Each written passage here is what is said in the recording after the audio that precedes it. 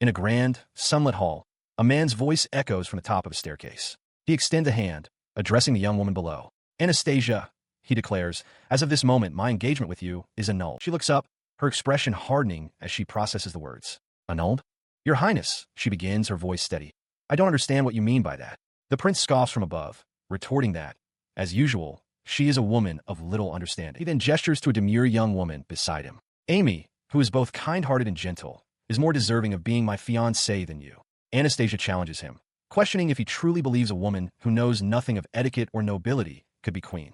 The prince snaps back, declaring that Amy isn't a rotten woman like her, and that kindness is what the country truly needs. His companions join in, accusing her directly. We know all about it. All those times you have harassed Amy. They collectively declare that a person like her is unfit to be queen. In the crowd, onlookers begin to whisper, some murmuring about the poor girl. Her defiant expression fades into one of quiet, somber understanding. I see, she says softly, so that's the way it is.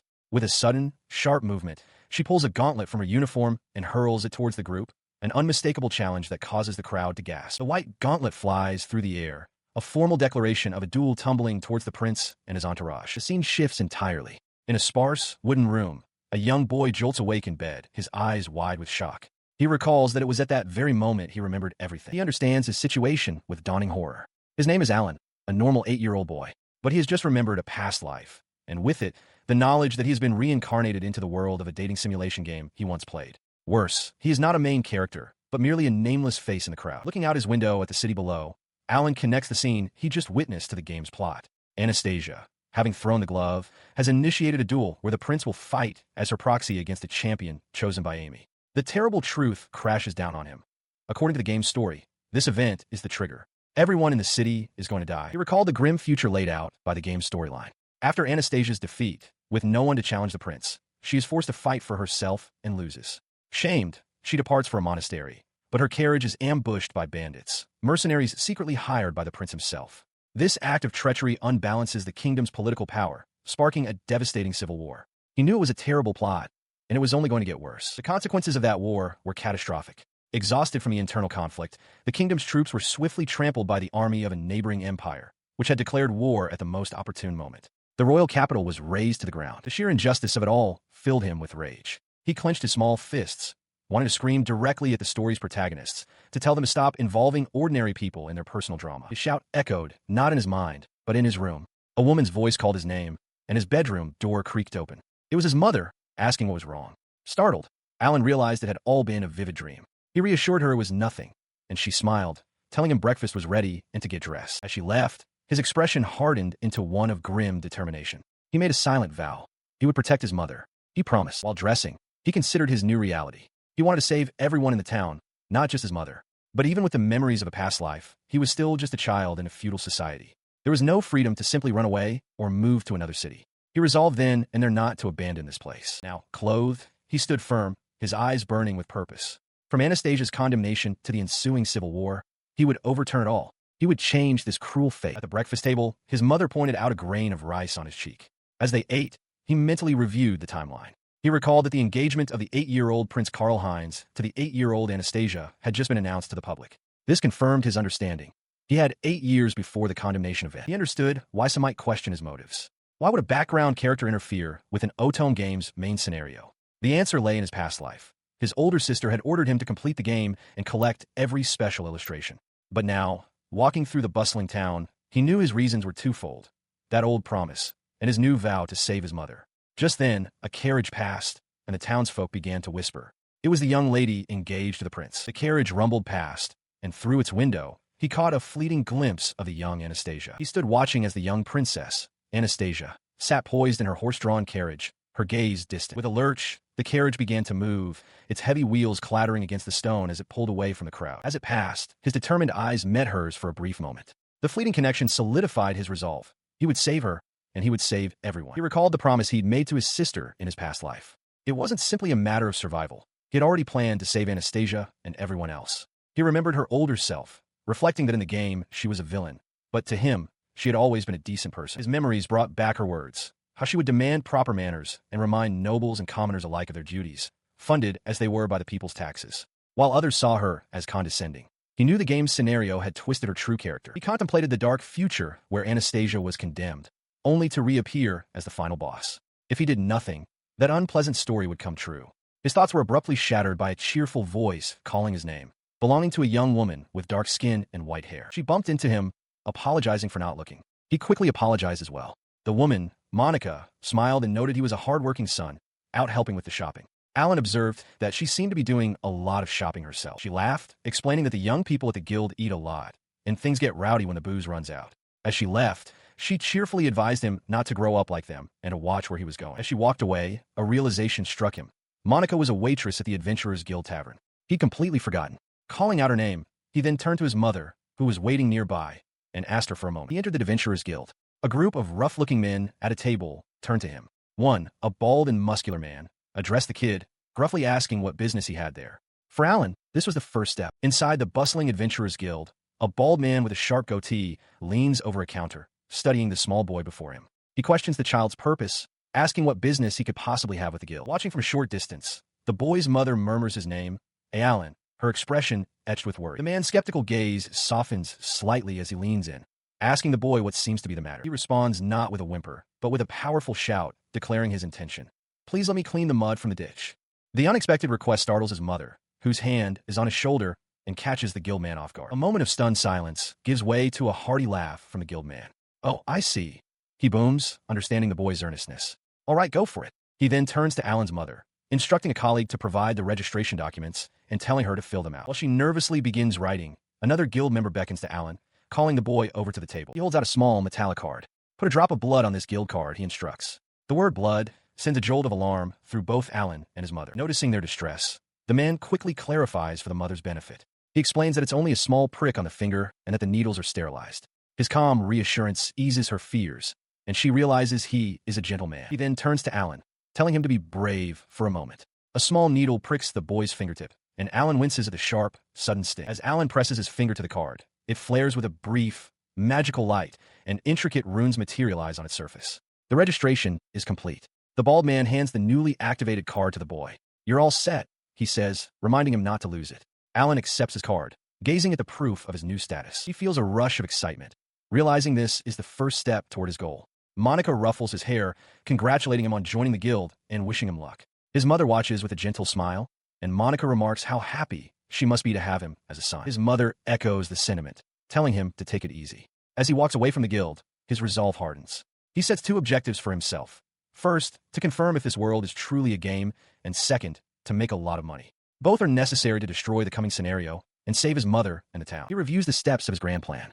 To save his mother, the town, and the villainous, he must overturn the condemnation scenario. This requires defeating the Crown Prince in a duel. To do that, he must enroll in the Royal Academy in 7 years, an endeavor that will require a great deal of money. His thoughts land on his current, stark reality. He is poor. With renewed determination splashed across his face, he throws himself into his work, shoveling grime from a flooded stone floor. His hard work is noticed by a guild supervisor, who offers him a job for the following day, cleaning the underground sewer.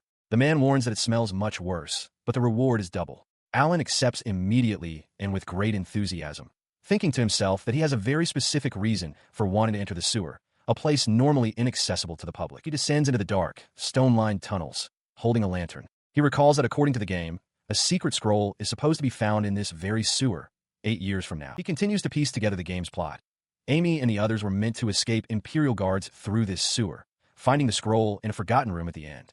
This, he realizes, is the perfect opportunity to test if this world truly operates on the game's logic. Covering his face with a cloth, he grimaces. The world might be a game, but the foul stench is undeniably real. His search leads him to a specific section of the wall. He finds it, a single brick with a distinct dent. Pressing it, a mechanism engages, and a section of the wall slides open to reveal a hidden passage. He steps through the archway, lantern held high, and wonders what the room was once used for. His eyes scan the small chamber, searching for the scroll. Inside, he finds an ornate shield mounted on the wall. Just below it, resting on a stand, is the scroll. He reaches out, but pauses, a flicker of doubt crossing his face as he considers the possibility of a trap. He strains to reach the scroll, frustrated that it's just out of his grasp. Despite his belief that there were no traps, the placement itself proves to be a challenge not designed for a child. With a final effort, his fingers close around the object. Unfurling it slightly, he sees a single word inscribed upon it: concealment. His face breaks into a wide, triumphant grin. This is exactly what he was looking for. As his fingers touch the fully unrolled parchment, the scroll begins to gleam brightly. In a flash of light, it disappears completely. The light fades, leaving him staring at his empty hands. A realization dawns on him. The skill wasn't for him. He confirms his suspicion. Amy had probably acquired the skill of concealment. He confirms this by checking his own guild card, tapping it twice and swiping left. His status appears in a holographic display. Under skill, the word concealment is now listed. He realizes this world truly does operate by the rules of the game he remembers, and this new ability is perfect for his plans. His thoughts are interrupted when one of the other guild members, his face covered by a cloth mask, calls his name. Alan cheerfully reports that he got a lot of work done right away. The masked man, however, is lost in his own thoughts, recalling the game's ruined scenario. He steels himself with a quiet determination, vowing that he won't let that future come to pass. Later, emerging from the sewers, the guild members tell a filthy Alan to take a bath before going home, lest he anger his mother. With good-natured ribbing, another proposes a race to the bathing tent. The loser has to fetch the water. Alan groans, clearly not thrilled by the challenge. He arrives at the bathing area only to stop in his tracks, stunned. Monica is already there, washing herself in a large wooden tub. The sight leaves him speechless and flustered as the other men look on. Before he can react, Monica grabs him and begins washing his back. She explains that his mother was troubled by him coming home smelling of the ditch every day, and that it's the guild's responsibility to take care of him. She reassures the sputtering boy that he doesn't need to take his clothes off, as hers will get wet regardless. His guildmate roared with satisfaction, declaring that this was how he was meant to look. Her boisterous approval echoed as she celebrated her work, having scrubbed him clean for all to see. The vigorous scrubbing left him sprawled on the floor, utterly exhausted. The other guild members stared, one remarking on his now glistening appearance, while another sensibly suggested it was time for him to get dressed. Later that evening, back in the quiet of his home, Alan stood in his room, contemplating his newly acquired concealment skill. He wondered if it had activated just as his mother's voice called out, announcing her return and that dinner was ready. She entered the room, sighing with mild annoyance as she noticed the lit lamp. She muttered to herself that he shouldn't leave it on when he wasn't there, completely unaware of his presence. He chose that moment to reveal himself, startling her. She asked when he had arrived, and he explained with a smile that he'd been there all along, confirming the success of his experiment. He then handed her the coins he had earned that day, telling her to take it easy. As they ate, his mother urged him not to worry about their finances and to concentrate on his schoolwork. He acknowledged her words, adding that the local elementary school offered free lessons 3 times a week. He considered this, but his mind was already on a different path. He mused that while subjects like reading and geography were necessary for the high school entrance exam, they weren't his current priority. Having secured concealment, he knew the next skill he had to obtain was appraisal. He understood that appraisal was the key to changing his fate. But unlike the last scroll, this one was not in a simple sewer. It was in a place guarded by monstrous creatures, and he knew that acquiring it would mean putting his life on the line. Putting his plan into motion, he ventured into the wilderness outside the town. His first encounter was with a horned rabbit. Relieved that he had survived this far and that the creature wasn't a major threat, he decided to use concealment to slip past it and continue his search for the ruins. He soon discovered that navigating the wilds was far more difficult than simply looking at a map. As he made his way back toward the town, he passed by a pair of guards, his concealment skill granting him an easy passage. Still, a sense of frustration settled in. It was his second day of searching without success, and with nightfall approaching, he began to wonder if he would ever find the ruin he so desperately sought. He continued his search for days. On the 3rd day, he witnessed a fight between wild creatures. By the 4th, he was cold and weary, huddled in the woods. His mother noticed his exhaustion when he returned home, asking if he was all right. He brushed off her concern, insisting he was fine. His persistence finally led him to a weathered stone staircase on the 5th day of his exploration, the entrance to the very ruin he had been seeking. He let out a breath. He didn't realize he was holding a wave of relief washing over him. Finally, all his hard work had paid off, but he quickly shook off the feeling of accomplishment. This was no time to celebrate. He had to find the appraisal scroll immediately. As he neared the top, strange sniffing sounds reached his ears. Peeking over the final step, his heart froze. A patrol of goblins stood guard at the entrance. He reeled back in shock. There weren't supposed to be enemies like this here. Panic set in as he wondered what he could possibly do. Within the ancient ruins, Alan found himself facing a grim reality. A horde of goblins, far more numerous than he ever anticipated.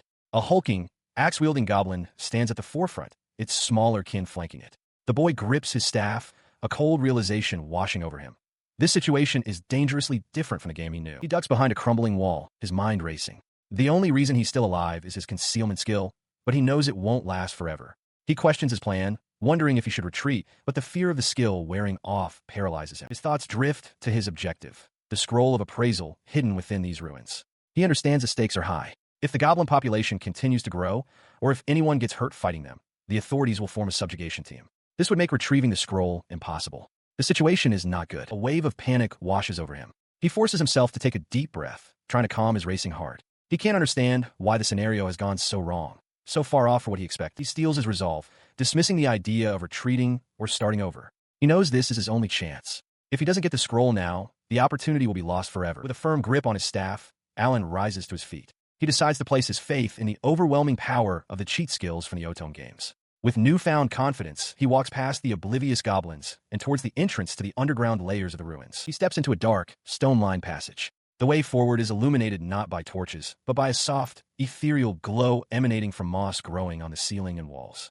He notes how surprisingly bright it is. Reaching out, he touches the cool stone wall, admiring the beautiful luminescence. It's a helpful discovery, he thinks, since torches are unusable in this place. He proceeds deeper into the cramped corridor, his footsteps echoing softly. His only hope now is that there are no more goblins waiting for him in the depths below. Finally, he reaches a small room, the very place the scroll of appraisal is supposed to be. But instead of an empty chamber with a single item, he finds it stocked with barrels, crates, and racks of weapons. He stands frozen in disbelief, his mind reeling. This is completely different from a game. He can only stare in shock, wondering what is going on. He pants, sweat beading on his face as he processes the scene. This must be where the goblins keep their collected treasure, a detail that never existed in the game he knew. A hulking goblin suddenly appears, its shadow falling over him. The creature leans in close, sniffing the air around him. He clamps a hand over his mouth, holding his breath, his mind racing to understand why the scenario has deviated so much from his expectations. Its foul breath washes over him, a putrid stench that makes him recoil in disgust. Despite the close call, the goblin seems unable to pinpoint his location and turns away, grumbling to its companions. Alan remains perfectly still, concealed in the shadows. Once the creatures have passed, he finally lets out a long, shaky breath, relieved to have made it through the tense encounter. He begins to ponder the cause of these changes. He questions if his acquisition of the concealment scroll is the reason the events in the ruins are no longer following the game script. Regardless of the reason, he recalls the one good thing that remains constant. The scroll is still here. He drives the end of his staff into the dirt floor, striking something solid. He unearths his prize, a rolled-up scroll. He recalls the ruins map, indicating it would be buried, a clever hiding spot that kept it safe from the goblins. With a confident wink, he glances back at the oblivious creatures. His mission complete, he makes his way out of the ruins and across the open land, the high walls of a town visible in the distance. He breathes a sigh of relief, thankful to have made it back alive. He finds a secluded spot to finally examine his reward. Deciding it would be too risky if someone else were to find it, he prepares to obtain the appraisal skill immediately. He successfully uses the scroll. A notification flashes, confirming the acquisition of a new skill, appraisal. His status is now updated. He internally celebrates this victory. Acquiring appraisal was a crucial step in his plan. 2 weeks pass. One morning, while walking through town, he notices a group of men gathered in excited conversation and wonders about the cause of the commotion. He approaches a bald man with a goatee who is sitting at a desk, writing. Recognizing him as Alan, the man looks up as the boy asks if something has happened. The man explains that a goblin's nest has been discovered in the ruins of an ancient labyrinth to the northeast. He elaborates that a strike team is being organized because, if left untreated, the goblins will multiply and cause even more damage. He realizes with certainty that taking the scroll was the right decision. He surmises it must have been buried, left unnoticed by the goblins and the future strike team. The thought even crosses his mind that it might have been placed there for Amy to find. He asks if this new development means they are now outside of the game's known scenario. The man considers this, replying that if the goblins had been hoarding treasure, it would have been profitable for them, before telling Alan that it's too early for him to worry about such things. Alan then asks if the man will be joining the fight. With a slight smile, the man confirms he is staying behind, explaining that he is a retired adventurer. He expresses his surprise, remarking that the man still seems very strong. The retired adventurer pauses his writing and asks if he has not yet shown Alan the reason for his retirement. With a dramatic flair, the man lifts his trouser leg to reveal a complex, mechanical prosthetic leg. Alan stares, wide-eyed and speechless. The retired adventurer explains how it happened.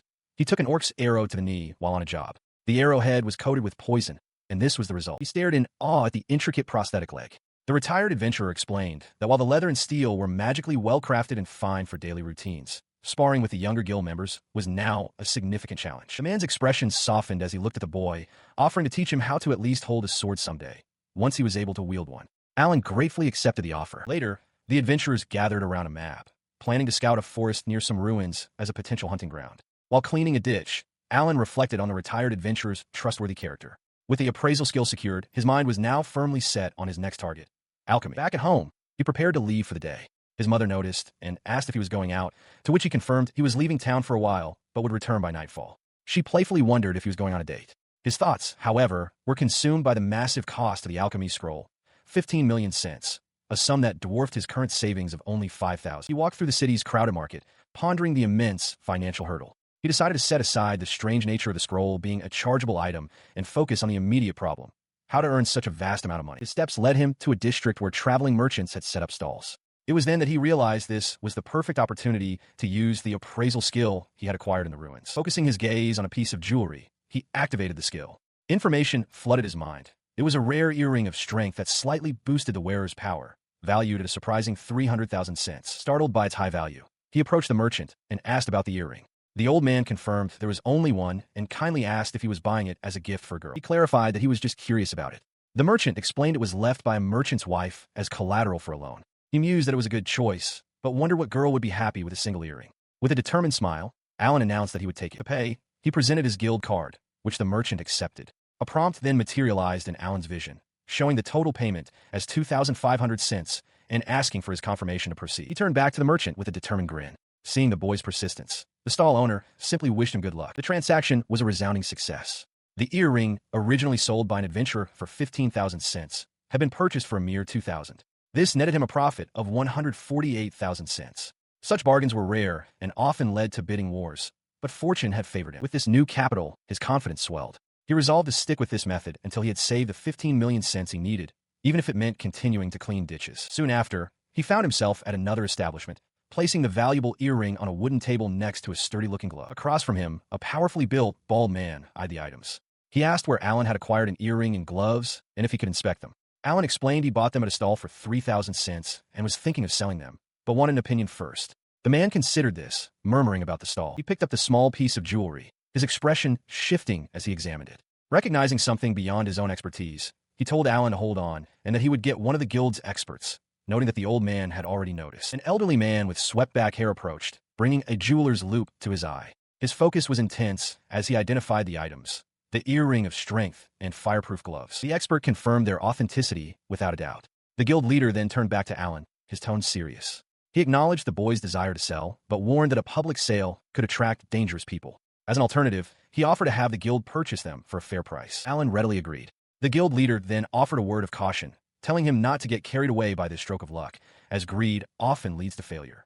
The expert, understanding the circumstances, stated he would handle the transaction, and Alan affirmed that he understood. But as the deal was being finalized, he spoke up again, addressing the man. He had one more request. He made his request by presenting a wooden sword to the bald adventurer, who looked back with a questioning gaze. The adventurer agreed to train him, and the lessons began immediately. The man's voice boomed across the training yard, correcting Alan's every move. He ordered him not to slouch, to hold the sword properly, and to swing it wider and with more force. Sweating and trembling, Alan could only acknowledge his master's commands. He paused the physical training to impart a lesson, explaining that simply possessing a powerful weapon doesn't grant strength. True strength, he stated, comes from knowing how to wield a weapon, not being wielded by it. The word struck a chord with Alan, who realized that relying on his skills without proper training could still lead to his defeat. With the lecture concluded, the adventurer immediately ordered him to run 100 laps around the training room to build his core strength. Despite being on a break, Alan had no choice but to comply. His training continued relentlessly.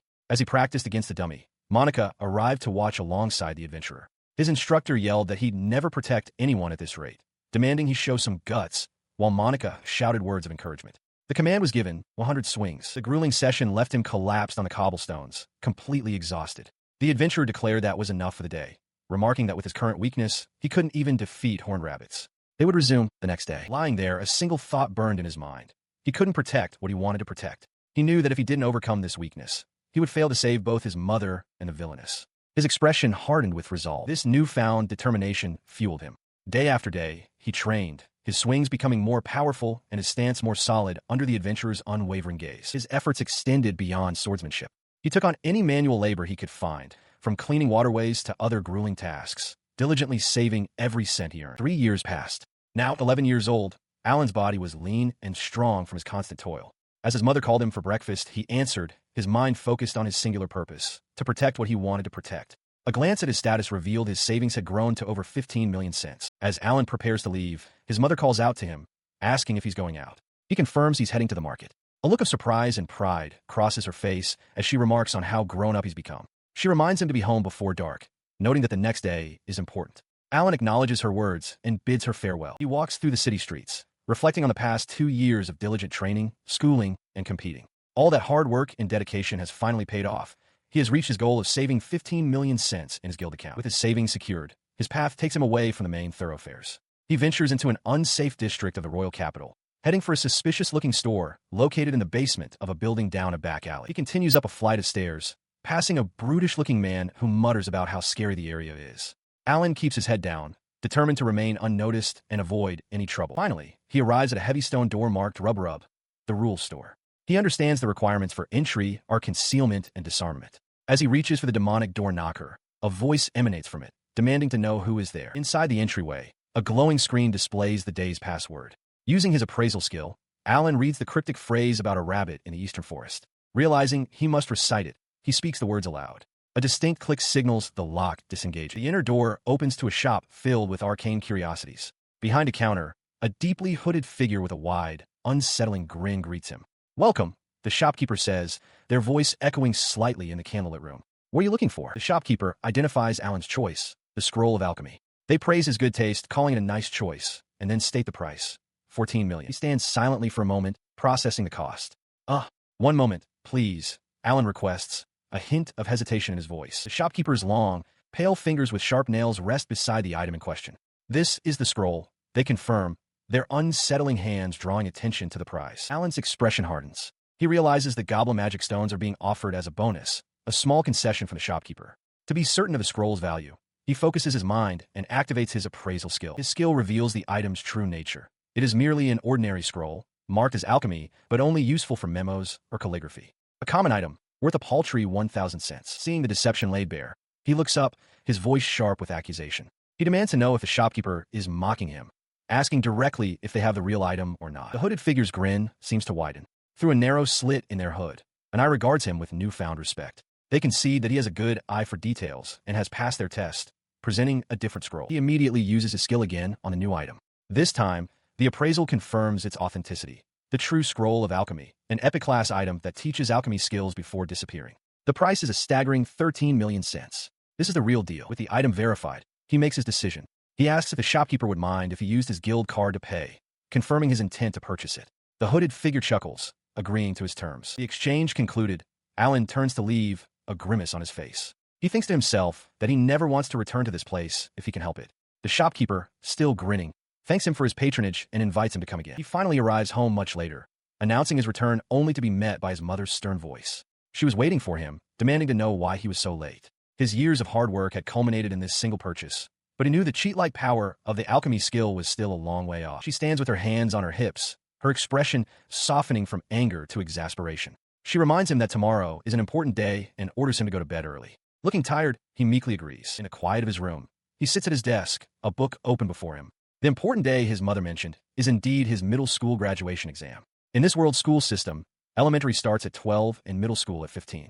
By using memories from his previous life, he has skipped grades and is now taking the exam at the young age of 11. He arrives at the school in the royal city. Here, elementary and middle schools are provided for free, but many children do not bother attending middle school, viewing it merely as a preparatory step for high school. Inside, his teacher explains the curriculum, which covers classics, advanced arithmetic, the names and crests of royalty, local products, international affairs, and etiquette, all necessary for anyone aspiring to be involved in politics. She addresses Alan directly, confirming he is 11 years old, and tells him it is time for his graduation exam. He calmly agrees. She wishes him luck, remarking that graduating at his age is an unheard of accomplishment in the capital. Internally, Alan feels a twinge of guilt, knowing the test is only at the level of an elementary student from his previous life. The teacher announces the exam will last 3 hours and flips an hourglass, officially beginning the test. His written answers demonstrate his profound knowledge. He correctly identifies the full name of the crown prince as Karl-Heinz Bartels Sendvalen and lists the 3 great ducal houses, House of Innenberg, House of Ramslet, and House of Schleswig. As he works, he reflects that much of the test is simple memorization. Aside from the crown prince, he doesn't even know what the other nobles look like. He breezes through the mathematics. The only section he finds remotely troublesome is geography, though determining which territories have high wheat or iron production is a familiar sort of problem. Having completed the exam, he raises his hand and calls out to the teacher. He calmly announces that he has finished. His teacher stares back, utterly bewildered, her eyes darting to the hourglass, which shows much time remaining. She points out that only a little over an hour has passed. He confirms that he is done and wishes to submit his test, explaining that he doesn't have time to wait for the full 3 hours. Flustered, she insists that he should go over his answers again, worried he might regret a hasty submission on such an important exam. Alan, however, remains unconcerned, stating that it's probably fine. Resigned, she accepts his paper, officially ending his exam and telling him the results will be available in a week. He thanks her and departs. 1 week later, Alan returns. As he enters the room, his teacher, trembling with shock, yells that he passed. She breathlessly informs him that he didn't just pass. He achieved a perfect score in all subjects. She exclaims that his accomplishment is an unprecedented feat, far beyond simply skipping a grade. As she continues to marvel, Alan calmly asks her to calm down. His teacher, flustered by the unprecedented result, apologizes for her outburst. Composing herself, she confirms his score and offers him a perfect recommendation for high school admission. He confirms he worked hard for it and readily accepts her offer. She then explains the caveat. Even with the recommendation, he cannot enter high school until he turns 15, a full 4 years from now. Unfazed, he confirms he is aware of the rule and is prepared to wait. The teacher accepts his decision and agrees to submit the recommendation. As he prepares to leave, he asks if she can contact his mother through the Adventurers Guild, since she is often away working. The teacher watches him go, pondering the strange contradiction of a grade-skipping system that still enforces an age limit, realizing such a large leap was never what it was designed for. She formally congratulates him on graduating, and they shake hands as other students applaud his achievement. He thanks her, privately acknowledging that his remarkable memory and the inherent advantages of his reincarnation were crucial to his success. And so, with his middle school education officially complete, he returned home. Upon his arrival, he finds his mother has prepared a celebratory feast, and he is surprised to see white bread on the table. She apologizes, explaining that since they have little money, this is all she could afford. He reassures her with a warm smile, saying her presence is all that matters, and thanks her. She then presents him with a gift. He opens it to find a dismantling knife, something he exclaims he has always wanted. His mother explains it is a gift to celebrate both his graduation and his coming of age. He holds the knife, keenly aware of the significant financial strain its purchase must have placed on his mother. He recognizes it as a heartfelt gift, a debt of love he can never truly repay. The weight of her sacrifice brings tears to his eyes. His mother, surprised by his reaction, gently comforts him. She tells him she knows he will be on his own more often now, and her only wish is for him to be happy and not to push himself too hard. He looks up at his mother and promises to take good care of the knife, declaring it his treasure. She acknowledges his words, her hands still resting gently on his head. He holds his mother's hands, telling her it's okay. He explains his plan to save money to go to high school himself, but she apologizes, lamenting that she cannot afford to help him. In response, she gently places a hand on his head, reassuring him. With a calm smile, Alan promises that he will succeed and protect her without fail. With his resolve set, he steels himself for the path ahead, determined to pull himself together and face the future. For years pass. At the age of 12, Alan is granted an exemption from the age restriction for the high school entrance exam and becomes an F-rank adventurer. He vows to change his cruel fate within the 3 years he has left, when a familiar voice suddenly shouts his name. He turns to find Monica, who exclaims how fast he is. Inside the guild hall, she expresses her surprise that he is now an F-rank adventurer. The other members congratulate him, though Alan asks them to stop treating him like a child as they joke about being short on ditch cleaners again. As the others jest, a senior guild member named Rudolph approaches. He tells the 12-year-old that while he's good, there's still plenty of room for him to grow and that he must remain focused. He continues his praise, noting that Alan's skill is impressive considering he lacks the divine protection of a swordsman or warrior. This divine protection is explained as a blessing from the gods, a system that can boost proficiency or grant special abilities. To illustrate, Rudolph explains that the heroine Amy has the healing divine protection for recovery magic, while the crown prince has 2, fire, and hero. Rudolph himself has the swordsman protection and invites Alan to practice. Alan reflects that, like most commoners, he has no such protection and must overcome this handicap before high school. Alan approaches Rudolph, asking what he needs to do to reach E rank. Rudolph finds the question premature, but explains that thanks to 4 years of ditch cleaning, Alan has accumulated enough points. All he needs to do now is complete a single F-rank task to be promoted. Eagerly, Alan asks what the task is. Rudolph replies that it involves either gathering herbs or hunting horned rabbits, noting that neither option seems too difficult. He listened as Rudolph cautioned him to be careful, reminding him that he'd never been outside the town before and that horned rabbits could be dangerous. Alan, undeterred, acknowledged the warning and announced his intention to begin his task on the morrow. 2 days later, a small sack of herbs and a few magic stones lay upon a wooden surface, proof of a completed task. He presented the herbs and the horned rabbit's magic stones at the guild. The supervisor confirmed that he had completed the task, and the men around the table, including Rudolph, offered their congratulations. His success was no accident. He recalled that he already knew the location of the herbs from his past life's game knowledge, in the ruins where goblins once dwelled. Since guild members had already cleared the area, it was perfectly safe. For the horned rabbits, he employed a different strategy, activating his concealment skill. Using this ability, he approached his target. The horned rabbit sat peacefully in a grassy field, seemingly unaware of his presence as it nibbled on a piece of food. He watched the creature, a flicker of hesitation crossing his face. It seemed so harmless, yet he knew they were considered vermin for destroying fields.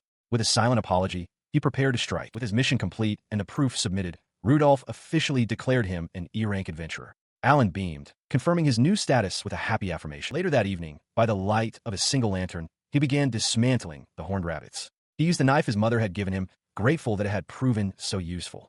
As she slept peacefully nearby, he offered her a silent word of thanks. His new rank opened up a world of possibilities. He could now travel freely between cities and undertake long expeditions that require transportation. He reflected on the divine protection that so many commoners lacked, understanding its significance. He recalled from his memories of the game that there was only one way for a villager to acquire a divine protection.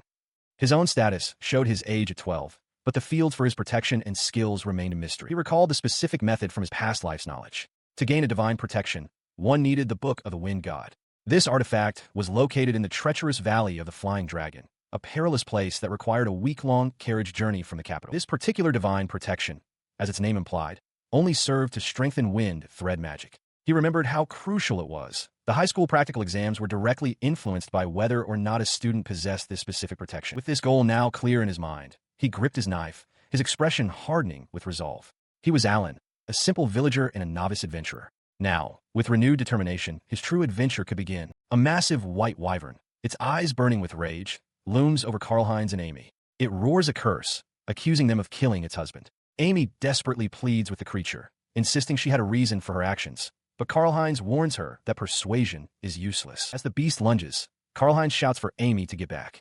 With an apology, she thrusts her hand forward, a magical sigil flaring to life before her as she unleashes an offensive barrier. The blinding light of the spell fades, revealing the wyvern's severed head lying motionless on the shattered stone floor. Standing amidst the rubble, Karl-Heinz asks if she managed to defeat it. Suddenly, the creature's headless body lurches up, impaling him through the chest with its claws. Amy cries out, lamenting that she couldn't persuade him. He pulls her into an embrace, assuring the weeping Amy that it had to be done, as they had no other choice. It is confirmed that they have defeated the Wyvern Lord, acquired the Book of the Wind God, and that the bond between Karl and Amy has deepened, becoming that of fated partners. Elsewhere, Alan observes the unfolding events with a look of profound weariness. Riding in a horse-drawn cart, he reflects on the situation. He sees it as a typical magical fantasy game event, complete with school life and romance. However, he considers the Wyvern Lord's perspective. It was a home invasion, a robbery where intruders killed his family and stole his property. He feels he isn't the only one who sensed the emptiness in Amy's tears after she killed the mother and child. His ride comes to an end. Alan hops off the cart, tossing coins to the driver and thanking him. He declares that with the game's main story out of his way, he is now heading to the Valley of the Flying Dragon for the Book of the Wind God, just like Emily. The driver warns him to be careful on the dangerous road ahead. He gazes at the distant mountains.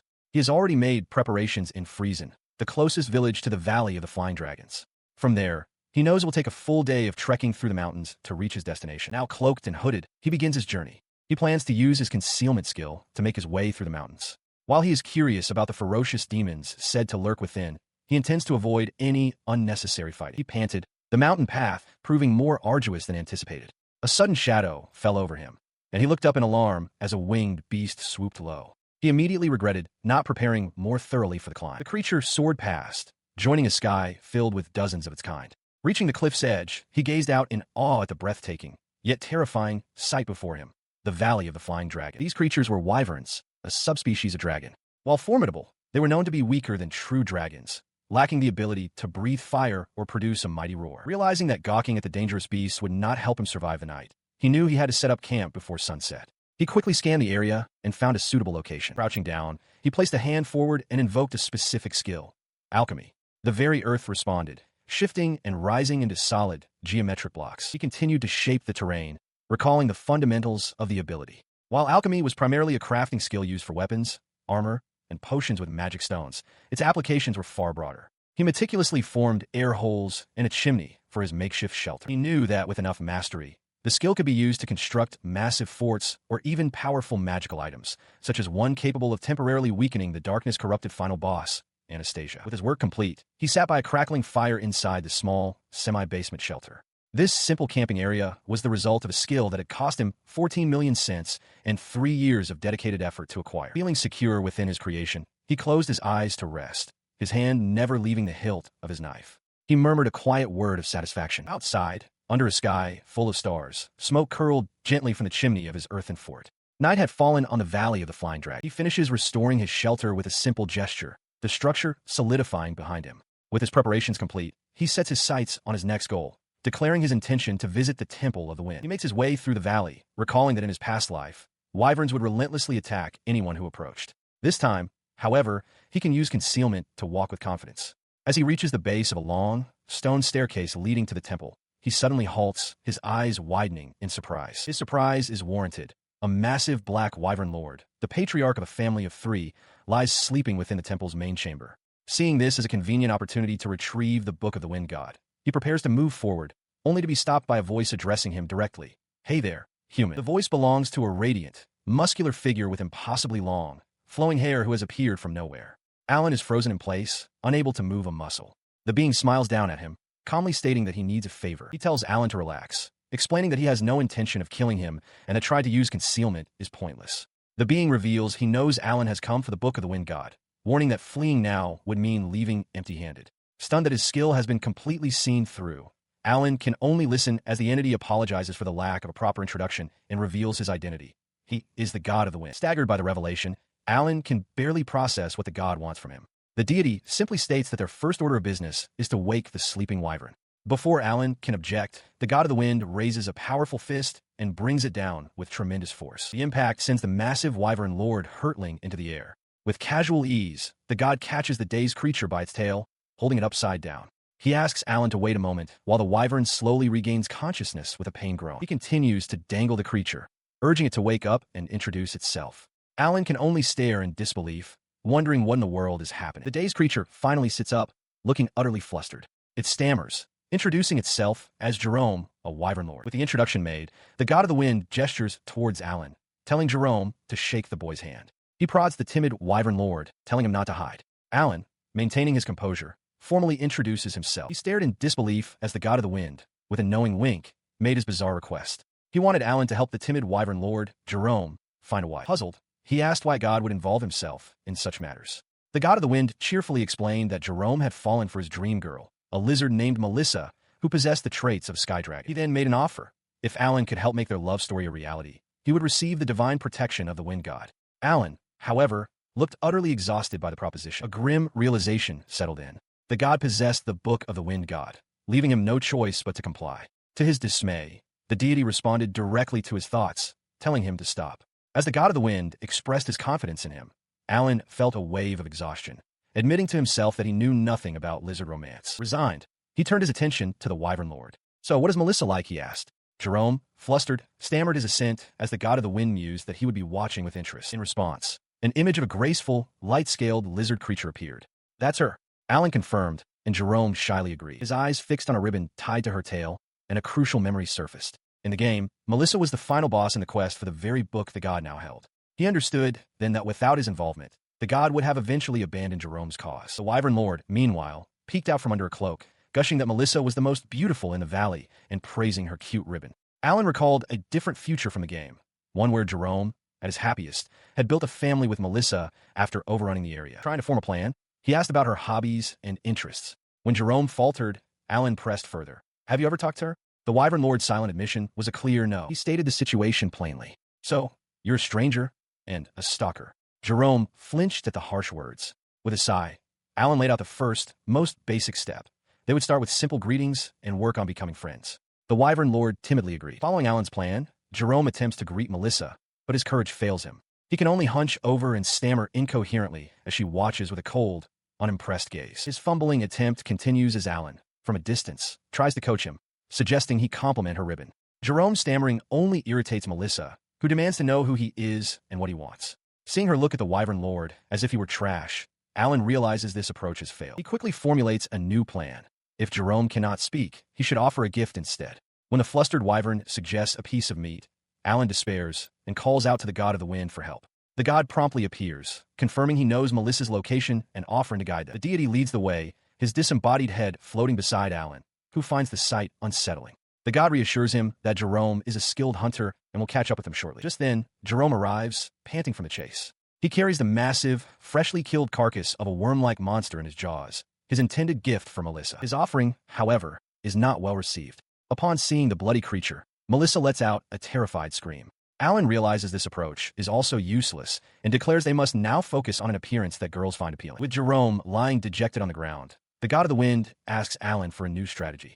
Alan decides it's better to dress well than to be fashionable. He explains that for humans, a suit and necktie are symbols of social trust, though he admits he knows nothing about wyvern customs. Focusing on this idea, Alan decides to create a necktie. As the god of the wind and Jerome watch in confusion, he begins to draw a complex circle on the ground with a stick. He then kneels and invokes his skill. Alchemy.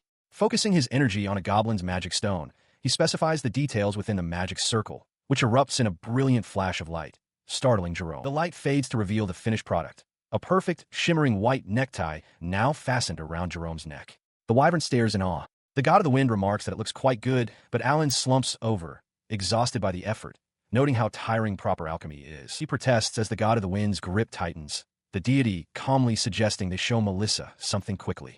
But their plan immediately goes awry. On the ground, surrounded by other wyverns, Melissa lets out a terrified shriek. Jerome, panicked, calls out her name, but she can only stammer a fearful thank you in response to his earlier gift, her eyes wide with terror. In response to the unfolding chaos, the god of the wind takes flight, Alan perched on his shoulder, and agrees to lead the way. The boy shouts for Jerome to hurry. The wyvern lord soars through the air, desperately calling for Melissa, though Alan realizes with frustration that the panicked creature doesn't even know where to look.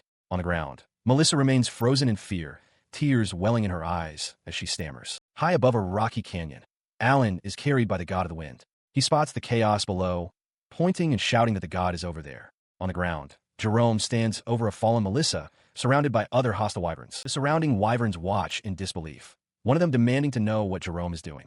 He offers no answer, instead bringing his powerful arm down upon another of his kind with a brutal crash. He stands firm over the terrified Melissa, roaring at the others to get away from her. The other wyverns snarl, preparing to attack. They descend upon him, a flurry of claws and teeth. As they swarm him, Jerome ignores his own pain and shouts for Melissa to run. He continues to fight them off, bellowing for them not to touch her. Taking the opportunity, Melissa launches into the air and flees. The assault is relentless, and Jerome cries out as the attackers overwhelm him. Watching from above, Melissa screams in horror, pleading for them to stop. From his vantage point, the god of the wind watches with a smirk, finding the situation amusing. Alan, however, panics, warning that the wyverns are now flying towards them. Jerome looks up, his expression weary. He simply puffs out his cheeks and exhales a tremendous gust of wind, sending the entire swarm of wyverns scattering. Alan is impressed, remarking on the god's skill. He then turns to Jerome and clarifies that these are his friends. The god announces that he is there to help and has beaten every last one of them. In the next instant, his strength fails, and he drops Alan. As he falls, Alan realizes with a shock that the god is out of power. He plummets from the sky. Jerome dives underneath to catch him, but Alan lands hard on the wyvern's back. Both cry out in pain from the jarring impact. He found himself pinned to the ground, dazed from the fall. Melissa was on top of him, apologizing profusely for her weight. As he struggled to understand, she grabbed his hand, her face flushed, and thanked him for saving her. In response, she leaned in and gave him a quick kiss on the cheek, telling him he was cool. Jerome was left speechless. Watching from a short distance, Alan figured he had successfully fulfilled the god's request to bring the two together, even if he hadn't really done anything himself. As Alan reflected on this, the voice of the god of the wind echoed from above, announcing that as promised, he would now grant the boy his divine protection. The god instructed him to bring his head closer. A hand rested gently on Alan's hair as the deity declared the blessing complete. Alan, confused, wondered what this divine protection entailed. The god simply smiled, adding that he knew just what to do for Jerome and Melissa. He then turned to the two wyverns, promising them a blessing of their own once they were married. The suggestion of marriage made Jerome recoil in shock. With a cheerful farewell to get along, the god of the wind dissipated into a swirl of air. Left alone, Alan considered the strange god. A thought struck him. The book of the wind god at the altar was originally meant for Amy.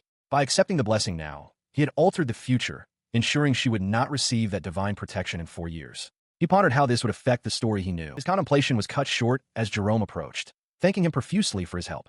Alan humbly deflected the praise, insisting that he hadn't done anything and that Jerome deserved all the credit for his hard work. The wyvern insisted, however, that he truly wanted to thank him. Alan, slightly flustered, tried to assure him it was all right. He confirmed the boy's identity as Alan, then made a peculiar request as his form of thanks. He asked Alan to stay away from a certain place for the next 4 summers, warning of a possible break-in. Melissa joined in, adding her own thanks and complimenting the cloth ornament Alan had given Jerry. She then made a solemn vow. Should Alan ever truly need their help, they would come to his aid once, no matter what. Alan agreed to their terms. With the agreement made, Alan encouraged a blushing Jerome to make things work with Melissa and bid them farewell. Melissa thanked him again, calling him strong, before turning to a mortified Jerome, telling him to get a hold of himself so they could find a love nest. Utterly flustered, the two wyverns took flight, calling out their goodbyes as they disappeared into the sky. He stood alone, reflecting on the strange turn of events that led him to help wyverns instead of people. With a confident smile, he bid his new acquaintances farewell. Having finally secured the divine protection, he sat at a desk, contemplating his next move. Before returning to Rurden, he had one more task to complete in Friesen Village. His goal was to secure a method of high-speed transportation.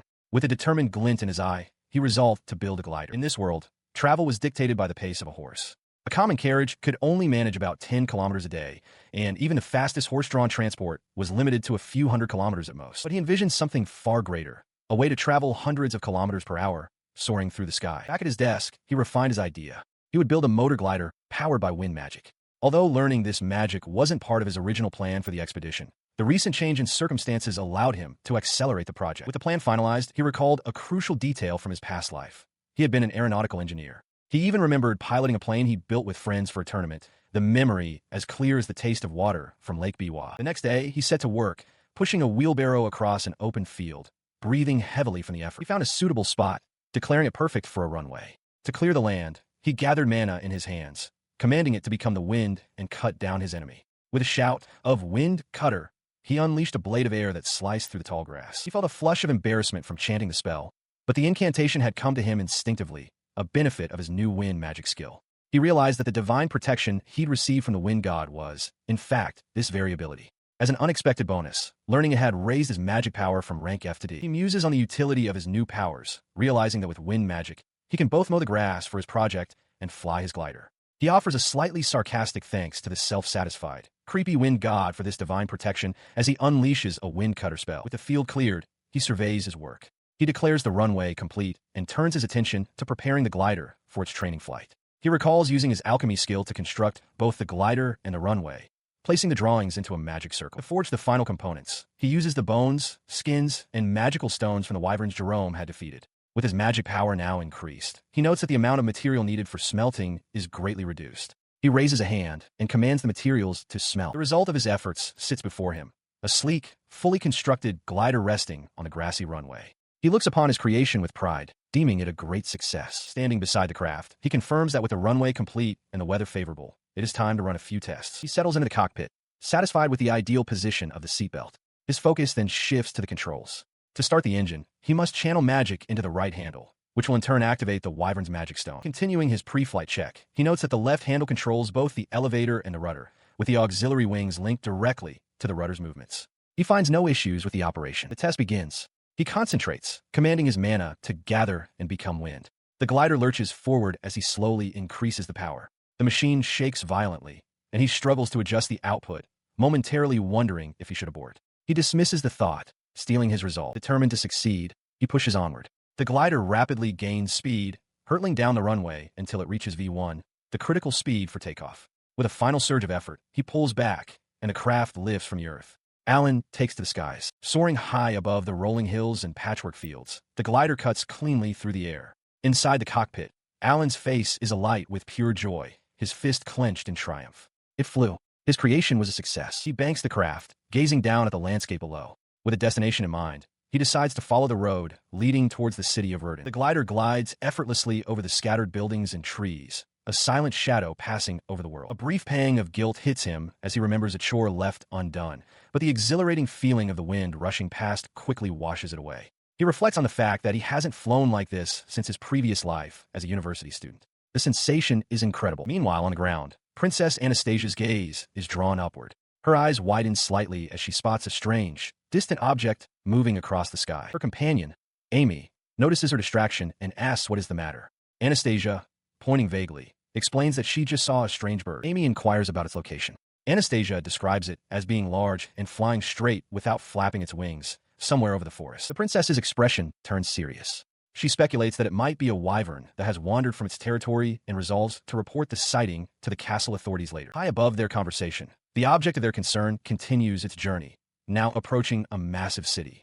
Alan announces to himself that he can already see the royal capital. He marvels at how a journey of several days by carriage was completed in just a few hours. Confidently, he decides to prepare for landing, but a sudden, horrifying realization dawns on him. Where can he possibly land? The streets are narrow and crowded. There are no large bodies of water nearby, and he has no parachute to simply bail out. He desperately scanned the ground, weighing the safety of a cleared meadow against other options. With a grunt of frustration, he realized there was no choice. Spotting a lake, he committed to his course, piloting his human raven towards the water. His expression hardened with concentration as he formulated a plan. Glide to the very edge of the water, then decelerate just before touching down to prevent a stall. The glider shot forward, skimming inches above the surface of the lake. At the last possible moment, he unleashed his magic, roaring out a command for a reverse thrust of wind. A powerful blast erupted behind him, churning the water into a violent spray. The sudden deceleration was too much. The glider slammed into the lake, its frame splintering on impact. He burst through the surface, gasping for air amidst the floating debris of his creation. After dragging himself to shore, he sighed, acknowledging how careless he had been. He checked his belongings, the guild card, his mother's knife, and other items, and was grateful to find the important things safe. His relief soured as he watched the remains of the glider dissolve into shimmering particles, finally understanding what happens when items created with the alchemy skill are broken. A sense of failure washed over him. The flight itself had been a success, but the cost was immense. In that one flight, he had lost the precious wyvern magic stones, the femur, and a wing. Sometime later, he was greeted by a familiar voice at the guild. Rudolph called out, observing that it had been a long time and questioning why Alan's clothes were soaking wet. Alan sheepishly explained that a lot had happened. He'd messed up and fallen into some water, so he came to the guild hoping for a warm shower. Rudolph accepted the vague explanation, simply telling him to be more careful in the future. He found himself being fussed over by Monica, who couldn't believe Rudolph had poured water on his own disciple. She chided the instructor for being too strict, even for training, and worried that Alan would catch a cold. Rudolph countered with his harsh philosophy. The best time to die is when one gets comfortable. Alan tried to smooth things over, claiming he simply fell into the river, which seemed to placate Monica, though her concern remained. Monica, still fussing, noted it had been a while and offered him a bath, teasingly asking if he was shy now that he was 12 years old. Rudolph, arms crossed, questioned if there was a problem with that. Alan simply accepted the offer to use the warm water. He let out a sigh of relief onto the hot spray. He reflected that in this world, magical tools made showers possible, a costly but helpful convenience. The concept of sanitation here was far more developed than in a real medieval world. As the warm water washed away the grime of his journey, his thoughts turned to his next steps. He decided he would sell the items he acquired in Friesen, get the money, and then finally head home. Later, clean and in fresh clothes, Alan sat at a table with Rudolph and the guild supervisor, officially concluding his business. His return home marked the end of his very first expedition, celebrated with a quiet meal alongside his mother. That night, as he lay in bed, the events of the journey replayed in his mind. But he was not truly at rest. He realized with stark clarity that he had a lot to reflect on. His thoughts turned to the series of events during the return from Friesen to Rurden. To be frank, he concluded he had failed as an engineer. He replayed the cascade of errors in his mind. The glider should have been completed back at the capital, not rushed in the field. There was no established landing site, no parachute, and the unscheduled takeoff had led to an emergency landing in the lake. To make matters worse, he was supposed to have turned around. It was a litany of mistakes. He reflects on his recent actions, concluding that his adult thought processes have reverted to that of a child. In his previous life, he would never have done something so foolish. This realization solidifies as he considers his past. A child's brain within a child's body is, ultimately, just a child. He resolves to constantly remind himself to be more cautious from now on. Despite his self-criticism, he acknowledges that the experience wasn't a total loss. He has made some important discoveries regarding gliders. The fundamental design was correct, but the flaw lay in the maneuvering. The problem was one of complexity. The elevating rudder, the directional rudder, and the wind magic engine all required separate, independent control. It was impossible to operate them all simultaneously. This limitation leads him to his true ambition. He wants to build a VTOL airplane, a craft that can take off and land vertically without a runway. He muses that even his previous motor glider design should be able to fly if the control problem is solved. He considers the requirements for such a craft. It would demand the simultaneous control of at least 2 and ideally 4 separate engine outputs, a feat currently impossible. However, a solution presents itself: the use of special cheat items. The item he has in mind is the Scroll of Multiple Chanting. Its name alone suggests its incredible utility, its effect being exactly as described. Acquiring it will not be simple. The scroll is located in a troublesome place, but he resolves to manage it somehow and begins to prepare. With his plan set, he begins the process. Dressed for flight, he extends his hand and calls out the command, "Smelt." In response, a pillar of energy erupts from the ground, swirling around him in a ribbon of glowing runes. The energy solidifies, revealing an improved version of his first glider. He notes that while it isn't a VTOL, it is a specialized craft customized for the mission ahead. He secures his harness, ready for takeoff. He pushes the throttle of his newly constructed glider, the craft bumping along a grassy runway before smoothly lifting into the air. Soaring through the sky, his expression is focused behind his flight goggles as he pilots the sleek machine. As he flies, his mind turns to the principles of his craft. He understands that to create things using his alchemy skill two important factors must be considered. The first is the accuracy of the blueprints. The precision with which he can imagine what he is making directly affects the finished product and the amount of magic power required. He recalls how Amy, the game's protagonist, could create a high-performance carriage from a vague, fluffy image, a feat only possible due to her incomparable magical power. Lacking such reserves, Alan knows it is essential for him to prepare blueprints as accurate as possible to visualize the structure in his mind. The second factor is just as crucial, preparing a sufficient amount of the necessary materials. Without them, the required magical power varies wildly, making it nearly impossible for him to create something from nothing. He had, however, made some pleasant discoveries. He found he could partially substitute materials with others of similar properties, such as combining rare, expensive wyvern's wings with cheap, common bat's wings. This thriftiness, he muses while taking a bite of food, is important for cutting costs. His cost-saving measures have brought him to his destination. Gazing ahead, he sees a colossal structure piercing the clouds. He adjusts his goggles, a look of determination on his face. That's it, the Tower of the Sage. A lone pilot in a small aircraft circles an impossibly tall structure known as the Sage's Tower, which pierces the sky and disappears into the clouds. The pilot marvels at its scale, estimating it to be 300 floors high, perhaps as tall as 1,500 meters. The plane's engine rumbles as it continues its spiraling ascent. The pilot realizes that to reach the very top, a simple straight flight is not enough. They must repeatedly ascend and turn, circling the colossal pillar. From the summit, a serene and silent vista unfolds. A vast, uninterrupted sea of clouds stretches out to the horizon, far below the tower's peak. Through their goggles, the pilot assesses their position. They confirm they're flying at approximately 2,000 meters, the altitude where straightest clouds typically form, matching the view perfectly. As they approach the tower's apex, the pilot notes with satisfaction that there is no interference emanating from within. With the objective now in sight, they prepare to approach the top floor. With the target reached, the pilot dismantles the aircraft's wind magic engine with a flick of their hand. Shouting for withdrawal, they leap from the cockpit as the plane begins to break apart and fall from the sky. Plummeting through the air, they gather mana into their hands, commanding it to become wind. A device is deployed, resembling a parachute but with a weighted, spear-like tip. With a powerful command, the device fires its projectile. It slams into the side of the Sage's Tower with a deafening crash, embedding itself deep within the structure. The projectile serves as an anchor. The pilot, now secured by a rope, commands their gear to smelt back into a storage state. Panting from the terrifying ordeal, they begin their descent along the tower's face. Inside the tower, amidst the rubble of the wall they just breached, the pilot sits on the floor, catching their breath. Before them rests a treasure chest on a pedestal. Exhausted, but successful, they think to themselves that it all went according to plan. Their mission, Operation Glider Missile, was a resounding success.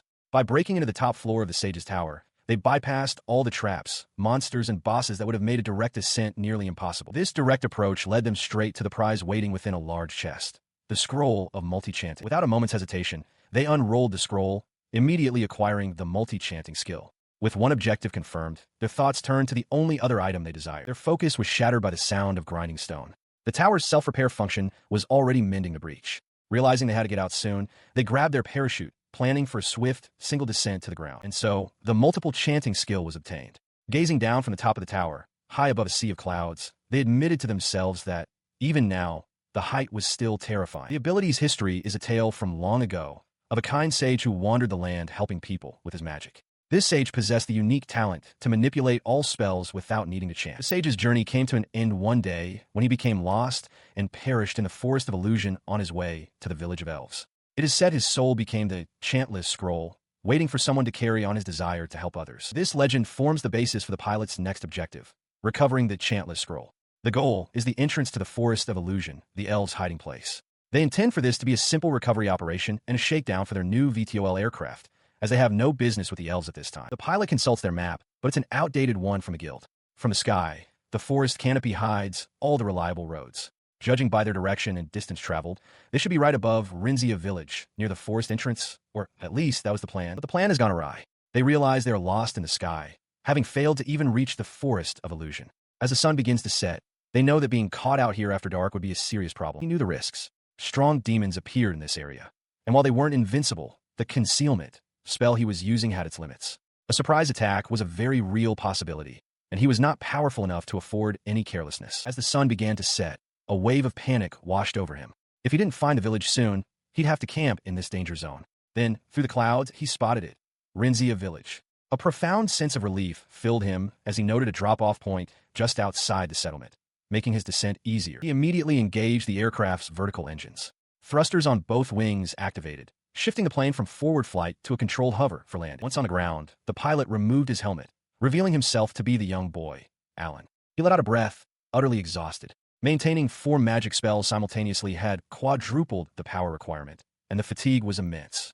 He resolved to hide the aircraft in a bunker and proceed to the village on foot. Before he could act, a sharp voice commanded him to halt. Alan froze, his eyes widening in shock as he found himself surrounded by warriors with pointed ears, each one aiming a spear directly at him. He was escorted into one of the village buildings and brought before a regal elf. She confirmed that he was human before asking his purpose in their village. He replied meekly, stating his name was Alan. When pressed, Alan apologized and admitted he had gotten lost while trying to reach a different human village. A stern male elf guard jabbed him with the butt of his spear, shouting at him not to lie. The regal elf gestured for her guard to stand down.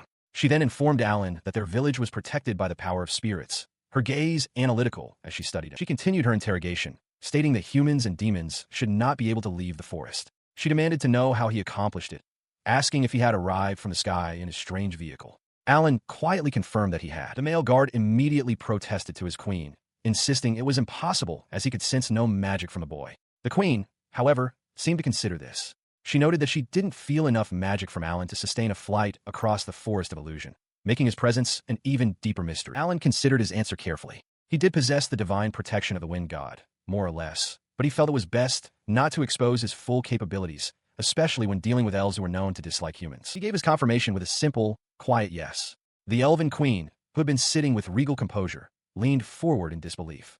Her voice trembled as she asked if it was truly the divine protection of the wind god. Her doubt dissolved into tears of relief. She whispered that God had not forsaken them after all. Alan watched, confused by the sudden shift. Composing herself, the queen knelt before him, apologizing for her impertinence and pleading for him to save their village. She began to explain the village's plight.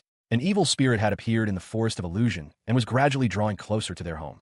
Despite their efforts, the elves had been unable to scare it away. He took a sip from the cup he'd been given, admitting that he knew nothing about this event. He then asked what exactly the evil spirit had done. She touched her cheek, her expression troubled. It had chased them, she explained, and the other spirits of the forest as well. The simple answer left Alan wide-eyed. He pressed further, questioning why the clergy hadn't simply exterminated it. The queen explained that due to the unfortunate history between humans and elves, they were reluctant to invite outsiders.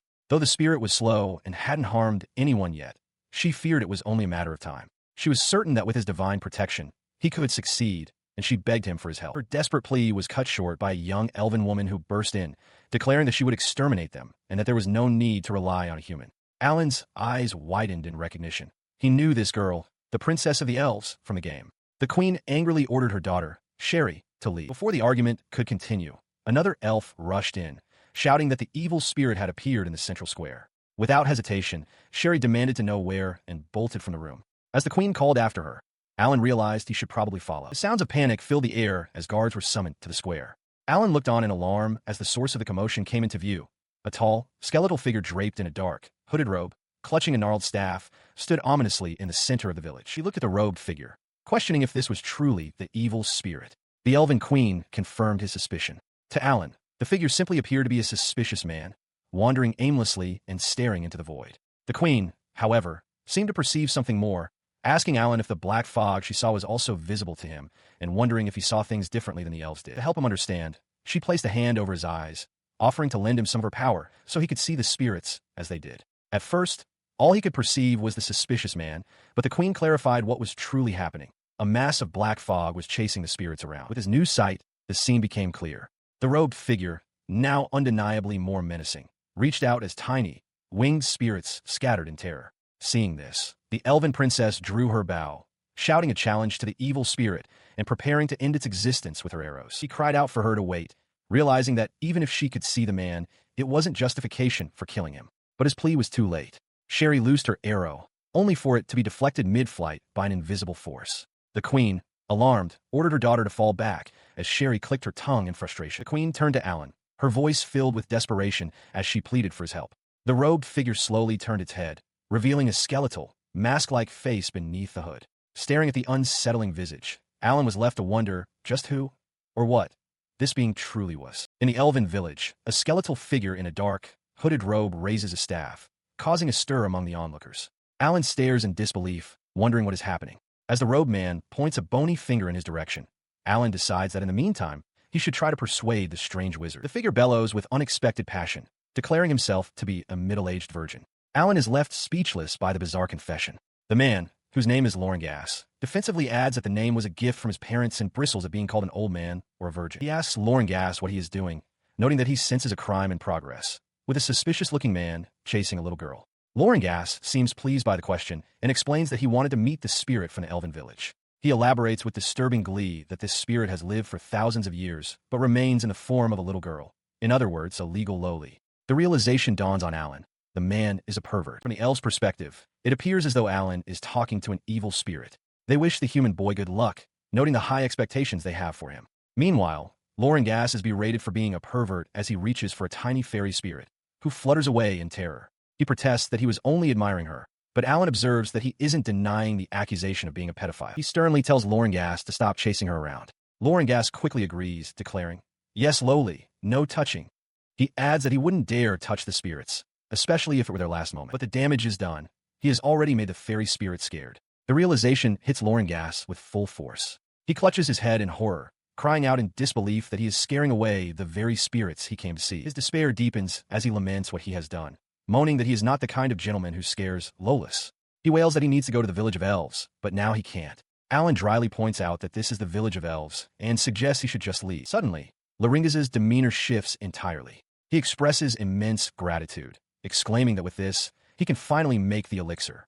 Confused, Alan asks if an elixir is his goal and demands to know where the queen of the elves is. As if summoned, the elven queen appears before them. Lorengas immediately bows deeply, thanking her majesty. Alan, taken by surprise, tries to stop him. She asks if what she has heard is true, as one of her subjects explains that the elves perceive Lorengas as an evil spirit because of his many evil thoughts. Lorengas then turns to Alan with a proposition. He explains that to make the elixir, he needs petals from the spirit tree and honey from the elves. He asks Alan if he will leave the village peacefully if he is given these items. He agrees to the elven queen's request, turning to face her.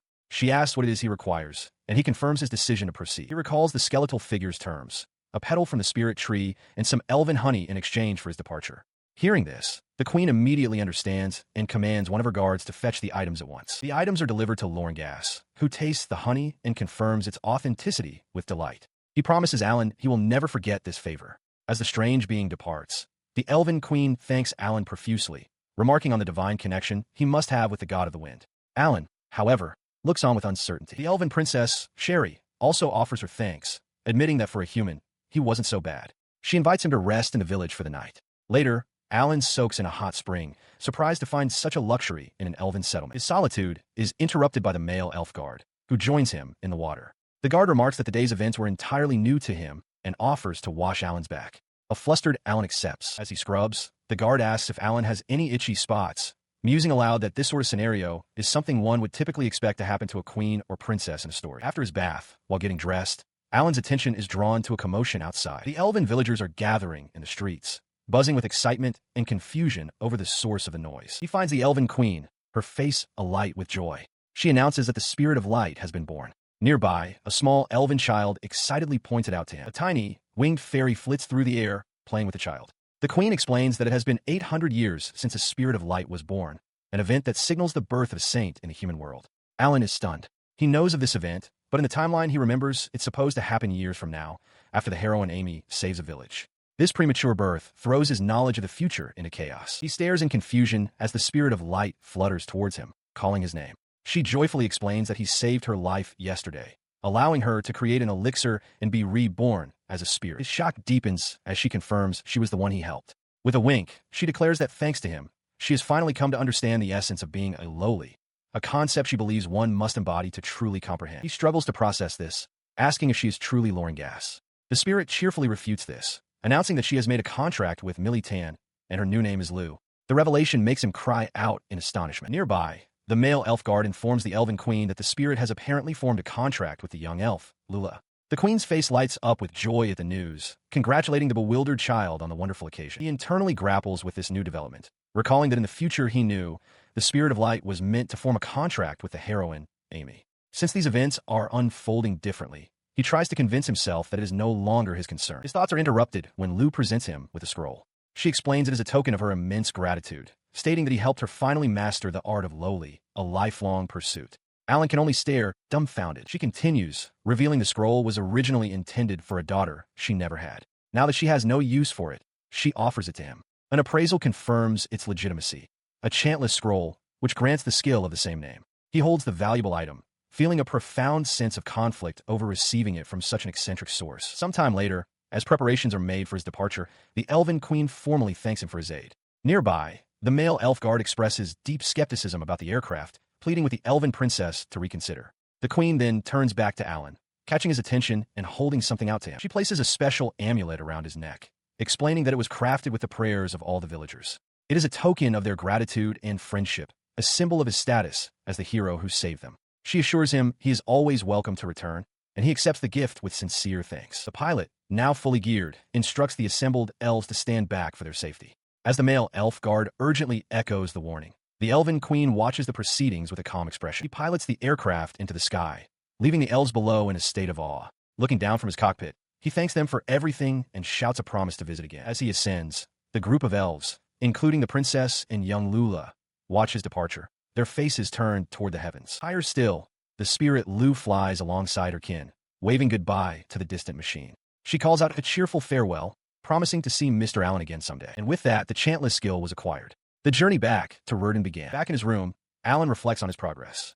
With the chantless scroll secured, the first phase of his plan to avert a terrible future is complete. He has the skills and the money needed for high school. All that remains is to raise his level, his strength, by training and defeating enemies to win an upcoming duel. At the guild, Alan announces his goblin slaying debut. The supervisor jokingly warns him not to get killed by booze, while Alan soberly states he has no intention of becoming a criminal, noting that the true enemy could be a demon or even another human. His master, Rudolph, crosses his arms, his expression stern. He tells Alan that this is not a joke and reminds him of his previous warning. Do not do anything to make his mother sad. Alan acknowledges the command, but the serious moment is shattered when Monica suddenly appears, enveloping the guild's supervisor in a crushing hug. As the old man gasps for air, Monica laments that she let her guard down, while Alan watches, taken aback by the sudden chaos. She then turns to Alan, grabbing him with fierce intensity. She warns him never to push himself too hard, explaining that his mother won't be the only one who would be sad if something happened to him. Understanding her meaning, Alan agrees, and she gives him a powerful, bone-crushing hug as encouragement. Later, at home, Alan properly informs his mother about the goblin extermination and his need to be away for a dangerous request. She pulls him into an embrace. He reflects internally that, unlike Monica's powerful hug, this one was very gentle. He departed with a single, unwavering thought consuming him. With determination solidifying in his mind, he made a silent vow, pleading for his mother to wait for him. He swore he would protect her from the coming scenario, whatever it may be. Inside a dimly lit shop, the mysterious, robed shopkeeper inspects an item, identifying it as rare honey from the elves. Before them, Alan confirms he acquired it through special connections and asks for a price. The shopkeeper offers 1 million for the 3 units, a deal Alan quickly accepts. He then eagerly asks if the shopkeeper can procure more, but is told it will be difficult. As their business concludes, he asks if the shopkeeper has any magic bags for sale. When asked what kind he wants, Alan specifies he would be happy with something about the size of the room. The shopkeeper lets out a cackle, explaining that an item of that value could buy an entire country. Stunned, Alan reflects that magic bags, which can carry far more than their appearance suggests, do exist in this world, unlike in the game he knew. The robed figure cryptically adds that there are ways to store a lot in a small bag and invites Alan to visit again, leaving the boy to wonder at their amusement. Leaving the shop, Alan arrives in the village of Struzen with a new purpose, to exterminate demons and raise his level. He is greeted by the village chief, who is relieved to see an adventurer after 6 months without aid. The chief explains the terms. Lodging is free for a few days, but the 1,500 cent reward for killing a goblin barely covers the daily living costs of 2,000 to 3,000 cents. He considers the grim reality of the quest. Goblins attack in groups, making them dangerous. Furthermore, the equipment they drop is tattered and sells for cheap, and their magic stones are of low value, making the entire endeavor unprofitable. But the next morning, in the forest on the outskirts of Struzen, Alan reveals his advantage. He holds a modern firearm, an imitation AK-47 Kalashnikov, confident it will be his key to success. He activates a skill, concealment, and moves through the woods. His plan is to hunt the goblins that roam the forest after leaving a nearby labyrinth. It isn't long before he spots one. Keeping his distance, he takes aim. With both himself and his rifle rendered invisible by the concealment skill, he unleashes a burst of gunfire. As the shots ring out, he anxiously wonders if he hit his mark, watching as 2 goblins fall to the ground. He approaches the fallen creature, observing that only one of his 3 shots struck its chest. After retrieving the magic stone from body, he presses onward through the forest, rifle at the ready. Pausing to catch his breath, he examines the magic stone. A bead of sweat on his brow, he smiles with relief, realizing this method of hunting is entirely manageable. He unleashes the power of his own invention. the AK-47 Kalash, an air rifle that fires projectiles using compressed wind magic. The goblins fall before its rapid assault. After collecting the magic stones from their bodies, he incinerates the remains in a smelting pit, a necessary precaution as unattended goblin corpses can attract demons. He reflects that while he had trouble with the reloading mechanism, the weapon now functions perfectly. This newfound power is a stark contrast to his past. He remembers being 8 years old and terrified of goblins, despite possessing the strength to defeat them. He now understands that with a gun, any enemy can be faced, making his old fear feel like a mere illusion. His thoughts return to the present as he counts his earnings for the day. The small, round magic stones dropped by the creatures. Returning to the village, he approaches the chief to request his pay. The old man looks over the collection of stones and confirms the total: 12 goblins eliminated. The chief asks for his guild card to formalize the payment. Alan hands it over, and the chief verifies the commission details, a standing request for goblin subjugation, with 12 kills approved. With his business concluded, he decides to stay in the village for a while.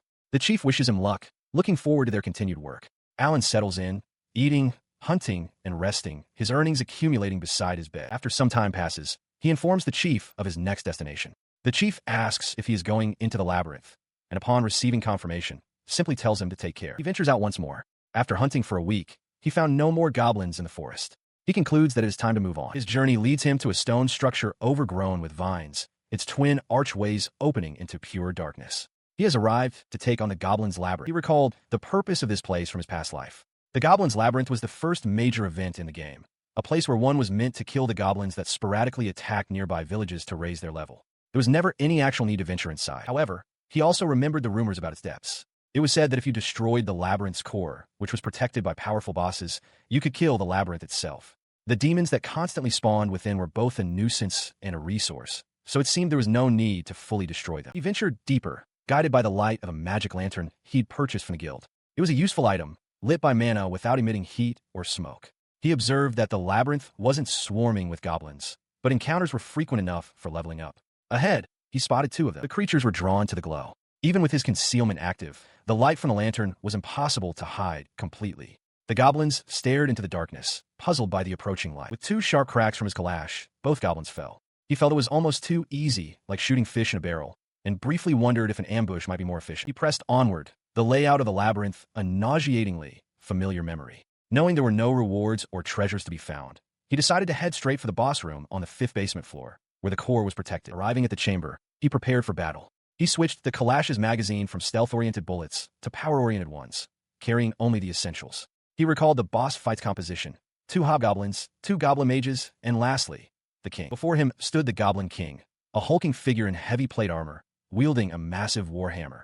He was flanked by his retinue of hobgoblins and rogue mages. He knew it was best to deal with the troublesome ones first. Aiming at the goblin mages on the right, he unleashed a volley from his rifle. In an instant, he confirmed 2 bodies were down. With the mages eliminated, he planned his next move. The sound of the Kalash had broken his concealment. He would use wind magic to create a smoke screen with smelted sand, then use the downtime to sneak around and reactivate his concealment. His next targets, the 2 hobgoblins. He unleashes a volley of bullets, peppering the Goblin King's heavy plate armor. The projectiles ricochet harmlessly, but one of the hobgoblins cries out in pain as it struck. The armored king roars and brings his massive hammer down with crushing force. Alan rolls to safety just as the stone floor shatters, realizing with a grimace that even with all his practice in the game, this foe is incredibly tough. He knows his current weapons are ineffective, but he has prepared a special countermeasure. Pulling out a small pouch, he taunts the king before hurling it directly at the giant's head. The pouch bursts on impact, splashing its contents across the king's helmet. The effect is immediate and agonizing. The Goblin King and his remaining hobgoblin guard roar in pain, clawing at their helmets as the liquid seeps into their eyes, blinding them. Seizing the opportunity, he lunges at the flailing hobgoblin, driving his knife deep into its skull. The blinding strategy, using water bombs mixed with peppers, has worked exactly as it did in the game. He observes the fallen creature, noting its incredible life force. It's still twitching despite the fatal blow. He considers using a wind cutter spell, but realizes he can't pierce its tough hide. With a sigh, his eyes then fall upon a massive, spiked gate that has been revealed. Stepping past the gate, he enters a chamber containing a large, black sphere hovering silently above a stone pedestal. He recognizes it instantly, the labyrinth's core. It is said that if this core is destroyed, the entire labyrinth will cease to exist. He walks up the steps of the dais, reaching out a hand to touch the mysterious, glowing orb. Upon contact, his surroundings dissolve. He finds himself standing back outside, before the twin archways of the dungeon's entrance. A smile spreads across his face as the truth dawns on him. This is the key, the true method to conquer the Goblin's Labyrinth. He sits at a table with Rudolph and another guild member, who asks for confirmation of the rumors. Had he truly conquered the Goblin's Labyrinth? Alan confirms that he had, somehow. The other man can only express his disbelief, calling the feat incredible. Rudolph offers his own praise, a rare occurrence after a mission, commending Alan for a job well done. The compliment leaves Alan feeling a mixture of happiness and embarrassment, even as another guild member shouts his admiration. The guild master adds that Alan's elimination of 138 goblins will ensure the town's safety for some time, urging him to rest well. Just as Alan agrees, planning to submit the magic stone and return home, Monica bursts in, welcoming him back with overwhelming enthusiasm. As she shouts after him, Rudolph informs her that Alan has already departed. Walking through the town, Alan reflects on his progress. He has sold the Goblin Lord's magic stone, earning over 5 million cents and officially gaining the Clearing a Dungeon achievement. With his increased level and newfound wealth, he feels ready for his next operation, but a more immediate goal has taken priority in his mind. The following day, Rudolph sits with his guild members, his expression turning to one of complete surprise as he listens to some unexpected news. The source of his shock is revealed. Alan stands before his mother and Amy, announcing his intention.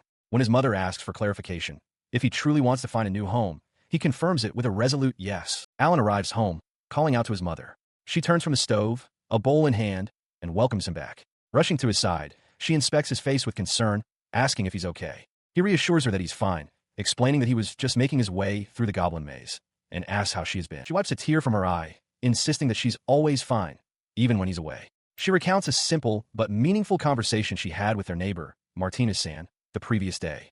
For Alan, hearing this gives him a warm feeling, reinforcing his conviction that he could not allow fate to take his precious mother from him. Later, over dinner, his mother tells him he can continue to live in their house, and that the money he earns is his own to spend.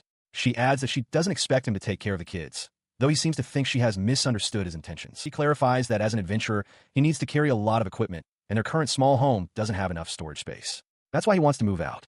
He admits that while needing a place for supplies is true, his main desire is for his mother to have a better life and for her to come with him. His expression is earnest as he adds that he'd rather she live with him and handle the housework. The directness of his request seems to startle her. In response, she reaches across the small table, placing her hand gently over his. She looks at him intently and says his name. She calls him a fool, but her tone is warm. She explains that all she wants is for him to be happy. Having understood his true feelings, she suggests that since he has the next day off, they should go look for a new house together. Beaming, Alan immediately agrees. The following day, they stand before a large, stately building with a prominent clock tower. Alan confirms that this is the place he intended to bring her. Inside, they are greeted by two men at a round table. One, a portly man, welcomes Alan's mother to the Adventurers Guild. She introduces herself as Katerina and expresses her gratitude for their care of her son, then asks worriedly if he is doing well and not causing any trouble. The man quickly reassures her that Alan is doing great. The other man, who is bald with a goatee, introduces himself as Rudolph. He praises Alan as the guild's most promising newcomer, noting his perfect track record and dedication over the past 4 years. Rudolph mentions that many adventurers are eager to invite Alan to their parties once he reaches D rank. This makes Alan realize it's time to start considering joining a party, now that his commissions will have fewer restrictions. He thanks Rudolph for his kind words. He considers what he should do if asked to join a party, deciding he'll think about it after he ranks up. Rudolph, however, cuts the thought short, insisting they focus on the main issue of the move. He then explains that the Adventurers Guild is not a real estate agency. The properties he knows are for adventurers, located in areas with poor public security, which he deems unsuitable for a parent and child. Hearing this, Alan's mother looks worried, and Alan asks if Rudolph can at least introduce them to a proper real estate agent. As they speak, Monica arrives, calling out to Alan and asking if he's moving. She greets his mother, Katerina, who notes how different Monica looks from when she's at work. Alan internally reflects on the gravity of the situation, knowing he can't afford to make a mistake when choosing a room. She overhears their conversation and confirms they're looking for a room. Alan explains that since he's earning a little money now, they're hoping to move into a bigger place. Seizing the opportunity, Monica makes a startling offer, asking if Alan would like to come to her house. The suggestion leaves both Alan and his mother speechless and confused. Her unexpected offer leaves them stunned, so she clarifies with a smile. Her father runs an apartment building. She believes she can show them a house that would be just right for their family. The other guild members nearby express their relief, agreeing that Alan would be safe at a place owned by Monica's family. She then leans in and quietly tells them the rent would be 10 a month for the two of them. Alan is shocked by the low price, muttering 100,000. His mother, equally surprised, turns to him and asks what they should do. The price is a shock, but Alan quickly realizes that even a shabby apartment costs around 60 to 70,000, making this offer a bargain. He tells his mother they should at least take a look. Monica agrees, saying it's close by and she can show them immediately. Before they depart, Alan's mother thanks Rudolph for always taking care of her son. Monica then playfully teases Alan about his flustered reaction to her initial invitation, asking what he had imagined. Blushing, Alan realizes she was just having fun with him. Monica leads the way, explaining that the building is in a great location, a 5-minute walk from the guild and close to the town center. She gestures to a large, timber-framed building and announces that the available unit is on the top floor, the fourth. Inside, she guides them up a flight of stairs, mentioning that the apartment isn't very popular because it's difficult to get up and down. Alan, however, thinks to himself that it will be an improvement over his current room on the 5th floor. He stepped into the main room of the apartment, followed by his mother and Monica. His mother was immediately struck by the size, exclaiming how spacious it was and wondering if it might be too big for just the two of them. Monica confirmed that this was the place. As he explored, he found a ladder leading up to a loft and considered making it his bedroom. Monica explained the full layout, 2 medium rooms in the back and 1 upstairs. His mother, meanwhile, was astonished to find a bathroom and a toilet, something she thought would be impossible. From his new vantage point in the loft, he peered out the window.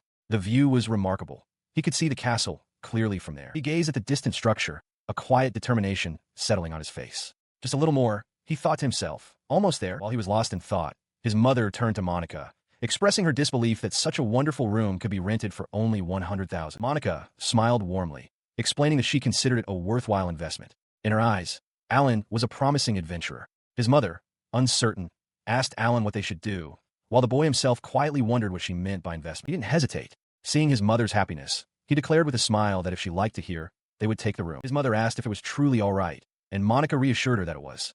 She then added playfully that she would make sure Alan paid her back once he became a much better man, leaving the boy to puzzle over what paid back meant. And so, their search for a new house came to a swift and successful conclusion. Later, back at the guild, Rudolph asked how the house viewing went. Alan confirmed that he and his mother had seen it and had decided to accept Monica's offer, placing themselves in her care. He sits in a tavern with his guild mates, who ask if he found a nice room.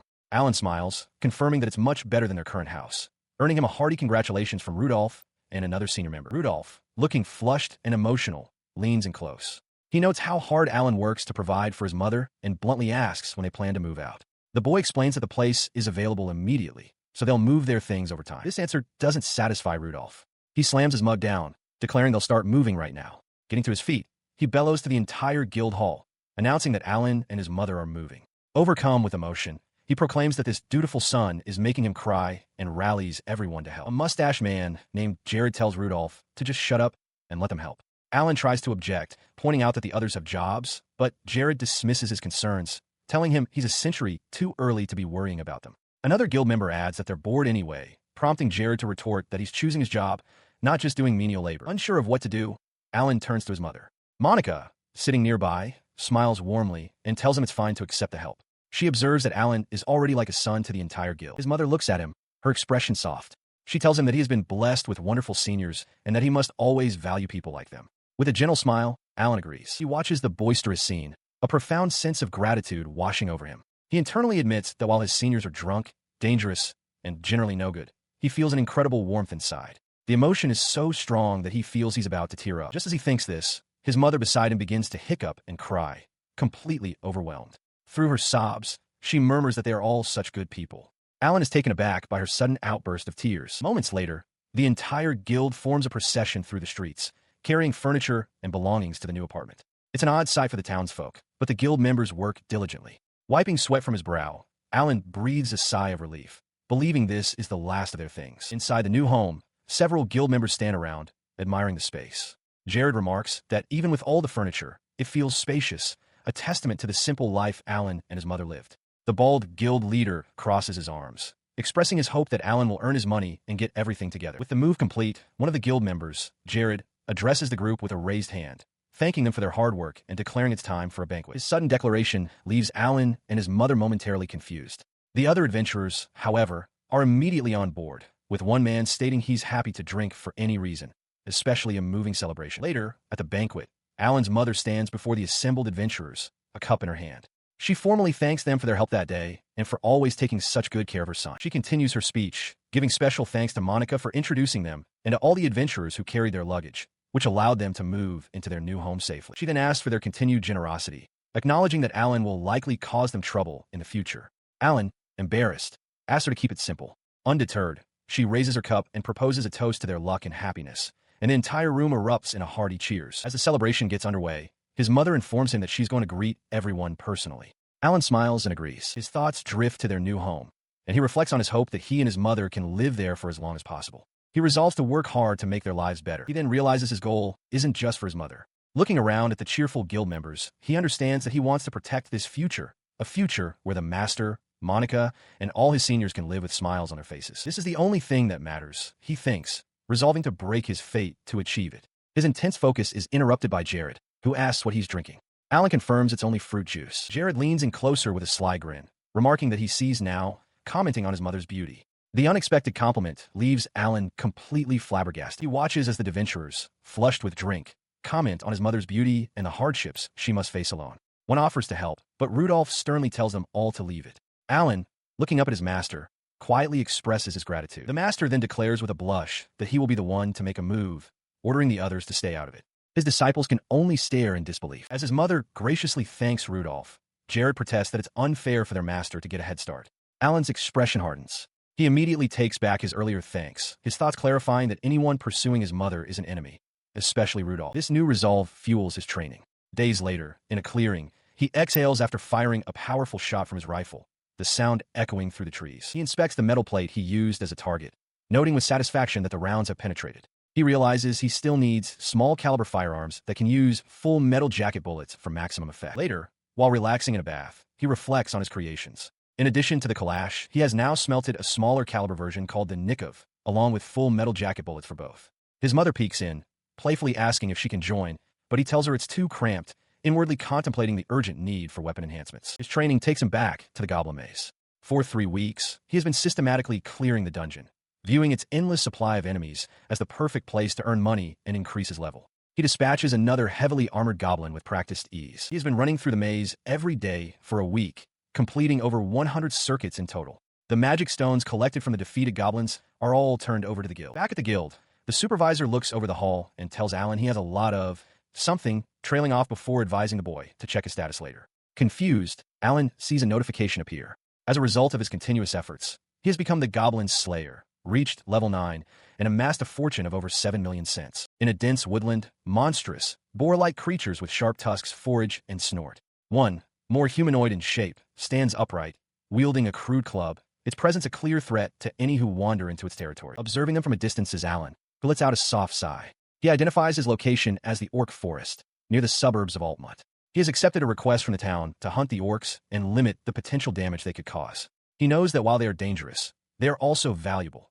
Nearly every part of an orc, from its brain to its feet, can be harvested as meat. With one of the creatures dispatched at his feet, he clarifies his true objective. The orcs in this forest are merely a prelude, as they spawn infinitely from a location deep within the woods, the great labyrinth of orcs. That labyrinth is his next target. He smiles with determination. Entering the labyrinth serves multiple purposes. He can level up, earn rewards for hunting orcs, and gain guild achievements. Most importantly, it's the perfect opportunity to test the effectiveness of his hollow point bullets against them. The ammunition in question is the hollow point bullet, or JHP. It's a type he used primarily for hunting in his previous life, specifically designed to deform upon impact, expanding its surface area to increase the destruction and killing power. He continues to strategize. Orcs are terribly tough, possessing high health despite their low defense. His plan is to use small-caliber Nikov firearms with these hollow point bullets for them, while reserving his Kalash and full metal jacket rounds for harder, more heavily armored enemies. Having confirmed how effective his firearms are against the orcs, he decides his course of action. As dusk settles over the town, he resolves to head to the Great Labyrinth the following day. That evening, a hearty meal is set before him. A braised, salted orc shank, served with potatoes, onions, and sauerkraut, seasoned with laurel leaves and pepper. If desired, it can also be served with pickled cabbage or bacon. He offers thanks for the food, though he remains cautious about eating unknown fare in this unfamiliar world. The first bite dispels his worries. The salted meat melts quickly, and while the texture is a bit rougher than pork, the skin around the bone is full of rich flavor and collagen. It's so delicious that he finds himself wishing he could bring his mother here to try it someday. The next day, inside the Great Labyrinth of Orcs, Alan puts his knowledge to use. He notes that the strategy here is just like in the Goblin Labyrinth. Use concealment to kill the weaker enemies while heading straight for the boss floor. He recalls that each floor also has a mid-boss, but they're dealt with by exploiting their predictable patterns of attack, which involve using smokescreens. He has grown accustomed to the process of harvesting orcs, collecting a magic stone since his bag is already full of meat. Before him stands the final boss, the Orc King, flanked by all the mid-bosses he has previously faced. A strange thought crosses his mind. Now that he knows what orc meat tastes like, the sight of them is deeply appetizing, a problem he notes with some concern. He formulates his strategy, deciding to follow the same pattern as before. He will hit the isolated recovery units as fast as possible, shouting his intent to destroy the orc mage and orc priest, then deal heavy damage to the orc general.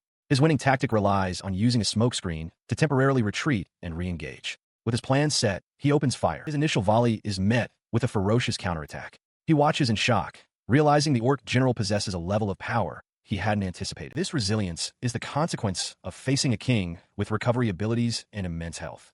Though he wants to eliminate them quickly, he knows it will be difficult. Sticking to his plan, he calls for a smokescreen to cover the area. Through the haze, he spots two orcs in a defensive, back-to-back formation, a surprisingly smart tactic. He notes that they even taste good, but pushes the thought aside. Deciding to proceed, he pulls out a ball of chili pepper extract, his usual blinding agent, and hurls it at them. The extract hits its targets. The orcs, including the king, cry out as the potent substance strikes their eyes, forcing them to recoil in pain. But his advantage is fleeting. To his astonishment, the king's eyes are already healed, glowing with renewed fury. He grits his teeth, realizing just how much of a nuisance this foe will be. With its sight restored, the king charges forward, smashing through a wooden barrier.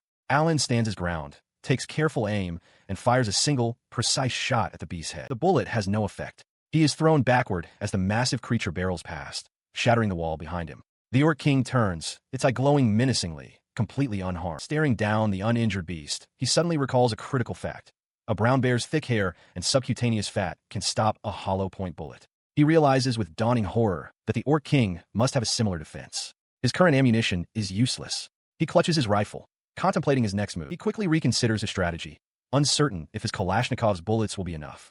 He knows the giant boar's vital points are between the eyes and the heart, but as the beast charges, he realizes his current position offers no clear shot. The massive creature thunders toward him. He desperately tries to aim for the space between its eyes, but the angle is all wrong. He cries out in alarm as the beast closes the distance in an instant. The impact sends him flying backward, knocking the rifle from his hands. Lying on the ground, he grimaces, realizing this has devolved into the worst-case scenario, a protracted war of attrition. Scrambling to his feet, he begins to formulate a new plan, considering the need for heavier ammunition like shotgun slugs.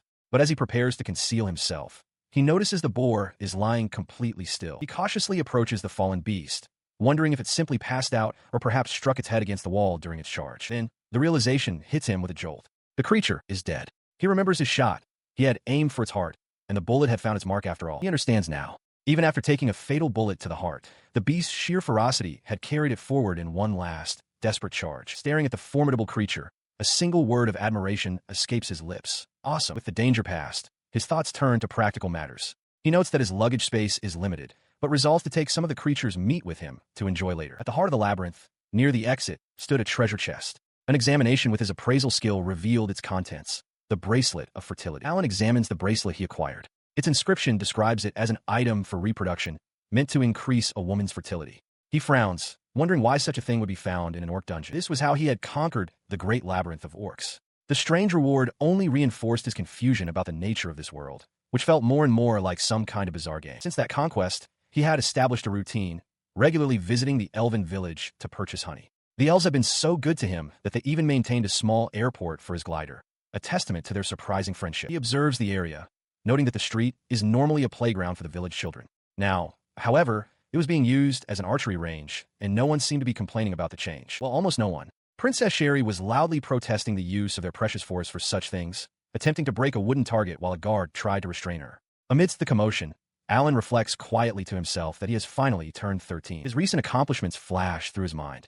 By clearing the labyrinths, he had gained the Goblin Slayer and Orc Slayer achievements. His rank was now D, and his level had risen to 23. As he considers his progress, the Elven Queen approaches, addressing him respectfully. An Elven guard informs him that the honey he requested has been loaded into his glider. He thanks them, but the Queen insists it is unnecessary, calling him the savior of their village. Alan protests, saying they should conduct their business properly, but the Queen seems troubled, replying that she doesn't mind if he doesn't pay. She explains that her mother enjoys the honey every day, and as a result, her skin has become incredibly smooth. The Queen then changes the subject, having heard he is going on another adventure. She acknowledges that it's getting harder to level up and that it's time for him to tackle more difficult labyrinths. Her words prompt a question. Where to? With a determined look, Alan announces his next destination, the Labyrinth of the Wind Mountain. He contemplates his next challenge, the Labyrinth of the Wind Mountain. He recalls that its strategic level is 30, significantly higher than the Great Labyrinth of Orcs at 15 or the Valley of the Flying Dragon at 25. Awaiting him in the final phase is a Blizzard Phoenix, an opponent that would have been formidable before, but one he now feels more prepared to face. The Elven Queen, sensing his determination, asks if the labyrinth is a dangerous place.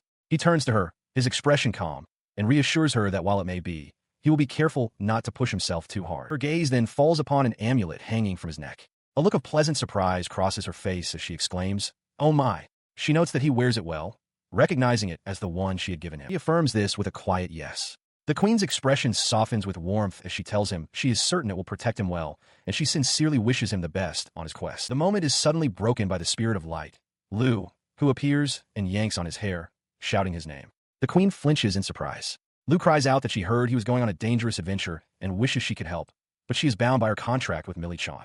As she laments her inability to go, Alan thinks to himself with relief that this pervert won't be following him. At the Zeven Adventurers Guild in the City of the Wind, a young adventurer named Alan prepares to undertake a daunting task, entering the labyrinth of the wind solo. Inside, the guild's supervisor eyes him with skepticism, questioning if he is sure about this.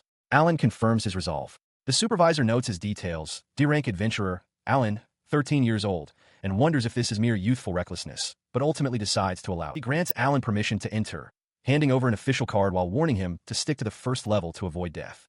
Alan accepts it gratefully, promising to be careful. He understands why others would see him as cold and reckless. After all, even A and B-rank adventurers form parties to challenge this labyrinth. Now, standing before the imposing Wind Mountain, Alan gazes up at the entrance to the labyrinth. This notorious dungeon has swallowed many adventurers, with the current record for exploration being only 8 of its 30 levels. Despite this, he is determined to conquer every single level before he enrolls in the academy. Certain the odds are in his favor. His confidence is immediately tested as 2 large vampire bats dive at him. Holding a peculiar weapon, Alan is momentarily startled before unleashing its immense power, instantly reducing the monsters to dust. He admires his tool, a magic gun called Saiga, modeled after a Russian shotgun. This is the reason for his certainty of success. He muses that a shotgun feels somewhat out of place in this world, and its power seems like overkill, but he is clearly pleased with the result. The weapon's discharge is magnificent, a blinding flash of destructive energy that obliterates its target. Relaxing after the encounter, he feels that as long as he has his Saiga, he needs nothing else. Its debut in a real fight is promising, and he believes it will make conquering this complex labyrinth a simple matter. His weapon proves effective, allowing him to push through with ease.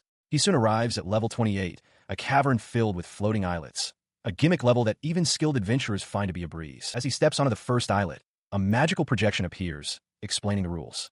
To advance, he must use wind magic on a small, apple-sized target on the next islet.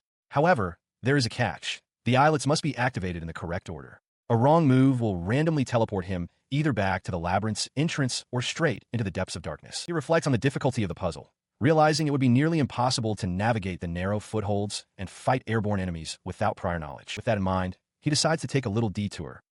This alternate path, he recalls from his game knowledge, leads to a hidden treasure room. He likens his special, smelt, ability to a cheat skill, a way to pay for power, as he uses it to gain access. The skill reveals a hidden pedestal upon which rest 2 identical substitute rings, magical items that can revive their wearer once upon death. He gratefully takes both. He remembers their purpose from the game. One was for the heroine, Amy, and the other for the character she was attacking. For now, he decides to put one on right away. Now possessing insurance against the worst-case scenario, he feels there's no longer a need for detours. He uses his smelt ability one last time before proceeding to the boss room on the final level. He steps through the final doors into a vast, icy chamber.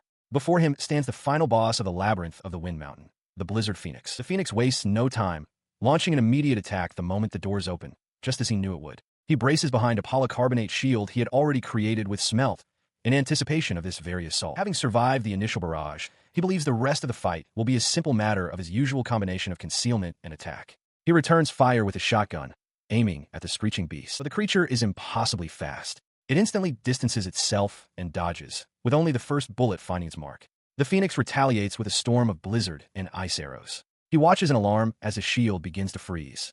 It won't be destroyed, but the bitter cold is a severe problem. He quickly formulated a plan, realizing he needed to use his Nikov rifle from a distance to weaken the creature before moving into range for a headshot with his Saiga. For now, though, he needed cover. With a focused thought, he used his smelt ability to conjure a massive boulder, shielding himself from the Blizzard Phoenix's advance. Resigning himself to a lengthy war of attrition, he understood it couldn't be helped.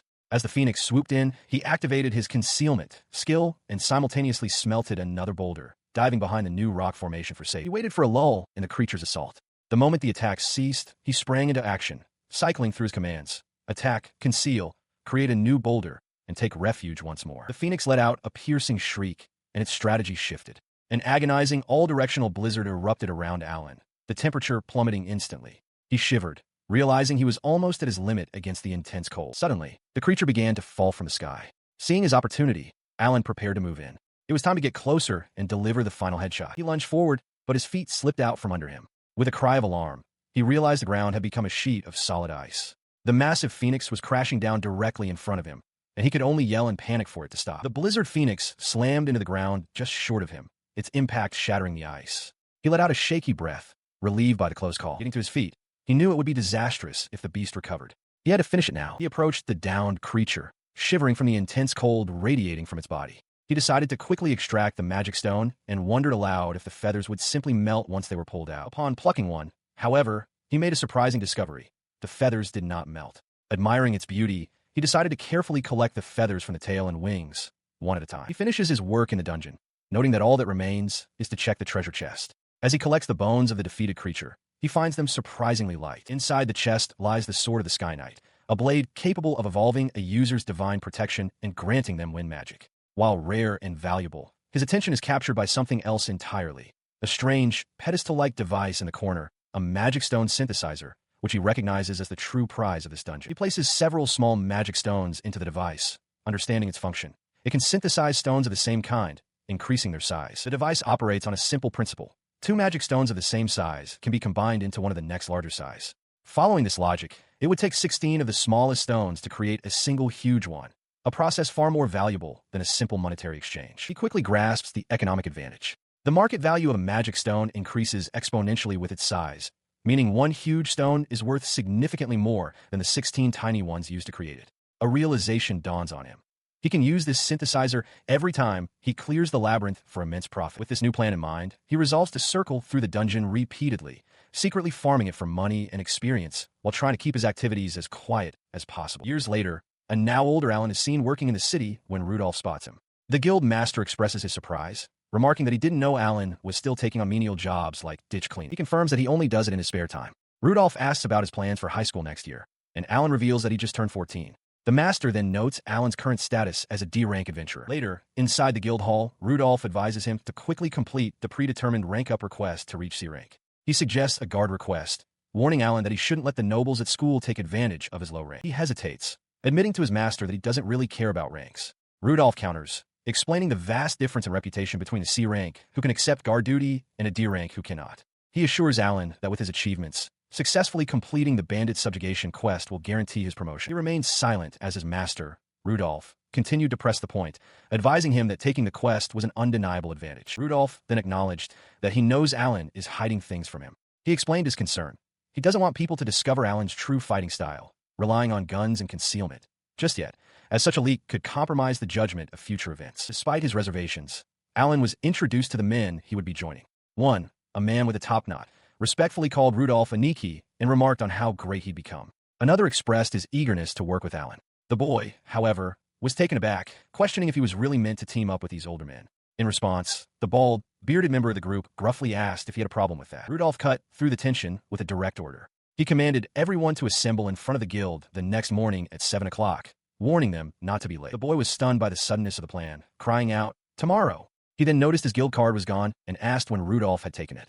His master simply stated it was a master's order, revealing he had already processed the quest request himself. As Alan began to protest that he wasn't ready, the man with the top knot leaned in close, slurring that he looked forward to working with him. Alan recoiled in disgust, complaining to Rudolph that the man reeked of alcohol. The bald man confirmed it matter-of-factly, before Rudolph simply warned the two men not to be late. A young girl named Carlin eagerly pleads with Alan, wanting him to show her something. Another child nearby chides her, telling her not to bother him. The group is on an escort mission. Alan and a few other guild members are on guard duty, protecting wagons traveling from the royal capital to the small village of Ursdorf. Their client is a man named Dirk, who makes this journey every 2 months to purchase necessities for his village, funding the trip by selling local goods like charcoal and barley in the capital. Inside one of the wagons, Carlin persists, making Alan promise to show her his magic once they reach the village. He reluctantly agrees. Another guard, Jared, notes how attached Carlin is to Alan. It's revealed that Carlin is Dirk's younger sister and, despite the dangers, always accompanies him. The escort team is comprised of 5 members in total, including Jared and a man named Benjamin. Their route takes the wagons through remote forests and mountainous regions, areas that have recently seen a spike in bandit attacks. As they travel, Carlin asks Alan what kind of magic he uses for fighting. He tells her it's wind magic, capable of blowing enemies away. He reflects internally on his choice of weapon. He left his larger wind magic guns behind, opting instead for a smaller, concealable smelted wind magic gun modeled after a Makarov pistol. This weapon's noise can be suppressed, but a grave concern troubles him. He doesn't know if he could actually shoot another human being. His thoughts darken as he imagines facing not a goblin or an orc, but a person begging for their life. The internal turmoil shows on his face, prompting a worried Carlin to ask what's wrong. Alan quickly brushes off her concern. Up ahead, the path narrows significantly. The other guards note that this is a likely spot for bandits to appear. From the wagon, Alan and Carlin peer out at the treacherous road, their expressions growing tense. Suddenly, their fears are confirmed. With shouts of alarm from Dirk and the others, boulders begin to crash down from the cliffs above, blocking the path. The bandits have sprung their trap. As the dust from the rock slide settled, his companion Jared spotted the culprits. Bandits were positioned on the cliff above, with another group blocking the path from behind. Their leader, a man with a wild mane of hair and a jagged scar, grinned maliciously. He mockingly thanked the escort for transporting the luggage, making it clear he intended to take everything. In response, Jared quickly assessed the threat, counting 5 bandits in front and 6 in the back. He ordered Dirk to stay inside the wagon for safety. With a determined shout, he rallied his men to fight. The battle erupted in a clash of steel. An archer from the escort party loosed an arrow as the bandits pressed their attack with fierce cries. Amidst the chaos, Jared yelled for Alan to show them his skills. The boy hesitated, his mind racing. He questioned whether he should use his attack magic, realizing with a jolt that he was facing people, not monsters. His hesitation vanished when he saw a bandit lunging at one of his companions. Reacting instinctively, Alan thrust his hand forward and unleashed a wind cutter spell, striking the assailant down. The bandit leader stared in disbelief, exclaiming that no one had mentioned a magic user. He immediately ordered retreat. As the bandits fled, Jared yelled for Alan not to let them escape, demanding he kill every last one. But Alan, hand outstretched, could only watch them go. He stood frozen for a moment as the last of the bandits disappeared. Jared, walking back towards the wagon, confirmed that they had all run away. One of the squad members, bloodied but standing, reported that the rear was cleared. When Jared asked how many there were, the man confirmed there had been 6. He then turned his attention to Alan, who was still shaken. Jared asked if he had managed to find the bandits' hideout. Alan, clutching his scarf, admitted that he hadn't, but noted that there seemed to be a lot more of them this time. He found himself pinned by Jared, who furiously questioned why he went easy on the bandits.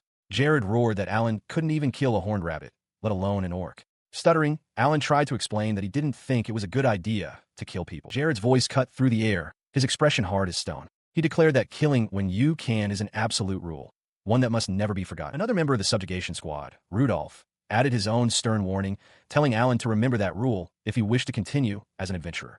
The boy could only look down, the weight of their words pressing on him. The tense moment was broken by the large, bearded adventurer, who called out to Alan for help moving a rock out of the wagon's path. Shaken from his thoughts, Alan quickly agreed, and the group prepared to move on. After that, their journey proceeded without any further bandit attacks. They soon arrived at the gates of Ursdorf, where children ran to greet them, joyfully shouting that Dirk's wagon had returned from the capital. The villagers gathered around, welcoming them back and helping to unload the goods. As they settled in, Carlin excitedly showed off some new items to a group of local women, who admired them as the latest fashion from the capital. Watching from a short distance, Dirk sighed in exasperation, muttering to himself about the ways of countryside women. Meanwhile, Dirk purchased medicine from an elderly apothecary, apologizing for the trouble.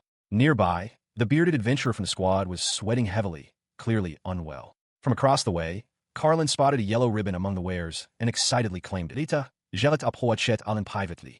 He stated that if Alan had been the leader of the guard request, the mission would have failed. Alan looked away, quietly admitting he knew the reason, because he didn't kill. He confirmed Jared's assessment was correct.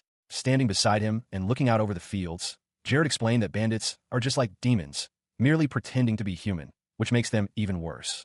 Alan conceded that he understood this intellectually. Jared softened slightly, adding that perhaps this hesitation is just how it is at first. He listens as Jared insists that goblins, orcs, and bandits are all the same. Jared commands him to kill them properly next time, and Alan quietly agrees. The heavy moment is broken when Carlin runs up, hands on her hips, calling out to Alan. She reminds him that he promised to show her magic. Her excitement is contagious, and soon a group of other village children gathers around, all clamoring for him to show them his magic. One of them wishes him good luck with the babysitting. He obliges, performing wind magic for the children until sunset, when their parents come to collect them. Later that evening, the entire village holds a welcome party for the adventurers. During the feast, he explains that the celebration is not just to thank them for their guard duty. It is also a custom to extend hospitality to those who come from outside. A young woman sitting nearby elaborates, explaining that in villages like this, it is customary for visiting men to share their seed to prevent the local bloodline from becoming too thin. Alan recalls hearing about this practice in his previous life. A man then suggests to the woman that they should go to his room, but she asks Alan if they should go to his house instead, noting his mother is at home. She leans in closer, asking what a 14-year-old boy plans to do. Flustered, Alan stammers an apology, internally questioning the strange, game-like situation he's found himself in. The next morning, Jared and another squad member appear utterly drained, far more fatigued than they were after the battle. Jared explains their plan. They will stay for 3 nights to recover before returning to the capital. The other adventurers comment on the lack of wives in the capital. The village children, however, are full of energy, gathering around and asking Alan to show them more magic again today. He agrees, deciding to take the day to relax. The peaceful day is shattered when a man runs into the village square, desperately calling for Dirk and the village chief. With a look of pure terror, he announces that Carlin has been abducted. The news hits Alan with a sudden, terrible feeling. In the village of Yersdorf, Dirk delivers grim news to a shirtless Alan. Carlin and other children have been abducted, likely when they ventured into the fields outside the wall. The confirmation leaves Alan stunned and uneasy, the faces of the missing children flashing in his mind. The realization crushes him. He clenches his fist as the memory of the bandits escaping with their captives surfaces. It's his fault. Overwhelmed by this guilt, he turns to leave, but Jared calls out, asking where he is going. Alan whirls around, shouting that it's his fault because he couldn't bring himself to kill them. Jared urges him to calm down, questioning if he intends to raid their hideout alone. Dirk steps in, explaining that adventurers don't act without a formal request. He holds out a scroll, telling Alan to read it. Alan protests that it's not just about him, but Dirk warns that if they make a move, the village itself will be the next target. The scroll contains the bandit leader's message, his sneering face coming to mind. The message begins, "I have 3 children under my custody." The message continues with the bandits' demands, delivered to Dirk earlier. They demand young women, food, and money, and for the village to submit to their rule. Any resistance will result in the children's deaths and an attack on the village. Alan turns to Jared, a grim realization dawning on him. He says that if Jared had just killed those bandits back then, none of this would be happening. Jared listens, his expression serious. He explains that these are clever bandits. Sooner or later, they would have come to the village regardless of what happened before. The village chief desperately asks if they will accept their request for help. A member of the subjugation squad notes the difficulty of the task. Either attack the hideout to rescue the children or stay to defend the village. Before a decision is made, Alan interrupts, calling out to the chief. Jared turns to Alan, his gaze intense.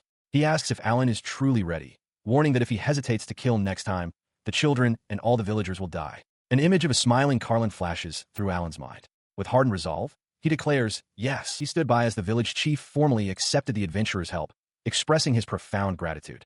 Jared, looking towards Dirk, stated grimly that they had a lot of killing to do. As the men prepared to move, Dirk turned his attention to Alan. He clasped the boy's hands tightly, his voice filled with desperation as he begged him to save his little sister. Tears streamed down his face, his voice cracking as he repeated his plea. His expression hardened with resolve. Looking towards Jared, Alan made a solemn vow. He would save her by any means necessary. Later that night, under the pale moonlight, he and Jared moved through the dense forest. Alan asked how they would locate the bandits' hideout. Jared explained that there were very few places nearby where a gang could set up, considering the timing of the kidnapping and the arrival of the threatening letter. He added that the location was a few hours' walk from the village, then ordered Alan to put out his light. After they extinguished their lantern, Jared led them to a ridge overlooking the surrounding hills. From that vantage point, he explained, they could see every possible hideout. His eyes scanned the darkness before settling on a specific point. He identified a cave that had been inhabited by another gang of bandits the previous year, estimating it could hold about 30 people. A faint glow from a watchfire confirmed his suspicion, and Alan saw it too. He immediately understood the situation and declared his intention. He would sneak in and rescue them. Jared reacted with shock, calling the idea ridiculous, but Alan calmly insisted it would be fine. He reminded Jared that the bandits had threatened to attack the village if their demands weren't met. Besides, he added with confidence, conducting himself without being noticed was his specialty. He listened as Jared questioned his plan, asking what he could possibly do alone. Jared estimated there were about 15 bandits, maybe more. Alan countered this, reasoning that with the 6 they had already killed, the bandits' numbers in the cave would be lower than during their last failed attack. With a confident expression, he declared that he had an idea. Moments later, he knelt on the forest floor, conducting a small test that produced a puff of smoke. Jared watched, perplexed, asking what he was doing and how he intended to get past the sentry. Alan simply replied that he understood the gist of the situation. He turned to Jared and pleaded to be trusted, assuring him he could infiltrate the hideout undetected. After a tense moment, Jared relented, agreeing to trust him one more time, but sternly warning that failure would mean death for the captive children. Alan's face filled with relief as he offered his thanks. Beneath the moonlit, cloudy sky, he steeled his resolve, promising himself he would succeed. He carefully navigated a network of tripwires connected to wooden clappers, a traditional alarm system. He instructed Jared to return later and wait for his signal. explaining that the bandits were extremely cautious and they would be spotted if they moved together. Activating a concealment skill, he confirmed that Jared could no longer see him. Now hidden from sight, he crept through the undergrowth towards the cave entrance. A lone guard stood watch by a fire. Alan knew that while his concealment should make him invisible, he still needed to move with absolute stealth. He recognized the man. It was the one who had escaped their last encounter. A flicker of regret crossed his mind. If only he had killed him then. Putting the thought aside, he prepared to slip past the sentry and into the cave. Once inside, he used his appraisal skill to map the interior. The cave was far more spacious and complex than he had anticipated. He saw a group of bandits relaxing at a table, completely unaware of his presence. From the shadows, he observed them, realizing his next task was to determine the positions of all the bandits within the hideout. He continued his reconnaissance, noting a three-way intersection deeper inside the cave. In one chamber, he counted a total of 13 bandits. Nearby, several children were huddled together inside a crude cage, seemingly unharmed for the moment. However, he realized with a sinking feeling that Carlin was not among them. His search led him further into the hideout's depths. His gaze hardened as he approached a rickety wooden door, sensing something was wrong. Peeking through the opening, he witnessed a sickening sight. A large, shirtless bandit was assaulting Carlin, whose face was contorted in silent anguish. A cold, murderous rage instantly consumed him, his expression twisting into one of pure fury. Before the bandit could react, Alan was on him. With chilling calm, he asked if it hurt, then unleashed a vicious series of blows to the man's jaw and throat, silencing him with brutal efficiency. The large man collapsed without another sound. He stood over the fallen bandit, panting from the exertion, his knuckles raw. Turning to the stunned Carlin, his expression softened immediately. He reached out a hand and assured her, "You're safe now." The girl, overwhelmed with relief, threw her arms around him, sobbing his name repeatedly. He quickly placed a hand over her mouth to quiet her, whispering urgently that she must not make any loud sounds. When he asked if she understood, she gave a small, tearful nod. Taking her hand, he led her out of the room and back through the dark corridors of the cave. He brought her to a safer spot near the entrance, explaining that he had blocked the way in with a large rock. He asked her to wait there patiently while he went back to save the other children. Carlin agreed, sitting down to wait as he prepared to return to the bandit's den. He activates his concealment skill, his thoughts hardening as he observes the bandit guard. To him, bandits are just like demons. No, he corrects himself, they are worse, for they pretend to be human. He presses the barrel of a silenced pistol firmly against the back of the unsuspecting guard's head. With the guard dispatched, he approaches the cage holding the other children, placing a finger to his lips to quiet them. The children stare in shock as he whispers that he has come to save them, just as he saved Carlin. Once they are free, he asks if everyone is all right. They confirm they are fine.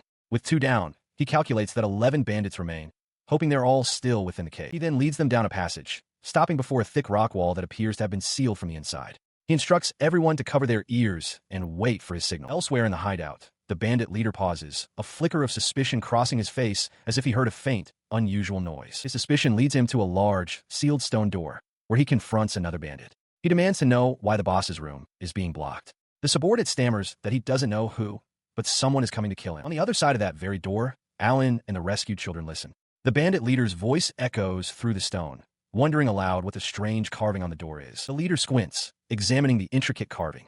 From the other side, Alan holds up 2 fingers, channeling his focus into the very same seal. As he inspects the carving, a blinding light erupts from its center. The seal detonates in a powerful explosion, blasting the bandits backward with concussive force. He watches as the force of the explosion tears through the cavern, sending bandits flying amidst splintering wood and debris. Jared, caught completely off guard, whirls around and demands to know what Alan has done, questioning if this violent blast was the signal he mentioned. Alan calmly instructs him to stay put while he assesses the aftermath. The dust begins to settle, revealing the groaning forms of bandits crushed and pinned beneath the collapsed structure.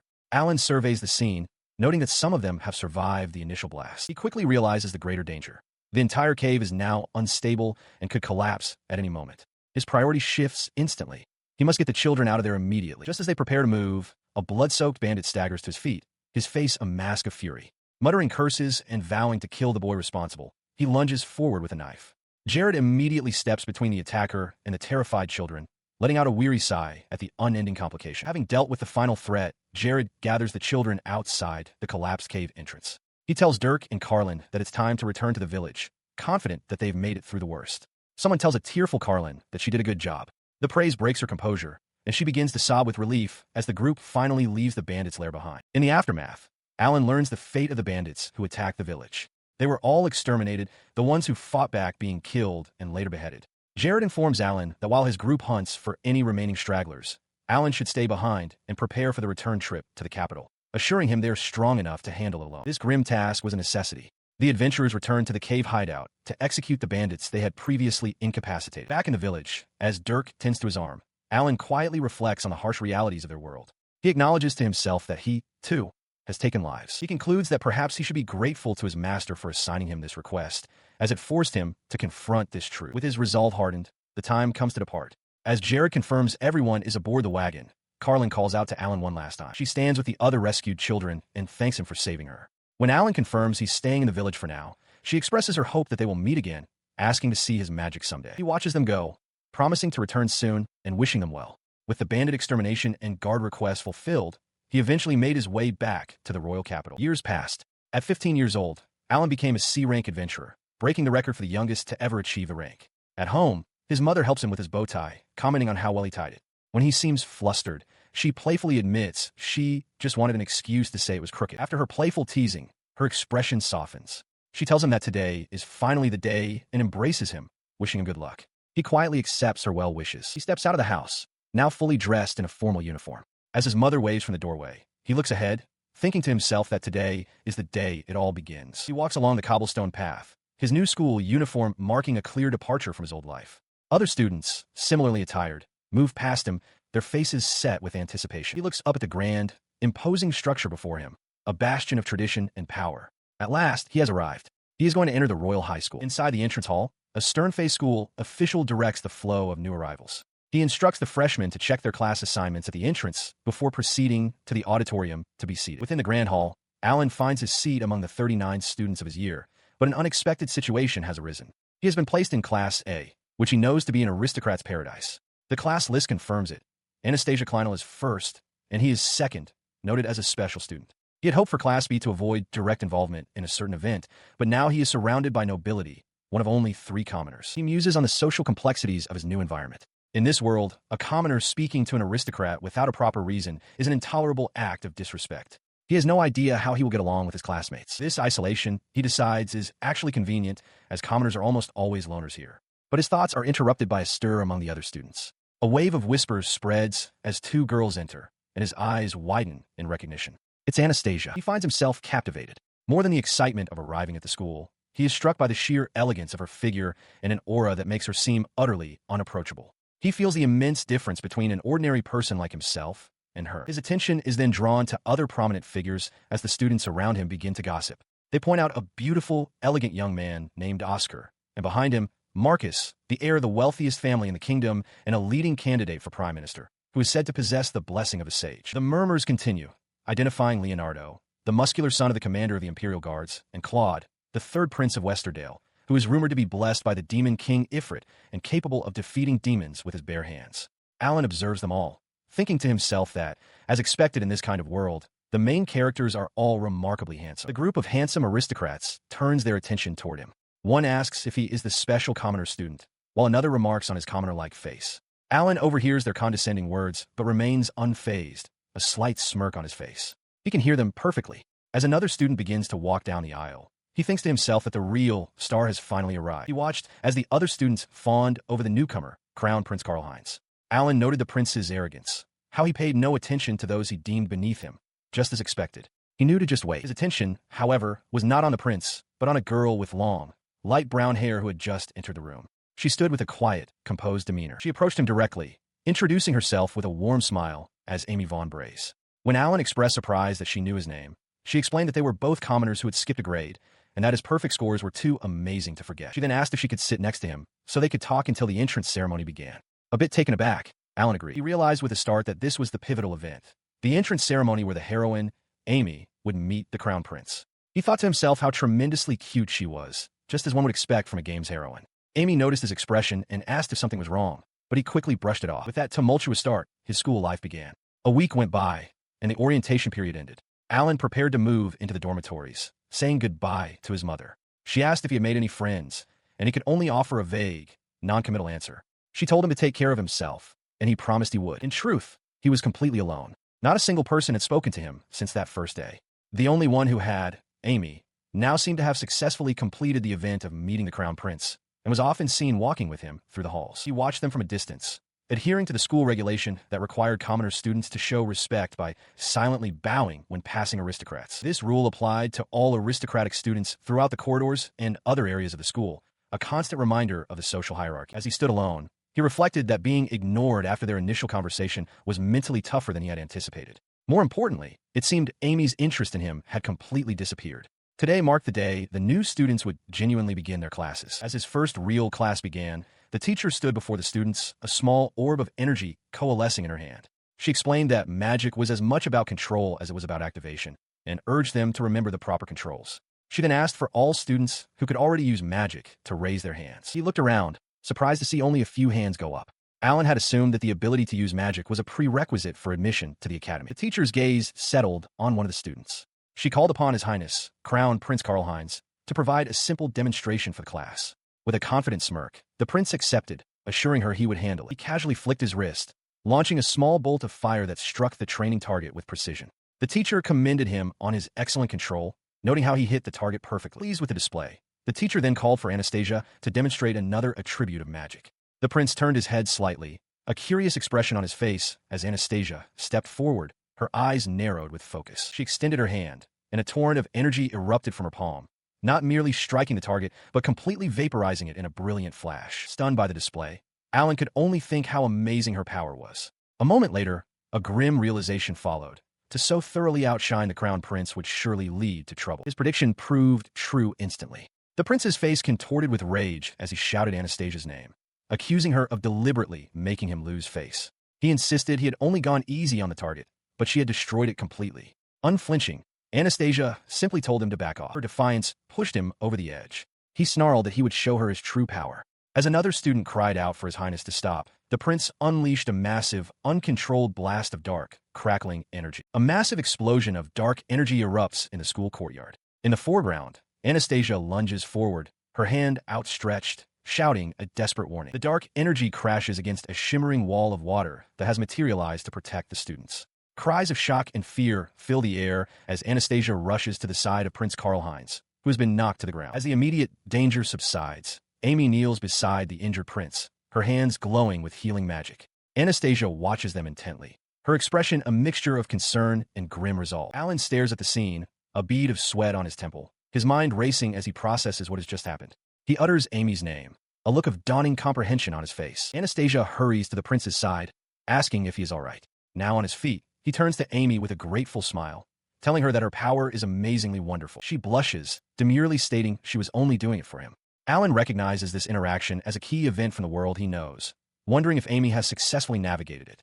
Nearby, Anastasia expresses her relief that the prince's burns were the only significant injury. In the aftermath, the bond between the crown prince and Amy deepens, their closeness becoming more apparent to all. However, this newfound intimacy comes at a cost. Amy becomes the target of bullying, with other students whispering cruel rumors about her commoner origins and supposed poor manners. These whispers are led by a particular group of girls, the same ones who, in another timeline, were known to have vanished from the academy following a period of civil unrest, believed to be followers of Anastasia. Anastasia, however, will not tolerate such behavior. She confronts the gossiping students directly, her voice sharp with authority. She admonishes them for speaking ill of a classmate, declaring an act of lowly individuals and reminding them to uphold their pride as nobles. The girls, startled and intimidated, quickly apologize. Despite Anastasia's intervention, the social damage has been done. Amy feels the chill of isolation, sensing that everyone has begun to avoid her. Anastasia observes the situation with a sad expression, wondering aloud if she should try to tell them something indirectly. The prince, however, misinterprets her concern, loudly declaring that he will take care of everything. From a distance, a young man named Alan watches, realization dawning on him. He reflects that the events unfolding are similar to a game he knows, but Amy's personality seems quite different. He surmises that she is cunningly using the bullying as a pretext to curry favor with the crown prince and other influential students with her charming act. He continues to ponder her circumstances, a commoner suddenly taken in by a baroness, enrolled in a school filled with aristocrats, and relentlessly picked on. In such a hostile environment, he concludes she likely has no choice but to depend on and charm the powerful young men willing to protect her. His thoughts turn to the school's social structure. The female students are divided between Anastasia's faction, which wants Amy gone, and the crown prince's faction. However, Anastasia personally restrains her followers, so their numbers are small and they lack momentum. For now, Amy has no faction of her own. While showering, he considers the other side. The crown prince's faction is not superficial. They seem to have an agreement to use Amy as a means to undermine Anastasia. Like their rivals, they do not appear to think well of Amy either. He thinks about the crown prince himself, who, despite being Anastasia's fiancé, is only interested in Amy. He barely speaks to Anastasia, and this blatant disregard has not gone unnoticed. Others see this as an opportunity to plot and remove Anastasia from her position. The grim implication settles upon him. With an egotistical prince who has no regard for his country at the top, the nobility below him can only resort to flattery and schemes to drag each other down. It all means one thing. The royal city is on the road to ruin. Having finished a shower, he begins to dress in his room, his thoughts shifting from the fate of the kingdom to his own circumstances at the school. He walks through the halls, reflecting on his strategy. He speaks to no one, whether commoner or noble, unless absolutely necessary. In doing so, he has steadily established a reserved, detached position for himself. He gazes out a classroom window as an air of uncertainty looms. The exams are finished, and the summer holiday begins tomorrow. Summer has arrived. He sits in the classroom as the teacher concludes the final lesson, reminding all students to review the handout detailing their independent study assignments for the upcoming break. The basis for these assignments are the final exam results. A posted list reveals a surprising outcome. Alan is placed first with a perfect score, followed by Anastasia, Amy, Marcus, and Claude. At this school, students are typically grouped by performance, but esteemed nobles are exempt from being placed in lower classes. This result immediately draws the attention of Anastasia, who approaches his desk directly. She calls out to him, confirming his name. From a distance, Leonardo mutters that this is a matter for the nobility. Alan, still seated, respectfully acknowledges her, stating it is an honor that she remembers his name. Dismissing the formality, Anastasia tells him to stand. He rises, and she regards him with a look of appraisal. She calls his performance on the final exams impressive, as expected of a special student. Alan is taken aback by the unexpected praise, rendered momentarily speechless. Her inquiry continues as she reveals she has heard he is a qualified adventurer. Alan confirms he is C rank. She then asks if he has ever explored a labyrinth. He replies that he has been through a goblin labyrinth. Seemingly satisfied, Anastasia declares that she will send a messenger to him later, leaving him utterly confused. With her questions answered, she turns to leave, offering a curt apology for having interrupted him. As she departs, he watches her with a troubled expression. Though he tells her it was no bother, his mind races with suspicion. He questions why she would seek him out and what a messenger could mean, a dreadful thought crossing his mind. Could he have been found out? The school term ends, and at long last, summer vacation begins. His vacation, however, takes an unexpected turn. He finds himself standing before the academy's elite, Anastasia, the prince, Amy, and their entourages, and introduces himself as their guide for an exploration of nearby ruins. Internally, he despairs at how things have turned out this way. Once everyone is ready, he tells them it is time to move. He leads the group onward, explaining that Anastasia's request was effectively in order. His task is to assist the crown prince and the others with their independent study. He warns them all to be careful, as the road ahead is inhabited by a creature called the horned rabbit, which can easily cause injury. As the group of nobles travels, Claude scoffs, declaring he has no intention of being beaten by mere horned rabbits. Leonardo agrees, proudly stating that he has been trained to become a future knight commander. Nearby, Oscar dismisses the creatures with a smug look, promising to finish any they encounter with his bow. Marcus adds with a sneer that he will turn them into barbecue for Oscar. The prince overhears this and retorts that if Marcus were grilling, there would be nothing left but charcoal. The comment sparks a chaotic argument among the boys, with Claude and Leonardo suddenly vying for Amy's affection, each claiming she is theirs. Amy tries to interject, explaining that Alan was simply expressing concern for her, but her words are lost in the noise. Overwhelmed, Alan can only think that he wants to go home. As the bickering intensifies, Anastasia watches with growing irritation. The prince, noticing her expression, calls for calm. He urges them to hurry, stating that if they are late, his majesty will be concerned. He then turns his sharp gaze on Marcus, who has fallen behind. He snaps at the slowpoke to move quickly, and Marcus meekly complies. Soon after, the group arrives at a marvelous, if run-down, stone ruin. Alan confirms it's the right place and directs them towards the underground entrance at the top of a flight of stone steps, warning them to be careful of the slippery moss. As they begin their ascent, the prince offers his hand to Amy, telling her to be careful.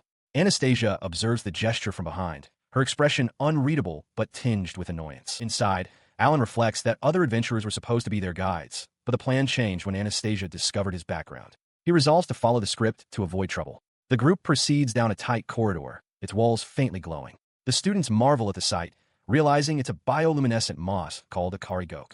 Amy calls it beautiful, and the prince agrees, adding that she is even more so. Alan braces himself, certain that Anastasia will be annoyed by their fawning. He glances over, but to his surprise, Anastasia is not annoyed at all. She gazes at the glowing walls, a hand raised to shield her eyes, and quietly murmurs that it is indeed beautiful. Alan is momentarily stunned by her genuine reaction. Her reverie is broken as she turns to him, her expression now serious. She asks if there are any monsters in the ruin. Alan confirms there are not, explaining that while it was a goblin nest 7 years ago, The Adventurers Guild has since exterminated them. Anastasia listens intently, processing the information. Her line of questioning was cut short by the prince, who lost his patience.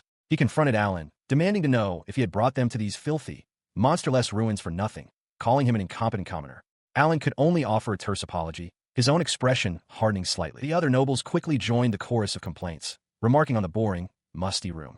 As they grumbled, Amy wandered towards a far wall. Alan noticed her, calling out that there was nothing over there. She turned, seemingly surprised by his attention. He then explained to the group that this chamber was once a treasure room for the goblins that lived here. However, after the Adventurers Guild exterminated the nest, they took everything of value. While the prince remained unimpressed, Anastasia found the detail fascinating, noting her surprise that goblins had established a base so close to the capital. Just as the prince insisted they leave, Amy's voice cut through the chatter. She announced that she had found the scroll of appraisal. Alan's eyes widened in recognition. That was the exact place. Her discovery drew Anastasia's sharp gaze. She approached and asked Amy what was wrong. Crouching by the wall, Amy quickly dismissed the question, claiming it was nothing. This entire exchange struck Alan as deeply strange. In the game, finding the scroll was a random event. Yet Amy had gone straight to the spot, as if she already knew. The thought solidified in his mind. Could Amy also know about the Otome game world, just like him? While the other nobles began bickering again, Anastasia approached Alan and commended him on a job well done, noting his knowledge would be useful for her report. She then added that something else felt strange. According to how events should have unfolded, she was supposed to have shown much more hostility and jealousy towards Amy. Her words confirmed Alan's fears. For some unknown reason, this world was slowly starting to change. With that unsettling realization, they decided to head back. Anastasia approaches Alan, directly asking to spend time with him the next day. A bit taken aback, Alan agrees. Satisfied, she confirms their meeting for the following morning in front of the school gate before departing. This summons came immediately after they had finished their exploration of some nearby ancient ruins. The next morning, as instructed, he arrived at the school's grand, wrought iron main gate. He was surprised to find not Anastasia, but a stately horse-drawn carriage waiting for him just beyond the gate. The carriage door opened, and she emerged, apologizing for the delay. He assured her that he had only just arrived himself. She acknowledged this and beckoned him to follow. As he moved to climb up beside the driver, she stopped him, directing him to get inside the main cabin instead. Once they were both settled inside, the carriage set off through the town streets. Anastasia thanked him for coming and also for his guidance during their exploration the previous day. Inside the carriage, she turned her attention to some documents, then brought up the report they were making. She announced that they were now on their way to consult with some experts. When Alan asked what kind of experts, she elaborated, explaining that she had scheduled meetings with researchers who specialized in the study of labyrinths and local historical ruins. She confirmed Alan's suspicion about the interviews with experts, explaining that as a commoner, he is unaware of the complex politics at work. Alan, sweating slightly, questioned if she was truly willing to go so far for what was supposed to be a simple high school assignment. She elaborated on the immense pressure, stating that the report would be officially submitted by the Crown Prince and Prince Claude of Westerdale. It would become a permanent record of the capabilities of the country's future leaders, and any mistakes would be heavily scrutinized. For that reason, she could not allow for any half measures. She concluded that for the future of their country and to maintain friendly relations between the two kingdoms, they had to carefully listen to the experts and distill their knowledge into an error-free report, regardless of the circumstances of the nobles involved. Understanding the gravity of the situation, Alan simply replied, "Got it." As their carriage rattled through the city streets, he found himself genuinely wanting to support Anastasia's sincere wishes. Their research began in earnest. They sat before a cheerful, elderly man, an expert researcher on the subject of goblins. They met with various other scholars and spent long hours in libraries, poring over stacks of previous reports and academic texts. The two of them immersed themselves in their work day after day. Alan noted internally, with some annoyance, that none of the so-called capture targets had offered any help whatsoever. After several long discussions and multiple revisions, they finally completed the report. Presenting the thick stack of documents to the Crown Prince, Anastasia announced their success, only for him to glance at it and declare it too long. He then demanded they explain it to him in 3 minutes. He leaned back on the sofa with his arms crossed, stating plainly that he was busy and needed her to summarize it for him. Anastasia stood before him, speechless, as two maids watched from aside. Alan, observing the exchange, thought to himself with a wry smile. He wouldn't have minded helping the prince, he mused, if only he had actually bothered to read the report first. He lets out a quiet sigh. Beside him, Anastasia's expression is one of stern disapproval at the prince's attitude. Alan, however, simply reminds himself that Karl-Heinz is just a classmate, not his boss. He recounts to her that despite his annoyance, he went ahead and simplified their extensive report for the prince as requested. After receiving the summary, Karl-Heinz had offered a dismissive good work before being escorted away by his attendants. Finishing his story, Alan offers a simple apology. Anastasia looks away, her expression somber, explaining that this is just how His Highness is and asking him to bear with it. Her resigned tone is palpable. As they walk, Alan observes her, thinking to himself that it was as if she had completely given up. He quietly speaks her name. He recognizes the look on her face. It was one of someone resigned to their fate, a mere pawn in a political marriage. Despite the prince's apathy, the full report received glowing reviews from the teachers who graded it. Word of its excellence spread quickly, and soon other prominent students like Leonardo and Claude were being celebrated as rising stars. Unsurprisingly, Prince Karl-Heinz was credited as the primary author. Alan, meanwhile, was labeled by his peers as a freeloader who was lucky to have his name attached. He sits apart from the crowd, feigning indifference. His nonchalance masks a firm resolve. He thinks to himself that he only has to endure this until winter. When the time comes, he plans to defeat the prince and his cronies in a duel and finally get himself expelled. As Alan contemplates his future, time marches on. Anastasia stands alone by a window, her arms crossed and her expression troubled, as the summer passes into memory. As summer gave way to autumn, the leaves began to fall around the Royal High School. With the new season came the next major school event, the cultural festival. Students gathered around a notice board detailing the rules, buzzing with ideas for their projects, from handmade jewelry to running a cafe with friends.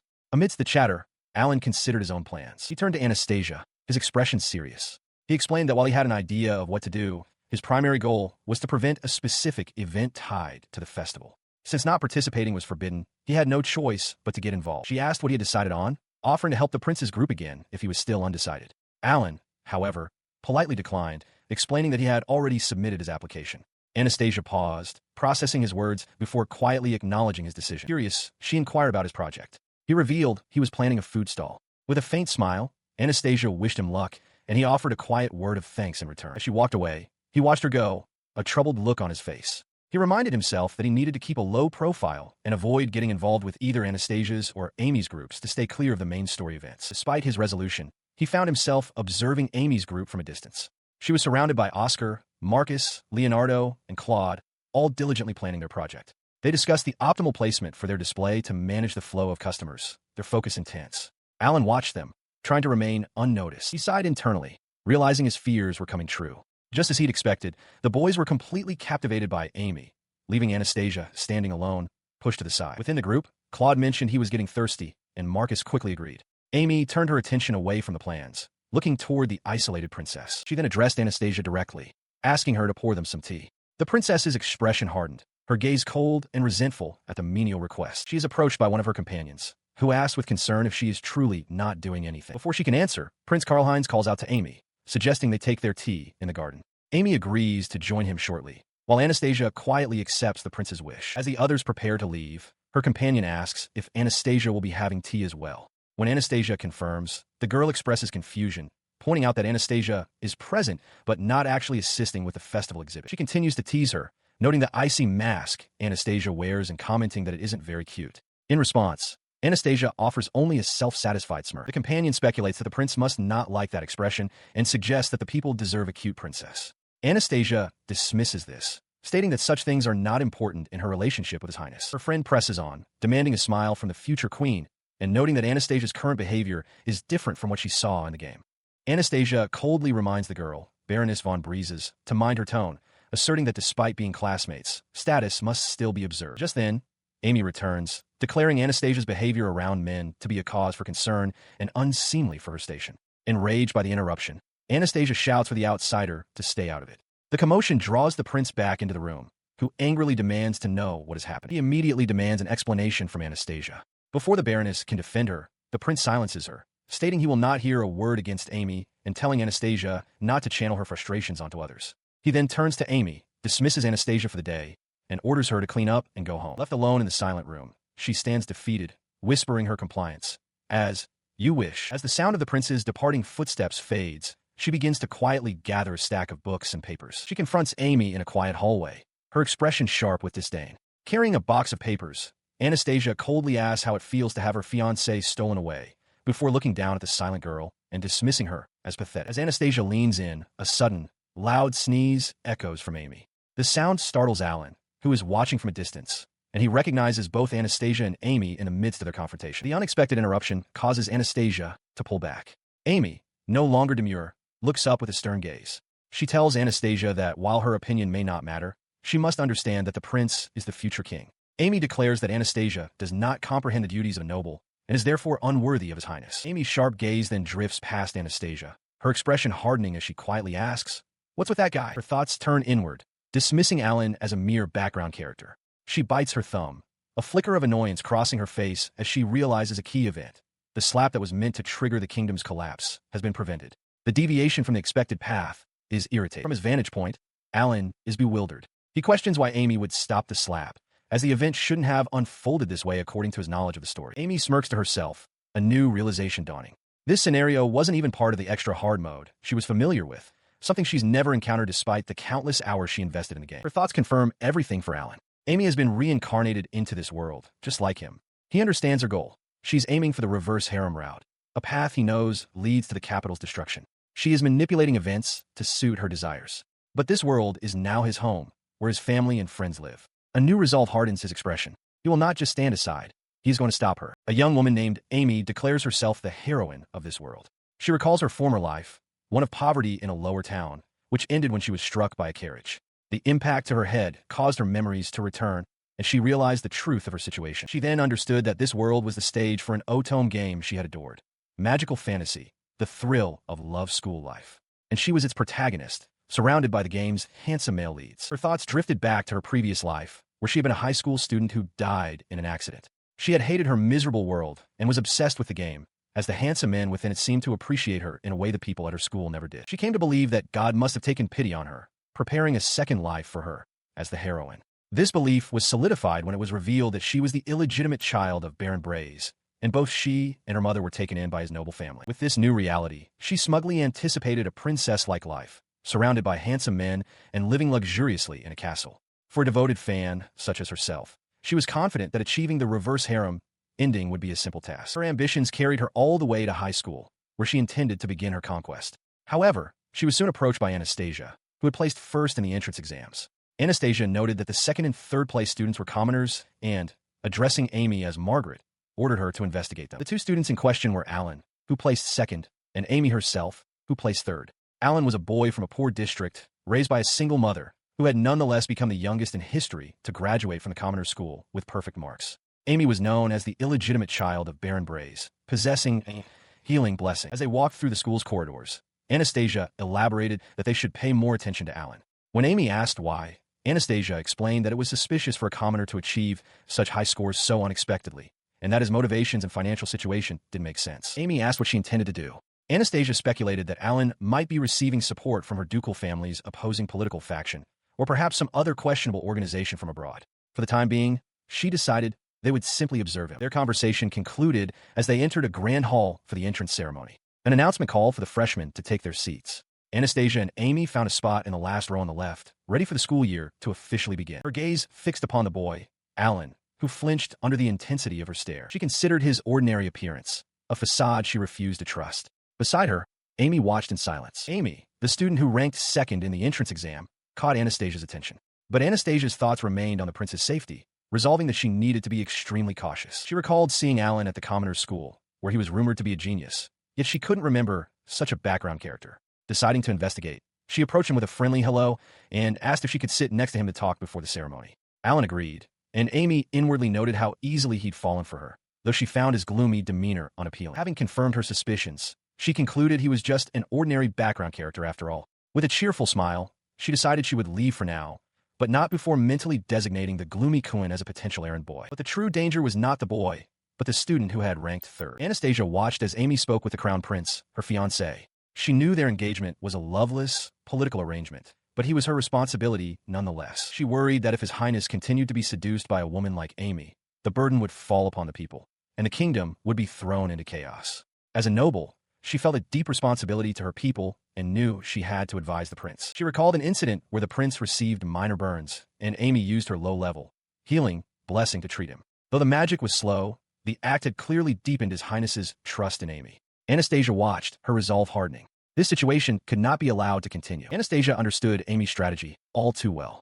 She was clever, effortlessly charming the main male students, Marcus, Leonardo, the Prince Claude, and Oscar, who all swore their devotion to her. Amy was actively pursuing the reverse harem route, and in her game, the meddling of pathetic losers like Anastasia and her friends was nothing more than a minor inconvenience. She recalled the grim fate that awaited her in the original tale. Despite being born with every advantage, beauty, intelligence, and the path to the throne laid before her, it was all destined to end in ruin. A broken engagement, a brutal violation, and finally death at the hands of the very woman who had taken her beloved. From the shadows, Amy's cruel amusement echoed in her mind, a chilling reminder of the stakes. Her focus, however, was on the present. So far, her plans were proceeding, but the final exams brought an unexpected development. The results were posted. Alan first, herself second, and Amy third. A single mistake had cost her the top spot. She realized that while she had been preoccupied with His Highness and that woman, neglecting her duties as a student, Alan had been quietly working, achieving a perfect score. She decided to change her thinking. The social chasm between royalty and a baron's child was vast. It was best to let His Highness enjoy his dalliances for the time being. With a new resolve, she walked through the school's corridors. For now, she would focus on her studies, beginning with the independent research project for the summer vacation. She remembered His Highness expressing a desire to explore some ruins. The fact that Alan was an adventurer presented a perfect opportunity. At the ruins, the prince discovered the appraisal scroll was missing and urged Amy to retreat with him. She readily agreed. Watching them, Anastasia felt a quiet satisfaction. Inviting Alan had been the correct move. She was aware that in this version of the world, the high-difficulty extra mode, the scroll was unavailable, a trivial detail for an experienced player like her. She considered Alan an excellent guide, his wealth of knowledge and experience, likely born from early hardship, making him utterly convincing. She felt fortunate to have him. Approaching him, she expressed her gratitude, noting how he had consistently surprised her since she entered school, and requested his assistance again the following day. From a distance, Amy watched their interaction with a smirk, noting how friendly they appeared to be. Her gaze shifted to Alan, who was likely working on a report from their exploration. That mob character, she thought, was certainly useful. She then decided, with a touch of self-proclaimed mercy, that after she had successfully exiled the villainess, she would keep that commoner as her personal servant. Meanwhile, Anastasia observed Amy's cheerful demeanor. She could tell what the girl was thinking, and it only confirmed her own assessment. Just as she thought, Alan is brilliant. She found herself feeling ecstatic while exchanging opinions with him. At first, Alan lacked basic knowledge, but he absorbed information so quickly that he could now engage in discussions like an expert. Her sudden smile didn't go unnoticed. Alan asked if something was the matter, but Anastasia quickly brushed it off, assuring him it was nothing. Later, she watched him from a distance, observing that, as usual, Alan was alone. She mused that for a commoner in an academy filled with nobles, such an environment must be stifling. She wondered if there was a way to help, considering inviting him to the upcoming cultural festival. She felt confident that Alan would handle himself well if he participated. Before she could act, Alan approached, informing her that he had already submitted his application for a food stall. Surprised, Anastasia acknowledged his decision, thinking it a pity but accepting it. She told him she was looking forward to it. Their conversation was cut short by Amy's sharp interruption. She called Anastasia's behavior ridiculous and accused her of creating misunderstandings by getting close to boys. Amy declared that outsiders should stay out, recognizing this as the pivotal moment from the reverse harem route, where the villainess is meant to slap her. Provoked, Anastasia glared at her. Just then, the prince arrived, demanding to know the cause of the commotion. Amy immediately turned to him, feigning innocence and claiming she just wanted to get along. The prince, taking her side, told Anastasia that was enough. As she was led away, Amy's innocent facade dropped into a confident smirk. She decided that while it might be troublesome later, it was better to push things a little further right now. She turned back to the dejected Anastasia, her voice dripping with malice as she asked how it felt to have her fiancé stolen away. Her final, silent thought was one of pure contempt. Serves you right. Anastasia could only stare back, her expression a mixture of shock and pain. Her fury mounting, Anastasia glared at Amy, who only smirked in return. Amy goaded her, noting how angry she was and daring her to retaliate, vowing to repay any action 10,000-fold. Just as the tension peaked, Alan rushed into the hallway, calling out Amy's name. Anastasia stared in surprise, wondering why he was there. Amy, however, seethed with frustration at the interruption, inwardly cursing the boy for interfering just as she was about to succeed. She turned her attention back to Amy, who responded with a dismissive sound. Anastasia began to lecture her, stating that while it was likely pointless, Amy needed to understand that the prince is the future king. She admonished Amy for failing to grasp the roles expected of royalty and nobility, declaring her behavior unfit for someone associated with His Highness. Her lecture was cut short by a sudden, loud sneeze from Amy. The unexpected sound left Anastasia momentarily speechless. Later, alone in her room, Anastasia reflected on the encounter. She understood that if she had acted on her anger at that moment, the situation could have become severe. Thinking of Alan's timely arrival, she quietly wondered to herself if she had been safe. On a wet runway, a jet power glider comes to a stop. A pilot in a winter flight suit adjusts their goggles, letting out a breath and remarking on the freezing air at high altitudes this time of year. Elsewhere, Alan stands over a large, netted bundle, noting that the cold temperature is perfect for transport. With freshness being the key, he decides it's time to open up. The scene shifts to a bustling school festival. In front of a grand building, a waitress in a frilly uniform cheerfully welcomes patrons to her cafe as students mill about the courtyard. Inside, Anastasia approaches Amy, whom she addresses as Margaret. Having finished their own exhibit preparations, she asks her friend what's wrong and invites her to take a look around the festival together. She leads them through the crowded grounds, following the organizing committee's directions. Their walk is interrupted by a loud welcome from a nearby stall. Anastasia stops short, stunned to see Alan hawking what he calls delicious orc meat from behind a counter displaying a massive, whole roasted creature. Her shock deepens as she glances at Amy, who is blushing and breathing heavily, clearly finding the sight of the roasted meat incredibly appetizing. Anastasia realizes with a start that it's a food stall for orc meat, recalling that it's a delicacy in Amy's home region of Altma. She observes the other students, noting that while the food looks delicious, many are repulsed by the idea of eating monster meat and are keeping their distance. With a knowing smile, Anastasia turns to Amy and asks her to come with her for a moment. Her assessment is correct, as the noble students murmur among themselves that the spectacle is too shocking. They agree that keeping the orc intact to dismantle it live is why no one is approaching the stall. Unaware of the discussions, Alan enjoys a piece of the meat himself. He admits that he mainly set up the stall because he wanted to eat it and decides he'll just take any leftovers to the guild. His thoughts are interrupted as Anastasia and Amy arrive at his counter. Alan looks up in surprise, stammering a welcome to the princess. Unfazed, Anastasia confidently asks for a skewer. He listened as Princess Anastasia introduced her companion as Margaret von Altmund, a friend of hers. Amy, whose hometown was famous for orc meat, looked intrigued. Anastasia then requested a skewer for herself, admitting she was a bit particular about such fare. The moment she bit into the meat, her eyes widened in delight. The juices flowed from the perfectly grilled skewer, crispy on the outside and soft within, seasoned only with salt. Amy looked on, stunned, questioning how he could sell such high-ranked, perfectly cooked meat for a mere 100 cents. He explained that he acquired it through a secret route, an adventurer's privilege, careful not to reveal he'd hunted it himself that morning. As he spoke, Anastasia loudly proclaimed the meat's quality to the growing crowd. Its firm texture and lack of odor proved its freshness. She declared it was delicious and something no one should miss. Her words had an immediate effect. Students surged forward, eagerly placing orders for 2, even 3 skewers at a time. Alan, wide-eyed, quickly confirmed their requests. With the stall now bustling, Anastasia suggested to Amy that they should head back, as Alan would be busy for a while. Amy, still savoring the last bite, agreed. As they turned to depart, he called out, thanking them both sincerely. Anastasia simply replied that they were just having fun, though Amy seemed puzzled by her remark. He then added an invitation, telling them to come back later to watch him dismantle the rest of the orc live. The suggestion was met with a mix of enthusiasm from Amy and firm rejection from Anastasia. Business continued to boom. As he worked, Alan made a mental note to check on Anastasia and the Crown Prince's group later in the afternoon, once he had some free time. Thanks to the large crowd Anastasia had gathered, Alan sold out completely in the morning. After closing his shop, another figure decided to look around the festival. The Crown Prince, Karl Heinz. He decided he should have some fun while he was there, resolving to start by visiting Anastasia and her group first. Spotting their exhibit, he headed towards the door. He stepped inside, finding the exhibition hall completely empty.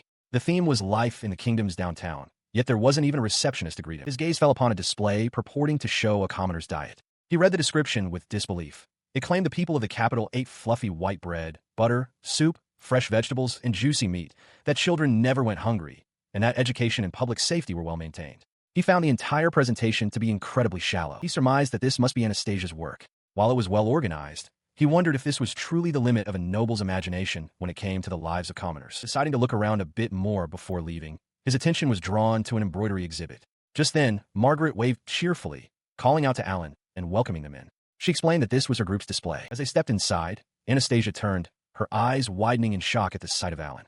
The boy was equally taken aback to see her. The prince immediately questioned her presence, reminding her that she had been kicked out of her previous group just the day before. Anastasia calmly explained that since she had always enjoyed embroidery, Margaret had invited her to join them, and she was now displaying some of her older pieces. She let out a sigh, calling the whole situation disappointing.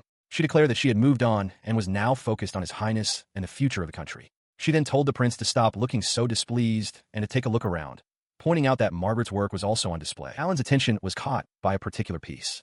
Margaret informed him that it was her creation. He admitted he knew nothing about the craft, but found the intricate patterns beautiful, earning a quiet thanks from her. He continued to admire the various works, including an elegantly embroidered blouse, remarking on their beauty and noting that it was a hobby befitting a noble. Margaret then directed his attention to a framed piece depicting fruit and a slice of cake, revealing it to be Anastasia's work. Uninstalled, impressive. He is asked by the prince for his opinion on Anastasia's embroidery. He admits that while he knows little of the craft, her depiction of cake and fruits made him hungry. Nearby, Anastasia overhears and flushes, stammering that she understands. Realizing his comment was strange, he quickly adds that her work was truly great. Anastasia seems to accept the praise, though she remains flustered. Amy then approaches, reminding him that the school festival is almost over and that they need to clean up before heading to the auditorium. He agrees. From a nearby doorway, the prince observes Anastasia's reaction. He finds it curious, thinking to himself that he never imagined she was interested in sweets.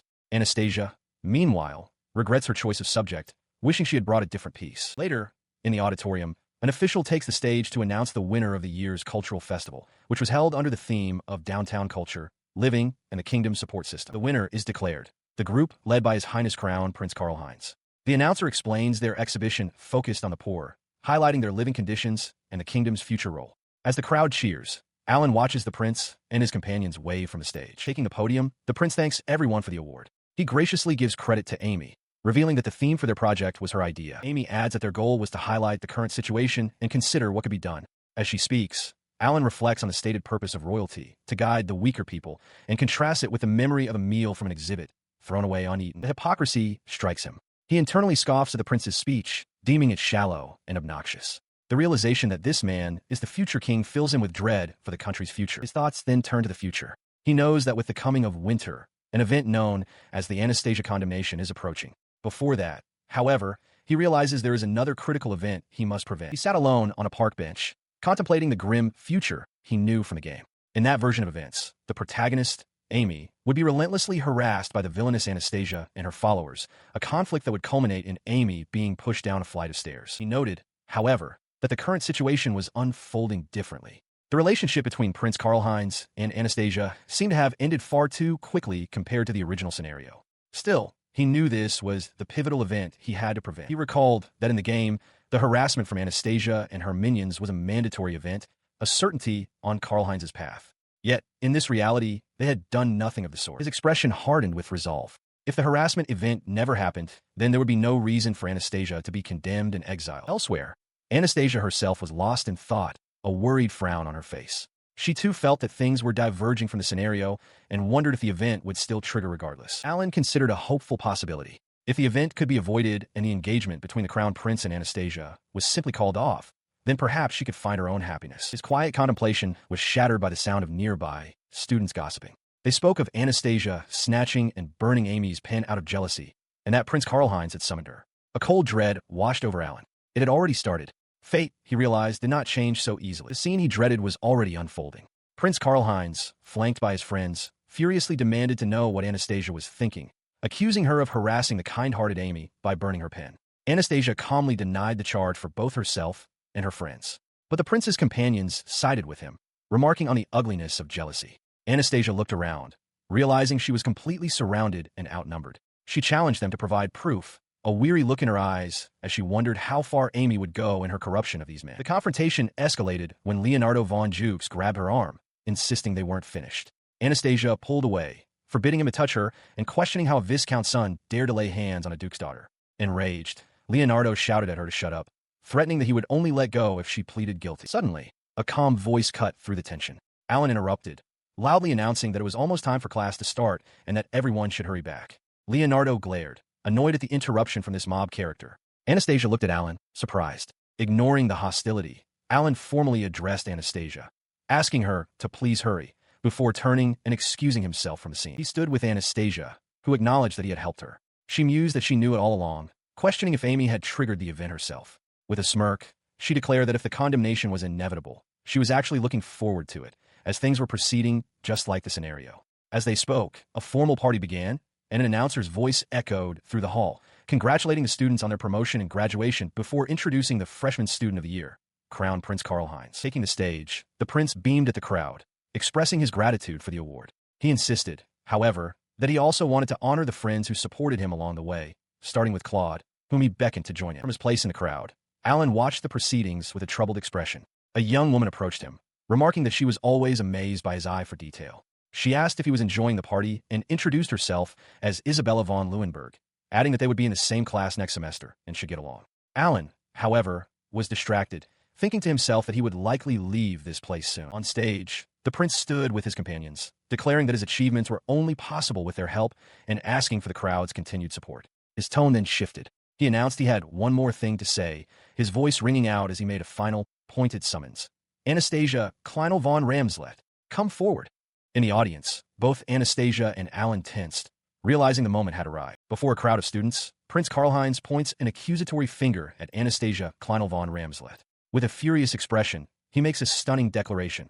As of this moment, he is breaking off their engagement. She remains perfectly composed, questioning if His Highness is serious.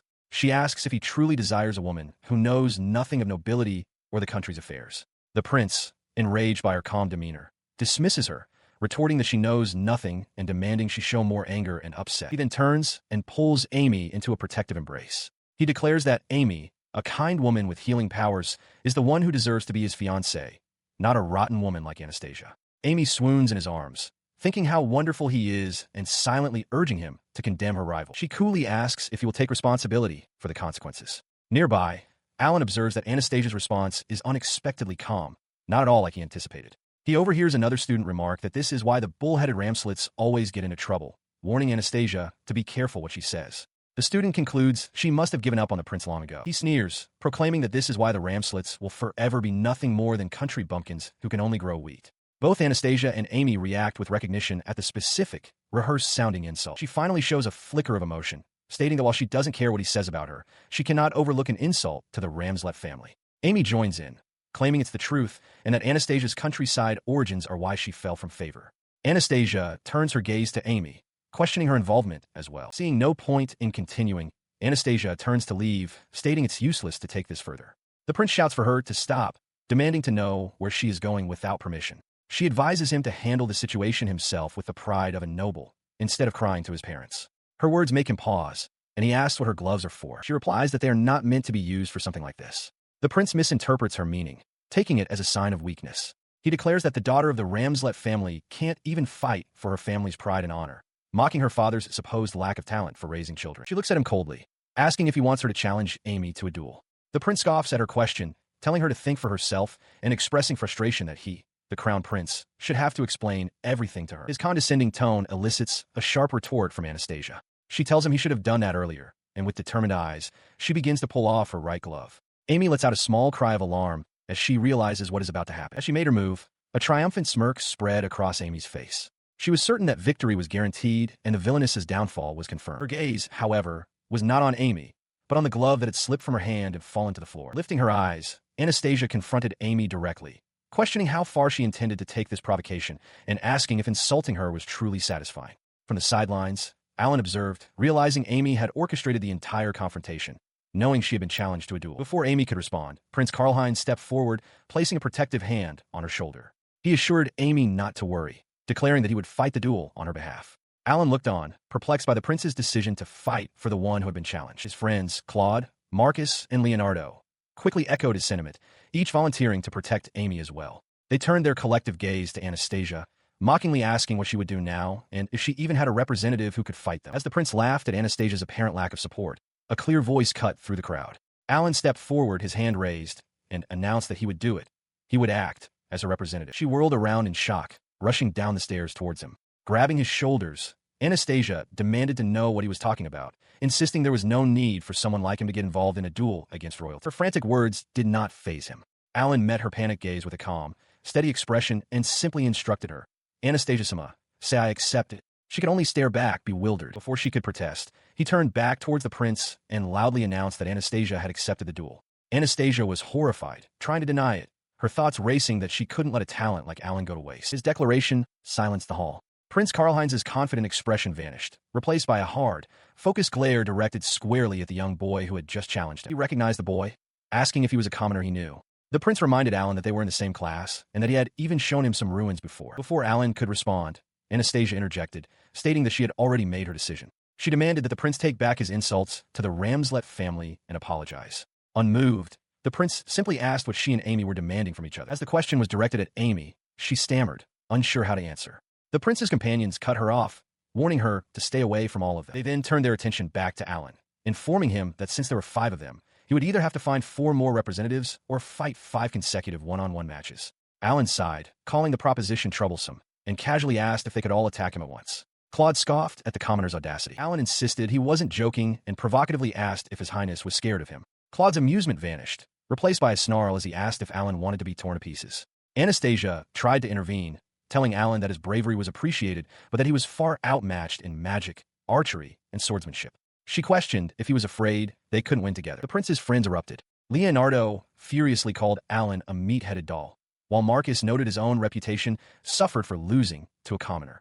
Oscar mused that his own popularity was due to his family and money, not his looks. Amidst the chaos, Anastasia pleaded with Alan, asking why he was deliberately making things more difficult. He simply told her not to worry, promising he wouldn't run. Watching the scene unfold, Amy had a startling realization. This wasn't right. A minor character fighting for the villainous. This never happened in the game. Anastasia, too, watched Alan with narrowed eyes. She had her own suspicions about this boy. Amy's mind raced back to a piece of lore. A worthless commoner who was killed while protecting the noble he loved. The truth struck her with revulsion. Alan was in love with the villainous. Ignoring the others, Alan issued his final challenge directly to the prince. He asked Karlheinz what he would do. Accept the 1 versus 5 rule or run away. Cornered and furious, the prince gritted his teeth and accepted. Okay, he snarled, but don't regret this later. As the terms of the duel settled, Alan spoke up, addressing Anastasia directly. He had one more condition. In this fight, neither side would be allowed to kill the other. The princess stared back, her expression a mixture of shock and disbelief. He offered a slight, almost apologetic smile, admitting he had forgotten to mention it and thanking her. In the background, the prince's companions discussed the new rule. Marcus conceded it was a better condition, as it would look bad for a group to kill a single person. The prince, however, scoffed in frustration, declaring it fine before raising his voice to call for a witness to the duel. In response to his call, an elderly nobleman with long, light hair and a fur-collared vest stepped forward from the crowd. He placed a hand on his chest and formally offered to serve as the witness for the duel, addressing the prince with deference. Alan watched him approach, his expression unreadable. With the witness decided, the prince announced that the duel would commence in 30 minutes, giving them time to prepare. Alan's eyes narrowed, and he accused them of trying to cheat by appointing their own witness. But the prince simply confirmed the arrangement. He pointed a finger at Alan, warning him not to regret his decision before declaring they would wait at the training grounds. Alan calmly accepted. As he turned, he was immediately surrounded by his concerned friends, including Anastasia, who urged him that it wasn't too late to withdraw. Alan simply smiled, murmuring that it was good, which only served to fluster the princess further. Her composure breaking, Anastasia admitted she was happy he had good friends, but pleaded with him to withdraw, insisting no one would blame him. She expressed her fear that a talent like his would be destroyed, worrying that the prince would simply dismiss any foul play as an accident. Touched by her genuine concern, Alan quietly spoke her name. He then turned to the worried group and asked if they had heard the rumor of the youngest C-rank adventurer in the capital. When they acknowledged the story, he grinned and pointed to himself, revealing that he was that very adventurer. He continued, adding the titles of Goblin and Orc Slayer to his name, and claimed to have even defeated a Blizzard Phoenix single-handedly, leaving Anastasia and her friends utterly stunned. With his credentials established, he gave him a final, reassuring smile. He told them to rest easy because, in short, they were going to win. He then turned to leave. His confident departure left Anastasia completely speechless. Her face flushed, she could only stare after him, her mind reeling from the revelation. Meanwhile, Amy had slipped away into an empty corridor, her mind racing in panic. This was all wrong. This development was completely different from the game she knew. The villainess was supposed to lose, so why did she have a substitute? Why wasn't Anastasia the one being beaten in the duel? She watched from the sidelines, her expression hardening with grim certainty. There was no way Karl Sama would lose. In her eyes, Alan was just a nobody trying to impress the girl he liked. She steeled herself, resolving to watch the man who tried to protect Anastasia die a terrible death. A small, unsettling laugh escaped her lips. Thanks to this turn of events, it would be fun. After all, she was the heroine, and the world was, of course, on her side. A wide, triumphant grin spread across her face. Meanwhile, at the dueling grounds, Alan stepped forward, a calm smile on his face as he thanked everyone for waiting. A murmur rippled through the assembled students. They stared in disbelief, pointing out that he was armed with only a single dagger. Some wondered aloud if he had a death wish. He walked calmly toward the center of the arena, offering a polite apology to the prince for keeping him waiting. From the sidelines, Anastasia and her companions called out his name, one of them demanding to know why he had come so poorly equipped. The prince paid them no mind, instead turning to Anastasia and vowing to win the duel for her. Nearby, Leonardo clicked his tongue in annoyance, remarking on the duel between Anastasia and Amy, and the commoner Alan, who resented them both. The official witness cut in impatiently, declaring that was enough and ordering them to begin. With a sharp command, the witness signaled to start. Leonardo lunged forward without hesitation. In an explosive burst of light and force, Alan vanished from his spot, and Leonardo was violently thrown backward, his body slamming into the stone ground. The onlookers could only stare in stunned silence. A sudden explosion of smoke erupts across the dueling arena, completely obscuring the combatants. From the sidelines, Anastasia, the prince, and Marcus stare in disbelief.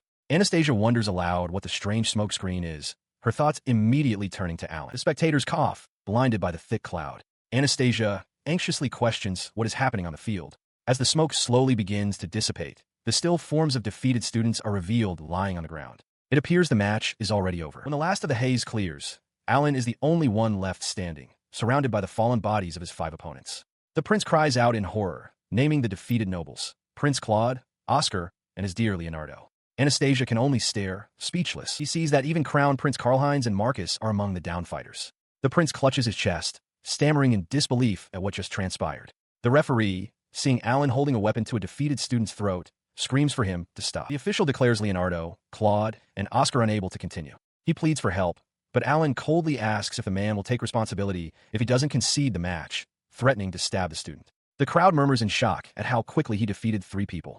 Anastasia watches Alan intently. His strategy unfolds in his mind.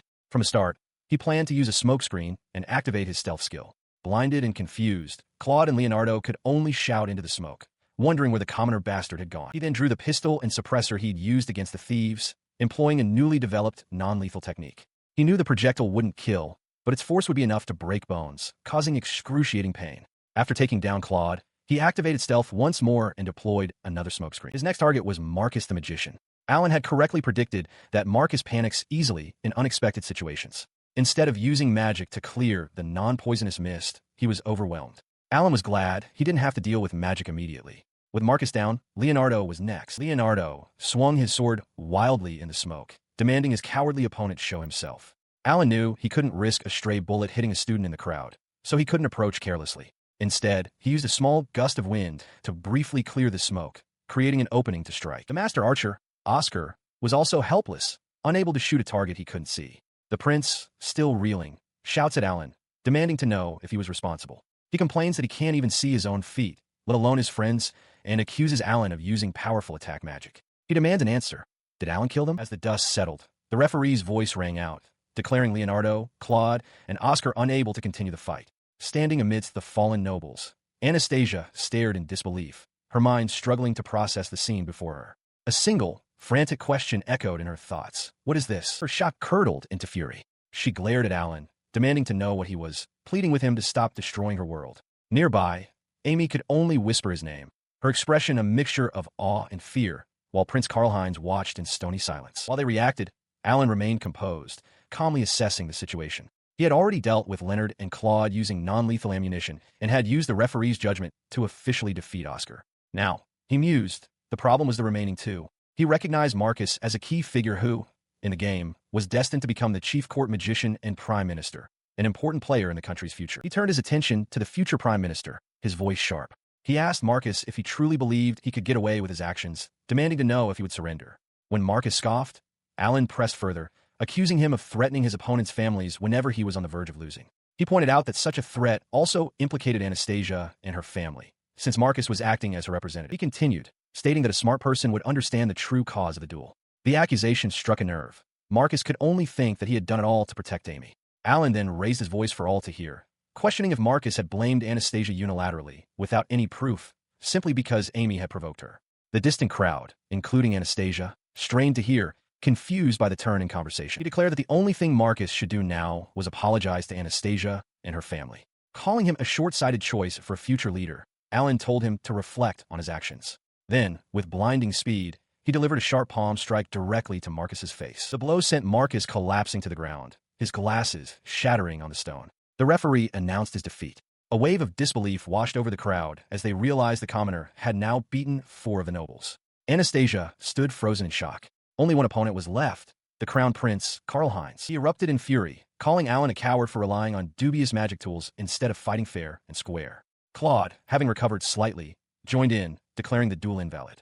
Alan calmly countered, questioning if it was not far more cowardly to publicly insult Anastasia and force her into such a duel. He reminded the prince that he, too, had blamed Anastasia solely because Amy was hurt, and that no rule forbade his tactics. The prince insisted that Anastasia had been harassing Amy, but Alan's voice boomed across the arena, proclaiming that it was all baseless accusations. He stated plainly that Anastasia had done nothing wrong, and, unlike them, he had no reason to lie. As he spoke, Amy watched with wide, confused eyes, the certainty of her own story beginning to waver. His composure finally shattering, the prince roared for Alan to shut up. He raved about the pressures of royalty, how no one ever cared for his personal desires. In his mind, he saw the truth. Amy was the only one who saw him, not the crown.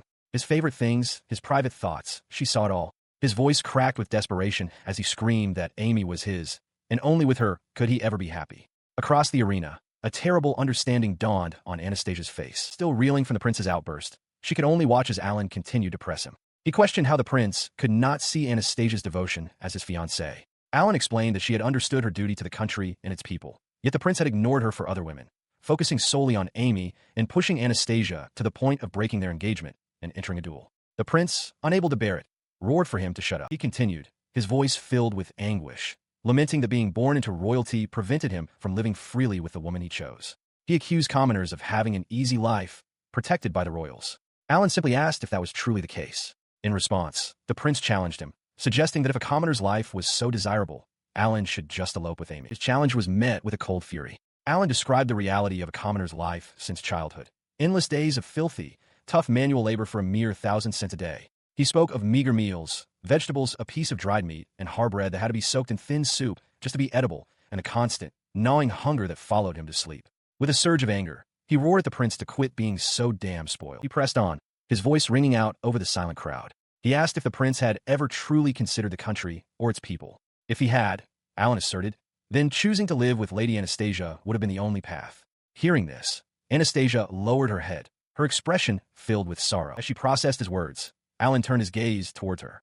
He stated that it was already too late for him as well. "This is the end," he declared. Alarmed, Anastasia looked up, calling out his name in warning. Her warning came just in time. Behind Alan, the prince, his face a mask of tear-streaked fury, was gathering a sphere of dark, chaotic magic. Anastasia recognized it instantly as the same power he had lost control of before, but this time it was visibly stronger. "This is for you," the prince screamed, ready to unleash the attack. Crouching low, Prince Karlheinz unleashes a massive, swirling sphere of dark energy towards Alan. With a look of desperate resolve, he declares that he will win this fight for Amy, vowing his victory. Watching from the sidelines, Anastasia is struck with panic. She realizes she must suppress the prince's magic, but fears her own ice spells won't be enough or even reach him in time. As the dark energy hurtles forward, she screams Alan's name in terror. In response to her cry, Alan remains perfectly calm. As the chaotic sphere of magic closes in, he simply raises a hand and, with a casual flick of his wrist, effortlessly deflects the entire attack, sending the prince tumbling backward from the redirected force. The deflected blast of dark energy dissipates harmlessly as the prince is thrown across the dueling grounds, landing hard on his back. His opponent defeated, Alan lowers his hand, flexing his fingers slightly before letting out a quiet sigh of relief. The elderly duel witness stares in stunned silence. On the ground, the prince lies unconscious as Anastasia rushes to his side, checking his condition with a worried hand on his neck. A voice rings out across the grounds, announcing that His Highness Karlheinz is down. The duel is declared Alan's victory. In the crowd, Amy and Isabella celebrate, cheering for Alan's incredible win, while Anastasia looks on in disbelief. Her celebration ceases as Amy falls to her knees, utterly defeated. She stares blankly, unable to process what has happened. Her world crumbles as she questions where she made the wrong choice, lamenting that she is supposed to be the heroine of this world. For her, it is all over. Meanwhile, Alan approaches Anastasia and kneels, formally dedicating his victory to her. She thanks him, but he clarifies that the more important thing is that he didn't kill the prince, who is merely exhausted from using all his mana. He explains that even if the crown prince were to die, the country would still end up in chaos, a thought that resonates with Anastasia's own concerns. He then stands, thanking Anastasia, Margaret, and Isabella for everything before turning to leave. As he does, Anastasia calls out his name. The duel witness steps forward, interrupting them.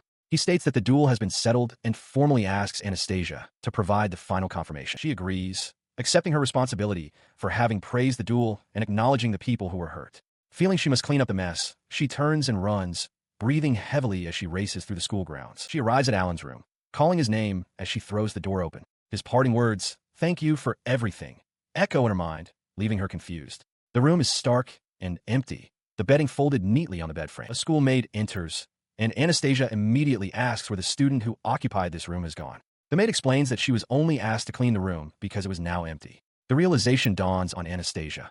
Alan has left the school. Meanwhile, Alan arrives home, surprising his mother. He carries a large bundle of his belongings. Internally, he grapples with the consequences of his actions. He won the duel against the crown prince, but now the nobility will surely not leave him alone. He wonders how he will explain everything to his mother. He sits down with her and recounts the events of the night, explaining that he sided with the duke's daughter who was being treated unfairly. He concludes by stating that he will almost certainly be expelled from school as a result of the duel, leaving his mother speechless. He apologizes, assuming she's disappointed that he won't graduate and secure a well-paying job as she had hoped. To his surprise, his mother simply closes her eyes and calmly accepts the news. She tells him she is proud that he has grown up and helped someone in a terrible situation.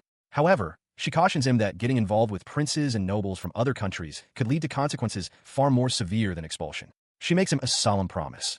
If trouble comes, she will take his place, and he must run away. Alan immediately protests, but she insists that his health and safety are all that matter to her. The conversation concludes with his mother urging him to go to bed.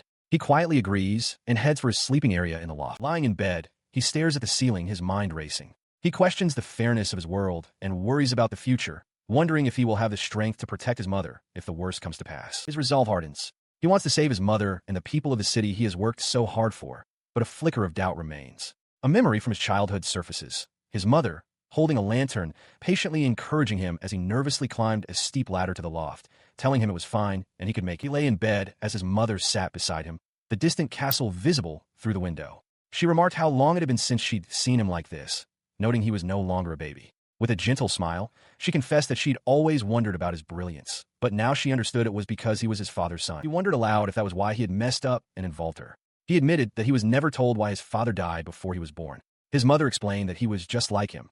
His father had also helped a girl who was in trouble. She assured Alan that his father would be proud of him.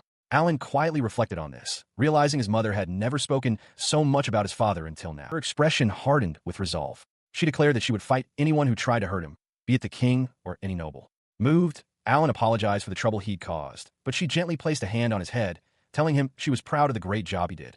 Then, to his surprise, she announced she was going to sleep there too and told him to move over. The next morning, after a good night's sleep, his head felt clear. As he washed his face, he reflected that he had been too negative the night before. His intervention had prevented Anastasia's condemnation, averted a potential civil war, and stopped an invasion from the Estonian Empire. So far, everything was proceeding as he had planned. He concluded that his anxiety was simply due to exhaustion and nerves. Besides, it hadn't even been decided if he would be executed. As he stood up from the wash basin, his mother's voice called out from the main room, noting that he was up early. While eating the breakfast she prepared, he confirmed that it was good. She smiled, remarking how long it had been since he was home. Despite the peaceful moment, his expression grew serious as he thought to himself, wondering how long this tranquility would last. A sudden knock on the door interrupted their meal. Alan wondered who could be visiting so early. He considered that it might be someone from the royal palace, though it had only been a day. He stood up, telling his mother he would check. He opened the door, but found the entrance empty. Confused, he looked out into the quiet morning, seeing no one. Suddenly, Monica burst into the room, tackling his mother in a powerful, breathless hug. Katerina cried out her name in surprise as Monica enthusiastically wished her a good morning. Releasing Katerina, Monica turned to Alan. She explained that some men from the guild had seen him yesterday and were now waiting downstairs to meet him. She had stopped by on her way from the market, handing his mother a basket of fresh vegetables. As Alan processed the news, a nostalgic look crossed his face. He found his guild mates waiting for him outside. The bald, bearded adventurer asked what was wrong and why he had returned so suddenly, while Jared greeted him warmly, remarking that it had been a long time. They immediately began to tease him, with one adventurer jokingly accusing him of bringing a girl home. Another corrected him, saying Alan wasn't like that.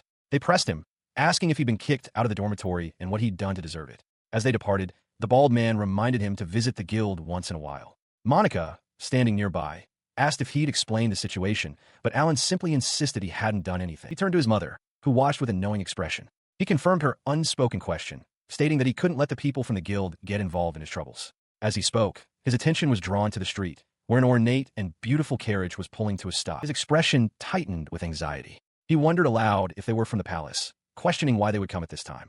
The possibility seemed unbelievable to him. The carriage doors swung open, revealing Princess Anastasia. Alan stared in disbelief as an elderly butler stepped out beside her. The man bowed slightly, introducing himself as a butler from the Duke of Ramslet, and stated that he was there to pick up Alan. A formal carriage, drawn by 2 horses, stands on the cobblestone street. Alan looks on in disbelief, questioning why it has come to pick him up. His mother cries out in protest, insisting her son has done nothing wrong. The elderly butler, however, calmly explains that his master, Gerhard, the head of the ducal Ramslet family, wishes to meet with Alan. He swears in the Duke's name that Alan, whom he calls their young lady's benefactor, will not be harmed. The butler then asks if Alan could please change his clothes before they depart, promising to wait. Seeing his mother's lingering concern, Alan turns to her with a reassuring smile, telling her that everything will be fine. Now dressed in a smart uniform, he rides in the carriage as it clatters through the city. He sits quietly, observing the streets from his window while the butler sits opposite him. He gazes out at the opulent architecture, realizing it's his first time ever visiting the aristocratic district. Every mansion he sees is amazing. The carriage finally slows to a stop before an immense and stately manor, the official residence of the Duke of Ramslet. Inside a lavishly appointed waiting room, the butler asks him to wait for a moment. A maid promptly appears, offering a cup of tea, which Alan gratefully accepts. He takes a sip of the tea, his eyes scanning the elegant room. He reflects that the residence is exactly as one would expect from a prestigious aristocratic family like the Ramslets. Setting his cup down, he takes a deep breath to steady his nerves. He tells himself to calm down, focusing on his objective, determining how much cooperation he can secure from the Ramslet family. Just then, a hand turns the handle of the grand doors before him. The doors swing open, revealing an imposing, broad-shouldered man in regal attire. Alan looks up, startled, as the man greets him with a confident smile. "Good morning," the man says. "You're Alan, aren't you?" He gestured for the young man to take a seat. Alan, looking somewhat tense, complied and formally introduced himself. The nobleman then introduced himself as Gerhard, the head of the Ramslet dukedom, apologizing for the sudden summons. Alan assured him it was no problem. The Duke then stated that it seemed Alan had taken care of his daughter the previous day. He continued, expressing his gratitude to Alan for fighting a duel against His Highness and Prince Claude on his daughter's behalf. The Duke then leaned forward, asking if he could pose a few questions. Alan, taken aback, hadn't expected to be thanked and urged the nobleman not to trouble himself. He quickly agreed to answer anything. The Duke apologized, admitting that he had looked into Alan's background, revealing he knew Alan was the youngest Serank adventurer, the conqueror of the Goblin Labyrinth, and known as the Orc and Goblin Slayer. He went on, listing more of Alan's feats, defeating a Blizzard Phoenix, graduating early from a commoner's school, and saving up to enroll in the high school. With all this information laid out, the Duke questioned why someone with such a record would request to be his daughter's representative in a foolish duel. He then cut to the heart of the matter, bluntly asking if Alan wanted his daughter. Alan replied firmly, stating that he was prepared to be expelled from school. He explained that he admires Anastasia's dedication and hard work. He continued, acknowledging that he was fully aware of the difference in their social statuses, but trailed off. The Duke pressed him, asking why he would risk the high school he worked so hard to enter. Alan admitted that the Duke might not believe him, but his words were left unspoken as the Duke demanded to know his reason. He listened as Alan finally explained his motivation, declaring that he wants to protect his mother and the people who have taken care of him. The boy's answer seemed to confuse the Duke, who repeated the word back to him, questioning its meaning in this context. He took a sip from his cup, confirming that he had heard everything about the incident. He acknowledged that the duel was unfair, remarking that he had never heard of such a ridiculous affair. Alan countered that a duel is still a duel, but added that had Anastasia fought for herself, she would not have truly harmed His Highness. The Duke conceded the point, admitting that given his daughter's personality, her defeat was indeed evident from the start. He continued the thought, realizing that if she had lost, the opposing party would have demanded she be forbidden from approaching the prince. This, the Duke concluded, would have led to Anastasia's expulsion from school for something she didn't do. Alan then laid out the far greater consequences. He explained that if a duke's daughter were to be unilaterally excluded by the prince, it would set a dangerous precedent for other noble families. This instability, he argued, would ignite a battle for succession between the crown prince and the second prince, plunging the kingdom into chaos and bloodshed. The Duke raised a hand, indicating he understood the point. Despite understanding the political theory, he pressed for the connection to Alan's stated goal. He leaned forward and asked how a royal power struggle could possibly affect ordinary people like the boy's mother and loved ones. His gaze was firm as he gave his true answer. He is worried about the fate of the entire Estonian kingdom. The boy's grand declaration silenced him. His expression hardened, his eyes narrowing as he stared intently at Alan, weighing the immense scale of his concern. He processed the boy's words, understanding that Alan had considered the situation to a profound degree. Alan humbly clarified that his conclusions were merely guesses based on what he had read in the newspapers. His decision made, the Duke placed a heavy hand on Alan's shoulder, declaring that he would take responsibility for the case and ensure the safety of Alan's mother. He announced that from this day forward, the Duke of Ramslet had his back, and that Alan could finally relax. Alan, in turn, offered his profound thanks. He then called for his butler, Seabass, instructing him to see Alan back comfortably. A bit overwhelmed, Alan thanked them once more. He formally excused himself before departing with the butler. After Alan's departure, Duke Ramslet was left alone, his expression serious and contemplative. He pondered the boy's future, reflecting on the fact that a commoner with divine protection had managed to defeat 5 nobles. He wondered what kind of man Alan would become. His thoughts drifted to what his daughter, Anna, had told him. He realized that from a simple commotion at school, Alan had been able to analyze and act upon the precarious state of their country, surrounded as it was by hostile nations. The memory of the previous night surfaced, when Anastasia's urgent cries for her father had echoed outside the estate, pleading to be heard. He had met her at the door, clad in his nightgown and attended by a maid. Surprised by her early return, he had asked what happened.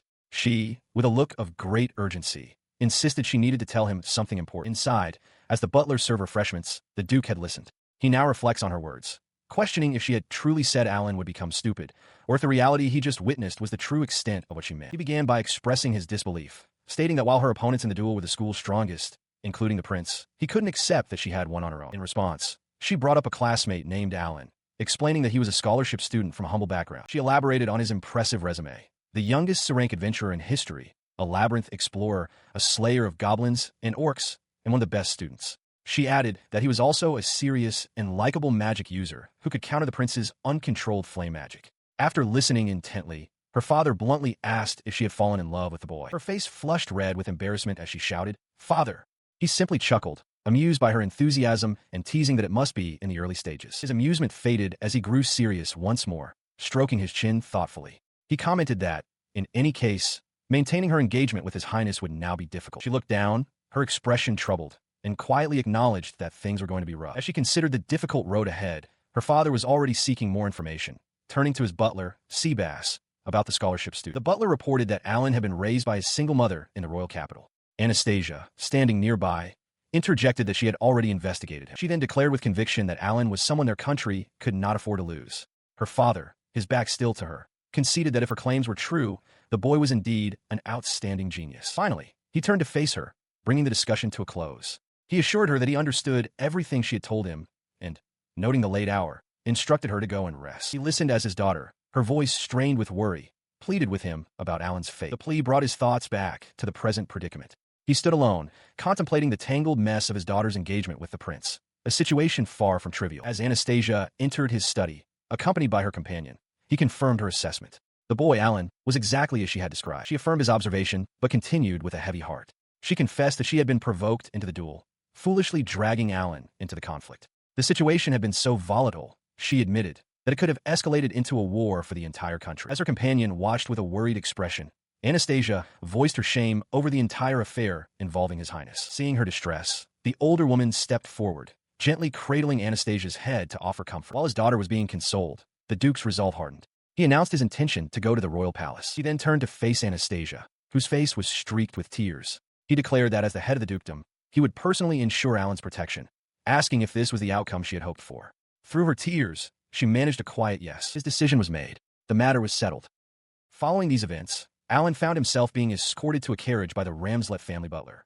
He asked for Anastasia, but the butler politely informed him that she was unavailable to see anyone that day. Understanding, Alan thanked him and moved to board the carriage. As the carriage carried him away, the boy's thoughts lingered on the princess. He was certain Anastasia must hate him now, having disappeared without a word. He felt it couldn't be helped, but the thought weighed heavily on him. He reflected on his circumstances while the city passed by outside the window. He was glad to have changed his fate and managed to survive, but he knew it wasn't enough. For now, however, it would have to do. A few days later, Alan was high up on a ladder in what appeared to be a barn when his mother's voice called to him from below. She announced that someone was there to see him. He descended to find a Ramslet family butler, who greeted him formally.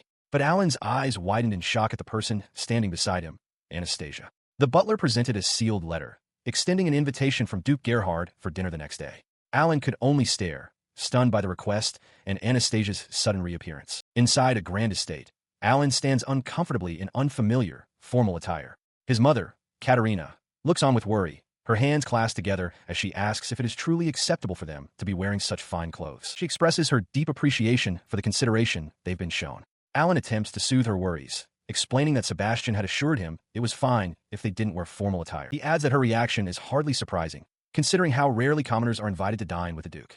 He, at least, has a school uniform to fall back on. As they converse, a large, powerfully built man with a beard greets them warmly, welcoming Alan. He gestures to Anastasia, who stands beside Alan with her eyes closed, then asks if the woman with him is his mother. Katerina introduces herself and thanks the man for the invitation. The man introduces himself as Gerhard Kleinel von Ramslet, the head of the Ramslet family.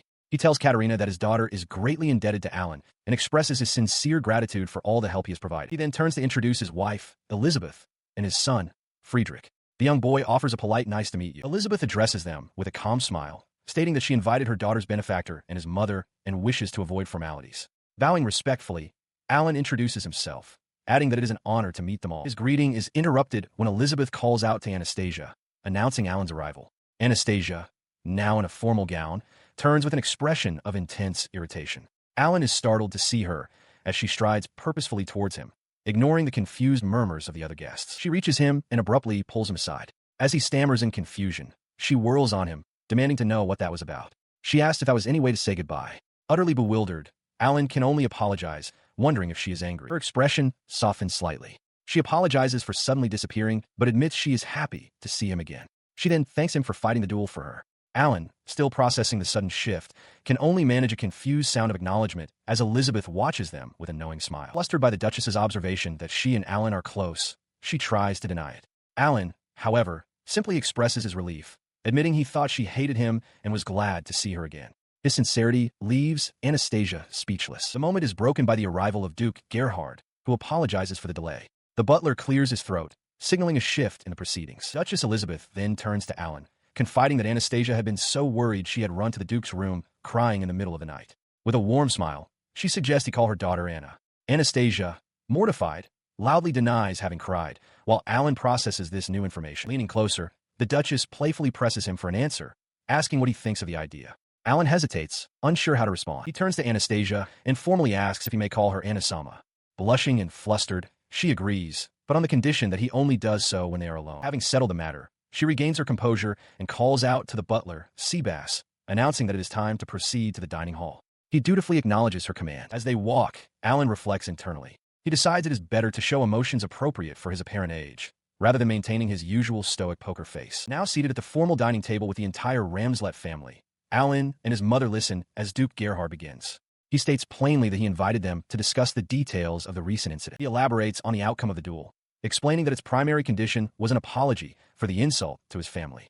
To that end, it has been decided that the Crown Prince and Amy will formally apologize to Anastasia at the next term's opening ceremony, ensuring the act is witnessed by their peers. Taking a sip from his glass, he then delivers the final, momentous consequence. The engagement between the Crown Prince and his daughter is officially canceled. His wife, Duchess Elizabeth Ramslet, then addressed Alan, noting that her daughter seems quite fond of him. She asked that he continue to be a good friend to Anastasia. The Duke then confirmed the final details of Alan's situation. He announced that Alan would not be punished or expelled from school, a decision that left both Alan and Anastasia stunned with relief. The Duke encouraged Alan to enjoy his school life, and even offered to introduce him to someone for employment after graduation, suggesting he could work for the Ramslet family. Overwhelmed by this news, Alan's mother clasped her hands to her face, tears of gratitude streaming down her cheeks as she thanked the Duke profusely. As she continued to weep, the family's butler offered her a handkerchief.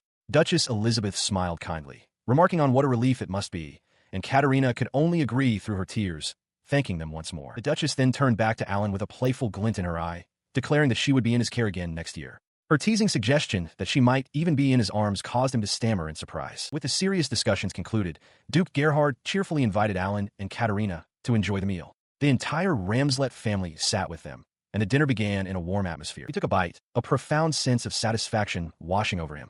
Alan closed his eyes, thinking to himself that he was truly glad for all the hard work he had put in. After the meal, as Alan and his mother prepared to depart by carriage, they offered their sincere thanks to the Ramslet family. Duke Gerhard assured Alan that he was welcome at their home anytime. Just as they were leaving, Anastasia stepped forward, asking to speak with Alan for a moment. Seeing this, the Duchess suggested she show Katerina around the garden, giving the two young people some privacy. She got straight to the point, her expression determined.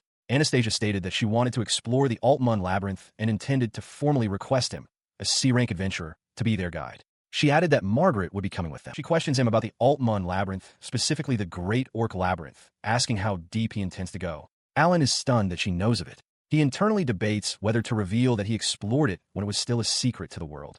Anastasia, however, quickly pieces it together, her eyes widening as she demands to know if he's already explored it. With a casual smile, Alan confirms that he found it deep in the jungle a long time ago. He elaborates, dismissing the danger by explaining that the final boss was merely an orc king and the labyrinth lacked any traps, which is why he hadn't considered it a significant find. Anastasia listens, her expression a mixture of frustration and disbelief. She concedes that discoverers are not required to report such finds, but is still shocked by his nonchalant attitude. Amy, looking overwhelmed, interjects to ask what he meant by fast lapse. He explains it was a method he used to quickly memorize the labyrinth's layout, suggesting that with a minimal level of self-defense, one could likely navigate it alone. He clarifies that fast lapse is an efficient training method for leveling up, involving clearing the entire labyrinth and immediately starting over from the entrance.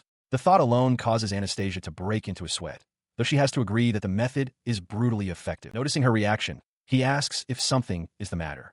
Anastasia quickly composes herself, claiming it's nothing, but her gaze lingers on him with a mix of awe and embarrassment. "You are really something," she murmurs, leaving Alan to simply respond with a questioning yes. Amy, seizing the opportunity, eagerly asks if he will guide them, proposing they make plans to set out after the new year begins. Alan readily agrees, confirming that it sounds like a great idea. And so, shortly after the new year, they journey by carriage for a few hours and arrive in the town of Altmund, where Margaret was waiting.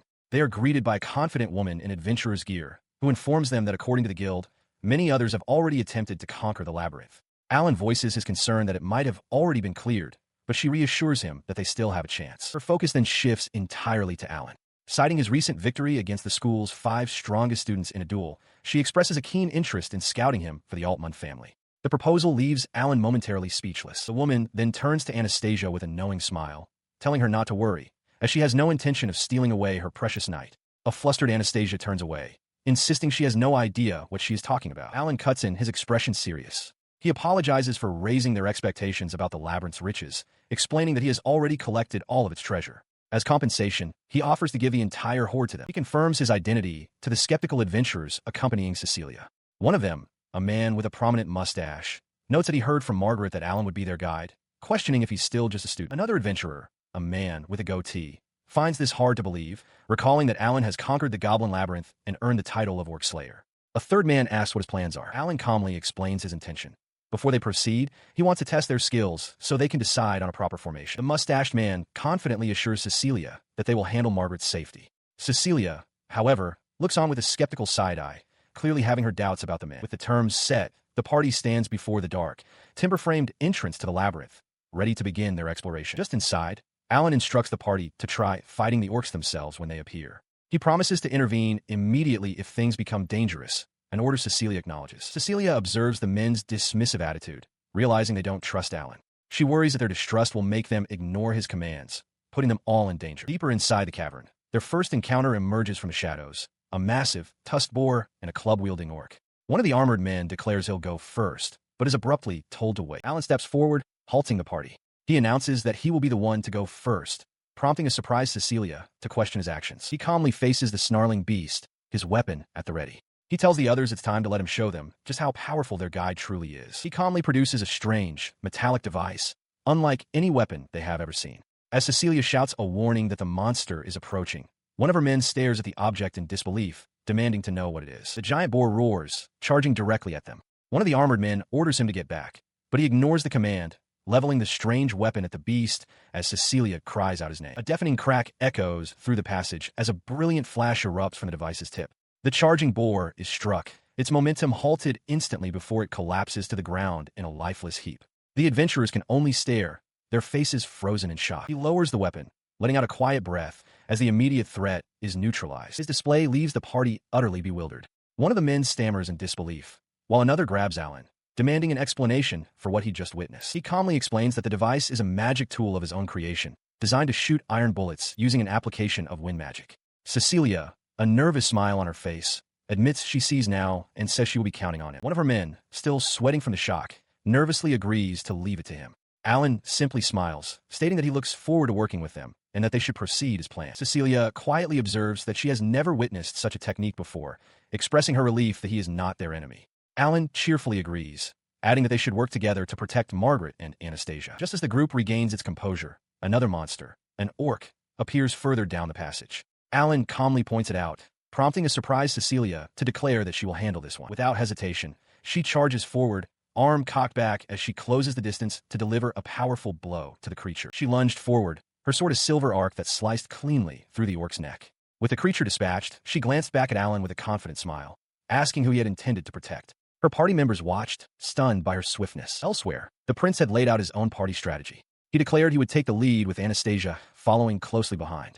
The knights were assigned to guard their rear against any attacks, while Amy's role was to protect him directly, ensuring they could all advance swiftly. The battle concluded with the decisive defeat of the Orc King, its massive, tusked form lying still on the ground. Following the victory, one of Cecilia's men wiped sweat from his brow, his expression a mixture of relief and disbelief. He marveled at how easily the Orc King, along with its priest and mage, had been dispatched, admitting that the display made him question his own abilities as a knight. With the threat neutralized, the prince addressed the assembled group, gesturing toward a glowing doorway. He instructed everyone to proceed into that room, explaining it was their way out of the labyrinth. As they prepared to leave, Amy turned to Alan with a grateful smile. She thanked him sincerely, acknowledging that they had depended on his strength far too much during the ordeal. One of the knights grumbled in disappointment at the lack of any treasure, calling the orcs stingy. Amy then explained to Alan that he could return to the entrance simply by touching the labyrinth's core. Alan acknowledged her instructions, referencing his fast lapse method. However, Cecilia stepped in, informing Alan that he would be accompanying her instead.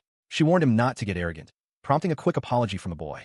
She then declared that she would lead the next lab, with Alan and Anastasia following her as they continued their training to level up. On a grand stage before the student body, Anastasia raises her hand, her voice ringing out with a formal declaration concerning the Duke of Ramslet. In the audience, Alan watches, his expression frozen in disbelief. Her eyes are narrowed with fierce determination, a stark contrast to her usual demeanor. He, in turn, can only stare back, a bead of sweat forming on his temple as he processes the unfolding scene. Just hours earlier, his day had begun so simply. With winter vacation over, it was the first day of school. He had promised his mother he would be back, and she had wished him well from the top of the stairs. Walking through the capital, Alan had been sorting through the consequences of his actions. He had successfully prevented Anastasia's condemnation and banishment, an event that was supposed to trigger the capital's destruction. In doing so, he had completely shattered the fate prescribed by the game's scenario. He reflected that his knowledge of the future had allowed him to make the first move, but now, that advantage was gone. The path ahead was unknown. From this point forward, he understood he would have to think and act with extreme care to avoid the worst possible outcome. The political situation was just as precarious. By preventing the civil war, he had, for the time being, staved off an invasion from the neighboring Est Empire. A fragile power balance between the nations was the only thing maintaining peace. He was left to wonder what the new reality would be, now that the original scenario was destroyed. The consequences were already taking shape. With the engagement between Anastasia and the crown prince broken, the prince's position had become unstable. The Ramslet Duchy, the kingdom's largest granary, had been the foundation of his power, controlling the nation's food supply. Furthermore, the duel had shattered the balance between the crown prince's faction and that of the second prince. In the ensuing chaos, the southern nobles might even rally behind Duke Ramslet.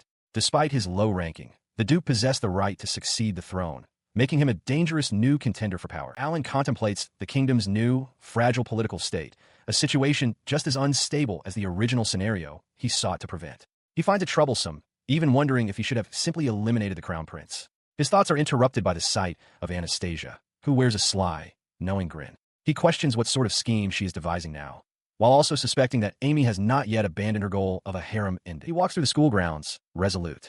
After coming this far, he is determined to achieve a happy ending, no matter the cost, to save his mother and his seniors. As he walks, a cheerful voice calls out his name. The greeting comes from Isabella and Amy, who wish him a good morning. Isabella happily informs him that they are in the same class as him and Anastasia for the new semester, and asks if he has seen the class list yet. Upon his confirmation, Isabella waves goodbye, saying she will see him later.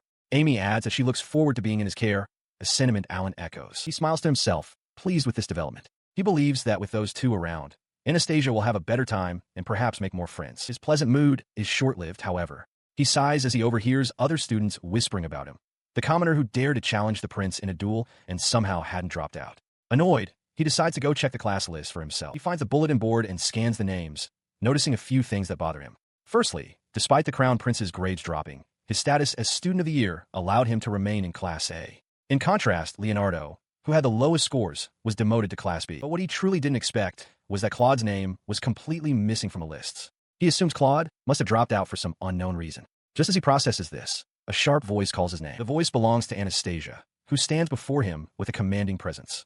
Startled, Alan mumbles her name. She chides him, telling him to stop calling her that in public. After he apologizes, she complains that her mother is unbearably insistent on meeting him again before asking about his family. She continues, mentioning that her brother would also like to meet him when he returns home. She then asks if Alan's brother is at the school. Alan hesitates before explaining that Claude is currently out of the country for work. He then pivots, asking Anastasia if she has seen the class list. He listened as Anastasia explained the fallout from the duel, revealing that the Kingdom of Westerdale had apparently requested that Leonardo drop out of school. He asked if this was also a result of the duel, and she confirmed it, adding that she'd heard Leonardo was also disowned by his family. Leonardo himself had apparently confirmed this fact. She elaborated that the Ramslet family had made a formal protest to the Viscount Jukes family. Because Leonardo refused to admit his fault and insisted he was right, the Jukes family could no longer defend him. She confirmed this was the case, acknowledging that while it had been a series of unpleasant events for her, it was an obvious and ultimately positive result for the country.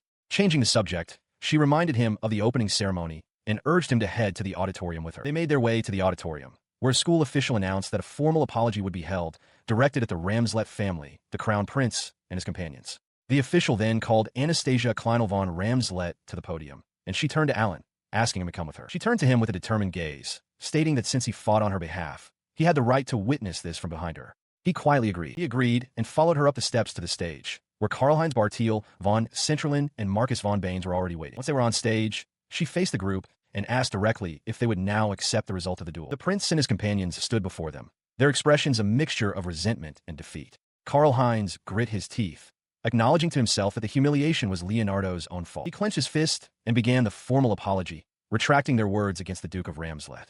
Beside him, Isabella also quietly offered her own apology. He and his companions stand defeated as Anastasia formally accepts their apology. She issues a stern warning, hoping they will not belittle the Ramslet family so easily again, though she privately questions if a sincere apology is even possible from them. As they begin to walk away, Isabella quietly addresses him as Karl Sama. He responds with a simple, terse yeah. The prince and his retinue then make their way through the silent, watching crowd of students. Nearby, Alan notices Isabella's simmering rage.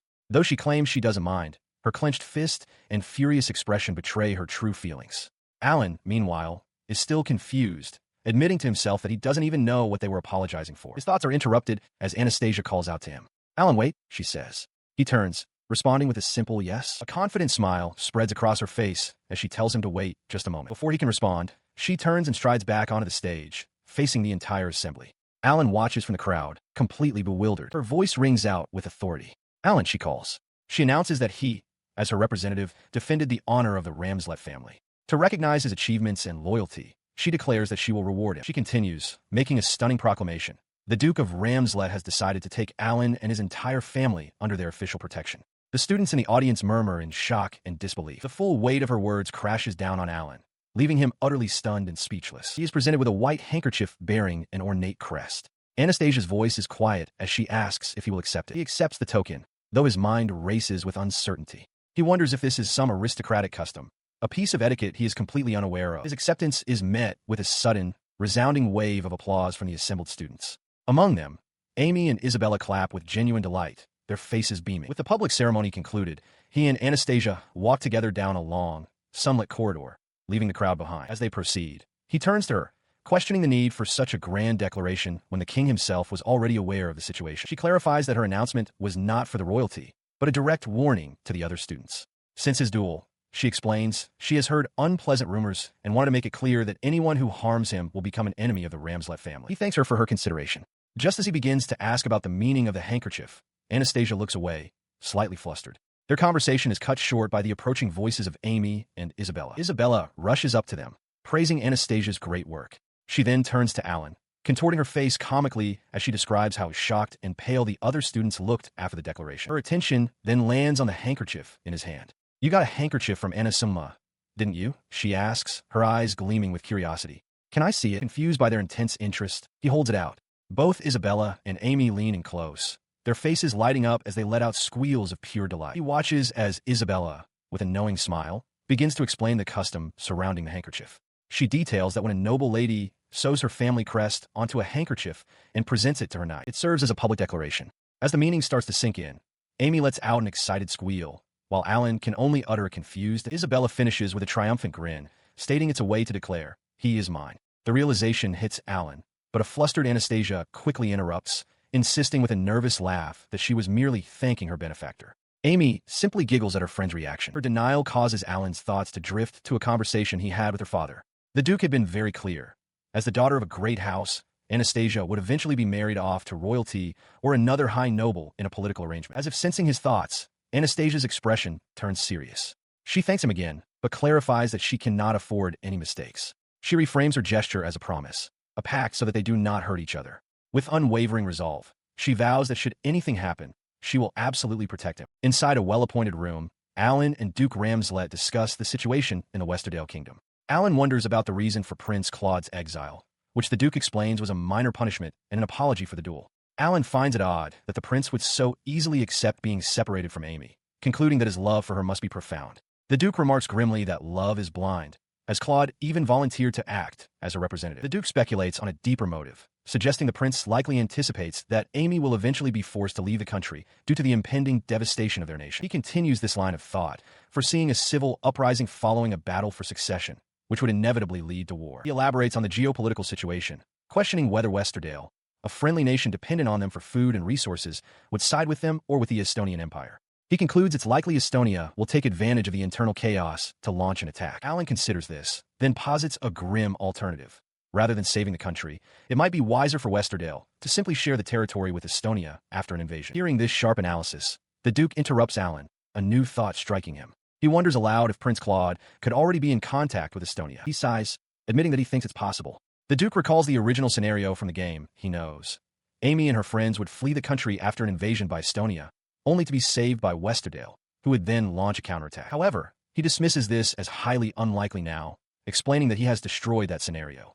By using Amy's awakening as a saint to persuade the kingdom, he has removed any political reason for Westerdale to save a mere baron's bastard daughter and a scandal-ridden crown prince. He shifts the topic. Having understood the situation in the West, he now asks about the South, mentioning that the eldest son, Conrad, has returned to the estate. Alan is surprised by this news. The Duke explains that the Ramslet territory is in the southeast, near the border with the Kingdom of Zouth, which is allied with Estonia. He adds that they have urgently called back their heir, prompting Alan to ask if Zouth is also preparing to make a move. He processes the grim strategic map, as Duke Ramslet observes that if the northern powers make a move, their kingdom will be surrounded on all sides. Alan concludes that this is a far more complicated situation than the one they faced before the destruction. The Duke reassures him that the military cannot act suddenly, predicting they will wait until the winter wheat harvest is over. Changing the subject, he asks Alan if he is enjoying his school life, and Alan confirms that he is. His tone growing more personal, the Duke asks Alan to please help Anna, not as a subordinate, but as a friend. With a hand to his chest, Alan agrees, stating he would be happy to help both the Duke and Anastasia. Just as the Duke predicted, the second year of academy life passed without any particular problems after the expulsion of the so-called villainess. Inside the academy, life around Amy has changed little, aside from Claude's absence. However, she and her companions are no longer at the top of the class hierarchy. He observes the new political climate with concern. The second prince's faction now blatantly ignores the crown prince's group. Alan realizes the power struggle in the royal palace has been brought to the school as well. Amidst this tension, Anastasia approaches him and asks if he has time. Suggesting they talk while walking, she brings up the summer vacation's independent research project, revealing her theme is the role of adventurers in their country. Her topic leads to a direct request. She asks if he will introduce her to the Adventurers Guild. Alan hesitates, and Anastasia playfully asks if she is unworthy of an introduction, before admitting with a slight blush that she is just kidding. As they continue, Anastasia explains to him that Isabella and Margaret will be conducting literature research together. The other two girls smile, promising not to disturb them. He finds himself watching her, thinking that she smiles more often now, likely because of her friendship with Isabella and Margaret. Anastasia catches him staring and asks why, prompting him to quickly look away and claim it's nothing. She expresses her gratitude, asking Alan to inform the guild that she has worked diligently to break her engagement with the crown prince. Sometime later, during the summer vacation, Anastasia meets Alan in a commoner's disguise. Adjusting her bonnet, she questions if the outfit is truly necessary, mentioning that the butler, Sebastian, arranged it for her. Alan observes that she is sneaking out once again. He explains that her situation has changed since the duel and the broken engagement. With the Ramslet family having not yet declared support for either the crown prince or the second prince, it is better for her to avoid standing out. Though she dislikes sneaking around, she seems to understand, and Alan adds that the disguise suits her. Their walk is interrupted when they come across a scene in an alley. A group of noble students, led by Leonardo, are gathered around a small, hooded figure. Leonardo spots Alan and calls out to him. He and his companions, Oscar, Marcus, Amy, and another girl, are addressing the hooded figure. Leonardo declares that as the top students of their grade, they will not abandon someone in trouble. He demands the figure guide them to a village supposedly being attacked by monsters so they can help. The hooded figure quietly denies the existence of any monsters. She insists she is not lying, but Leonardo grows angry, questioning how she dares lie to the next king. His companions murmur in confusion, wondering if they have the right person. From a distance, Anastasia watches the tense scene unfold. The confrontation is cut short by the sudden arrival of the elven princess, Sherry. Her face is a mask of fury as she confronts the hooded girl, accusing her of trying to prevent her from receiving a blessing. She hoists the small girl into the air by her cloak. Alan stares in disbelief, wondering what she could possibly mean by a blessing, as the other students cry out in alarm. With a sharp cry, Sherry delivers a powerful kick, sending the hooded girl flying. Alan shouts in shock, recognizing the attacker's voice as Cheryl Loris. The hooded girl confirms her identity as she is struck. She lands and immediately points a trembling finger at Leonardo and his friends. Through tears, she accuses them of threatening her and trying to steal her money, leaving the noble students completely stunned. As the chaos from her accusations settled, Prince Karl-Heinz explained the situation to Leonardo. He revealed they were following a prophecy Amy had received, one that foretold someone being attacked by a monster and asking for help.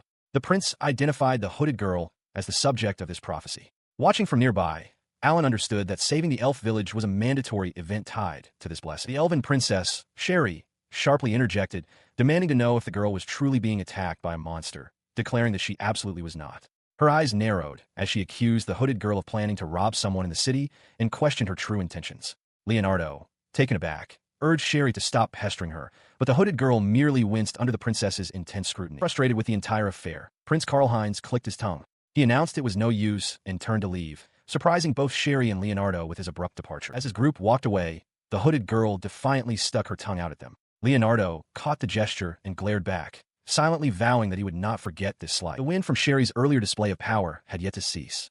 Anastasia, looking around in confusion, turned to Alan and asked who that girl was. Before he could respond, the hooded girl herself stepped forward, her gaze fixed on him. "That's my line," she stated, asking Alan who he thought she was. The argument reignited instantly. Sherry took offense at being called a little girl by someone physically smaller than her. The hooded girl shot back that Sherry was younger and pleaded for her to stop. Unmoved, Sherry insisted she was bigger and demanded the insolent girl state her name. Ignoring the princess, the hooded girl grabbed Alan, insisting he was on her side and that they needed to hurry to the guild. Meanwhile, in the hallway of a nearby building, two men waited. Jared knelt by a door, while a bald, bearded adventurer stood watch. "Is Alan in there?" Jared wondered aloud, finding the situation amusing. He pressed his ear against the door, listening in. He mused that Alan couldn't just sit in the corner, having entered the room during what sounded like a lover's quarrel between two women. His companion leaned down, catching him in the act. The bald adventurer remarked on Jared's bad taste for eavesdropping before calling out loudly. "Explain this, Alan." He suggests the elven princess can finally remove her hood. With a sigh of relief, she does, revealing her long, pointed ears and complaining that keeping them folded would give her a strange habit. Anastasia then formally introduces her to an unseen party as Cheryl Laura, the daughter of the Queen of Elves. Following this, Anastasia turns to the princess and introduces herself with a slight bow as Anastasia, daughter of the Duke of Ramslet. She offers a sincere apology for her previous rudeness, her cheeks flushing slightly. Cheryl simply observes her, her expression unreadable, as Anastasia stands flustered by her own admission of impoliteness towards royalty. Alan steps in to ease the tension. He explains to her that in the elven village, there are no differences in status or manners between commoners and nobles, rendering such formalities unnecessary. His words seem to work, as Cheryl's focus shifts entirely back to him. Her eyes light up with excitement as she invites Alan to their summer festival. She clarifies that she came to the village because she is an adventurer and thought it would be acceptable to make the request through the guild. Alan is stunned that she would take such a risk for a simple invitation. Cheryl then leans in, a mischievous glint in her eye, and reveals her true motive. She wants to get a ride on his flying ship on her way back. The unexpected request leaves Alan utterly speechless, his eyes wide with shock. Before he can recover, Anastasia steps forward with a menacing grin. She declares that Alan has a lot of explaining to do, specifically about the elven village and his gliders. Unseen by them, the two adventurers who had been eavesdropping now lie unconscious in the hallway, having been swiftly neutralized. Inside a room, Anastasia confronts Alan directly, demanding to know how he is acquainted with an elf. As Alan stammers, unable to form a response, the elven princess, Cheryl Laura, reclines casually on a nearby sofa. Cheryl Laura answers for him, explaining that Alan is the benefactor of her village. Anastasia, still suspicious, presses further, asking why he holds such a title. She enthusiastically elaborates, revealing that Alan protected the village from evil spirits. She declares him to be the divine child of the wind god, descended from the sky. Anastasia is stunned into silence by this revelation, while Cheryl Laura chuckles, surprised she didn't already know. Anastasia, flustered, tells Cheryl Laura that her teasing has gone far enough, wondering if the elf is using some power to make Alan obey her. Cheryl Laura dismisses the notion and changes the subject, formally inviting Alan to her village's summer festival. Alan agrees that he can attend the festival, but a worried expression crosses his face as a practical concern arises. He asks Cheryl Laura how she managed to enter the town in the first place. She answers with blunt simplicity, stating that she just walked in through the main gate, as if it were the most obvious thing in the world. Alan immediately points out the danger of her casual approach. He explains that if she were to be captured, the very existence of the hidden elven village would be revealed to the world. The princess appears genuinely confused, asking if humans truly desire to capture elves so badly. Anastasia interjects, clarifying that while some might, that isn't the core of the problem. Alan explains that they were lucky this time, as the town wasn't on high alert. If she were to act suspiciously, people would inevitably investigate her origins. As Cheryl Laura sighs in relief, Alan's attention shifts, and he wonders aloud if it's safe for Anastasia to accompany them. He quickly formulates a plan. If they leave from the noble's gate with Anastasia, he reasons, their departure won't arouse any suspicion at all. He explained that his plan was the best way to get out of town safely, but Anastasia vehemently refused, declaring there was no way she would allow another human into the elven village. Hearing this, the elven princess, Cheryl Laura, pondered for a moment before suggesting a new approach. They could pretend that Anastasia was Alan's fiancée. The idea left Anastasia utterly speechless. Anastasia flushed at the word fiancé. Alan reasoned that if she were related to him, she might be permitted to enter the village, and asked if she was okay with the idea. Before she could properly answer, Cheryl celebrated, declaring the problem solved and that they should prepare for the festival. Seizing the opportunity to research the elves, Anastasia agreed, telling Alan not to worry about her. She then turned to leave, announcing that she had to hurry and get ready, adding that she would need to get permission to stay overnight. Alan could only watch her go, remarking on what a strange girl she was. An hour later, the group stood before a large, sleek glider. Anastasia stared in wonder, asking if it was Alan's ship. Nearby, Alan adjusted some gear on Cheryl, telling her to hold still while the princess beamed with pride. She asked if the craft flew like a bird. Cheryl, now sporting a pilot's cap and goggles, confidently assured her it did, boasting that she would soon be amazed by the power of the wind god's divine child. The princess then asked Alan where she was supposed to sit. He simply pointed, telling Anastasia where her seat was. Cheryl adjusted her goggles, a look of confusion on her face. Her question was answered moments later as she found herself strapped securely to the top of the glider's fuselage. She yelled out to Alan, demanding to know why she was the only one positioned there, assuming the others would be sitting up front. He leaned over and whispered to Anastasia, explaining that it was a special seat with a spectacular view. He urged her to keep it a secret, claiming Anasama would be upset if she found out. From her perch, however, Cheryl laughed heartily. She declared that Alan was smart and that this was exactly what she expected of him. Anastasia, confused by the exchange, asked what she had said, but Alan simply told her not to worry about it. As Cheryl is secured, Anastasia asks Alan where she should sit. He explains that this is the only way to distribute the weight, a method he confirmed while transporting, or he instructs her to hold on tight. She settles in behind him, wrapping her arms around his waist, and asks if this is all right, concerned that their combined weight might be too much. He reassures her that it's fine. With everyone in place, Alan announces their departure. The glider surges forward and lifts off the ground, rapidly gaining altitude as it soars into the sky. As they climb, Anastasia's eyes widen with wonder. She exclaims that it's amazing and incredibly fast, marveling that they are truly flying. She turns to Alan, telling him his invention is awesome. She looks down at the receding landscape, pointing out the royal capital and the castle, remarking on how small they appear from such a height. Alan informs her that it's a 4-hour flight to the elven village and that they should arrive by sunset. He apologizes for the cramped conditions, asking her to bear with him. Despite her excitement, the close proximity causes a faint blush to cross her face as she quietly acknowledges to herself how cramped it is. Her gaze softens as she looks at the boy piloting them so skillfully. She calls his name, telling him he is truly amazing as the glider soars over a vast mountain range. Meanwhile, in the elven village, a group of elves, including the queen, spots the approaching aircraft. A guard identifies Alan and confirms that Cheryl Laura is with him and safe. However, another elf points out with alarm that there is a third person on board, a human. The glider lands smoothly, and the villagers gather around, murmuring in surprise at the sight of another human. As Anastasia dismounts, a guard thanks her. From her position on the wing, Cheryl impatiently tells Alan to let her off first, complaining that Anastasia is in her way. The other elves excitedly ask Alan about the flight. Later, the group stands before the elven queen. She addresses Alan, apologizing if her daughter caused him too much trouble. He assures her it was fun. The queen's gaze then settles on Anastasia, and she asks who this girl is. Alan confirms to Anastasia that this is indeed the queen of the elves. He turns his attention back to the queen, a calm expression on his face as he begins his introduction. This is, he starts, a woman precious to me. His declaration leaves Anastasia momentarily stunned, her eyes wide with surprise. The elven queen observes this, covering her mouth with a hand as a hint of amusement crosses her face. She softly repeats the word precious, her expression then shifting to one of calm assessment. As the queen considers them, the male elf guard beside her casually remarks that this must be Alan's companion. The queen, however, simply responds with a non-committal, "Is that so?" Sensing the need for decorum, Anastasia steps forward with a hand over her heart. She formally introduces herself as Anastasia, daughter of Duke Ramslet, and expresses that it is an honor to meet Her Majesty. Alan quickly adds that she is a lady from a good family. The queen's gaze remains fixed on the young woman. She asks Anastasia directly if she is aware of the reason why the elven village is isolated and closed off from humans. Looking tense, Anastasia quietly affirms that she is. She presses the point, her eyes narrowing slightly. Knowing this, she asks, why did Anastasia intend to come to their village with Alan? Before Anastasia can formulate a response, Alan interjects, attempting to explain to the queen that they had encountered some trouble that forced them to leave the town. The queen, however, raises a hand to silence him. She addresses both Alan and her guard, requesting they wait outside for a moment. She wishes to speak with Anastasia alone. A bead of sweat forms on Anastasia's cheek as she looks down. He reluctantly complies, stepping out onto a veranda under the light of a full moon. He wonders what the two of them could be discussing, feeling a weight of responsibility for having brought her here. A sudden, unspoken possibility crosses his mind, and he immediately dismisses it with a firm internal no. He recalled a moment, the wind whipping past as he and Anastasia flew together, her arms wrapped securely around him. That memory surfaced as he stood alone under the moonlight, his thoughts consumed by Anna. He had come here to help his mother and the people of his town, a purpose he had sworn to uphold without fail. Yet, another, more intimate memory of Anastasia flashed through his mind, a stark contrast to his solemn vow. His reverie was shattered by a tiny, indignant voice.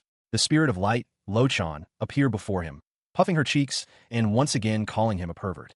She insisted he stop, declaring that she knew what he was like before. Hearing the accusation, the elven child Lula stepped forward, asking Lo-chan if this pervert had done something to her. Alan, startled by her sudden appearance, protested that her comment was rude. But Lula's expression was not one of concern, but of eager curiosity. With a blush, she mused that she'd heard Alan had brought his wife with him, and she was curious about this lovely girl, whom she considered a comrade. The spirit of light zipped in front of Alan's face, telling him not to be shy because she knew him. He tried to correct Lula, stating that Anna was not a little girl and not his comrade. Before he could finish, Lula rushed forward and embraced him, exclaiming for him to hug her. Surprised, Alan noted her weight as she happily declared that he was her comrade. Nearby, Lo-chan thought to herself that if Alan was a spirit of light, the world was surely doomed. Meanwhile, inside the private chamber, the elven queen's interrogation continued. She addressed Anastasia directly, asking if she understood the reason why the elves hide from humans. Anastasia calmly affirmed that she did. The queen pressed the point, her tone serious. She asked what Anastasia believed would happen if humans were to discover that Alan had connections with the elven village. Anastasia met her gaze, her expression somber as she gave her answer. She confirmed that she knew the consequences, stating that some humans capture elves for their beauty and treat them as slaves. She listened as the elven queen explained the dire risk. If despicable people learned of Alan's connection to the village, they would try to find it, even if it meant harming him. The warning continued, with the queen noting that this danger could extend to Anastasia and her family. This was exactly the outcome she had feared. As Anastasia began to sweat, the queen revealed she knew from Sherry that Anastasia could have simply helped them escape and return to town, but had chosen not to. Her interrogation culminated in a single, knowing question. Why? Knowing everything, why had Anastasia still come? The question stunned Anastasia into silence. Her mind filled with images of Alan as she realized she could not speak the truth. Her feelings for him were forbidden. Kneeling before the elven queen, Anastasia's thoughts are consumed by one person, Alan. The memory of his smile brings a fresh wave of turmoil to her face. The elven queen addresses her, acknowledging the social chasm that separates them. Alan, a commoner, and Anastasia, a noble. She points out that this is a constraint of the human world, and then offers a solution for Anastasia to live in the elven village with him. She continues, explaining that the elves also wish for their benefactor, Alan, to live happily. If Anastasia's love cannot flourish in her own world, the queen suggests perhaps it would be better to cast aside her old life entirely. But Anastasia firmly rejects this. As a noble who has been sustained by her people, she insists that she cannot abandon her duty to them. Hearing this conviction, the queen offers a different path. She asks why Anastasia doesn't choose a way to achieve both happiness and duty. She could live for her people, the queen proposes alongside Alan. The idea strikes Anastasia as the ideal solution, but doubt immediately follows. Even if such a thing were permitted, she wonders if Alan would even want that. The queen watches her, a gentle smile on her face, and observes that Anastasia seems rather self-sacrificing. She then offers some gentle counsel, suggesting that perhaps Anastasia should relax and be more honest with herself. The words leave Anastasia to quietly ponder. A short while later, as she steps out onto a veranda, a familiar voice calls to her. It's Alan, with Lula on his shoulders and Lou floating nearby. He asks if she has finished her conversation with the queen, startling her. He notices her strange reaction and asks what's the matter. Flustered, Anastasia averts her gaze and dismisses it as nothing, muttering that she thought he had already gone to his room. She kneels formally as Alan introduces her to the elven queen's youngest daughter, Mira Laura, and the spirit of light, Lo. Anastasia offers a polite greeting, honored to meet them. But Alan quickly realizes she cannot see the spirit floating beside him. He tries to cover for this, casually mentioning that the spirit is floating around. Unable to perceive Lo, Anastasia can only express her confusion at what she considers a rather rough introduction. Despite her inability to see her, Anastasia formally introduces herself as Anastasia Kleinel von Ramslet, expressing her pleasure at meeting the spirit of light. As she speaks, Lo and other small spirits flutter around her, creating an eerie presence that Alan feels he must put a stop to. His eyes widen in realization. He turns to her and asks if she is, by any chance, the daughter of Duke Gerhard and Elizabeth. Before Anastasia can answer, the spirit of light chimes in, confirming that she knows Anastasia because she taught magic to her mother when she was just a little girl. Lo fondly recalls that Elizabeth was an angel back then, before calling Alan a pervert. Anastasia, unable to hear the spirit's voice, is startled by the sudden silence. The moment is broken when the young elf, Mira Laura, reaches her arms out, making it clear she wants Alan to hug her. A flustered Anastasia turns to him, asking what has happened. He corrects the child's assumption, telling Anastasia that Muriel wants her to hold her. Before she can fully process the request, Alan places the young princess into her arms. Muriel seems to have quickly grown attached to Anastasia, who holds her awkwardly. Lo observes that Anastasia must not be a bad person and that it's a beautiful sight, save for her tense expression. The spirit then begins to tease them, musing about the forbidden love between a commoner and a noble, prompting a sharp rebuke from Alan. He remains silent as Lo continues her teasing, pointing out that since they are in the hidden village of elves, no one from the human world will ever find out what they do there. Anastasia continues to hold the child, her arm growing tired. The spirit giggles to herself, remarking that surprisingly, Alan also seems to enjoy playing with fire, a clear jab at his supposed perversions. Lying awake in the elven village, Alan tosses in bed, a single thought echoing in his mind. No matter what happens, he is stuck here. While he frets, Anastasia sits alone on a veranda under the full moon, contemplating her own burdens and wondering if it's time to be honest with herself. Unaware of her introspection, Alan mutters in his room, still annoyed by the spirit of Light's teasing, calling her a pervert. The next day, the village is alive with the energy of festival. Elves in traditional attire mill about, and one, wearing a crown of flowers, cheerfully beckons others to join the celebration. An elven man greets Alan, asking if he's attending the festival with Anastasia. At that moment, another elf places a similar flower crown on Anastasia's head, remarking on her beauty as she looks on in surprise. Alan can only stare, flustered. He turns to the guard, still confused, and asks again what the festival entails. The guard patiently repeats the custom. The man protects the woman as they run away.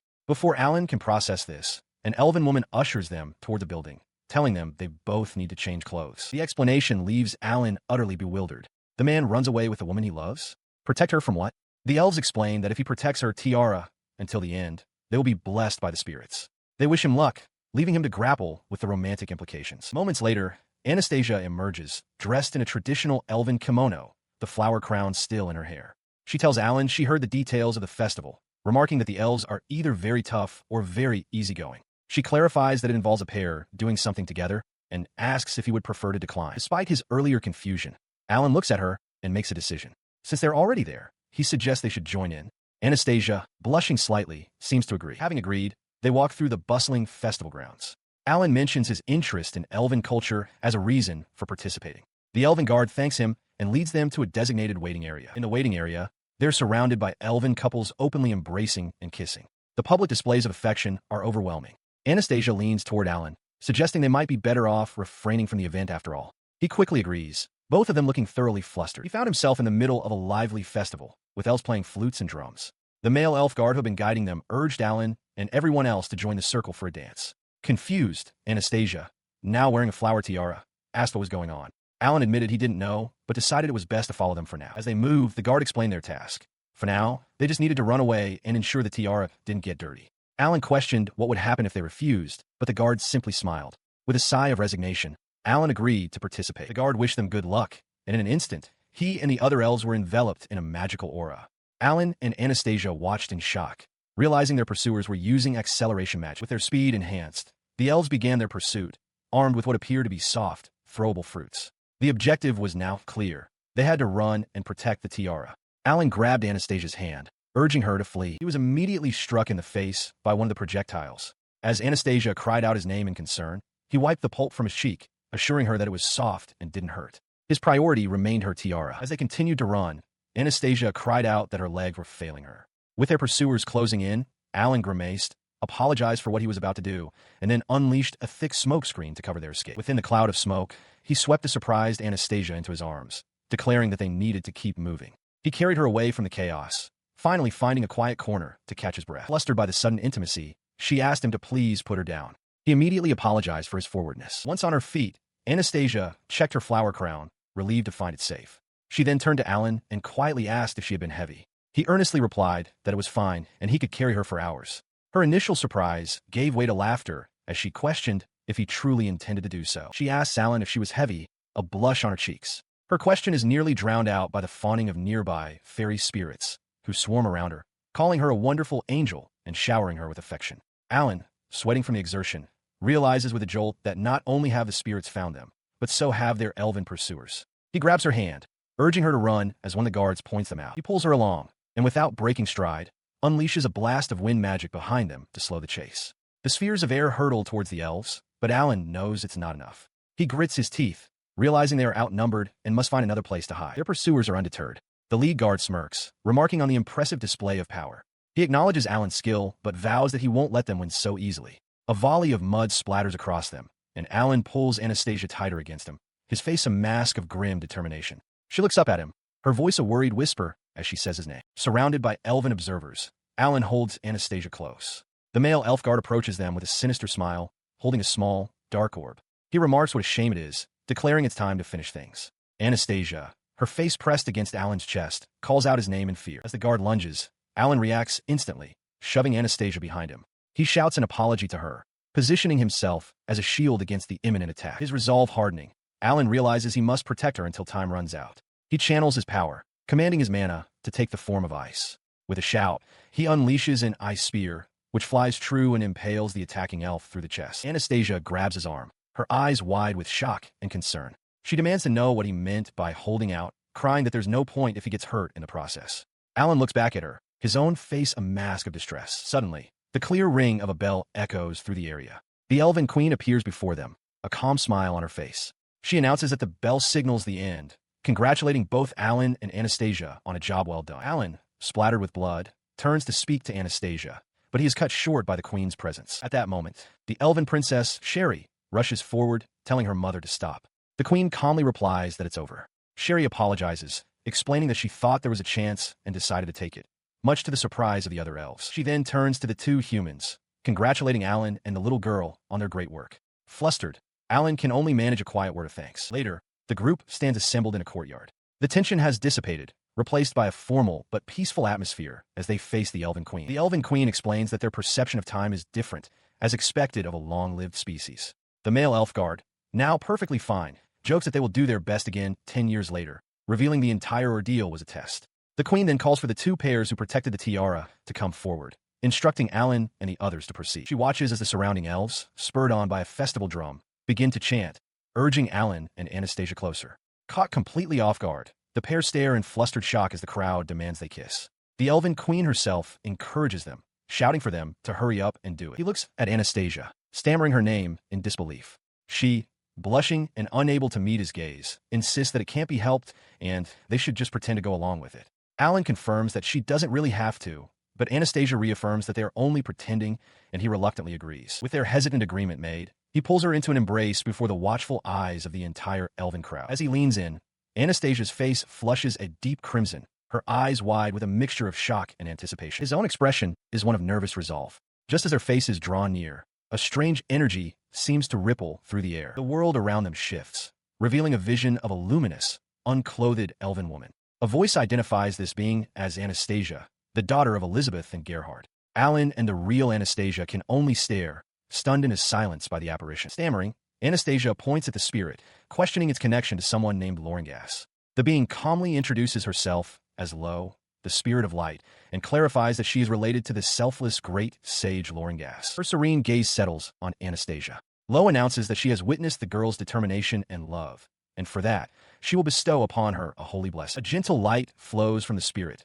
touching the flowers in Anastasia's hair. Lo promises that as long as Anastasia does not lose that love, she and the spirit of Loringas will always protect her. Overwhelmed with emotion, Anastasia tearfully gives her thanks. Nearby, the Elven Queen smiles and tells Anastasia that she is counting on her regarding Alan.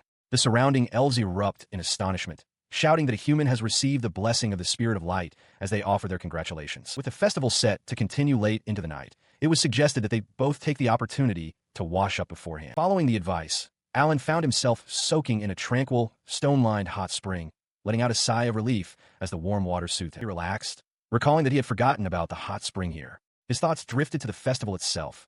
He had learned it wasn't for weddings, as elves don't have that concept. Instead, it was a ceremony for choosing a partner to have children with. He mused that if Anastasia had known that beforehand, she likely wouldn't have participated. His contemplation was shattered when Anastasia entered the same spring. He stared in shock, crying out her name as he realized it was a mixed bath. Flustered, he immediately apologized and tried to leave. He began to stammer her name, but she told him to wait, assuring him it was fine. With a stern blush, she commanded him not to look her way, and he quickly agreed. An awkward silence fell between them as they sat apart in the steaming water, both looking away. She broke the silence, remarking that the elves hadn't explained the bathing situation very well. Alan could only manage a flustered agreement. Looking up towards the night sky, she admitted that she liked this village. She agreed, observing how happy the elves and spirits were. Anastasia's thoughts turned to their society, where everyone was equal. There were no royals or nobles squeezing taxes from the people to fund unnecessary luxuries. She wondered why humans couldn't achieve the same, questioning the very purpose of a king or a noble. Alan addressed her formally, but she turned to him, her cheeks flushed, and insisted he call her simply Anna. Her face flushed. She asks if her noble status from the human world truly matters here in the elven village. She presses the point, asking if she can simply be Anastasia here. Alan begins to agree, addressing her as Anastasia, but she cuts him off. If she is just Anastasia, then he is just Alan. She looks him in the eye and asks if he will agree to be just Alan, not the commoner. In the quiet of the steamy spring, they close the distance between them, sharing a deep and passionate kiss. From a nearby rooftop, under the starry night sky, the spirit of light, Lou, watches the scene unfold with a gentle, knowing smile. Later, as they lie together, Anastasia calls his name. She recalls a memory from her childhood, seeing a strange bird flying.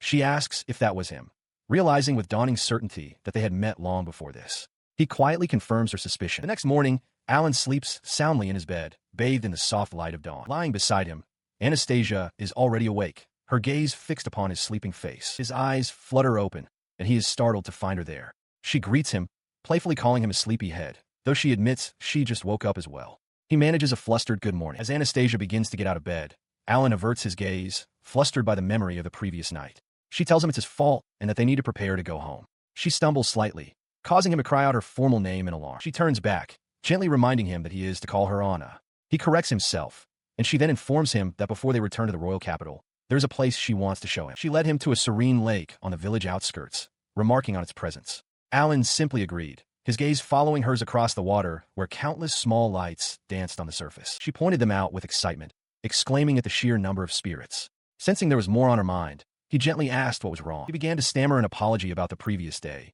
but she quickly cut him off, her face flushing as she insisted he stop. Confused by her reaction, he asked what she meant. His expression hardened with resolve. He declared that while he didn't know when it would happen, he would one day make certain that her father, the Duke, would acknowledge him. He continued his vow, promising to achieve something noteworthy so he could come for her, and that he would always protect her. Anastasia listened, her gaze softening at his words. He explained that because of this, even if it wasn't in the proper order, he had to act. He then presented a simple ring, causing her eyes to widen in shock. Standing before her by the shimmering lake, he held the ring out and formally asked for her hand in marriage. Tears of joy welled in her eyes, her face breaking into a radiant smile as she accepted his proposal without hesitation. They embraced on the shore, the spirits of the lake swirling around them in celebration.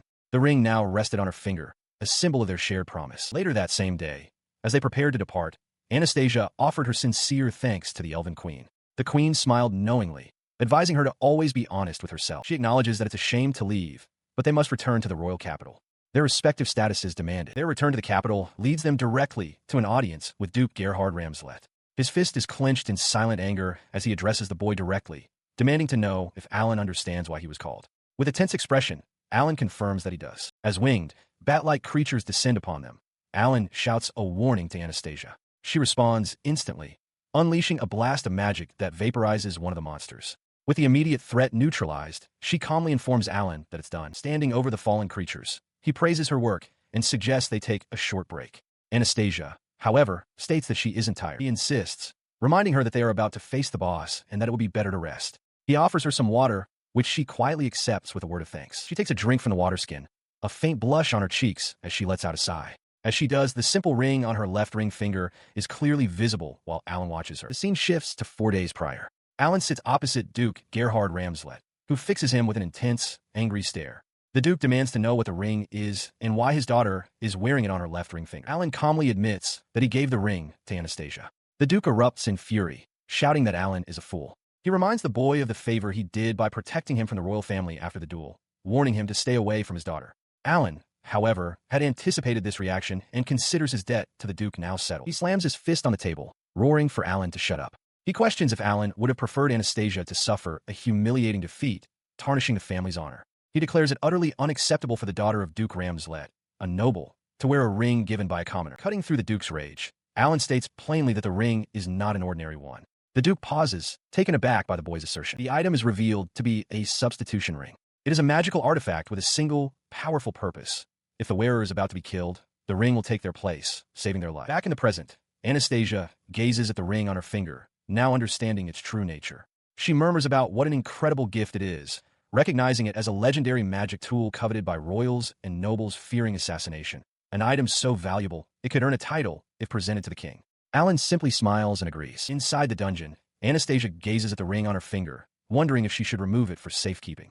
Alan gently reminds her that doing so would defeat its purpose. Understanding, she accepts his reasoning. The memory shifts to a past conversation with Duke Ramslet.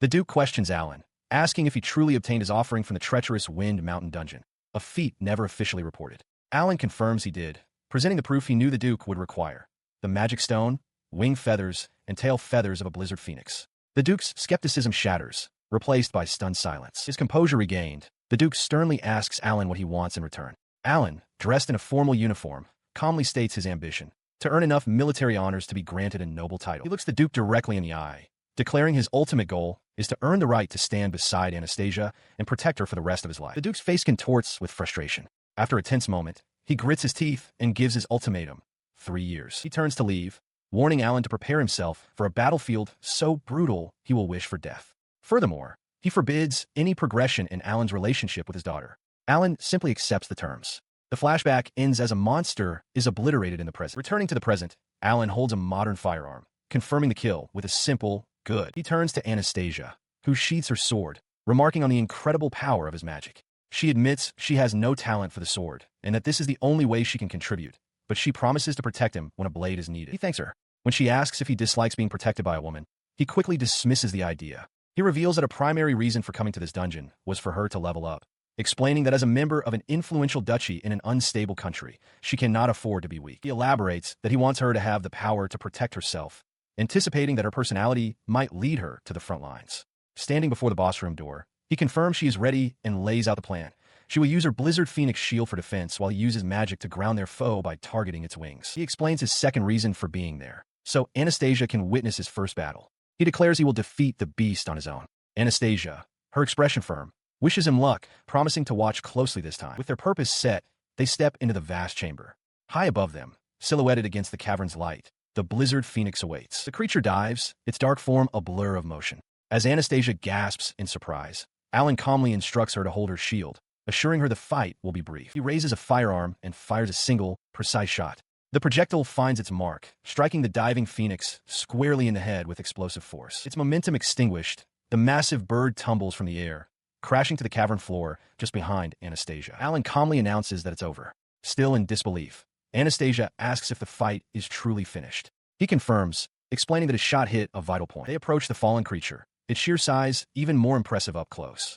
He states their next task: to collect the tail and wing feathers, along with the magic stone. He presents the large, ornate magic stone to Anastasia, telling her to take it.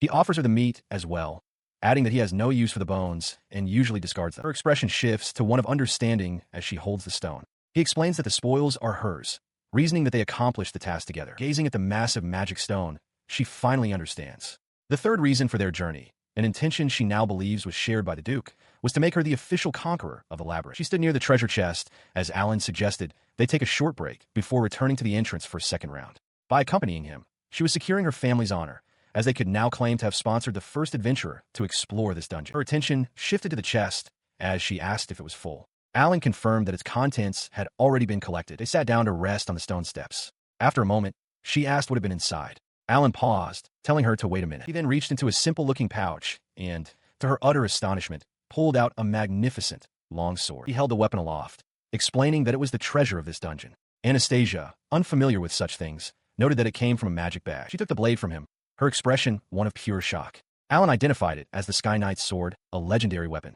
The word legendary echoed in her mind. He then calmly told her he was giving it to her. Stunned, she questioned his seriousness, pointing out that it was a national treasure.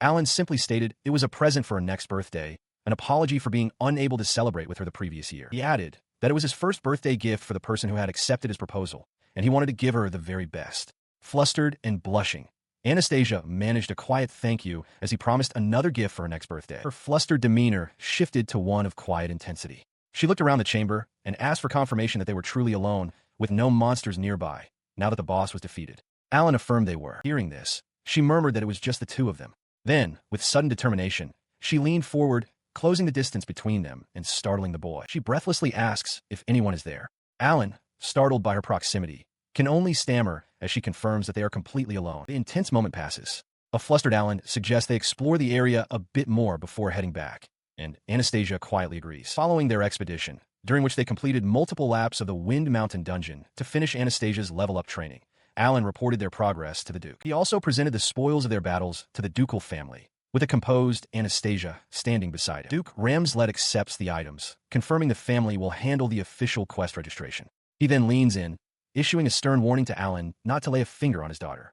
Alan agrees, though he feels a pang of guilt, knowing that line has already been crossed. With only 2 days of summer vacation left, he and Anastasia take to the skies in a small aircraft, heading towards the Valley of the Flying Dragons. His goal is to confirm that his friends, Melissa and Jerome, are safe, and to finally introduce them to Anastasia. Aboard the plane, Anastasia holds onto him tightly. Noticing her tense grip, he asks what's wrong as she nervously adjusts her flight goggles. She asks if they're truly heading to the Valley of the Flying Dragons. He asks about her strange tone, acknowledging that the valley is known as a terrifying place roamed by wyverns. He questions if she's worried about safety, assuring her it's fine because he knows someone there. She presses him about her tone.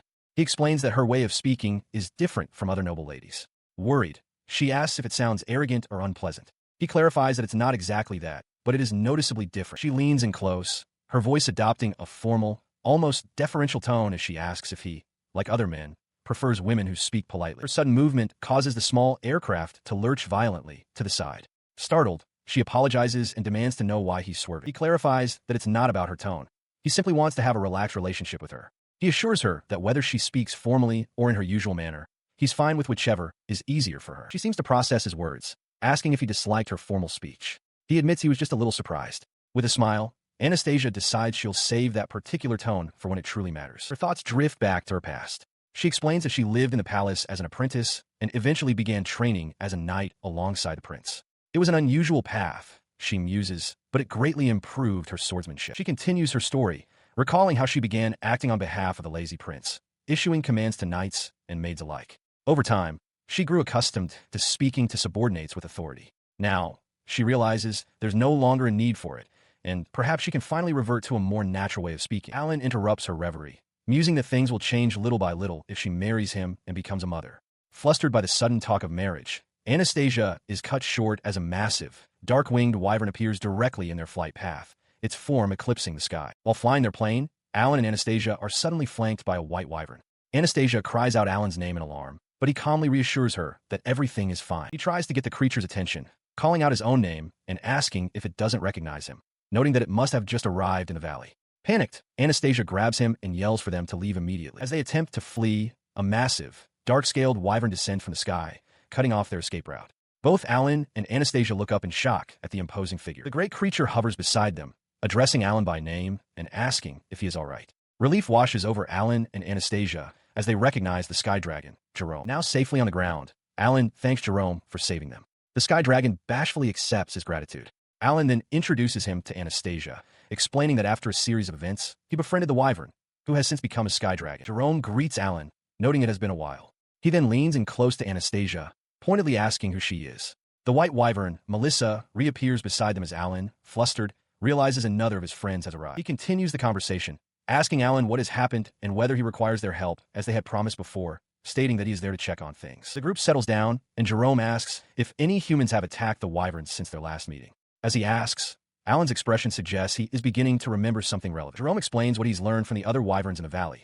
A strange woman with pink hair and her entourage came and attacked them while spouting some gibberish. He clarifies that the attackers were weak and quickly dispatched, so no help is needed right now. Then, his tone shifts as he makes a request of Alan. Should Anastasia ever face danger in the future, he wants Alan to lend her his strength. The Sky Dragon processed the request, turning to Anastasia and asking if she was indeed Alan's chosen mate. With a confident smile, Alan confirmed it, adding that while her parents had not yet approved, he was determined to make them recognize him. Melissa remarked that this parental disapproval was a problem. Jerome, however, offered a much more direct solution. He bluntly suggested that if Anastasia's parents refused to acknowledge Alan, he should simply kill them, leaving the boy stunned and speechless. His violent suggestion was met with a swift rebuke from Anastasia, who struck him and called him an idiot. The dragon immediately apologized profusely. Alan, still flustered, told Jerome he needed to fix his extreme way of thinking, but Anastasia tried to calm the situation, dismissing it as an over-the-top dragon joke. As the tension eased, Melissa approached Anastasia with a request. In order to help her in the future, she asked to be allowed to remember the princess's sin. The request was acted upon immediately, as both dragons leaned in to sniff Anastasia, who flushed with embarrassment. Alan reassured her it was fine. Melissa confirmed her promise, stating that since it was Alan's request, she would help protect the person important to him. To show his gratitude, Alan offered them a gift. He produced a large slab of orc meat from a magic bag, much to Anastasia's amazement. Both Melissa and Jerome expressed their eagerness to eat, prompting Anastasia to remark that she never gets bored when she is with Alan. After sharing the meat with the dragons, their time together came to an end.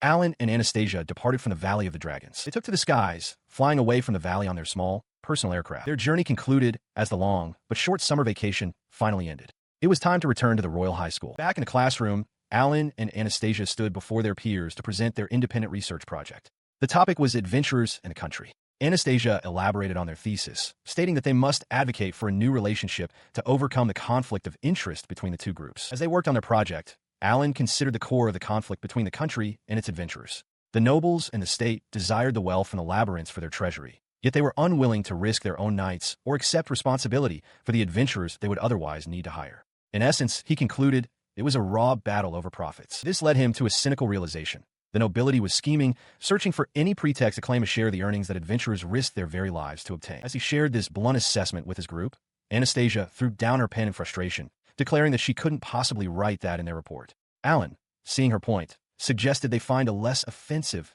more diplomatic way to phrase it. Isabella, ever practical, agreed and offered a positive example to counter the point. She mentioned her hometown of Altmund, noting that the knights and adventurers there enjoyed a good relationship. She explained that they often hunt orcs together, a cooperation that results in a stable supply of meat for the town. Anastasia seized on the idea, suggesting they include it in their report, while Isabella playfully pointed out that the mere mention of food had caused Amy to start drooling. After settling on that point, Isabella proposed they next consider the Adventurers Guild's perspective. Her focus quickly shifted, however, as she turned to Anastasia with a curious expression, asking about something else that had caught her eye. The question hung in the air, and soon the entire group was focused on the ring on Anastasia's finger. They all wondered if it was a gift from Alan. The revelation that she had been wearing both the ring and the hair ornament ever since their visit to the elven village made Alan blush, especially with the gift giver sitting right in front of her. Isabella continued her good-natured teasing, much to Anastasia's embarrassment. Despite the rumors that had circulated through the school, Anastasia had never publicly revealed the identity of the person who had given her the precious fairy hair ornament. The controversial nature of the gift, however, was about to become a public matter. As Alan and Anastasia walked through a school archway later, a sharp voice called out from behind them, demanding they stop. They turned to find themselves facing the Baroness von Breezes and her companions. The Baroness's eyes were fixed on Anastasia's hair, a look of fury on her face. That hair ornament, she seethed. It's mine. Give it back. Anastasia stood her ground, her expression hardening as she coolly replied that it was not the Baroness's property, but a gift from a certain noble person. As she spoke, the name Amy surfaced in her thoughts. She stand her ground as the Baroness demands the hair ornament, shouting that she was supposed to receive it. Anastasia calmly refuses, stating she cannot give it to her, no matter who wants it. Nearby, the prince sides with the Baroness, ordering Anastasia to give the hair ornament to its rightful owner, Amy. Alan watches with disdain, realizing the prince is simply taking Amy's word for it, and has become useless. He silently questions if there is any hope left for the royal heir. His declaration is met with an attempt at reason from Leonardo, who reminds the prince of the ornament's importance to Anastasia.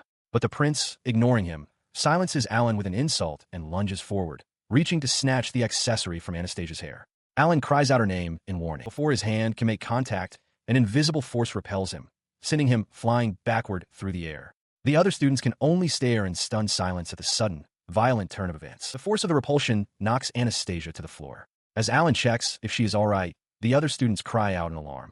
A chilling, disembodied voice suddenly fills the hall, vowing to punish those who would take the proof from the one recognized by the spirits. The voice intensifies, repeatedly asking who would dare harm the spirit's beloved child. A palpable dread washes over the onlookers, and the Baroness von Breezes freezes, her face a mask of pure terror as the unseen presence looms over her. She turns on Anastasia, her fear twisting into accusation. She claims Anastasia has ruined everything, lamenting that she was supposed to become a saint and that now the country is done for. Stepping between them, Alan looks directly at the Baroness and declares with conviction that regardless of what Amy might claim, the hair ornament belongs to Anastasia. He continues, urging the Baroness to wake up to reality and see the people living right in front of her. He points out the prince, Oscar, Marcus, Leonardo, and Anastasia, emphasizing that they are all real people, not just pieces in a story. He reminds her that Amy is a living person too, just like the countless others residing in the royal capital. Anastasia, taken aback by his words, can only utter his name in surprise. He meets her gaze, explaining that they are not characters simply following a pre-written scenario. He concludes with a profound declaration. In this world, there is no such thing as a heroine. There is nothing. As he and Amy walked away down the corridor, the prince was left to confront his miscalculation. He recalled his thoughts from just moments before, when he was certain his actions would stop Amy's interference and make the others regret their behavior. But that hope was now revealed to be a foolish one. In the present, watching her leave, he could only call out her name in disbelief. While walking through the school grounds, Alan asks Anastasia if she would like to have lunch. She seems distracted, prompting him to ask what is wrong. She dismisses his concern, but internally, she reflects on her recent habit of always searching for a place where they can be alone, even considering another trip to the laboratory. Their conversation is interrupted by Amy, who greets Anastasia warmly and invites them both to join her for lunch. Accepting her offer, the three sit together at an outdoor table. Amy remarks that it feels nice to eat outside for a change, as they usually eat in a dining hall. She holds up her meal, noting that she is having her usual sandwich. Amy then compliments Anastasia, assuming she must wake up early every day to prepare her own lunch. Anastasia quietly denies this, saying she couldn't possibly manage such a thing. The peaceful meal is suddenly broken by the arrival of the prince. Anastasia looks up in shock, addressing him as Your Highness. He acknowledges them eating, but dismisses it as unimportant, stating he has come only to give her something. He presents her with a sealed letter, explaining that it is from his father. He then informs her that he will wait for her response immediately before taking his leave. As Anastasia processes the prince's words, Alan watches the royal with a hard, untrusting expression. Composing herself, Anastasia gives her reply. She confirms her understanding and asks the prince to inform His Majesty that she will visit him soon. He accepts her answer, telling her that a carriage will be sent to pick her up the following day before turning to depart. Once the prince is gone, a concerned Amy asks Anastasia what is happening. Anastasia explains that she has received a summons from His Majesty and must report to him tomorrow. She adds that while the details are unclear, it seems she will be spending some time at the royal castle. She tried to downplay the situation, noting that the orders would only keep her away for about a week. Alan, however, was unconvinced, pointing out that the genuine imperial seal meant there was a serious reason for the summons, and that he would miss her. While Amy sipped her drink, the prince dramatically declared he couldn't bear to be away from Anastasia for even a single day. He smiled, promising to catch her up on any missed lessons upon her return, though a thought crossed his mind. At that time, he never could have imagined what was to come. His thoughts lingered on the realization that this would be the last lunch he would share with this group for some time. From a nearby window, another student with her hair in pigtails watched the scene unfold with a faint, knowing smile. Elsewhere, in a dimly lit corridor, a different young woman walked alone, her mind racing. She mused that things were proceeding well, and that she would ensure her target experienced a fate worthy of a villainess. Her internal monologue continued with a smirk, revealing her true target, Alan, another reincarnator like herself. She vowed to have her revenge on him for cheating and disrupting the scenario. Later, as Anastasia prepared to depart, she asked Alan if he was sure the others didn't want to see her off. He explained that the carriage would be arriving any moment and that they had classes to attend. With a smile, she entrusted them to his care. He watched her go, calling out a simple, "See you in a week." The school's official story was that Anastasia would be absent on the king's business. However, a seed of doubt was planted. But that week stretched on. After 10 days had passed with no word of Anastasia's return, Alan's worry grew. He sat at his desk, contemplating whether he should ask the Duke about her on his way home. His concern finally drove him to seek an audience. Duke Ramslet stood before him, his expression severe. "Did you not notice until now?" the Duke demanded. Alan could only respond with a hesitant confirmation, the gravity of the situation beginning to dawn on him. He listened as Duke Ramslet explained the gravity of the situation, confirming that he had learned the details from his butler, Seabass, the previous night and had spoken directly with His Majesty that very day. The Duke then thrust a letter towards him, urging him to read it. Alan's eyes widened in shock as he took the document. It was a royal decree, stamped with His Majesty's seal, commanding Anastasia to marry Gunther Werner, the magician commander of the enemy Est Empire. As Alan processed the order, the Duke clarified the deception. The seal on the decree was genuine, but His Majesty had no recollection of ever summoning Anastasia or issuing such a command. The immediate suspicion fell upon the Crown Prince. Duke Ramslet confirmed that the prince had refused to testify, claiming he had done nothing to harm the kingdom.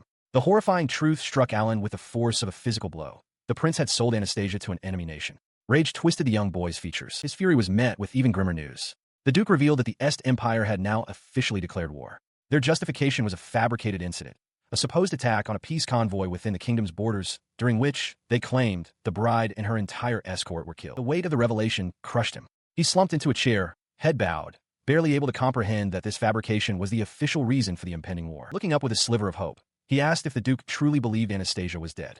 Of course not, the Duke stated firmly. He explained that there was no evidence of any carriage being attacked, making it far more likely that the Empire had simply abducted and imprisoned her. He paused, gazing out the window as he pieced together the enemy's strategy. The Duke laid out the entire conspiracy. The Crown Prince used a forged decree to sell Anastasia, and the Empire fabricated the story of her death to create a pretext for war. With no body or carriage to hide, they would soon publicize the false incident to legitimize their invasion. Alan was struck by the Duke's composure. even in such a dire situation.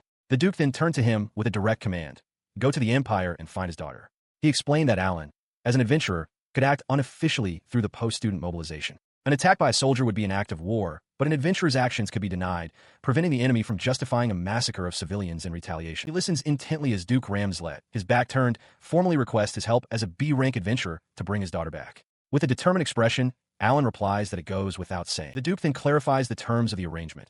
Alan will join the army as an adventurer acting on behalf of the Ramslet family. Alan immediately raises a concern, noting that being integrated into the military chain of command will prevent him from moving freely. Acknowledging the point, the Duke assures him he has an idea to address that and will have his butler, Seabass, visit tomorrow. Placing his trust in the young man, the Duke states he is counting on him. Alan accepts and takes his leave, stepping out of the grand mansion into the pouring rain. As he walks through the downpour, his thoughts turn to the Crown Prince's heinous act. The Duke's judgment is correct. Selling his former fiancée to the Est Empire, a nation known for massacring civilians, is unforgivable. In their separate locations, both Alan and the Duke share a moment of silent, seething rage. The next day at school, Isabella approaches him. She explains that she and another student were called to the royal castle that morning to testify about the letter the Crown Prince gave to Anastasia. She confirms that Anastasia is still believed to be in the castle and asks if Alan has heard anything. His other classmate adds that other students were also invited, mostly from families known to oppose the Crown Prince. With a worried look, she asks Alan directly if something has happened to Anastasia. He feigns ignorance, stating he doesn't know anything. Isabella speculates that the situation might be connected to the declaration of war. Though he says nothing, Alan internally reaffirms his unwavering belief in Anastasia. Later, leaning against a wall with a determined look, he resolves to wait a little longer. He is certain she will come back. Some time later, Alan sits with Seabass, the Ramslet butler, who delivers a report. Seabass states that on the day Anastasia left the royal castle, a gatekeeper recalled her carriage leaving town via the east gate. Alan, taking notes, asks for confirmation, which Seabass provides. The butler continues, explaining that the carriage driver fled as soon as they passed the gate. The remains of that same carriage, which came from the royal capital, were discovered a week later. Alan realizes this points to a decoy meant to disrupt any pursuit, a conclusion Seabass confirms the Duke also shares. He listened as Seabass reported the findings. According to witnesses who saw the carriage on the road, it was moving at high speed and contained only some luggage and the driver. The butler continued his assessment, noting that the young lady is strong. He concluded it would be extremely difficult for just one or two men to successfully kidnap her. He processed this, asking if it meant that Duke Ramslet also suspected she was taken away in a different carriage via another route. Seabass confirmed that his lord held the same suspicion. His concern growing, Alan asked if Anastasia was safe. Seabass replied firmly that he believed she was. He offered a slight smile, thanking the butler and asking him to simply call him Seabass. Meanwhile, the Crown Prince's situation grew more complicated. Based on student testimonies, it was confirmed he had sent Anastasia to the royal castle, but the extent to which the forged royal decree could be investigated was limited, as it implicated the king himself. The prince recalled the Duke's reaction. It was more than a protest. Duke Ramslet had demanded the Crown Prince's abdication and threatened to withdraw all cooperation with the royal family, even leaving the capital, until Anastasia was returned. He was then approached by a female student with pigtails who asked if he was alone. She then began to taunt him, mentioning how his precious Anastasia had supposedly married into the empire, only for her carriage to be attacked by bandits. She feigned a look of pity. His eyes narrowed as he accused her of setting the whole thing up. She feigned ignorance, calling Anastasia a villainess who was abandoned by her fiancé, attacked, and sold off, dismissing it all as fake. She continued, laying out the entire scenario with a smug smile. Anastasia would eventually return to get revenge, at which point they would defeat her, resulting in a happy ending. She then asked the prince if he understood this as well. She continues to smile, acknowledging that the prince has been trying his best, but notes he has interfered with her plans too many times. With a triumphant expression, she declares that he has lost and dismisses him as an irrelevant character who should simply leave. As she turns to depart, she remarks on how pleasant the howl of a loser is, prompting the prince to grit his teeth and call her scum. Her words are followed by a burst of triumphant, almost unhinged laughter as she walks away, leaving him stunned. Alone with his thoughts, the prince reflects on his own actions. He had meticulously collected all the key items and triggered events ahead of schedule. He had even deliberately crushed Amy's chances of becoming a saintess. In doing so, he had convinced himself that everything was going well, willfully ignoring the precariousness of the situation he had created. He realizes his overconfidence stemmed from his success in altering destiny and, most importantly, from winning Anastasia's love. The truth crashes down on him. This is all his fault. A new resolve hardens within him. He will save Anna. Yet, as he walks down the empty corridor, he is struck by a crippling uncertainty, admitting to himself that he has no idea what to do next. A young woman in a school uniform stands outside, a thoughtful expression on her face as she looks up at the sky. She begins to address an unseen audience, stating that some of them may already be aware of the situation. Inside a grand assembly hall, a woman with glasses, the school's principal, stands at a podium and makes a grave announcement to the student body. She declares that their kingdom is now at war with the Est Empire, a result of the empire's unilateral aggression. She urges the students, who will one day lead and protect the people, to remember that the weak and innocent are always the first victims of war. In the audience, the prince listens, realizing with alarm that this invasion is happening far earlier than it was supposed to. He recalls the original scenario. A villainess, banished from the kingdom, would return leading the imperial army to exact her revenge during a civil war, turning her relatives to darkness. But that civil war hasn't happened yet, and the duke's family should be safe. Beside him, Amy and another student are distraught. Amy cries out that it's too much, questioning why they can't all just get along. In response to the grim news, Amy stands up and passionately calls for dialogue, certain that they can understand each other. The prince, moved by her compassion, loudly agrees, declaring that they must support her spirit. He insists there must be more they can do than just fight. The principal looks on, taken aback by their outbursts. His words ignite the crowd. Students begin chanting Amy's name, rallying behind her call for words over swords. Amy stands with her arms outstretched, a beacon of hope for her peers. Watching from the side, the mysterious reincarnator observes the scene with a flat, unimpressed expression. Later, the principal and a military commander address the reincarnator directly. The principal states that while talking is important, it's only effective if the other party is willing to listen. She then sternly tells the girl that she doesn't appreciate unsolicited comments, demanding to know if she understands. The girl quietly affirms that she does. She sits alone, dejected, her earlier confidence gone. She thinks to herself that the scenario is already broken. The war has started far too soon, and the student's reaction is completely different from what she expected. She wonders if the world is still bugged because of that mob character. The principal, regaining the attention of the assembly, makes another announcement. She informs the students that because the country is entering a war, the school will be closed until the following spring. The students are shocked by this news, questioning what it means. The principal simply instructs everyone to prepare to return to their homes. The military commander steps forward, thanking the principal for her hard work. The reincarnator, however, is furious. She confronts the principal, demanding to know what she means by closing the school and what will happen to the festival and other events. She feels completely ignored, thinking the situation is a mess. The commander turns to the students, his voice booming with authority. He introduces himself as Commander Otto von Jukes and declares that the kingdom needs their help. He bellowed his command to the assembled students, his voice ringing with patriotic fervor. To protect their homeland from the Est Empire's brutal invasion, he called for brave young men and women to raise their hands, show their spirit, and rise to the challenge. In response to the commander's impassioned plea, a single hand shot up from the crowd. A young man declared his intention to volunteer, identifying himself as Alan, a second-year student. His sudden action sent a ripple of shock through the otherwise silent assembly. The commander recognized him immediately as the scholarship student, Alan. As he called for others to join, murmurs spread among the noble students. They noted that Alan was a commoner, and his bravery created a sense of obligation. If a commoner could go, why couldn't they? Spurred by his example, another student raised his hand and shouted that he would volunteer too. A young woman beside him followed suit, declaring her intent as well. With a satisfied expression, Commander Otto welcomed the brave young men and women. He announced that all applicants would now accompany him to the royal palace. While the volunteers gathered, some of the noble students who had remained behind watched with scorn. They noted that the princes and even Leonardo hadn't volunteered, questioning the purpose of nobility. Anastasia sneered, telling the commoner volunteers to go die in the war. At the palace grounds, Alan and the other volunteers had changed into military uniforms. Commander Otto informed them of their initial assignment to rear support and instructed them to be respectful, as they were about to have an audience with His Majesty, the King. As they entered the throne room, Alan realized he was about to meet the father of the crown prince. Seated before them on a grand throne, the king of the realm offered a simple, powerful welcome to the brave students. He then formally addressed the kneeling volunteers. The king declared that, as of that day, they were officially part of the army, and he wished them the best of luck in their service. The students bowed their heads in acknowledgement. Just as an aide announced their dismissal, Alan remained standing. He knew it would be difficult to search for Anna from the rear lines. He boldly requested a chance to speak, identifying himself as an adventurer from the Ramslet dukedom.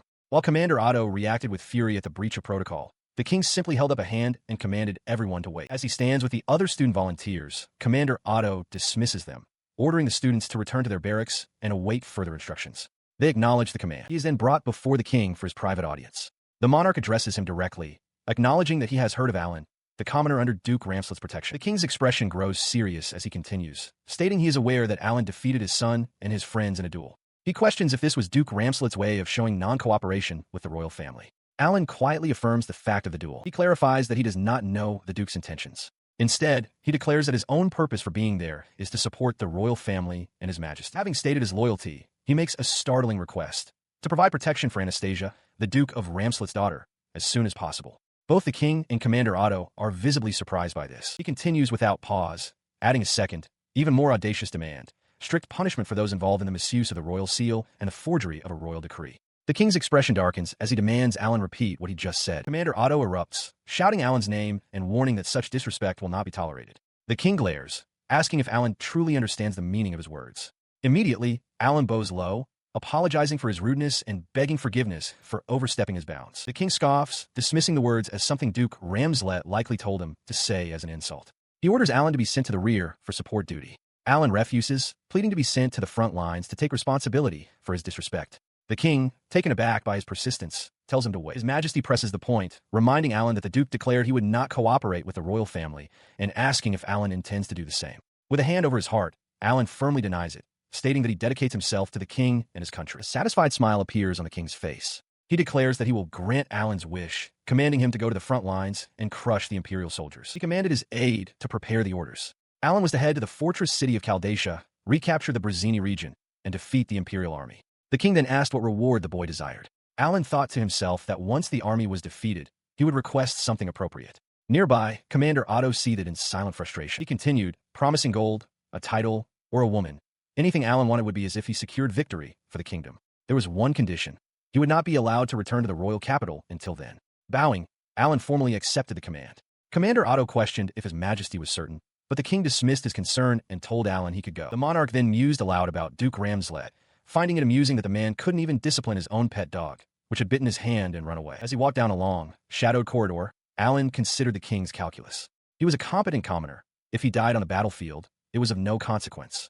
But if he returned alive, the king would become his new master. Later, in a private room, Alan asked the Ramslet butler if the plan would work. The butler, Seabass, reassured him, stating that Duke Gerhard believed that, given His Majesty's character, there was no doubt it would succeed. The butler explained the Duke's reasoning. The king is a fool, but not so foolish as to execute a student for mere rudeness. Understanding dawned on Alan. His plan had worked. Now, he thought, he was off to be a traitor. First, he would let the Duke know the results, and then he needed to tell his mother. His uniform, now prepared for departure, hung ready. To the war? Yes. At home, he sat with his mother and explained that he had volunteered as a student. He tried to reassure her that it wasn't dangerous, as students are typically assigned non-combat tasks like publicity, supply transport, or providing aid. After a moment, he shifted the topic, beginning to speak about Anastasia. She looked at him knowingly. Alan, she began, a small smile on her face. You like Anastasia, right? She then added that perhaps the princess felt the same way about him. Alan was left speechless. He stammered, a blush rising on his cheeks, asking if it was that obvious. His mother calmly took a sip from her cup. No, she said, but his mother continues speaking, her expression knowing. She recalls the invitation to the meal and how the letter mentioned Anastasia, admitting that she understood his feelings even then. She concedes that while she doesn't want him to go, there is nothing she can do. She advises him that if the girl he likes is the daughter of a duke, then he absolutely must succeed. Placing a gentle hand on his head, she tells him not to worry about her and to focus on doing his best to save Anastasia. However, she adds that there is something important he must keep in mind. Her gaze becomes serious as she gives her final piece of advice. When it comes to what is truly important, he must not get his priorities wrong. Her words linger in his mind. Alone in his dimly lit room, Alan sits on his bed, contemplating the priorities of the things that matter most to him. His resolve hardens, his expression set with determination. His single, overriding priority is clear, saving Anna. This decision, however, is met with fury. Melissa shrieks in outrage, declaring his plan to be unforgivable. She flits about frantically, calling it a terrible idea. The spirit of light, Lou, asks if this means killing the crown prince. Jerome warns that to do so would mean killing everyone in the royal capital. Alan insists he just wants to find Anna. Jerome then questions why they should help in a war between stupid humans, calling Alan a good, but strange person. Cutting through the argument, the wyvern mother makes a declaration. She will take on the task of searching for his beloved girl herself, promising to find her right away. Her decisive action leaves Jerome to look on with concern. He stammers Alan's name before quietly pleading with him not to die as the boy heads off to the rescue. He stood resolute, his gaze fixed on the path ahead. With the wyvern mother now gone, he announced his own departure, stating that he too must head out. His destination was clear, the front lines. Above him, Melissa took flight, agreeing with his decision as she and Lou soared through the air, leaving a cloud of dust in their wake. While showering, Anastasia's thoughts are consumed by a single word, an order. The directive, she recalled, was not for the duchy, but for her directly. More surprisingly, the crown prince himself was to deliver it personally. She wondered if the matter was truly that urgent, but quickly concluded that, in any case, she could not disobey the king's orders. With that resolve, she realized she needed to pack her bag quickly. As she finished dressing in her uniform, a knock came at her door. It was Alan, calling for Anna. Flustered, she told him to wait, prompting him to guess she was still changing. She emerged moments later, bag in hand, and explained to Alan that she was going to the royal castle. He asked if she didn't want him to see her off, but she gently dismissed the idea, reminding him that he had class and telling him to hold the fort until the carriage arrived. Her firm tone softened into a gentle smile as she agreed to his request. From the doorway, Alan told her to let him know when she returned, bidding her farewell for the week. Moments later, Anastasia stood with her luggage outside the school's grand iron gates. A horse-drawn carriage rumbled up the stone path towards her, and her expression grew serious. The carriage door opened, and the prince stepped out with a confident smile. He addressed her formally, Anastasia Kleinel von Ramslet, stating that he needed her to fulfill her responsibilities as a noble. Startled, she could only manage to say his title. She questioned what he meant by responsibilities as a noble. In response, he presented a sealed letter, explaining that a new royal decree had been issued that very day. He presented the royal decree, his voice steady as he read the order. Anastasia von Ramslet was to marry Gunther Werner, commander of the Est Empire's magic division. Her eyes widened in disbelief. The prince then delivered the ultimatum with a confident smile. This was a royal decree. If she or the duke refused, they would be branded as traitors. Dismissing any immediate protest, he gestured towards the waiting carriage, suggesting any further discussion could happen en route. His men stood by the gate, formally addressing Anastasia and requesting she accompany them. Anastasia's mind raced. Even if it was from the royal family, this was outrageous. Yet, she knew the document was official. Forging it would be a crime of the highest order. Deciding against making a scene, she resolved to obey for now. She would speak to His Majesty directly at the palace and report back to her father. Composing herself, she walked forward, asking that her luggage be taken care of. As she stepped into the carriage, a sudden doubt crossed her mind. Were they truly going to the palace? Before she could react, a cloth was clamped over her mouth from behind. Her eyes shot open in alarm as the world faded to black. Miles away, Alan noticed the spirit of light, Lou, suddenly stop. He turned to her, asking what was wrong. She simply stared into the distance, a flicker of concern on her face. She quickly brushed it off, claiming it was nothing. To change the subject, she declared they were playing hide-and-seek and that he was before darting away to hide. As she found a hiding spot, Lou realized what she had felt. The blessing she had placed on Anastasia had activated for a moment, giving her a brief, disturbing vision of the abduction. She wondered aloud what could have happened, her thoughts drifting to a comical, unlikely scenario involving Alan. Pushing the vision aside, she began to count for their game. Meanwhile, Anastasia slowly regained consciousness. The sound of rushing water filled her ears. Disoriented, she tried to understand what had happened and where she was. Her vision cleared to reveal a dark, stone tunnel. She was being carried by two men. A wave of panic set in as she realized she couldn't move. Her last thought before the darkness had taken her was a name, Alan. Her captors moved swiftly through a wooded area, their leader urging them to hurry. They loaded her unconscious form into the back of a covered wagon, preparing for a longer journey. The wagon rumbled on, approaching a distant, fortified structure. As it traveled, a voice seemed to call her name from afar, though she remained lost in the drug-induced slumber. She finally began to stir inside a dimly lit room. An older man with long, pale hair leaned over her, asking if she was awake. He admitted with a slight smile that he had used a strong sedative and was worried. Her first groggy thought was a single name, Alan. Now fully conscious, she found herself bound tightly to a chair. She recognized her captor from the day of the duel. When she demanded to know where she was, he explained they were in the mountains, far from the royal capital. He revealed they had used a secret sewer route from the castle, a weakness that would render the city's walls useless if the Empire ever learned of it. He observed her with a condescending look, remarking that even after being betrayed, her concern was for the kingdom's future. He called her a truly noble person. The bitter truth of his words settled in her heart. She had been betrayed and abandoned by the royal family. She scoffed, questioning who would ever want to be the wife of the Empire's Magic Corps commander. The man confirmed her fate. She had been sold out by the crown prince. He then delivered another devastating blow, informing her that her father, the Duke of Ramslet, would be executed for treason. He then clarified that there was a misunderstanding.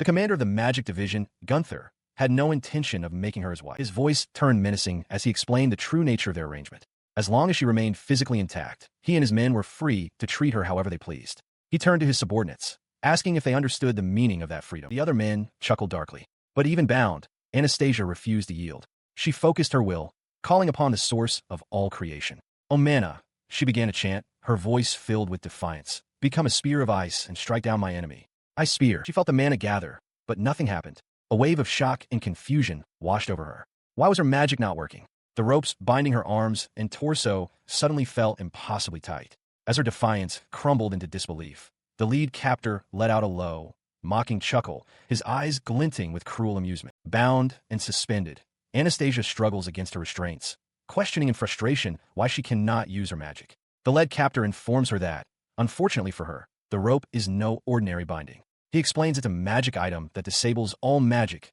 a gift from Gunther Dano, the Magic Division commander. He leans in with a sinister smile, adding that he and his men will be her companions on the journey to the imperial capital. His mockery continues as he calls it an honor to handle someone with a noble spirit like hers, one who could run wild at will. As the other captors watch, Anastasia grits her teeth, straining against the ropes. Her defiance prompts the men to grow rougher. They grab at her head and shoulders, forcing her down as she cries out in protest. In that instant, a powerful, invisible force erupts from her, blasting the captors away and sending them tumbling across the room. The men are stunned by the sudden turn of events. One clutches his wrist, shouting in disbelief that she shouldn't be able to use magic. Another realizes with dread that they won't be able to handle her. Anastasia pants heavily, the clear source of the violent outburst. As one captor urges another to try again, Anastasia's eyes fill with tears. A luminous, ethereal figure of a young girl manifests before her. Through her despair, she recognizes the phenomenon. It is the blessing of Rosama. The blessing's power leaves one of the men motionless on the floor. A companion rushes to his side, asking what's wrong, only to recoil upon realizing the man is dead. Anastasia's expression hardens. She thinks to herself that the man was a traitor anyway, and that they needed to bury him before things got dangerous. The scene then shifts to a memory of her as a young girl, where a robed figure she calls Rolinga's sensei offers her sweets. In the memory, the young Anastasia asks her teacher if the scones he has are delicious. He replies that they are, especially with jam, but that they're also quite good on their own. He used his magic, effortlessly splitting a small cake into two perfect halves. The young Anastasia, watching him, had first suggested they share it. A moment later, with childlike innocence, she fretted that if she ate her piece, there would be none left for Anastasia. Her teacher simply agreed to her initial request, performing the feat that left her momentarily stunned. The display of power left her in awe. She marveled that it was magic, calling her sensei awesome and eagerly asking if she could learn to do it too. He assured her that with dedicated study, she certainly could. In the present, however, the spirit of light, Lu, felt a familiar surge. The blessing had activated again, a sure sign that something terrible had happened to Anastasia. Lu was deeply worried, but her contract with Millie prevented her from traveling far. Her worry was palpable as she wondered aloud to Alan what was happening. Below, soaring through the sky, Jerome the Wyvern announced to Melissa that the scent they were tracking was growing stronger. He then turned to his companion with a dark proposition, questioning if it wouldn't just be better to kill all the humans. His cynical question hung in the air, a stark contrast to their urgent mission. The Wyvern Mother, however, held a much clearer objective. Her voice was firm as she declared their plan. They would find Anna, report her location to Alan, and leave the rest of the rescue to him. Meanwhile, at the location they sought, the prince sat beside a bound Anastasia. He explained that anyone connected to Rolinga's is protected by his blessing, giving him hope that they could still be rescued. He realized this hope stemmed from his faith in Alan being a good person, a thought he affirmed with a simple, quiet, yeah. His hope was not misplaced. As if in answer, a voice called out for Alan. Standing near a small aircraft with Amy watching from a distance, he responded, "I'm here." With a determined expression, he pulled on his flight goggles, ready to take to the skies for Anna. On the battlefield, chaos erupts. A sudden, violent explosion rips through a makeshift camp, sending men and debris flying.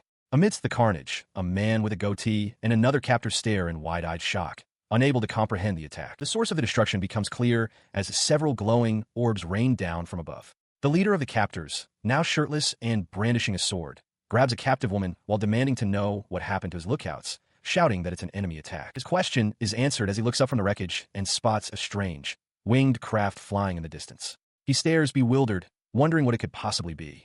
From the battlements of a nearby castle, guards also watch the event unfold. On that same wall, a guard nervously announces that the craft is returning. Beside him, a female commander in full-plate armor watches its approach with a calm, unwavering gaze, flanked by a young assistant. The craft they are watching, a twin-engine machine of an unfamiliar design, banks sharply in the sky as it heads directly for the castle. It descends with a roar, landing smoothly in the castle courtyard. The female commander immediately takes charge, ordering the assembled guards to return to their posts and telling her assistant to come with her. As the machine settles, the pilot, Alan, is visible in the cockpit. He watches as the commander and her assistant walk toward his aircraft. He disembarks and immediately begins his report to the commander. He states that he found and destroyed an enemy camp. The commander, noting that they heard the sounds of battle, commends his work and asks for the enemy's numbers and location.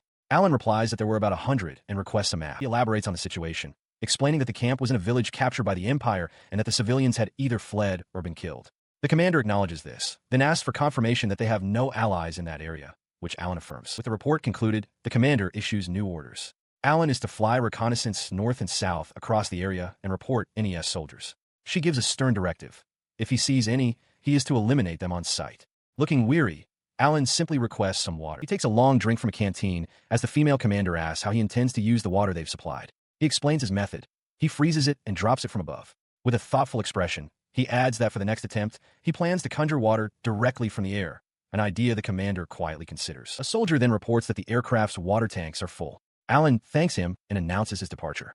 Before he goes, the commander offers him a ride in the back of the plane once the battle is over. He accepts the offer, confirming he's ready. With that, his twin-engine aircraft roars to life and ascends into the sky.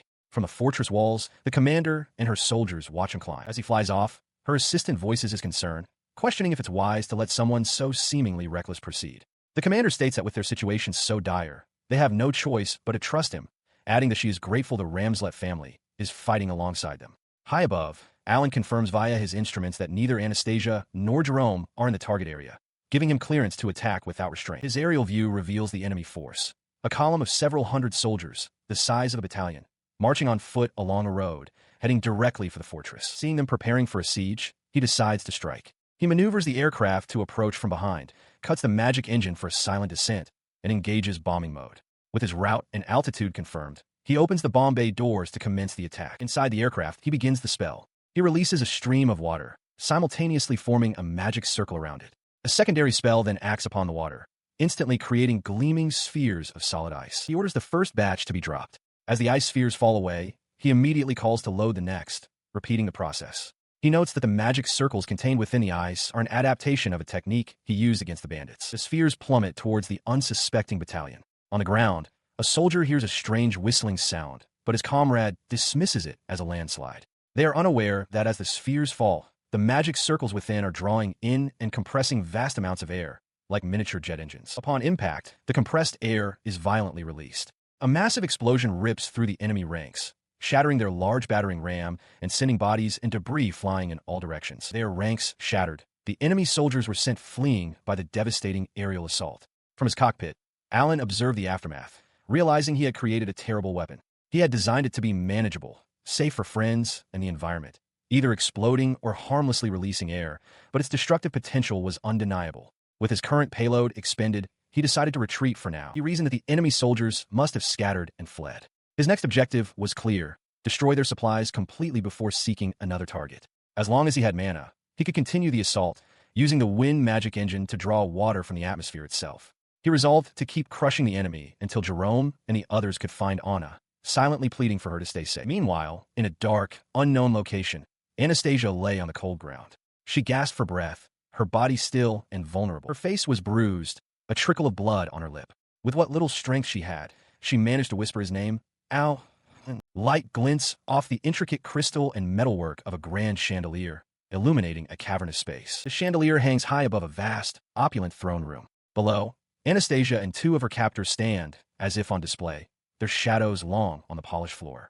Her expression is tense and weary. Her arms are bound tightly behind her back. Despite her captivity, she holds her head high, her gaze fixed forward with defiance. Before her sits a man with long, pale hair and a condescending smirk, Emperor Adolf of the Est Empire. He formally welcomes Anastasia Kleinel von Ramslet to his domain, his voice laced with false pleasantry as he asks about her journey. A bald man at the emperor's side bows his head, offering his deepest apologies to his majesty. He vows that he will discipline his wife properly. At this, Anastasia's composure shatters. She whirls on her captor, shouting that he kidnapped her and has no right to speak. She declares with fury that she will never be the wife of a man like him. Her outburst draws the attention of a young man with light hair, Crown Prince Igor. He smirks, noting to the bald man, Gunther, that she clearly doesn't like him. The prince then offers his assistance in disciplining Gunther's supposed wife, an idea the emperor seems to contemplate. He approaches Anastasia, leaning in to cruelly remark that she stinks like a sewer after her long journey. As Gunther promises to have her cleaned, Igor scoffs, questioning if he's truly capable of handling her and pointing out that her current state is entirely his fault. The emperor's cold gaze settles on them. He observes that, regardless of her appearance, she is still holding on. He then reminds his subordinates of his order to violate her until she was broken. One of the captors explains that Anastasia resists with a strange power that blew them all away, despite the magic sealing rope they used. Hearing this, Prince Igor's smirk widens. He issues a new command to the men, his voice chillingly casual. Violate her, here and now. He punctuates the order with a simple threat. Do you want to die? His cruel command was met with a moment's hesitation. As the captors reached for Anastasia, one stammering that he understood, a brilliant flash of light erupted from the princess. The force of the blast sent the men hurtling backward, crashing against the throne room floor, while the emperor and crown prince watched in shock. The unexpected display of power left the throne room in disarray. Crown Prince Igor, however, laughed with amusement, remarking that with this power, they couldn't simply lay a hand on her. Emperor Adolf then addressed the bald man beside him, Gunther, entrusting the situation to him. Gunther replied coolly that there was no problem, as there were many ways to break a person's spirit. The emperor then cautioned his son, Igor, not to overdo it, to which the prince affirmed his understanding. The prince, impatient, urged Gunther to hurry and also do something about the stench, so they could enjoy the spectacle properly.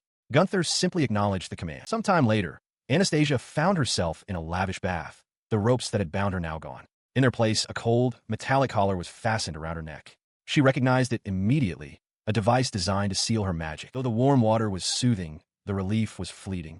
She was still a prisoner, a fact that weighed heavily on her mind. After her bath, a servant presented her with a set of humiliatingly revealing undergarments. When Anastasia asked if there were any other clothes, the servant replied that Gunther himself had ordered it so. The intent was painfully obvious to Anastasia. Not only was it meant to humiliate her, but would also make any attempt at escape far more difficult. She was then escorted by Gunther and 2 armored guards into a well-appointed but windowless room. The heavy door locked from the outside, confirming her suspicions. This wasn't a prison cell or a torture chamber as she had braced herself for. It was a gilded cage arranged for others to come and violate her. Despite the grim reality, she resolved to endure, holding on to the belief that she had Rose protection. As the door was about to close, Gunther mockingly asked if she was comfortable. Facing away from him, Anastasia's thoughts turned to her only hope. She was certain Alan would come to save her. His next words, however, were completely unexpected. He stated that he would see her after a year, then turned to leave. As the heavy door began to lock, Anastasia spun around in shock, demanding to know what he meant by his cryptic farewell. She stood alone as the door clicked shut, plunging the room into near-total blackness. Her captor's final words echoed from the other side, a chilling farewell. Stay strong, my dear wife. Otherwise, you won't be able to tolerate it at all. The finality of the lock clicking into place sent a shiver through her. A year? Here? In this oppressive darkness, where not even the faintest glimmer of light could penetrate. The thought was incomprehensible as the full weight of her situation crashed down upon her. Her eyes widened in sheer terror. In this lightless prison, there was nothing left for her. Only despair. At a war council, Alan reports the results of his attacks over the past week, detailing strikes on S forces at the 86th, 87th, and 88th points. The female commander listens intently, acknowledging that while the enemy wasn't completely wiped out, any surviving soldiers could simply be reassigned to other units. An older, bearded general clarifies if he means attacks from the sky, bombings. The female commander confirms, expressing her belief that the bombings have significantly damaged enemy morale, leaving most survivors unable to continue fighting effectively. She continues her assessment, stating that the enemy has not yet adapted to aerial assaults. Even if they devise countermeasures, the need to defend from both the sky and the ground will place them at a severe tactical disadvantage. With a decisive gesture, the female commander declares their next target, Cardacia. She reports that their troops are already pushing back the Imperial Army on multiple fronts and that they will press this advantage to reclaim the city. At the mention of the city, a mustached officer reacts with surprise, while the bearded general expresses grim satisfaction. Cardacia, finally, he murmurs. The fortress city of Cardacia, located in the Bricini region, was once the largest military base on the eastern side of Centraland. It was conquered by the Est Empire half a century ago and has remained under their control ever since. Back in the war room, the female commander outlines the initial phase of the attack. She points out 3 smaller fortresses on the west side of the main structure and declares that she wants Alan to focus his attack on the northernmost one first. He responds with unwavering confidence, stating that if it's just a single fortress, he can handle alone. In fact, he adds, it's easier for him to operate without allied forces getting in his way. His confidence is perceived as arrogance. The mustached officer is stunned, asking if Alan is calling them useless. The bearded general explodes with anger, shouting at Alan not to get cocky and reminding him that he is just a student. The female commander quickly intervenes. She silences the mustached officer, admonishing him for speaking so rudely to the general. She then turns to the general, reminding him that Alan is an adventurer from Ramslet, dispatched by royal decree, and therefore not under their direct command. As for his results, she adds they speak for themselves. She expressed her urgency to conclude the operation, explaining that while Alan was being sent with every available troop to Cardacia, she wanted to finish before any troublesome figures from the capital could arrive and interfere. Her words immediately drew a sharp reaction. The mustached officer questioned if this meant the king was sending reinforcements from the capital, and the general confirmed that a noble was indeed leading troops toward their position. The news infuriated the officer, who vented his frustration that the capital, after rejecting all their previous requests for aid, was now swooping in to take control. The bearded general then turned his attention to Alan, observing that the boy was no longer the capital's primary concern, and asked if he was all right with this turn of events. Alan's response was simple and focused. He affirmed that he was fine and urged them to continue with the plan, his gaze fixed on the objective, the fortress. Meanwhile, within the very walls of that fortress, a young woman lay in a cell, her body trembling as she clenched her hand. A clatter from the heavy metal door drew her attention. She sat up on her cot in the Spartan's cell, noticing the tray of simple food that had been pushed through a slot at the bottom of the door. She made no move toward the meal, instead remaining seated on the edge of the cot, her expression a mask of weariness and despair. After a long moment, she rose and walked slowly to the door, pressing her hand against its cold, unyielding surface. From the other side, a voice delivered a single, brutal message, informing her that her father was dead. The words struck her like a physical blow. Her eyes widened in absolute shock and horror, the devastating news echoing in the silence of her prison. She stood in the dim light of her cell as a disembodied voice continued its cruel report. Her father, it explained, had protested the royal family's decision to sell her. For this act of defiance, her entire family was executed. With a sharp, metallic click, the sound of a closing hatch echoed in the darkness, sealing her in with the horrifying news. The finality of the sound did nothing to make the words feel real. She collapsed onto her cot, her mind reeling, insisting to herself that it was all lies. But the voice pressed on, twisting a knife. A war had broken out, it claimed, all because she refused to marry and failed her duty as a noble. The voice added that Brazzini was now under the Empire's control, and that countless civilians and soldiers were dead because of her. Her denial shattered as the voice delivered its most personal and devastating blow. The man she loved was also dead. She covered her face, a sob escaping her lips. The voice described his death with cold satisfaction, run through with a spear in battle. It was a pity, the voice mocked, before concluding that none of this would have happened if she had never existed. The cruel words hung in the air, each one a separate wound. The voice repeated its final, damning accusation. He had died because of her. The weight of the accusation crushed her. She gasped for breath, her body trembling as the full horror of the situation washed over her. Her ragged breaths turned into a desperate, whispered plea. Through her tears and gasps, she managed to form a single name, Alan. Miles away, as if in answer to her call, the boy she named prepared for battle. Alan adjusted his flight goggles, his expression set with determination. With a final confirmation, his advanced aircraft surged forward, taking to the skies. A sleek, twin-boom aircraft stands poised for flight. From a high vantage point, a figure raises a pair of binoculars, focusing on the distant northern fortress. The assault on the stronghold has already begun. It is one of 3 fortresses that guard the Cardassian border, and a strategic decision was made to attack the northernmost one first. Through the lenses, the observer confirms that the fortress's defenses are formidable. Archers on the battlements unleash volleys of arrows, effectively keeping the siege weapons from approaching the walls. His attention then shifts as he spots movement from the central fortress. Reinforcements are riding out, prompting him to wonder if they plan to ambush his forces from the south. Seeing the enemy's maneuver, he determines that the moment has arrived. It is time to begin the bombing. On the battlefield below, a mustached officer reports to the female commander that their southern vanguard is retreating before 5 o'clock EST troops from the central fortress. She calmly orders her archers to occupy the high ground and lure the enemy in. Elsewhere, a general on horseback spots a new force on the horizon and recognizes its leader. Alan has arrived. Just as the general takes notice, spherical bombs rain from the sky, erupting among the cavalry with devastating force.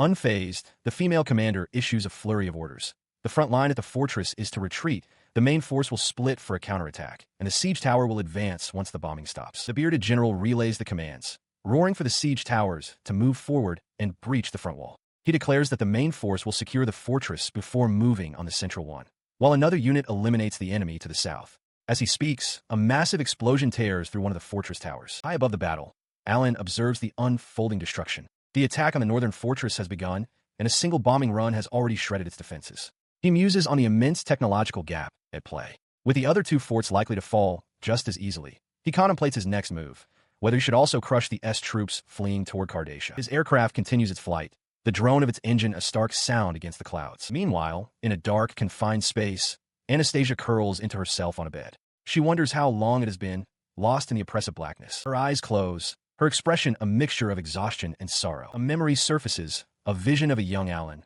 dressed in a pristine suit, looking down at her with a gentle smile. The gentle image shatters, and she cries out his name in the darkness. Another memory flashes, Alan, shirtless and vulnerable, impaled by a brutal weapon. She reaches out desperately, pleading for him not to go. Her pleas echo in her mind. She asks his memory why he wasn't there, questioning the promise he made to protect her. The vision of a smiling, formally dressed Alan returns, a painful reminder of a time before the trauma. A heavy scraping sound jolts her from her thoughts. The door to her cell slides open, and from her bed, she watches as a massive, ornate greatsword is brought into the room. The blade is presented before her, its dark steel seeming to absorb the faint light. As Anastasia nears her limit, she can only stare with weary, half-lidded eyes. With a look of grim determination, Helena prepares for the coming assault. Beside her rests a large, ornate greatsword, its purpose yet unknown. She had found the weapon in a dark, unfamiliar room.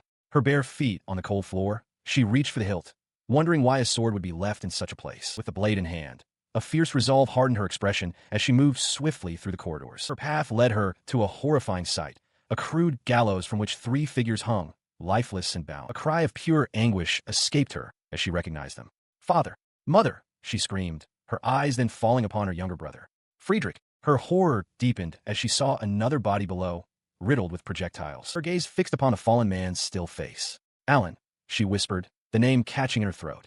Disbelief warred with the terrible truth before her. "Alan! Al!" The realization finally struck. A raw, desperate scream tore from her throat as the weight of her loss became too much to bear. She collapsed, the great sword clattering to the ground beside her. Darkness. Meanwhile, within the stone walls of a distant fortress, a council of war was in session. The prince stood over a large map as the mustached officer's voice rose in frustration. He demanded to know why they weren't using their advantage, declaring that reclaiming Cardacia was their long-cherished goal. "What is there to hesitate about?" he bellowed. He responds to the bearded general's question about the weapon's name, identifying it simply as a fireball. He elaborates that upon impact, it scatters fuel and bursts into flame, making it highly effective against targets crowded with people and buildings. The mustached officer, listening intently, interjects with aggressive enthusiasm, asking if it isn't the perfect weapon for their needs. The officer presses his point, arguing they should burn down the entire city rebuilt by the Est Empire, showing no mercy to the common folk he believes were swayed by the enemy. The prince quietly objects, reminding him that many Cardassian civilians remain. The female commander listens to the exchange, her expression unreadable, his fury unabated. The officer turns on the prince, accusingly shouting that he must have developed the weapon intending to use it from the very beginning. Before the argument can escalate, the female commander calmly interjects. She proposes they issue a warning to Cardacia, giving civilians time to escape and thereby demonstrating the kingdom's justice and nobility to the world. The mustached officer falls silent, seemingly accepting her counsel. Later, away from the council, she speaks with the prince alone, admitting it was careless of her to mention the firebomb. He sits on a set of stone steps and confirms her unspoken question. He did indeed build them to be used. He continues, explaining that they are designed to be effective against cities. The fuel-based fires are difficult to extinguish, capable of burning even fire-resistant buildings and driving people into a corner. She considers this, then returns to the subject of the warning.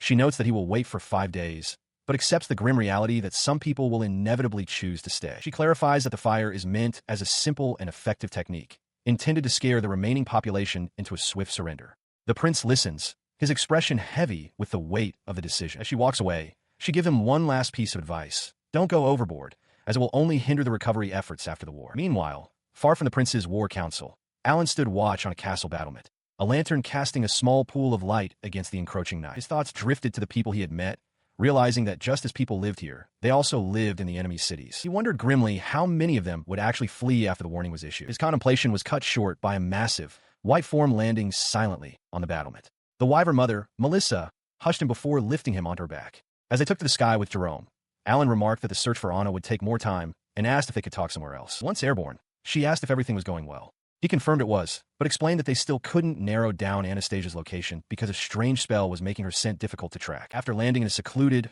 rocky area, he saw her worried expression and offered to hunt something for her, asking if she was hungry. She dismissed the idea, telling him that if hunting was the fastest option, he should just do it. She urged him to hurry so they could resume the search for Anastasia, reminding him that was why he was there. Jerome then interjected, asking Alan if a deer would be acceptable. He hesitated, asking if he should just kill it. As Jerome offered Melissa a choice between deer and rabbits, she looked at Alan with a curious expression, remarking that he was a strange person. After a moment of silence, he finally voiced his own preference, quietly stating he would like orca, and wondering if there was a river nearby. He stands before a vast, sunlit mountain range, the morning light casting long shadows across the rugged peaks. His expression is resolute as a voice from behind asks if he is ready. He confirms that he is. The female commander approaches, clad in full armor. Alan turns to her, asking if all the civilians have managed to escape. She reports that the last evacuees, just a few families, fled through the east gate that morning. Her tone becomes stern as she clarifies the situation.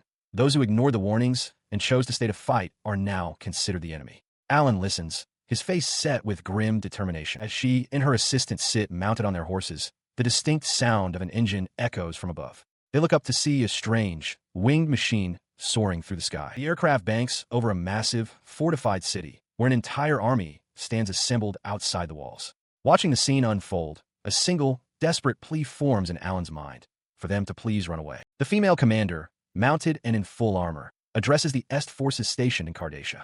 She announces that, as warned, the attack will now commence. In response, Archers positioned along the fortress walls knock their arrows, preparing for the assault. She then gives a sharp command to signal Alan. Her soldiers immediately raise a large, two-tone flag. High above, Alan spots the signal from his aircraft. Recognizing it as the command to begin bombing, he opens the bomb bay doors. As enemy soldiers on the ground spot him and fire crossbows, he calmly assesses that their 300-meter range is no threat at his current altitude. He scans the battlefield, confirming that only enemies remain below. The female commander looks up, a hint of confusion on her face. Suddenly, Alan's expression shifts to alarm as a dark, winged shape streaks through the sky toward him. The shape reveals itself to be Jerome, the Wyvern Lord. He lands with a heavy thud atop a building, his powerful form looming over the soldiers below. He lets out a deafening roar, striking terror into the hearts of the enemy soldiers. They cry out in shock, identifying the beast as a sky dragon. Their panic intensifies as a second creature, the white wyvern mother, Melissa, appears in their midst. The soldiers scream and scramble to flee. The sight of the two dragons shatters the Est battalion's morale. They throw down their weapons and flee towards the city gates, screaming for help and begging to surrender.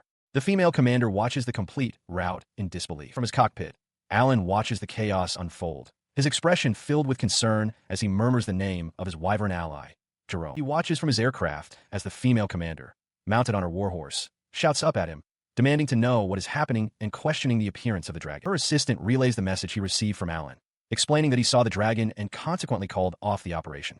The assistant then asks for an update on Cardassia. The commander reports that the dragon's roar incited panic among the enemy, causing many soldiers to surrender. She adds that while some resistance remains within the castle, their defeat is now just a matter of time. Her assistant looks on with grim satisfaction, stating that they have succeeded. The commander confirms that Cardassia has fallen, noting with relief that they achieved it without resorting to that. Having landed his craft, Alan thanks the two wyverns but questions why they came. Jerome, the dark-scaled wyvern, playfully nudges him, feigning injury and complaining that a dragon shouldn't be hurt by such a light tap. Melissa, the white wyvern, leans in close, explaining they couldn't just leave him alone. More importantly, she reveals they have discovered Anastasia's location. Stunned, Alan demands to know where she is, and Melissa confirms she is in the imperial capital of Est. The news galvanizes him. He shouts that he must get Anna back no matter what, but Melissa gently restrains him, urging him to calm down. She insists she cannot let him go alone, reminding him of the help he's given them and promising they will be with him until the end. Visibly moved, he quietly thanks her. Jerome eagerly offers to destroy the imperial capital, but Melissa tempers his enthusiasm, saying not now, next time. Alan agrees with the sentiment, suggesting they should move under the cover of darkness. As night falls, the three of them take to the sky, flying in formation against the full moon. Alan is no longer alone in his fight. Soaring through the night sky in a glider, Alan flies alongside his wyvern allies. He calls out to Jerome, concerned about the arrow that struck him. The dark wyvern turns his head, reassuring Alan that he is fine, his scales too tough to be pierced. He then turns his gratitude to Melissa, the white wyvern. She explains that while the arrow only got caught between her scales, it still hurt a great deal, and she had merely acted tough. She quickly adds that it's too early for thanks, as her primary mission to rescue Anastasia is not yet complete. The other wyverns interject, insisting they owe Alan for introducing them to Jerome and for his help with the pink-haired girl. Alan, however, feels their gratitude is unnecessary. As the wyverns peel away into the night, their parting thoughts are of thanks and a simple request to let them help. Below, at the gates of a formidable castle, two guards are startled by a strange sound. Before they can identify it, a massive explosion erupts against the outer wall. The sudden blast throws the guards into a panic. One bellows for the fire to be put out immediately, shouting for anyone who can use water magic to be woken at once. The source of the chaos is revealed. Alan, now on the ground in simple clothes, confirms his plan worked. He used alchemy to create the diversion, dropping Melissa in a very noticeable place to draw attention. His diversion successful, he turns his focus to a nearby building. He can faintly detect Anastasia's scent coming from it. Realizing she must be held somewhere secure, perhaps underground in a room with thick walls and no windows, he whispers his thanks, promises to return, and activates his stealth ability. Now inside, he observes the guards moving frantically. He surmises that the fire, likely caused by a fallen torch from his diversion, is the reason for the commotion. The heavy guard presence suggests someone important is being held here. He concludes the fire won't be extinguished easily with just water and resolves to find the entrance to the basement first. He moves through the palace corridors, noting they are brightly lit with magic stones. The display is a testament to the Empire's immense resources, but he realizes the bright light is also an advantage, making his search for Anastasia easier. His search is interrupted as he spots a well-dressed, noble being escorted down the hall by two guards, forcing him to pause and observe from the shadows. Elsewhere in the palace, a high-ranking official with short, light hair stood beside a gaunt, hooded figure. The official addressed the man, Gunther, the head mage, asking for a progress report. Gunther replied that their project was nearly complete. He elaborated, stating that he had given the captive the demon sword of ice extinction the previous night, and now it was merely a matter of time. Gunther simply acknowledged the update. The official smirked, remarking that she was quite stubborn, just as one would expect from a daughter of the Ramslet house. A sudden metallic click from nearby interrupted his thoughts. As they continued down the corridor, Gunther inquired if they could make her obey yet. The official confirmed that it would be possible once they used the demon sword to break her mind and control her. The head mage's eyes widened slightly. He explained that possessing both ice magic and a knight's blessings made her the perfect vessel for the sword, but stressed that they must proceed with great care. Their conversation was joined by Crown Prince Igor, who crudely commented on the captive's beauty and demanded they make her submit to him quickly. The official, recognizing the Crown Prince of the Est Empire, bowed slightly and promised to do his best. As they began to descend a spiral staircase, the official changed the subject, reporting that the forces at Centralin had folded as expected. He added that the entire Brazini region would soon be captured. Gunther noted that everything seemed to be proceeding smoothly. He continued laying out their grand strategy. Zaz would soon invade the Ramslet Duchy, isolating the family. They would then install a puppet on the throne and let the duchy destroy itself from within, after which they would divide the spoils. He mentioned having already conferred with Westerdale. With a sneer, he called their own crown prince an idiot, impressed that the fool had actually stolen the imperial seal for them. Reaching the bottom of the stairs, they looked into a dark chamber. An elven woman lay unconscious on the cold floor, her clothes torn, a massive, ornate sword beside her. The official commented on the mess, while Gunther surmised that she must have put up a fight. Prince Igor stared down at the scene, a flicker of concern on his face. He asked if she could be returned to normal. The official replied coolly that they would need to recondition her before she could be put to proper use. He listened as the commander detailed the captive elf's condition. While she could regain her sword and magic abilities, her mind would remain shattered. The commander added a note of caution, mentioning her current state was dirty and might affect the final outcome. A cruel thought forming. Igor confirmed that this meant she would be unable to resist him. His eyes widened with a predatory gleam as the commander goaded him on, suggesting he not be stingy and take just a little taste. The captive elf lay nearby, her eyes open but vacant. The commander's smirk widened as he urged the prince to act quickly, before the elf was fully broken. But as the prince moved to take advantage of the situation, a dark, hooded figure intercepted him. Gunther, the head mage, slammed Igor against the wall, his grip firm on the prince's arm. A hooded figure with a skull-like mask lunges forward. Below, a young man with determined eyes stands his ground, aiming a pistol forward, ready to fire as he guards a large, reinforced door. The confrontation ends in an instant. The young man now kneels over a blonde woman on the floor, calling out her name, Anna. The attacker's spiked club lies discarded nearby as a hand reaches for the woman's hair. He gently touches her face, his expression filled with concern. Her eyes are half open, unfocused and vacant, as if she doesn't recognize him. His own eyes narrow with a surge of anger and resolve. His weapon is now trained on a new figure, a pale, bald man in dark robes. The young man demands to know what was done to Anna. The pale man mockingly identifies him as the girl's lover, admitting he let his guard down because his subordinate was using magic to hide. He reveals they broke her mind so she could wield a demon sword, callously adding that the rescuer is too late. The pale man continues his taunts, declaring that Anna is all his now, though she no longer has a will of her own. He sneers that she is useless for anything other than impregnation. With that, he collapses, his body lifeless on the floor beside his fallen comrades. The young man kneels amidst the defeated cultists, his gaze fixed and grim. He turns his full attention to Anna, who lies unresponsive on the cold floor. He carefully begins to dress her, pulling the drawstrings on a simple garment. Her eyes remain empty, her mouth slightly agape. With a gentle, reassuring smile, he looks down at her and speaks softly, telling her it's time to go home. After speaking, he activates a skill, stealth. He then lifts her onto his back, her arms draped limply over his shoulders, and prepares to move out. He carries her carefully through a vast, darkened hall lined with towering, arched windows, moving silently through the enemy territory. As he proceeds, a sharp-eyed woman with long, light hair spots their movement from the shadows. Her eyes widen in alarm as she raises the cry. An intruder! An officer bellows that His Highness and Gunther Sama were attacked, identifying the Ramslet woman among the fugitives. He roars for his men to find and capture them. Below, the young man clutches Anastasia, his face set with grim determination as enemy soldiers begin to close in. The soldiers spread out across the grounds, confirming they have surrounded the perimeter. They are certain their targets must still be nearby and begin a thorough search. As the net tightens, the young man realizes just how important Anastasia must be to their enemies. In the blink of an eye, they were surrounded. Without hesitation, he slams his hand to the ground, invoking alchemy. Two massive stone walls erupt from the earth, shocking the approaching guards. Within the newly formed enclosure, a small, winged aircraft rests. The young man explains to the still unresponsive Anastasia that his stealth is disabled while the craft's wind magic engine is active, urging that they must take off before the walls are destroyed. Outside, The baffled soldiers demand to know what happened as their commander orders them to get a ladder. The strange craft descends, clearing the top of the stone wall. The soldiers below stare in disbelief, one shouting an order to shoot it down. An arrow finds its mark on the wing, and the pilot cries out as the impact jolts him. Before the archers can loose another volley, a terrifying roar echoes from above. A dark-scaled wyvern dives from the sky, sending the soldiers scattering in panic. From his cockpit, the young man looks down in astonishment, recognizing his ally, Jerome. The dark wyvern is not alone. A second, larger white wyvern descends, its powerful form radiating menace. The soldiers are thrown into chaos, screaming in terror at the sight of what they believe to be a dragon. With their escape secured by the fearsome beasts, the aircraft flies on, flanked by its two draconic escorts.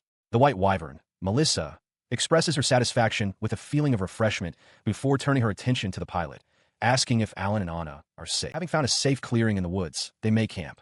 Anastasia rests on a bedroll while the two wyverns stand guard. Looking at the princess's still form, Melissa's expression hardens into fury. She growls that what their enemies did is unforgivable, wishing she had killed more of them. Her rage is infectious. The smaller, dark wyvern, Jerome, eagerly asks if he can also participate in the killing. Still simmering with anger, Melissa grants him permission, just for this occasion. With Anastasia secured, Alan lays out his plan. He intends to take her to a doctor who understands curses, but considers the royal capital too dangerous. Instead, they will fly to Vikhen, the capital of the Ramslet Duchy. Lying nearby, Anastasia stirs weakly. With her eyes barely open, she offers to show him the direction on the map, asking him to lead the way. From her perch, Melissa the wyvern mother overhears and readily agrees to the arrangement. Her attention then shifts. In her humanoid form, Melissa points out that Alan has been injured by an arrow. He dismisses her concern, insisting the wound is shallow and that they must move quickly. He explains that they will switch to the glider they buried outside Cardacia to travel faster. Melissa immediately volunteers to guide them, confident in her sharp eyes and keen sense of smell. Turning to Jerome, Alan offers a sincere apology, acknowledging that he has dragged the wyverns into a human war. Jerome's eyes narrow with fury. He tells Alan not to worry about it, his voice a low growl as he asks who did this to Anastasia. He declares his intent to kill only those responsible. Beside him, Melissa trembles with rage, asking if she has permission to wipe them all out. Jerome grants it without hesitation. He listens to their exchange, his own expression hardening. His gaze falls upon Anastasia's still form. As memories of her flash through his mind, a silent, unwavering promise forms within him. He will save her. He will bring her smile back. From his siege tower, a commander of the Est Empire army looks down with a grimace as his vast formation of spearmen advances across the field. Below, 3 small aircraft soar through the sky. Observing the battle from his own aircraft, Alan peers through binoculars. He notes that the humans are killing each other, a foolish act of war, but recognizes one side is led by Anastasia's father, flying the Ramslet flag. Just as the Crown Prince had warned, the Zaw's army is already near the outer walls, though they are still outnumbered. He assesses the Zaw's troops' position at the northern wall, wondering if they intend to breach it in the countryside and invade. Jerome, flying beside him, declares he will crush them, but Alan orders both him and Melissa to hold their position, warning they might accidentally harm his allies.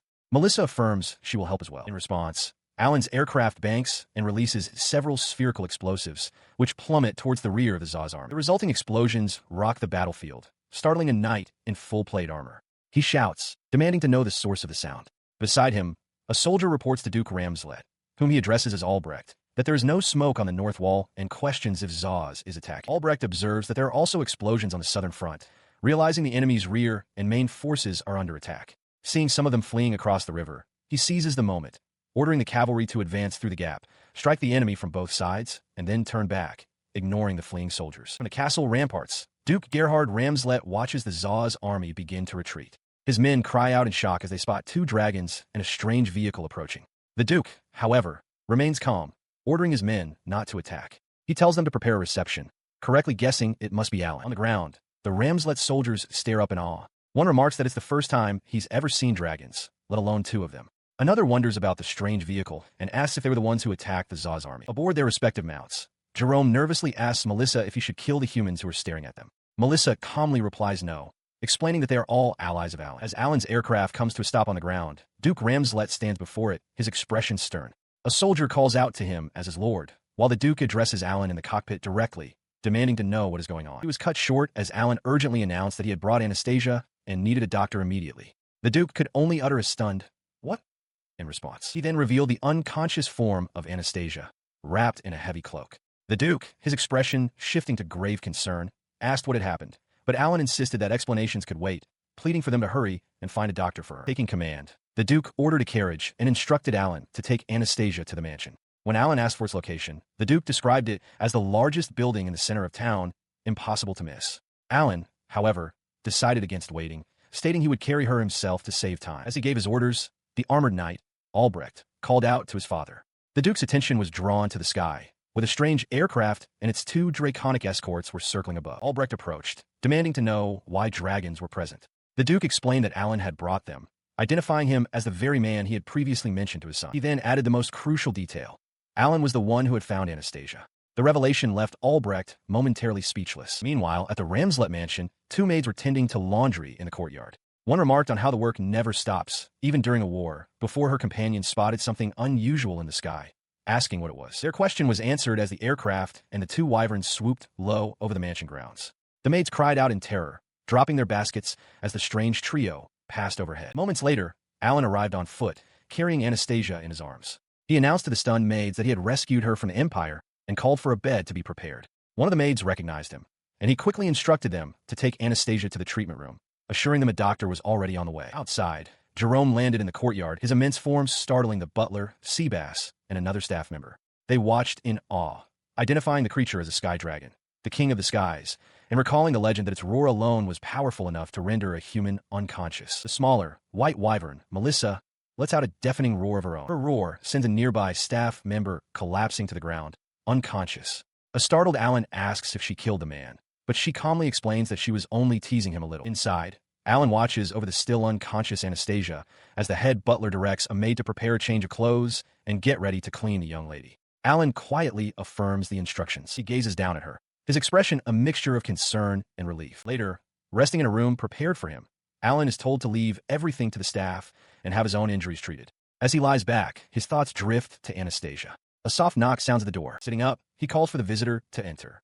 The door opens to reveal a young man with long, light-colored hair. He introduces himself as Albrecht von Ramslet, Anastasia's brother. Much to Alan's surprise, the young noble stands before him, his expression sincere as he formally expresses his gratitude for saving Anastasia. A bit flustered, he dismisses the thanks, apologizing for his own informal state. Albrecht inquires about his injuries and assures him he can see Anastasia once she is able to move, then turns to leave. As they walk through the mansion's corridor, Albrecht mentions that his father has told him a little about Alan. He then asks if it was Alan who brought the dragons, and Alan simply confirms that it was, leaving Albrecht amazed. He leads Alan into a formal room where his parents, Duke Gerhard and Duchess Elizabeth Ramslet, are waiting. After announcing Alan's arrival, his mother immediately asks about Anastasia's condition. Albrecht confirms she is stable, though his tone is somber. The Duke greets Alan, acknowledging it has been some time, and gestures for them to enter. Inside Anastasia's room, Duke Gerhard sits grimly by his daughter's bedside as she lies unconscious. He turns his intense gaze upon Alan,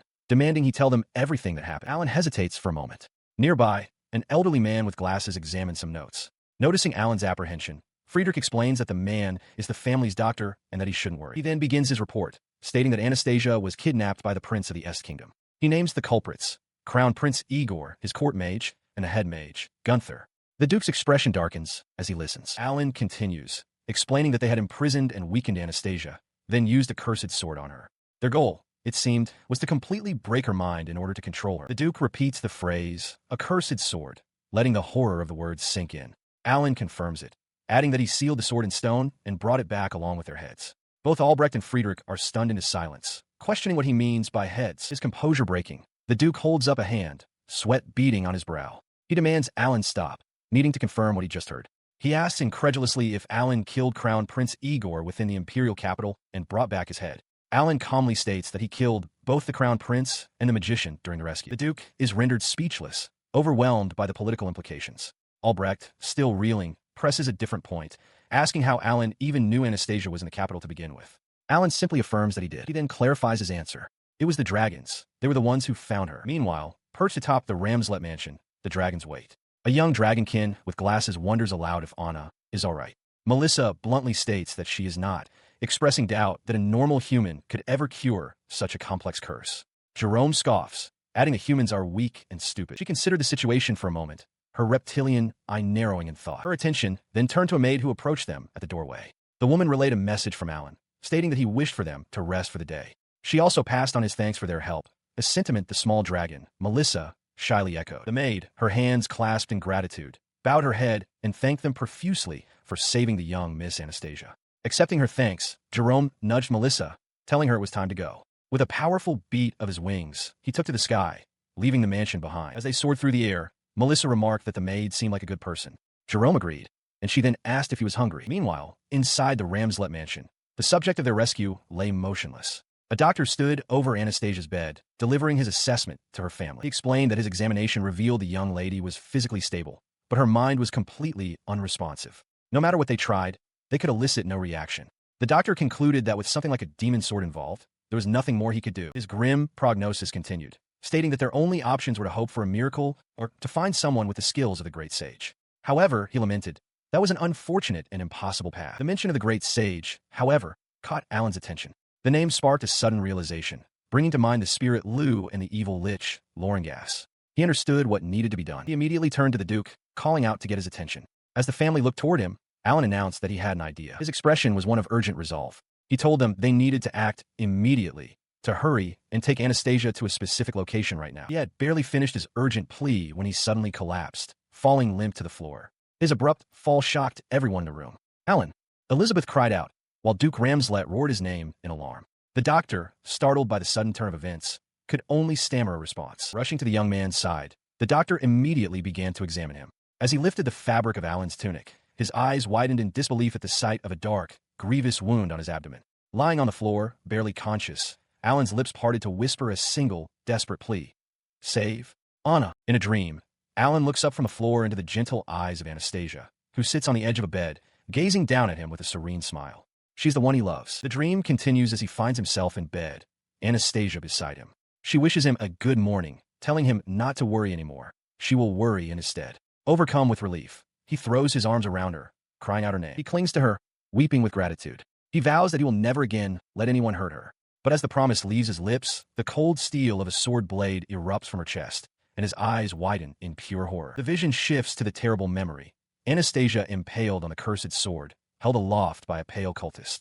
The man's voice echoes in his mind, declaring it's too late. The sword pierced her heart, and the heart he loved is gone. The nightmare flashes with images of her supposed destiny as a villainess, abandoned and ruined. He cries out her name in denial, his mind refusing to accept the gruesome sight before him. The horrific vision shatters as Alan jolts awake, sitting upright in a dimly lit bedroom. He breathes heavily, disoriented and confused, trying to grasp what was real and what was a dream. He is covered in a cold sweat, the nightmare still clinging to him. A maid enters his room and stops in surprise. Seeing him awake, she cries out his name and immediately calls for the doctor to come quickly. Soon after, the doctor explains that Alan survived a poisoned arrow. Had it been a magic dampening poison, he would be dead. Alan asks about Anastasia, and the doctor confirms she is still unconscious but in a stable condition. Both the doctor and the maid find it peculiar that Alan's wounds have already healed completely. As Alan quietly gives his thanks, the maid offers him soup. Alone for a moment, Alan looks at a ring on his finger.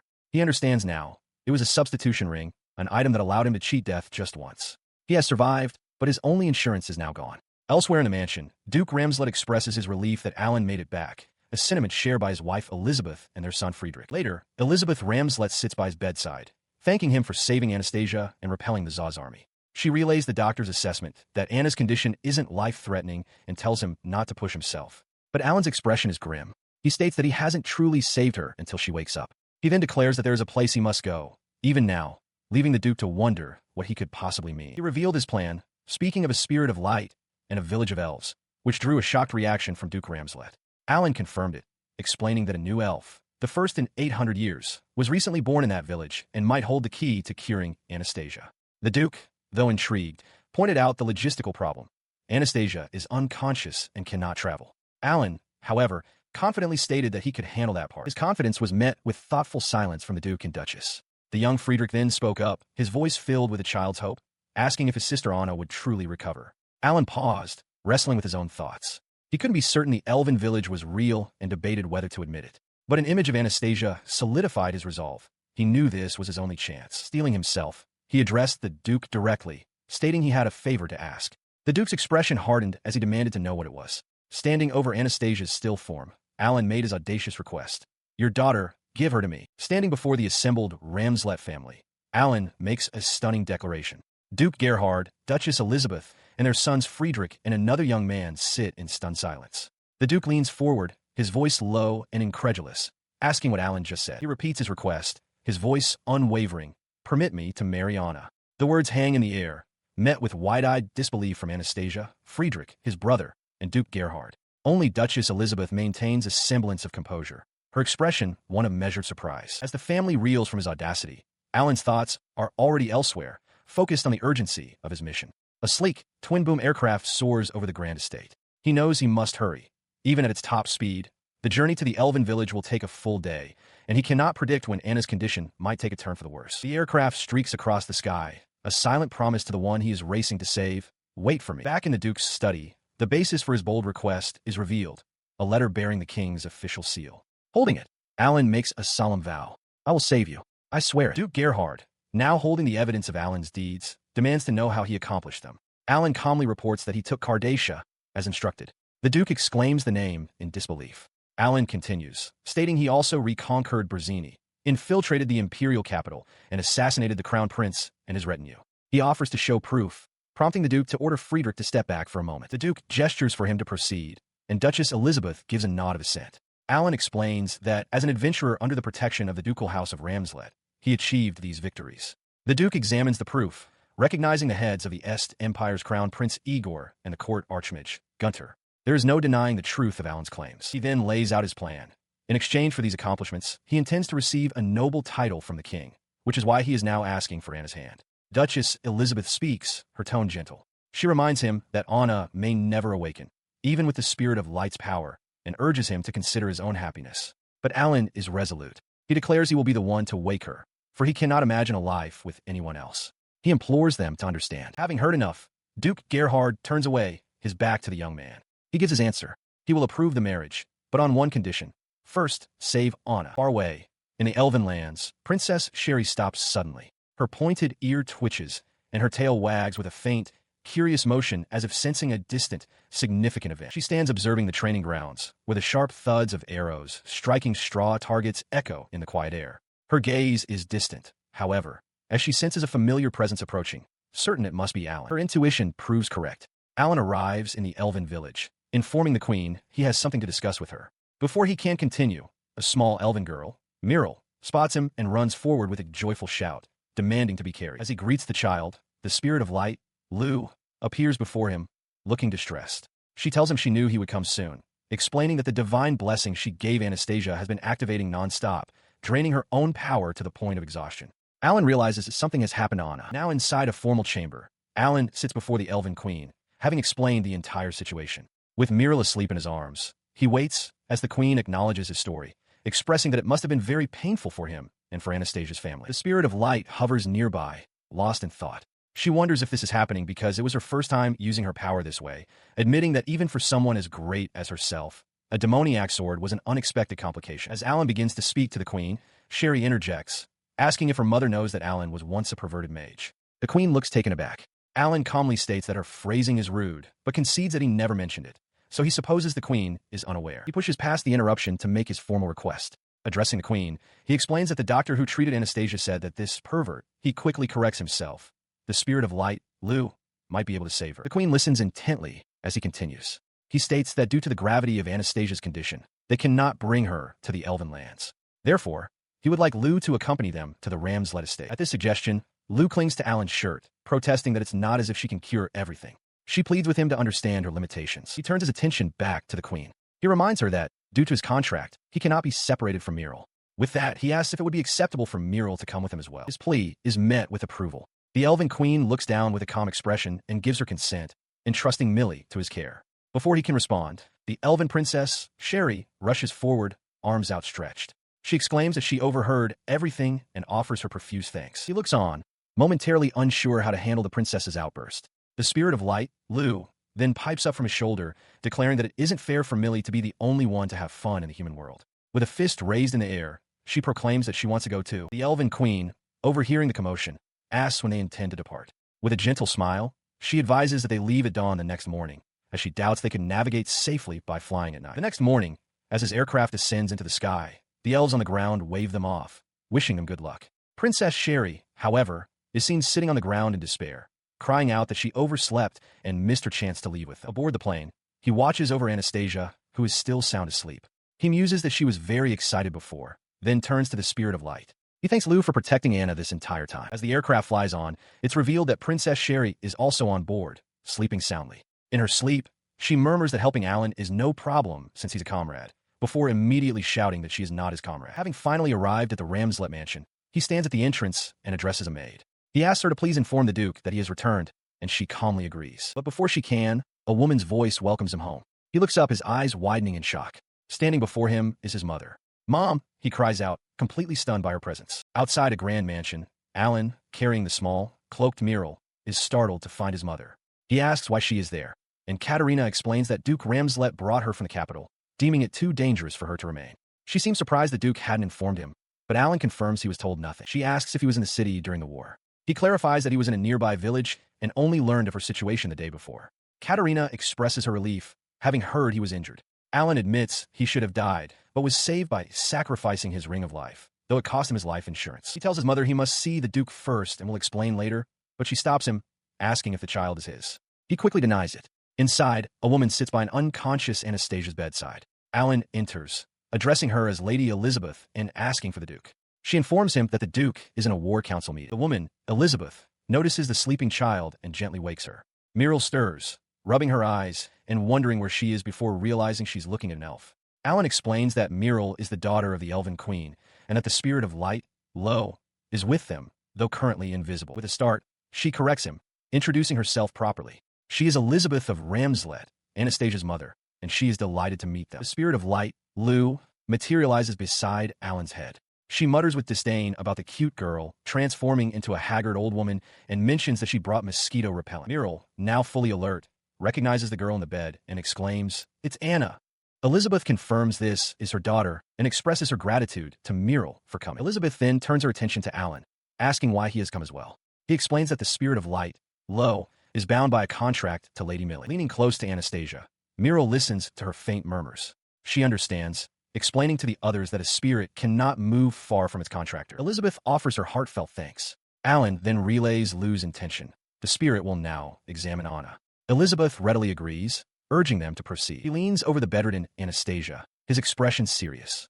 From her perch on his head, the spirit of light, Lu, also peers down, murmuring as she begins her examination. In the background, both his mother and Duchess Ramslet watch with anxious anticipation. As Anastasia lies still, her breathing shallow, Lu addresses Alan directly from her position near the girl's head. She asks for confirmation, recalling his explanation that Anastasia's condition was caused by a demon sword. He affirms her question without hesitation. Nearby, Muriel's face contorts with fury. She clenches her fists, declaring that whoever forged such a terrible weapon must be insane and deserves to be locked away. Her outburst is followed by a strange request. She turns to Alan and asks to borrow his body for a moment. The proposal startles everyone in the room, and he questions what she means. She simply confirms her intention. Before he can react further, a strange energy flows through the room. Muriel's body suddenly goes slack, her head drooping for an instant before she straightens up, her eyes closed, and her demeanor completely changed. She opens her eyes, her expression now placid and unervingly mature.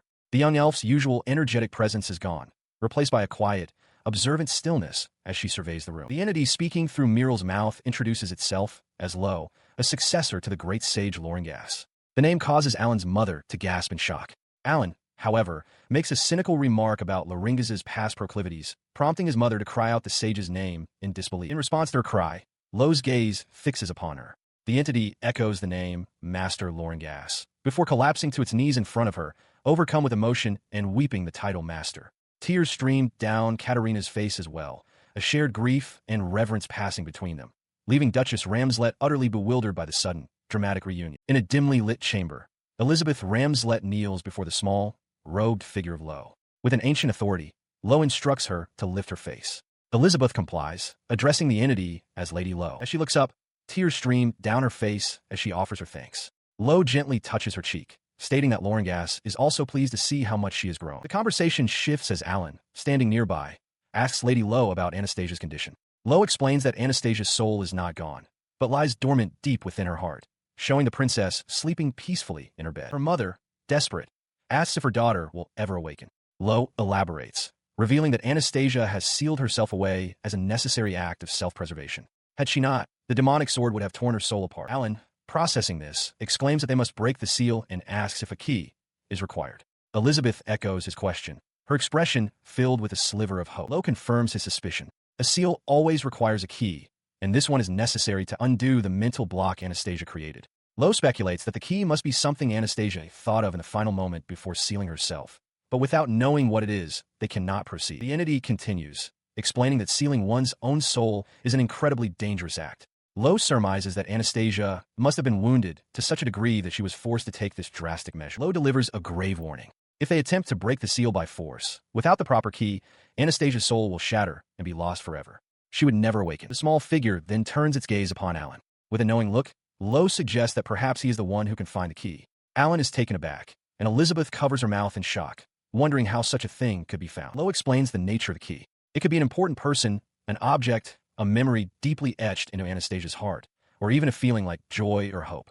The entity reveals that the power she granted Anastasia is currently active through her hair ornament, protecting her as she sleeps. Looking directly at Alan, Lo's thought trails off. If it's you then, Duchess Ramslet explains that the hair ornament is the source of a sacred protection. When they attempted to remove it, it simply reappeared in Anastasia's hair. She instructs that from now on, no one should try to take it off. She then turns her attention to Alan, adding that the anti-magic collar Anastasia wears must also remain on until she awakens, in order to prevent any magical outbursts. He quietly agrees. His mind briefly flashes to the unsettling, hooded shopkeeper who sold him the collar. He reflects on the irony that such a perverted-seeming item has proven to be so useful. His thoughts are interrupted when Lo, speaking through Miral, asks to see the sword. Surprised by the sudden request, Alan confirms that it is in his room. Hearing this, Duchess Ramslet steps forward, declaring that she also wishes to see it, as she wants to understand what happened to her daughter. They all proceed towards Alan's quarters. Inside his room, Alan presents a long object encased entirely in stone. He explains that he used alchemy to create a sheath for it. Lo, with a determined expression, announces that if there is nothing more, they will reveal it now. They tell Alan to step back. With a sharp, downward chop of their hand, Lo unleashes a wave of force that violently shatters the stone casing, sending fragments flying across the room. As the dust settles, the ornate and malevolent-looking sword is revealed. Alan and the Duchess stare in shock. Lo looks down at the weapon, confirming its identity with certainty. A dark aura surrounds the blade, filled with the ghostly image of countless children's arms reaching out. Lo explains that this demonic sword was created using the souls of innocent children who died in despair, starved for affection. The Duchess recoils, horrified by the terrible truth. Lo reveals the enemy's plot, to control Anastasia with this terrible object. They have temporarily sealed its power, but it will not last. Declaring that such a thing should not exist in this world, Lo entrusts Alan with a mission. Take the sword to the Elven village. Alan accepts. He listened intently as Lo explained the two methods for purifying the cursed blade. The first option, she stated, was for her to do it herself, a process that would take centuries. The alternative was to find a holy maiden, one who had received a sacred blessing and was guided by a divine instrument. As an example, she mentioned the one who most closely fit this description, the Holy Maiden of Charity. The name struck Alan with the force of a physical blow, a jolt of recognition flashing across his face as he realized who she meant. Prince Karlheinz sits alone with a cup, his expression troubled as he quietly speaks a name, Amy. Across the table, the Holy Maiden of Charity smiles sweetly, her chin resting in her hands. She asks if something good has happened, then adds that she understands, addressing him as Karl Sama. She continues, observing that he has seemed to be in a good mood lately. She then asks if he's been watching over her every day. Taking a sip from her cup, she remarks coolly that the villainess of this era has now been condemned, cast aside like a worn-out rag. Her expression turns serious as she lays out the consequences. At the end of her despair, consumed by resentment, the villainess will transform into the final boss. This inevitable outcome means a specific item will be required. That item is the sacred guiding staff, a crucial tool needed to secure a happy ending. The Holy Maiden continues her explanation, noting that while the event to obtain the staff is still far off, the current scenario has already become a complete mess. She looks toward the prince, a hint of embarrassment on her face. She admits that while she is busy contemplating the future, she has a request for him in the present. The scene shifts to a memory, where the small, robed elf Miral Laura stands before Alan and Anastasia. She is asked to define the saintess of charity. Miral explains that a woman who receives the sacred blessing and is acknowledged by a divine weapon is guided to become a saintess. As the prince listens, the grim details of this world's predetermined fate are laid bare. After losing everything, Anastasia's heart will be consumed by a demonic sword. She will become a soldier for the Est Empire, attack the royal capital, and destroy it. To counter this, the heroine must become the saintess of charity, purify the demonic sword, and liberate the capital. This is the destiny she must live to overcome. A young man reflects on a demonic sword, a weapon of great evil. He recalls that, to his knowledge, the Holy Maiden of Charity does not yet exist in this world. His thoughts drift to Anastasia, who once sneered at the idea of the game's heroine, Amy, ever becoming a saintess in this world, declaring that someone so rotten to the core was unworthy of the title. The memory shifts to a tearful Elizabeth Ramslet, who confessed to him that it took her some time to process the truth about the demonic sword. She expressed her happiness at seeing him again, addressing him as Lu Sama. He, in turn, gently reminded her that she is still his student, just as she was back then. The memories are abruptly broken as a young girl. Mira Laura stretches awake with a yawn. She calls out to him as Lu Sama, startling the young man from his reverie as he wonders who she is and why she is calling him that. Having finished her business, she tells Alan it's time to eat and then sleep, her small spirit companion hovering nearby. Later, while carrying the sleeping Muriel, Alan stands before Duke Gerhard Ramslet.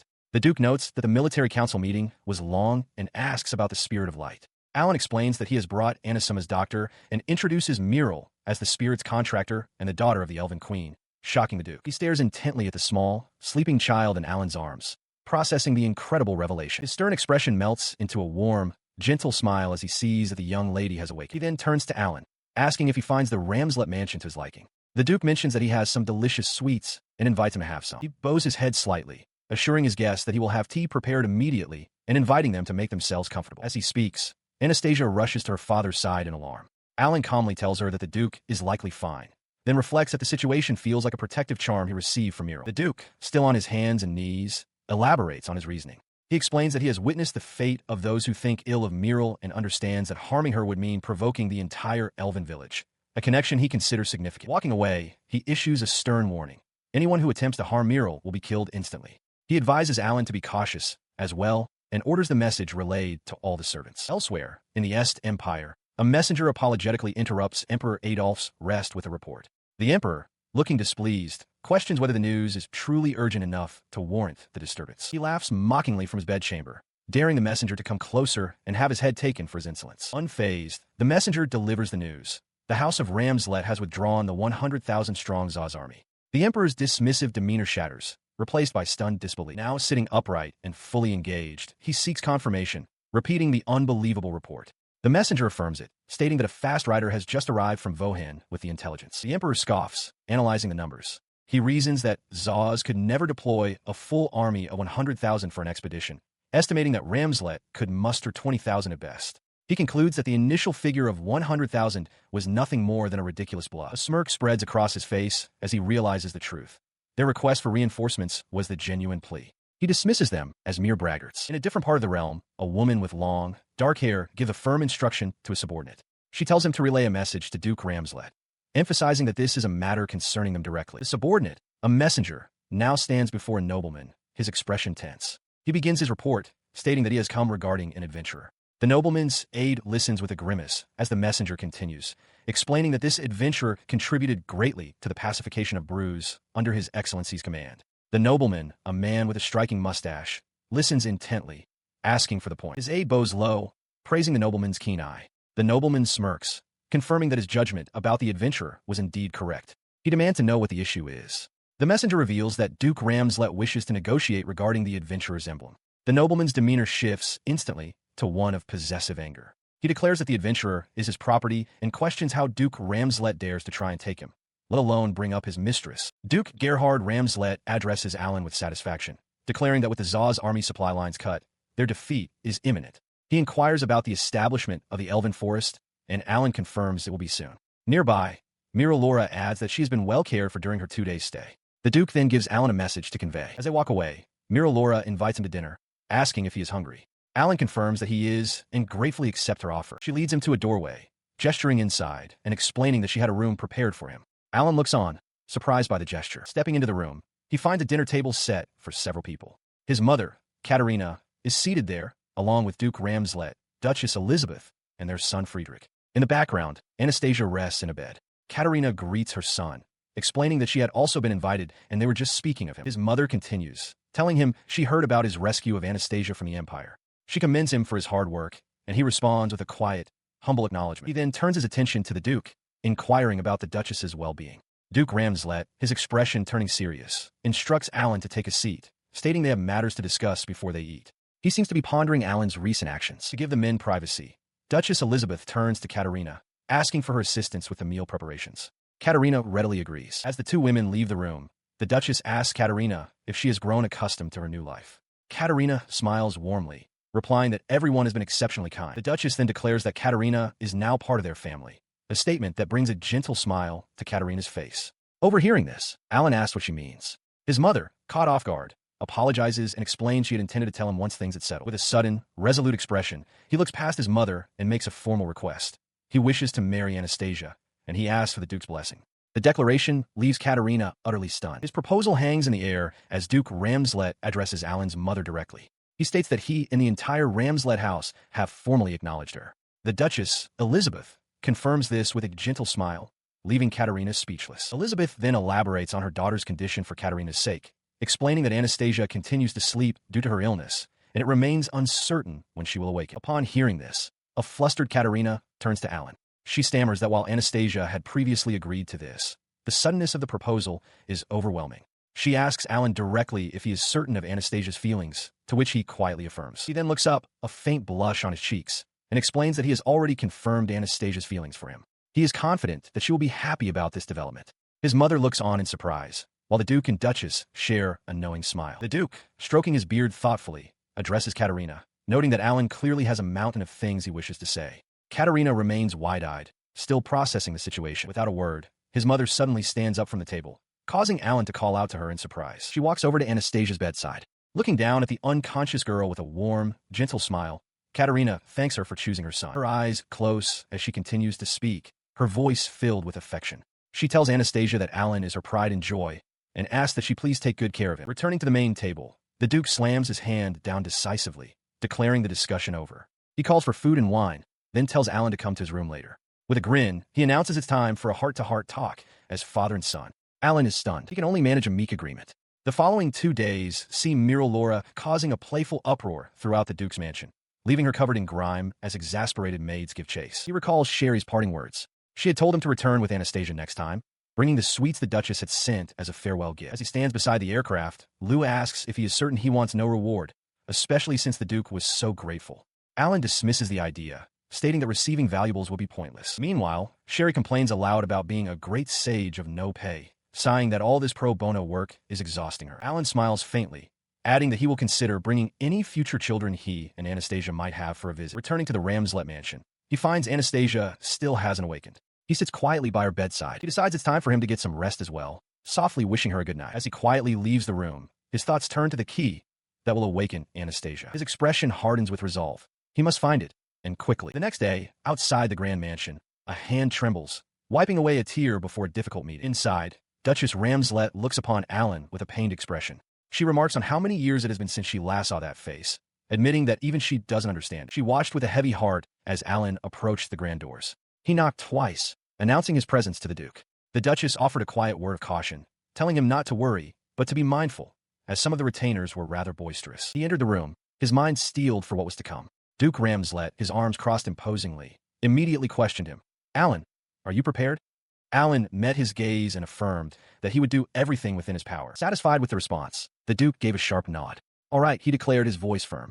Let's go. With a determined expression, Alan simply replied, yes. A carriage rumbles along a country road, carrying Duke Gerhard Ramslet toward the royal capital. Seated inside, he grits his teeth in frustration, cursing the Tsar's forces for stealing the harvested wheat before their retreat. Alan reflects on the recent conflict. The invading Tsar's kingdom lost half of its 100,000 soldiers and was forced to withdraw from Ramslet territory. Despite this victory, several cities were looted, and the loss of their wheat stores dealt a heavy blow to the region. In the aftermath of the Est Empire's withdrawal, peace negotiations commenced swiftly. A female commander reports that a treaty of non-aggression was signed, but as compensation for their losses, the Empire demands a full response regarding the injury to Albrecht's arm. The conversation returns to Duke Ramslet and Alan inside the carriage. The Duke asks if Alan was aware of the aid requests sent to the central and royal family. He surmises that the Crown Prince's displeasure is the likely reason for this summons, believing it to be a trap. He continues his line of thought, questioning why anyone would engage Ramslet in the south now that the estate empire has withdrawn from the east.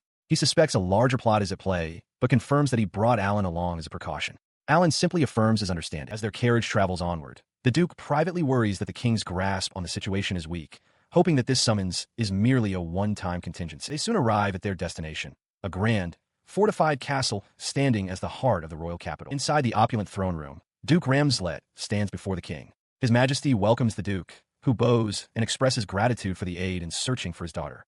The king waves it off, remarking that he cannot allow his own daughter to be reprimanded within the capital. The king then turns his gaze to Alan, who stands nearby with his arms crossed. He thanks the young man for his efforts and offers to reward him with all his power, asking what it is he desires. His attention shifts back to the Duke. The king asks if he has remembered his loyalty, pointedly noting that the military uniform the Duke wears belongs to the kingdom, the only acceptable attire to present before his majesty. He observes Duke Ramslet's refreshed appearance, commenting that he has never heard of a beast that sharpens its fangs. The Duke smirks, recognizing the verbal sparring.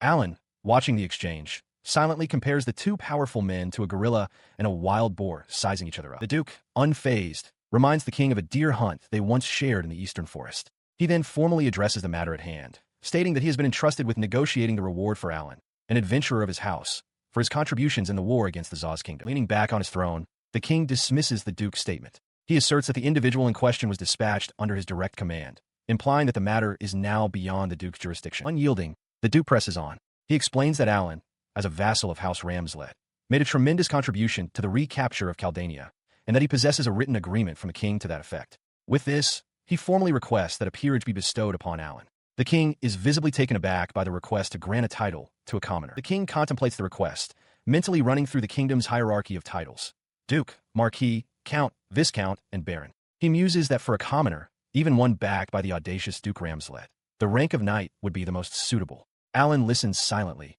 his expression unreadable, his expression hardening. He points out that a knight is a title without land or wealth, a mere honorific. He accuses the Duke of attempting to place a newly minted noble under his direct control, questioning what his true intentions are. A knight, the Duke proclaims, his voice ringing through the throne room. He argues that if the king's own men recognize the accomplishment, then the rank is more than justified, reminding everyone that the Pulsanai region had not been reclaimed in 50 years. He challenges the king, asking if he means to belittle such a feat. Murmurs spread through the court. While the achievement is undeniable, granting a peerage to a commoner is unprecedented. The elderly noble, the dual witness, steps forward, requesting permission to speak. The elderly noble acknowledges the merit in the Duke's argument, but contends that granting a barony would be disproportionate to the results of the battle. He then presents a sealed document, declaring that it is a direct order from the king himself. The king glances at the order. He declares that the war in Pulsanai is far from over and that victory is not yet certain. The promised reward, including the peerage, he explains, is contingent upon a final triumph. He then adds that Alan has other accomplishments that warrant consideration. At that moment, Alan steps forward and unceremoniously drops two severed heads onto the floor before the throne. A wave of shock and horror ripples through the court. The king's eyes widen in stunned recognition as he identifies the heads of Crown Prince Igor of the Est Empire and his head mage, Gunther. His face contorted with rage, the king stared at the grisly trophies.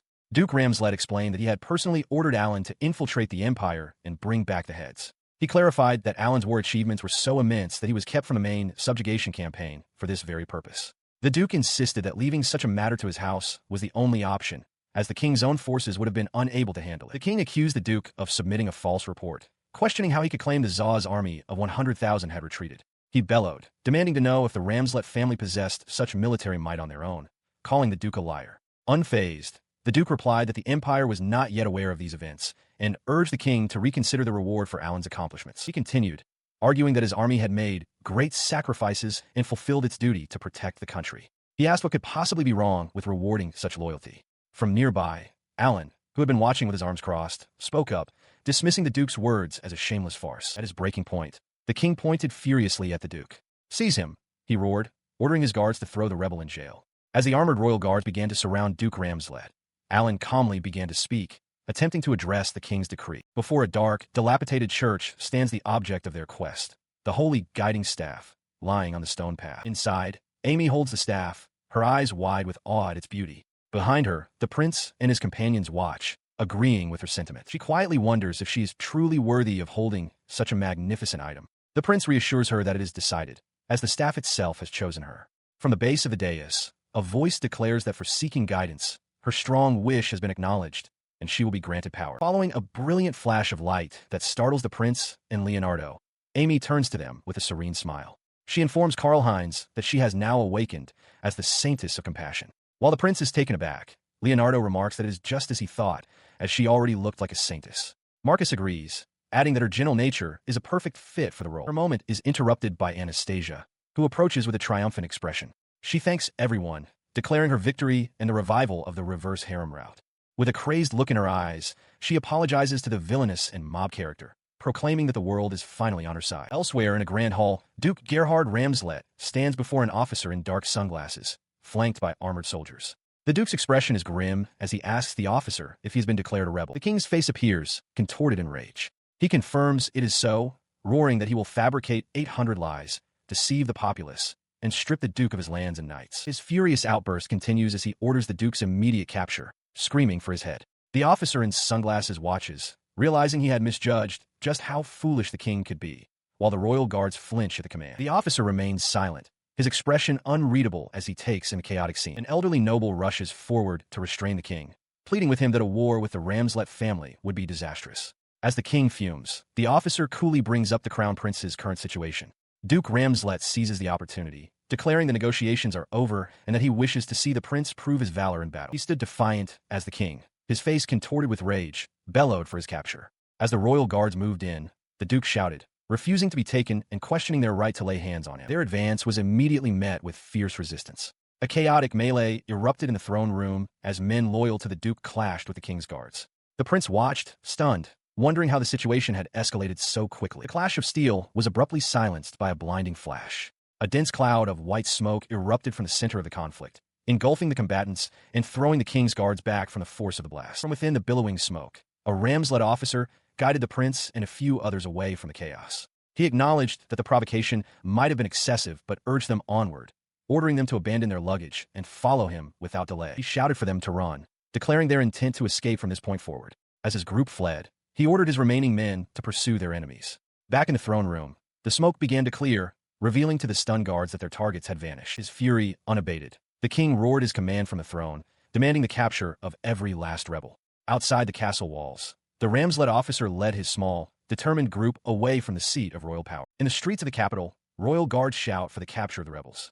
Duke Gerhard Ramslet and his men are being pursued. Alan, accompanying them, listens as the duke asks if they are abandoning the carriage. Alan confirms, explaining that if they try to leave through the main gate, they will be caught immediately. In response, Alan declares they will use the sewers instead. He approaches a grated entrance to a waterway and uses his alchemy skill to unlock it. As the duke and his men follow him down the steps, one of the loyalists confirms that he has memorized the route. As they prepare to part ways, the duke gives Alan a stern look, ordering him not to die. Alan assures him he will be careful. With grim determination, the duke adds that he must survive to see his grandchild's face. Now alone, Alan quickly creates a small, glowing orb in his palm. He hurls the object toward the street corner just as a group of pursuing guards appears. The orb bursts, releasing a foul stench that engulfs the guards. As they reel back in disgust, one asks what the horrible smell is. Another, hearing shouts about the rebel Ramslet, wonders if this is their doing. One guard glares accusingly at his comrade. The accusation is met with a swift denial. Overwhelmed by the putrid odor, the other guards shout at the accused man, telling him to stay away. An officer arrives on the scene, furiously demanding to know what his men are doing. He accuses one of wetting himself, but the soldier vehemently denies it. Unnoticed in the chaos, Alan walks away, satisfied that the ammonia stink bomb will create a sufficient diversion. Walking through the city, Alan considers his next move. He must keep the guards' attention away from the sewers until the duke has escaped. He plans to set small fires and use more stink bombs around town, reusing some old incendiary devices. He feels a pang of guilt for the trouble it will cause the citizens, but knows it is necessary. His path leads him to a cluttered, dimly lit shop. From behind the counter, the mysterious hooded shopkeeper greets him. Alan recalls a coded message. Yesterday, I tilled the fields, and thinks of a rumor that the hen will crow tomorrow night. The shopkeeper smiles and asks what he can get for him today. Alan states he is there to scout. The shopkeeper's grin widens as they identify Alan as the hero who repelled the Est Empire. They extend an invitation to the Ramslet Duchy, predicting that the capital will soon descend into chaos. Processing the offer, Alan asks bluntly if this means an internal conflict is coming. He stands before the chuckling, robed figure, making his position clear. Alan states that whatever the shopkeeper may think is fine, but he only wishes to continue their business dealings. With that, he declares his intrusion over. Meanwhile, in another part of the city, the commotion has not gone unnoticed. Monica, working at a tavern, overhears patrons discussing a fire. They remark that it was only a small blaze, but the entire town now stinks. Elsewhere, a hand pens a direct request. I want you to leave the capital. Duke Gerhard Ramslet is then seen walking purposefully down a hallway, his course of action set. The contents of a similar letter are relayed to Monica and Jared by the female commander. She explains the message was a request to not act with hostility towards the Ramslet family. Jared reacts with surprise, while Monica listens intently. The commander's words do little to calm the growing unrest in the street. A guard tries to reassure the crowd that the fire is out, but a shopkeeper complains that the lingering stench is driving away customers. Amid the chaos, Jared jokes that he heard someone's rear end was on fire, much to Monica's exasperation. Having concluded his business, Alan emerges from his shop. He is immediately met by Seabass, the Ramslet butler, who is also concealed in a hooded cloak. The butler confirms he has been waiting. Seabass informs him it is time to leave and gestures for him to follow. Alan agrees, his expression resolute. He reflects internally that he has done everything he possibly could. Now, all that is left is to return, trusting that everything will go according to plan. Several days have passed since the escape from the capital. Duke Ramslet and his retinue all returned to their domain safely. But the political situation they left behind has become precarious. At his desk, Alan reviews the reports. The kingdom's lords are divided in their reaction to the king's decree branding the Ramslet family as traitors. The political landscape is fractured. A map reveals that the southern nobles, bound by strong ties, remain steadfast in their support of the Ramslet duchy. In the east, the lords threatened by the Est Empire lean towards the duke's family out of necessity, particularly for food supplies, but they have yet to make a clear declaration. Conversely, the western and northern territories are aligned with the royal family, seeking the elimination of the Ramslets. However, many northern nobles belong to the second prince's faction. It appears that even the anti-Ramslet coalition is paralyzed by their own conflicting ambitions, preventing any immediate military action. As he works, the butler, Seabass, approaches him. He addresses Alan formally, asking him to review the plans for repairing the castle walls. Alan agrees without hesitation. He rises and heads for Anastasia's room, announcing his entry. Amidst the political turmoil, he has taken on the ducal family's administrative duties, all while watching over Anna every day. Inside, Anastasia remains in a deep sleep, her face peaceful but pale. He gently adjusts her position to make her more comfortable. As he lifts her, he is struck by how light she has become. He holds her slender hand. While the spirit Laringas's protection keeps her alive, her body continues to waste away, growing thinner with each passing day. Turning to the window, he speaks to her as if she can hear. Anna, can you see? The stars are so beautiful tonight. He sits by the window, looking out at the starry night sky, lost in thought. His gaze shifts to Anastasia, lying still in her bed. He realizes her birthday is the day after tomorrow, and knows he must prepare a celebration. He thinks about how it's been a long time since they could celebrate her birthday at the capital estate, and that everyone is eager to do something special for her. His thoughts trail off as he looks upon her sleeping form, a silent acknowledgement that the time is drawing near. He remains seated by her bedside, keeping a quiet vigil through the night. 2 days later, Duchess Ramslet formally welcomes Alan's mother, Katerina, to the estate, thanking her for coming. Katerina expresses her admiration for the beautiful surroundings. The Duchess then turns to Alan, thanking him for being there for Anastasia, and he humbly accepts. With all the guests assembled, Duke Ramslet announces that since everyone is present, they should begin before the meal. They gather around Anastasia's bed. The Duke wishes his daughter a happy birthday, telling her that everyone has come together to celebrate with her. The family presents their gifts in spirit. The Duke tells Anastasia he has prepared the white horse she always wanted to ride. The Duchess adds that she baked her favorite cake. Katerina offers a simple, heartfelt happy birthday, Anna. Her younger brother, Friedrich, steps forward holding a small gift. He proudly tells his sister he made a doll for her out of an egg. The Duchess exclaims in delight as Alan confirms to Anastasia that he and the others are all there for her. He places his gift, a row of tiny, handmade dolls, beside the still form of Anastasia, whispering his hope that she will awaken soon. His parents, Duke Gerhard and Duchess Elizabeth, watch the tender moment with somber, pained expressions. Following them, Alan's mother, Katerina, steps forward. She wishes Lady Anastasia a happy birthday and asks that she continue to look after Alan. She presents her own gift of freshly baked scones, noting their lovely aroma, and mentioning she heard they were a favorite of Anastasia's. Nearby, Monica turns to Alan, who stands beside a large, cloth-wrapped object, and asks what he brought. He simply confirms he has a gift. He then reveals his present, a magnificent, ornate blade. It is a Sky Knight sword. Friedrich and the Duchess gasp, recognizing it as a legendary class item. Alan kneels before the bed, formally offering the sword to Anna. He states that he is fulfilling a promise he made to give her a present on her birthday. He gently places the sword in Anastasia's hands, resting it across her body. As he does, Friedrich is startled to see a small, dark object fall from the sword's pommel into a glass of water on the bedside table. Instantly, a brilliant light erupts from Anastasia, lifting her entire body into the air above the bed. The family and their guests cry out her name, staring in utter shock and disbelief at the impossible sight. Amid the chaos, an ethereal woman appears, explaining that a key is required to unlock the seal on Anastasia's spirit. This key, she elaborates, must be a person or object deeply engraved in her heart, a precious memory. She declares that this sword is that very key, a shared, gentle memory between Alan and Anna. As the woman's words echo, Anastasia's eyelids, sealed shut for so long, begin to flutter. Her eyes, now fully open, stared blankly upwards as she clutched the sword to her chest. With a faint breath, she uttered a single name.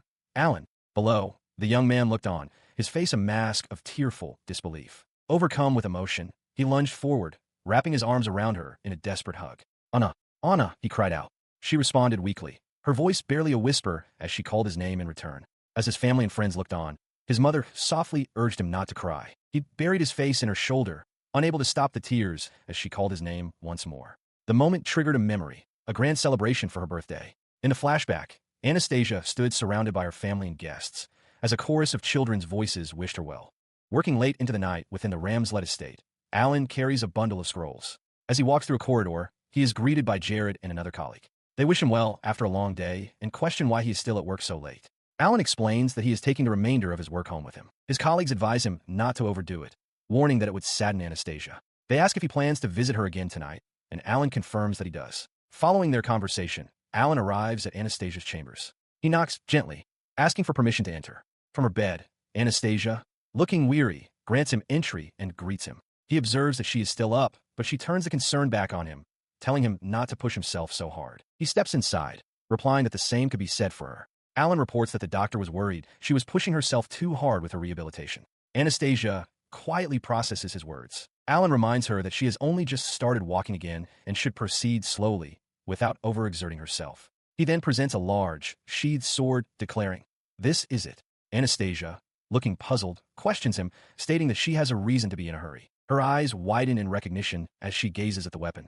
The Sky Knight's sword, she breathes. Alan confirms its identity. Anastasia's resolve hardens as she states her desire to wield it soon, believing a legendary sword is meaningless if it only serves as a decoration. She continues, her voice filled with a quiet intensity, adding that it is also the very sword that saved her life. Alan listens, understanding dawning on his face. Looking directly at him, Anastasia expresses her eagerness to use the precious sword he gave her, even if it's just one day sooner. A gentle smile forms on her lips as she calls his name and tells him how happy she is, leaving Alan momentarily stunned. Later, Alan enters a grand room, announcing his arrival. Duchess Elizabeth Ramslet greets him warmly, noting he must have come from seeing Anastasia and playfully asking if she was interrupting.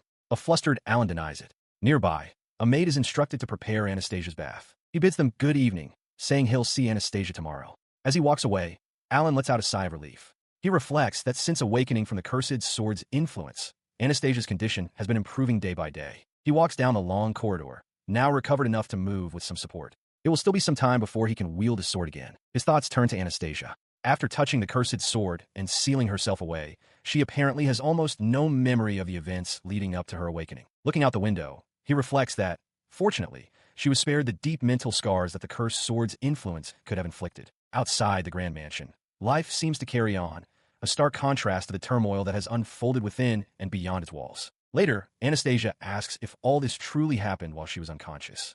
Alan confirms, recounting everything that transpired after the Est Empire abducted her. The war that began between the Empire and the Kingdom, his killing of her captor to rescue her, and the King's refusal to acknowledge the prince's crimes in framing her. He continues, explaining that the Academy is now closed for a student military draft, and that Isabella and Margaret have returned to their hometowns. He acknowledges it must have been difficult for the students. Anastasia listens, taking in the heavy news. Her expression hardens as she looks away, quietly wishing that everyone will be all right amidst the chaos. Alan muses that perhaps it was for the best that she was forced out of the capital when she was. Anastasia agrees grimly, stating that the royal family is finished now that the crown prince has refused to volunteer for the war effort. She remarks that for her, a bastion of loyalty, to declare the royal family finished must be quite persuasive. When Alan tries to brush it off, she tells him not to make light of it, noting that his own disappointment must be great. He is taken aback that she is considering his feelings on the matter. Anastasia's voice rises with indignation. She declares that a nation unable to properly reward its heroes is not qualified to rule over its people. She questions why his only reward for such unprecedented achievements is a mere knighthood, stating that she finds it unbearable that anyone might look down on him. His treatment, she concludes, is utterly unpleasant. Her face flushes with embarrassment, but Alan simply smiles, finding her reaction endearing. Anastasia insists that he should be angrier about the situation, but he dismisses it, teasingly noting how cute she is. He continues his teasing, remarking that she is cute both when she blushes and when she is angry, which only makes her pout in exasperation. She calls him an idiot for his sudden change of topic, demanding to know what's wrong with him. Alan calmly replies that he simply got sick. His words send Anastasia into a panic, and she immediately shouts that they must call a doctor. Alan, however, clarifies with a grin that his sickness is just a desire to watch over her all day. She is left speechless for a moment before erupting, declaring that she had been truly worried about him. Alan's smile softens as he confesses that her cute reactions are precisely what makes him so happy. He leans closer, gently touching her chin. He explains that it's enough for him that she has returned safely, and that seeing her smile by his side is all the happiness he needs. Visibly moved, Anastasia softly agrees, telling Alan she feels the same. In the quiet of the evening, Alan and Anastasia stand impossibly close, their faces just inches apart as if poised for a kiss. The moment breaks as Alan pulls back slightly. He remarks that it's getting a little chilly and suggests they should head back inside. Anastasia quietly acknowledges him. She then makes a surprising request, asking him to come to her room tonight. Seeing his shocked expression, she quickly clarifies that he's misunderstanding her, insisting that he still needs to recover more and that she must be patient until then. He stammers in agreement. Anastasia explains her true reason. She's still a little frightened at night and asks him to stay with her. With a look of understanding, Alan agrees, of course. Later, Alan makes his way through a darkened corridor of the grand mansion, carrying a small lamp to light his path. He reaches Anastasia's chambers, where she greets him. Alan says good evening, and Anastasia apologizes, explaining that she usually asks her mother or another member of the household for this favor. He smiles warmly, telling her not to worry about it. He heard that since waking up, she has been afraid of being alone in the dark, a consequence of her encounter with the demon's sword, though her memory of the event is hazy. Inside her lavish room, Alan observes that she always keeps a light nearby when she sleeps, admitting that he enjoys watching her sleeping face. Anastasia wryly notes his familiar habits, mentioning that usually Elizaveta or another maid stays to watch over her until she falls asleep. His attention is drawn to a peculiar lamp. Anastasia identifies it as a magic stone lantern, noting its brightness can be easily adjusted. Finding it convenient, Alan suggests they can extinguish the other lights. Just then, a maid enters, announcing she has brought hot water to wash Anastasia. Realizing his presence is no longer appropriate, Alan excuses himself, saying he will leave. He watches as the maid instructs him to simply leave the items where they are. From the bed, Anastasia quietly affirms the instruction. With a polite bow, the maid announces her departure, leaving Alan alone in the doorway, looking slightly uncertain. As the door closes, a faint sound from the bed makes him turn his head sharply, his attention snapping back to the princess. He finds Anastasia sitting up, the sheets pooled at her waist. She asks if she can ask him for a favor. Shocked and blushing, Alan stammers her name. She urges him to hurry as she is cold, and though flustered, he quickly agrees to help. Approaching the bed, he gently begins to wipe her back with a cloth, asking softly if he is hurting her. She murmurs that he is not. As he continues his task, he silently observes that her back seems to have gained a bit of muscle. His unspoken thought causes her to glance back at him, her eyes wide with surprise. He smiles gently, reassuring her that it's nothing. He adds that he is simply happy that he gets to see her every day. While carefully tending to her, he feels a quiet satisfaction, sensing that his presence is helping her slowly regain her strength. Anastasia then speaks, her gaze lowered. She admits to having worried him and explains that this service is her apology, her thanks, and a reward given in place of the king himself. Taken aback, Alan insists that being with her is a greater honor than any title. Misinterpreting his earlier observation, she defensively asks if he thinks she's gotten fat. He quickly refutes it, but she chides him to choose his words more carefully. Suddenly, he wraps his arms around her from behind, causing her to cry out his name in shock. She accepts his embrace, her surprise giving way to profound relief. She thanks him for returning to her, whispering his name, Anna. With renewed conviction, she vows that she will never let him go again and will protect him absolutely. Her eyes close as she solidifies her promise internally. She will never, ever leave him behind again. He gazes back at her, his expression soft as he agrees. It's a promise, Alan, she affirms, sealing their mutual vow. Later that night, the two lie together in Anastasia's bed. She softly calls his name, and he answers in kind, Anna. They drift off to sleep, side by side under the covers of the ornate bed. The next morning, Alan is startled awake by a cheerful greeting. It is Elizabeth Ramslet, Anastasia's mother, looking down at him. Seeing him shirtless beside her sleeping daughter, she smiles knowingly and asks if they just slept together. She advises him not to do anything reckless that would put a strain on Anastasia's body. Flustered, Alan tries to insist that nothing happened, but Elizabeth's calm demeanor suggests she understands. After all, sleeping beside a loved one is an important part of recovery. In a bustling town square, villagers call out to Amy with reverence. She responds with a radiant smile, cheerfully wishing everyone a good day. Elsewhere, Anastasia lets out a long, exasperated sigh. She reflects on how, ever since being recognized as the saintess, she has been subjected to the constant, irritating stares of those around her. She muses to her companions, questioning whether she was always this cute or if a saintess correction has polished her appeal. Her cronies eagerly welcome a group of handsome men passing by. Back in the square, Amy's face lights up as she spots Prince Karl-Heinz with his entourage. She calls his name with adoration, and he catches her with a warm laugh. Held close, Amy blushes, captivated by his scent. She thinks about how gentle he has been lately and wonders if this is another effect of her new saintess status. She looks up at him and tentatively brings up a rumor she overheard, asking, "Did we win against the Est Empire in Brazil?" Later, while seated together, the prince confirms the news. He announces that their kingdom has successfully regained complete control of the Brazil region, earning congratulations from his men. He continues, adding that a commoner named Alan was a key contributor to the recapture of Caldathia. Amy reacts with utter disbelief, questioning if he means the gloomy Alan she knows. Leonardo scoffs at the report, calling it a ridiculous lie. The prince seems to agree, remarking on how little a single commoner could possibly accomplish. This news sends Anastasia reeling.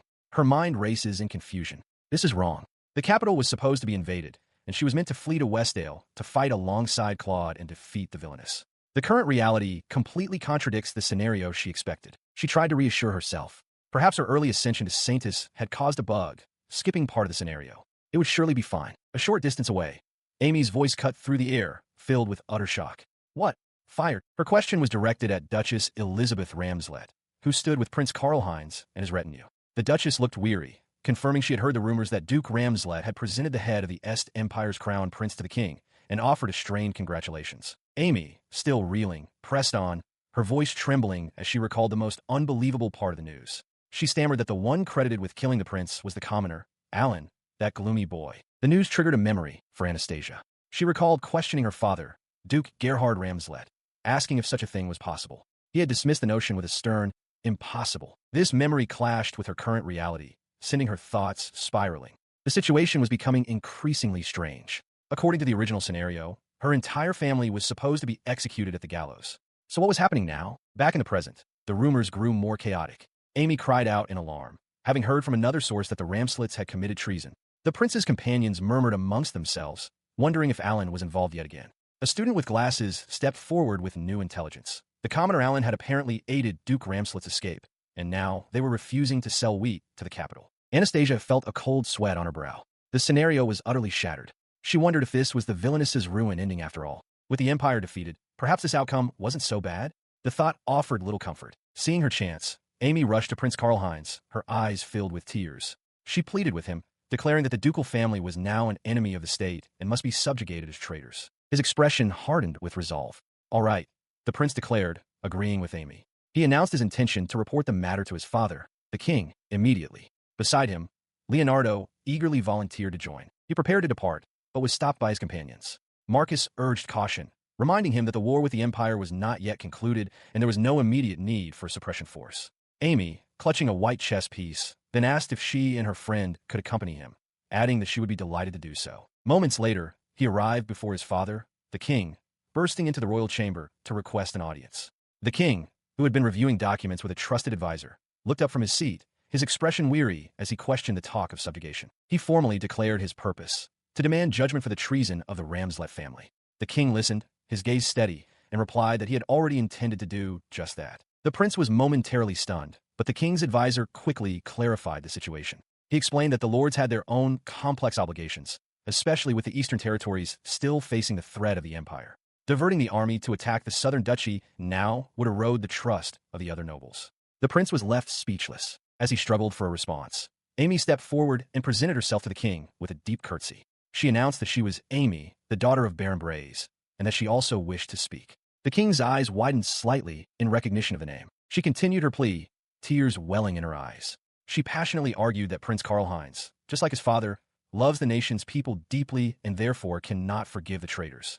She implored the king to act alongside the heroic Prince Karl-Heinz to bring down the Ramslet family. Her words had a profound effect. The king's face lit up with joy as he realized his son had finally awakened the divine protection of a hero. Declaring it a joyous and reassuring development, he immediately gave the order, subjugate the traitorous Ramslets and dispatch the army to the south at once. While his advisor looked on in shock, Amy allowed a triumphant, chilling smile to cross her face. Within the royal court, tensions flare. An elderly minister urgently pleads with the king, advising that they must focus on defending the east and the capital. Other nobles, however, are consumed by fervor, demanding that Duke Ramslet be driven out and the south reclaimed for the kingdom. Amid the shouting, Prince Karl-Heinz grins, declaring it's time for him to go wild. A startled Amy calls out to the prime minister. Amy turns to the prime minister, her expression a mask of innocence, as she asks if he won't help them take down Ramslet. The minister, looking distressed, insists that she must restrain herself, as these matters are far more complicated than she realizes. The king, however, watches with amusement. He asks why they shouldn't proceed, proudly stating that his son has awakened as a hero who will lead the nation. The king's gaze hardens as he confronts the prime minister directly. He questions if it is not the minister's duty to support the crown prince, the hero destined to save the nation, at such a critical time. He pointedly asks if the minister instead intends to be an obstacle. The prime minister, sweating under the pressure, can only manage a non-committal sound, though his mind races with the decision to immediately assemble a subjugation force. Having achieved her goal, Amy gives a cheerful little wave as she walks alongside the king, leaving the troubled prime minister in their wake. He turns to her, a warm smile on his face, and remarks that his son has gained a fine companion. The king tells Amy he is counting on her to look after the prince, before asking for her name. She replies simply, Amy. Nearby, the queen consort smiles, finding the situation delightful. Amy turns to her with a look of pure devotion, clasping her hands and assuring her majesty that she will, of course, continue to adore the hero, Karl. Her public display of loyalty masks her inner thoughts. With a sly, self-satisfied expression, Amy thinks to herself how easy it all is. Being such an overpowered heroine, she muses, is almost frightening. With a playful oops, she breaks into a run, calling out for Karl to wait for her. The king watches her depart, a fond and amused smile on his face. Elsewhere, on a quiet balcony, the female commander finds Anastasia. She calls out her name, Anna. Anastasia, who had been gazing outward, turns to face her. The commander remarks on finding her here, and Anastasia simply replies that she wanted to get some fresh air. On a balcony, the female commander approaches Alan, asking how his work is progressing.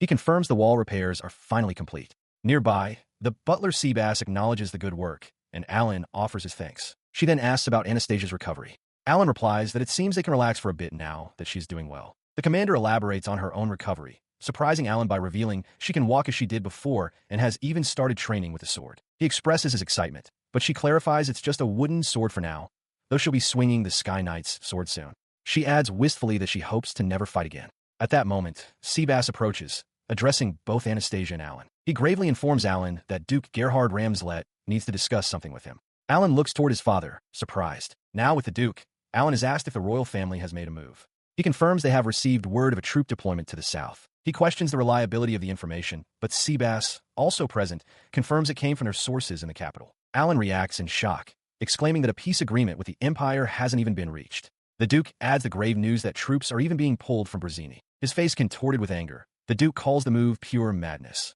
He explains that the Empire has announced their own crown prince's death and is now stirring for revenge. As a map illustrates the precarious political divisions, he explains that the crown prince is personally leading the campaign.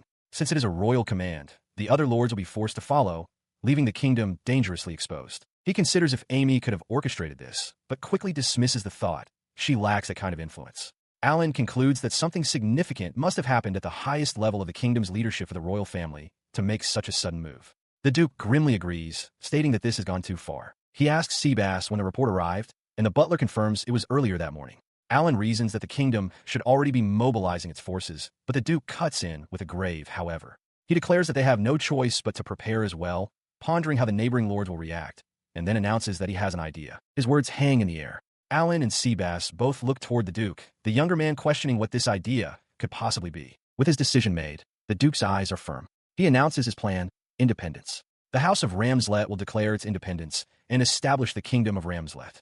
Within the Ramslet estate, Duke Gerhard Ramslet sits across from Alan and makes a stunning declaration. He announces his intention to declare independence, revealing that he has already secured an agreement with the southern nobles to see how the other feudal lords will react. Alan, taken aback, can only echo the word, independence. The Duke confirms it with a simple, that's right. As Alan processes the news with a worried expression, the butler, Seabass, explains the strategic gravity of the situation. With this declaration of independence, all feudal lords will be forced to make a choice, side with the royal family or with the Ramslets. He voices his hope that many nobles will offer their loyalty. Anastasia, standing nearby, interjects with a dose of realism, noting that the royal family will undoubtedly apply pressure to keep their allies from defecting. She then turns to Seabass, asking if their recent victory in battle is a strong enough result to convince wavering lords that joining the Ramslet cause is the correct move. The butler affirms her assessment. He elaborates, confirming that the news of them repelling 100,000 soldiers from the Zaz army is now common knowledge throughout the kingdom. He adds that young Master Alan's feats will surely be seen as a threat, which he considers an honor, albeit a dangerous one. Having received constant updates on the royal family's movements, Duke Ramslet addresses Alan directly.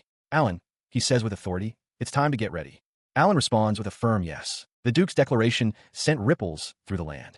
As he anticipated, the feudal lords began to arrive one by one, kneeling before him to pledge their loyalty. With these new allegiances, the Ramslet family's sphere of influence expanded dramatically. A map of the region shows their territory now covering not only the south but also portions of the east and west, bringing nearly half of the old kingdom of Centraland under their control. Sometime later, as a transport aircraft rests in the courtyard, Alan approaches Anastasia. She stares ahead with a hardened expression and states firmly, I don't agree with this. Her words leave Alan momentarily confused. He watches as she explains that both her father and the doctor have forbidden her from going to the battlefield. Anastasia admits they are right and that she knows she would make everyone worry.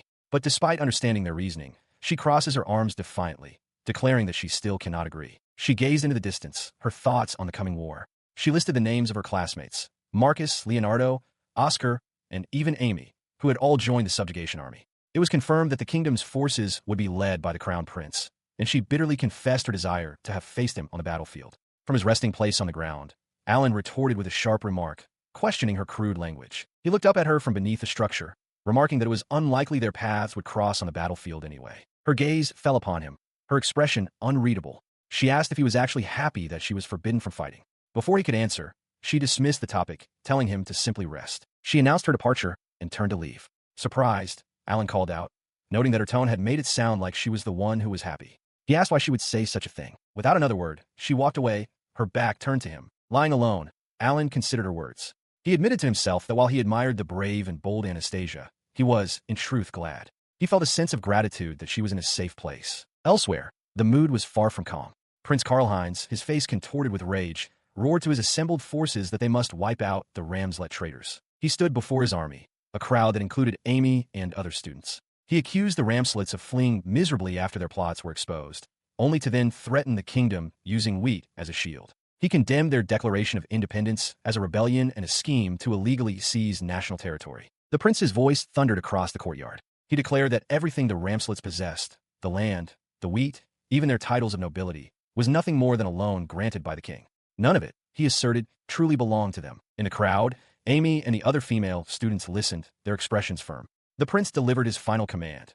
Now is the time to pass judgment on those conceited ingrates. She watched as Prince Karlheinz, standing atop the castle walls, whipped the assembled army into a frenzy. He declared they were going to crush the traitors and kill them all. His words met with a thunderous roar from the soldiers below. As the prince continued his speech, vowing to take back everything that belonged to them, the soldiers' cheers echoed relentlessly. His attention then shifted, and he called out, Amy, come here. She dutifully complied, stepping forward. He led her to a massive, newly constructed siege weapon, a source of great pride for the army. The prince boasted they would use it to shoot down the commoner who flies, confident that an attack from above was nothing to fear. Amy, though not understanding the details, looked at Lord Karl with admiration, thinking him incredibly reliable. His confidence swelled into outright glee. He laughed maniacally, declaring that he could already clearly see the look of despair on the commoner's face. But upon arriving at the battlefield, his triumphant laughter died in his throat. His expression froze, contorting into one of disbelief as sweat beaded on his brow. He and his mounted retinue reined in their horses, staring out at the vista before them. What the hell? The prince stammered, unable to process the sight. The field was a scene of absolute carnage. Bodies lay strewn across the ground, interspersed with deep, smoking craters. The question hung in the air, unspoken by the horrified soldiers. How is this possible? Their gaze fell upon the wreckage of their prized siege weapon. It was utterly demolished, a single sword impaled through its frame as a final, defiant statement. The reality of the situation crashed down upon them. The prince's face was a mask of pure panic, his mind screaming, what the fuck? Beside him, Amy trembled, her own thoughts racing with the realization that this was bad, so very, very bad. His followers, including Oscar and Leonardo, broke from their shock, desperately urging him to flee. Prince Karl, let's retreat, they pleaded. The nobles begged him to come with them. But the prince was frozen, not by fear, but by a seething, impotent rage. His teeth ground together as he silently cursed that fucking piece of shit mob. 2 days before the decisive battle, plans were being finalized. The army of the Centraland Kingdom was advancing, and the Ramslet army prepared to meet them. Inside the war room, Duke Gerhard Ramslet laid out the strategy. They would intercept the kingdom's army in a wetland where the terrain and seasonal winds favored their forces. He then turned to Alan, instructing him to stay back until after the battle started. Alan immediately protested, declaring it unacceptable and boasting that he could wipe out the enemy in a heartbeat. The Duke, however, was firm. He explained his reasoning to the group, stating that even as they fought to break free from the kingdom's control, freedom itself was something they had to fight for and win on their own terms. His gaze fixed on Alan as he delivered the core of his lesson. A country cannot sustain itself on freedom that is handed out for free. He then asked pointedly if Alan understood this principle. Outside, standing near a strange, winged vehicle, Alan contemplated the Duke's words. He now understood the man's perspective, a philosophy that knowingly accepts sacrifices. With this understanding, he resolved to play by the rules of this world. As he stood in thought, the clank of armor announced a visitor. It was Anastasia, fully clad for battle. Alan, startled, called out her name. She calmly told him she was just there to see him off, but he looked at her armor with disbelief, questioning if she was really saying goodbye while dressed for war. Instead of answering with words, she closed the distance between them, pulling him into a firm kiss. For a moment, they remained locked in their embrace. They parted slightly, and Anastasia looked into his eyes, promising that even if they were apart, she would be by his side. She wished him good luck in the battle. A grateful Alan simply replied, "Thanks." With their farewell complete, Alan's biplane took to the sky. As Anastasia watched it depart, Duke Gerhard Ramslet stood before his army on the battlefield. With a resounding clap to signal the start, he gave the command. Archers readied their bows, drew their strings taut, and unleashed the first volley. The battle had begun. The Duke, mounted on his warhorse, issues his first commands as the battle commences. "Shields up!" rings across the line as his soldiers brace. At his next order, bonfires roar to life and magic-infused flame arrows streak across the sky, a fiery volley aimed at the enemy ranks. As the arrows fly, a subordinate expresses concern that the enemy setting fire to their own defensive wall will obscure the archer's line of sight. The Duke scoffs, calling them morons for the tactical blunder. He quickly issues new orders. Spearmen and infantry are to advance on the gates, while he entrusts the eastern flank to his commander, Albrecht, as the enemy cavalry moves to avoid the very flames they created. The clash is immediate and brutal. The sound of steel striking steel rings out as the Ramslet forces slam into the enemy line, and soldiers cry out as the front collapses into a chaotic melee. Meanwhile, from a high vantage point, Prince Karlheinz rages at his subordinates, demanding they use water magic to extinguish the fires. He declares his intent to crush them with a frontal assault, but his tirade is cut short when an aide urgently points to the western sky, announcing that something has arrived. His gaze snaps upward to the approaching aircraft. Realization and panic dawn on his face as he bellows orders to shoot it down, first calling for a cannon before correcting himself to the great Karlheinz catapult. His soldiers scramble to aim the massive siege weapon skyward. From his cockpit, Alan calmly observes the enemy's futile efforts. He notes their projectiles fly higher than typical ballistas, but it matters little. For now, his goal isn't precision bombing, but simply to scatter the enemy lines before they can fully engage with the Ramslet army. He prepares to release his payload. The first bomb drops, striking the ground with a deafening boom that obliterates a piece of enemy war machinery in a cloud of smoke and shrapnel. The bombing run continues. Alan knows he will have to call off the attack once the armies are fully mingled, but the damage is already done. The combination of the aerial bombardment and the collapse of their own strategy has plunged the Centralan army into chaos. Though outnumbered, the Ramslet forces press their advantage, annihilating the enemy's rear guard. The result is decisive. The army of the Centralan Kingdom lost the vast majority of its troops in an instant and fled in disarray. The battle closes with a crushing, swift victory for the Ramslets. His mission complete, Alan lands his aircraft on the grounds of a grand estate. At the main entrance, the butler Seabass stands waiting to receive him. He returned to the Ramslet encampment, a place bustling with activity in the wake of their victory. Alongside Cecilia, he walked past soldiers unloading supplies from rattling carts, their efforts punctuated by the sound of applause from onlookers. A Ramslet loyalist immediately approached, gesturing them forward. "Right this way, Lord Alan," the guard said, leading them into a stone building. His expression was grim and focused as he followed the guard down a torch-lit stone corridor, leaving the sounds of the courtyard behind. The hallway opened into a starkly lit room where the spoils of war were on display. Kneeling on the cold stone floor, their hands bound, were the captured nobles from the Centralan Kingdom. Prince Karlheinz, Anastasia, Marcus, Leonardo, and Oscar, all under the watchful eyes of their captors. They stopped before the prisoners. As Alan and Cecilia looked down upon the defeated group, Prince Karlheinz lifted his head, his eyes burning with defiant rage. Within a prison, a guard stands watch as Prince Karlheinz rattles the bars of his cell. He furiously demands his immediate release, shouting that the confinement of the future king is an act punishable by death. Outside, an older man instructs his subordinate to be prepared, noting that neither God nor the people will forgive this act, and to leave the prince to his rage for now. In another part of the prison, Amy sits on the floor with her hands bound, looking distressed. Beside her, Monica grits her teeth in frustration, declaring the entire situation to be an absurd, broken game. Elsewhere, Marcus realizes with dawning horror that imprisoning all the main characters is an untenable situation, noting that the formidable blonde girl is likely using some unknown power. A guard approaches Amy, telling the insolent prisoners to be quiet or they'll go without food. He places a bowl and a piece of bread before her, telling her to eat. With her hands still tied, she meekly asks if she might have some butter for her bread, but the guard coldly dismisses her request, stating it's more than enough. Her quiet plea is overheard by Jared, who questions a guard about some butter. He then approaches Amy, asking if she has a request. The scene then shifts, revealing that Amy successfully negotiated for better accommodations. She, Alan, Monica, and Jared are now gathered around a large table laden with food in a much nicer room. Having secured their new setting, Jared asks if this is what she wanted to discuss. Amy confirms with a smile, reminding them that she is the Holy Maiden. While Monica and Jared suggest they leave immediately, Amy states she has something she needs to do first and asks for their protection. Nearby, a group of freed commoners demand their own release. As she speaks, Alan's attention is drawn to the prince, who has grabbed Amy.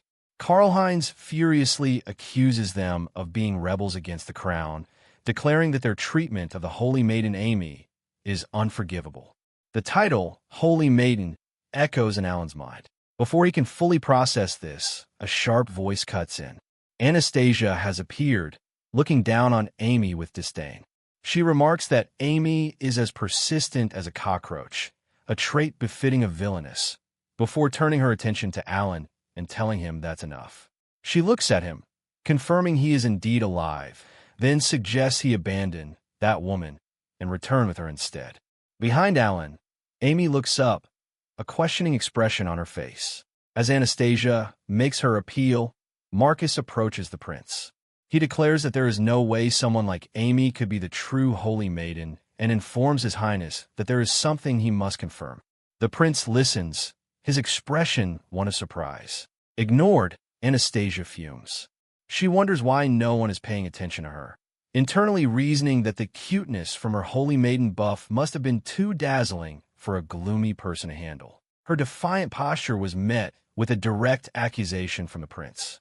He asserted that she had forged an order and made a deal with the Est Empire's head mage to sell out Princess Anastasia, asking if he was mistaken. With her eyes closed, she calmly confirmed his accusation was entirely correct, then coolly asked him what of it. The prince was left momentarily speechless. Her admission sent the prince into a rage. He bellowed that his plan was to exchange that other woman, Bolzenai, for her, and that without his interference, she could have been recovered bloodlessly. He then turned his attention to Amy, demanding to know if she was aware of this. Amy retorted that she knew perfectly well, as it had been her idea in the first place. She complained that it was a good plan, but it failed because someone didn't fulfill their noble duty. The prince roared back that what the Holy Maiden Amy did was correct. His fury then redirected to Anastasia, whom he disparaged as a commoner. He continued his tirade with a sneer, questioning how Alan could be considered a hero and declaring that no one recognizes Anastasia's country anyway. His insults were cut short. Anastasia warned the prince to watch his tongue, stating that she, the first princess of the Ramslet kingdom, would not permit him to insult Alan, their hero. Placing a hand on Alan's shoulder, she announced that he is her fiancé. The prince scoffed at the news, remarking how far Anastasia had fallen to be engaged to a commoner, while a vexed Amy muttered about the inappropriate timing for such a romantic declaration. She then leaned in close to a surprised Alan, whispering that an insult to him is an insult to her, and that he should refrain from such behavior in the future. After the shocking announcement, the prince coldly informed the entire group that, due to the circumstances, none of them would be released until a post-war treaty was finalized. As he finished speaking, Amy, still bound and kneeling, considered her next move. She wondered how to proceed, realizing that the gloomy boy, Alan, would not be easily swayed this time. Her planning was cut short as Alan suddenly snatched the ornate staff. Amy gasped, warning him not to come any closer.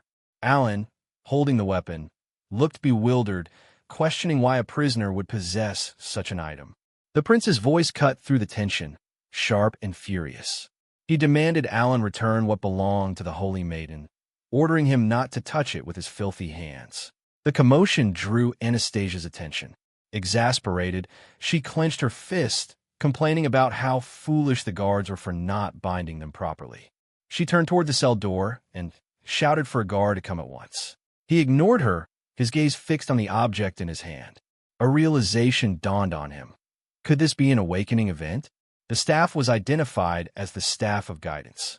It was an artifact capable of granting a single skill or blessing to anyone who held it with a truly strong will, an effect that could only be used once per person. His thoughts were shattered by the prince's frantic shouting.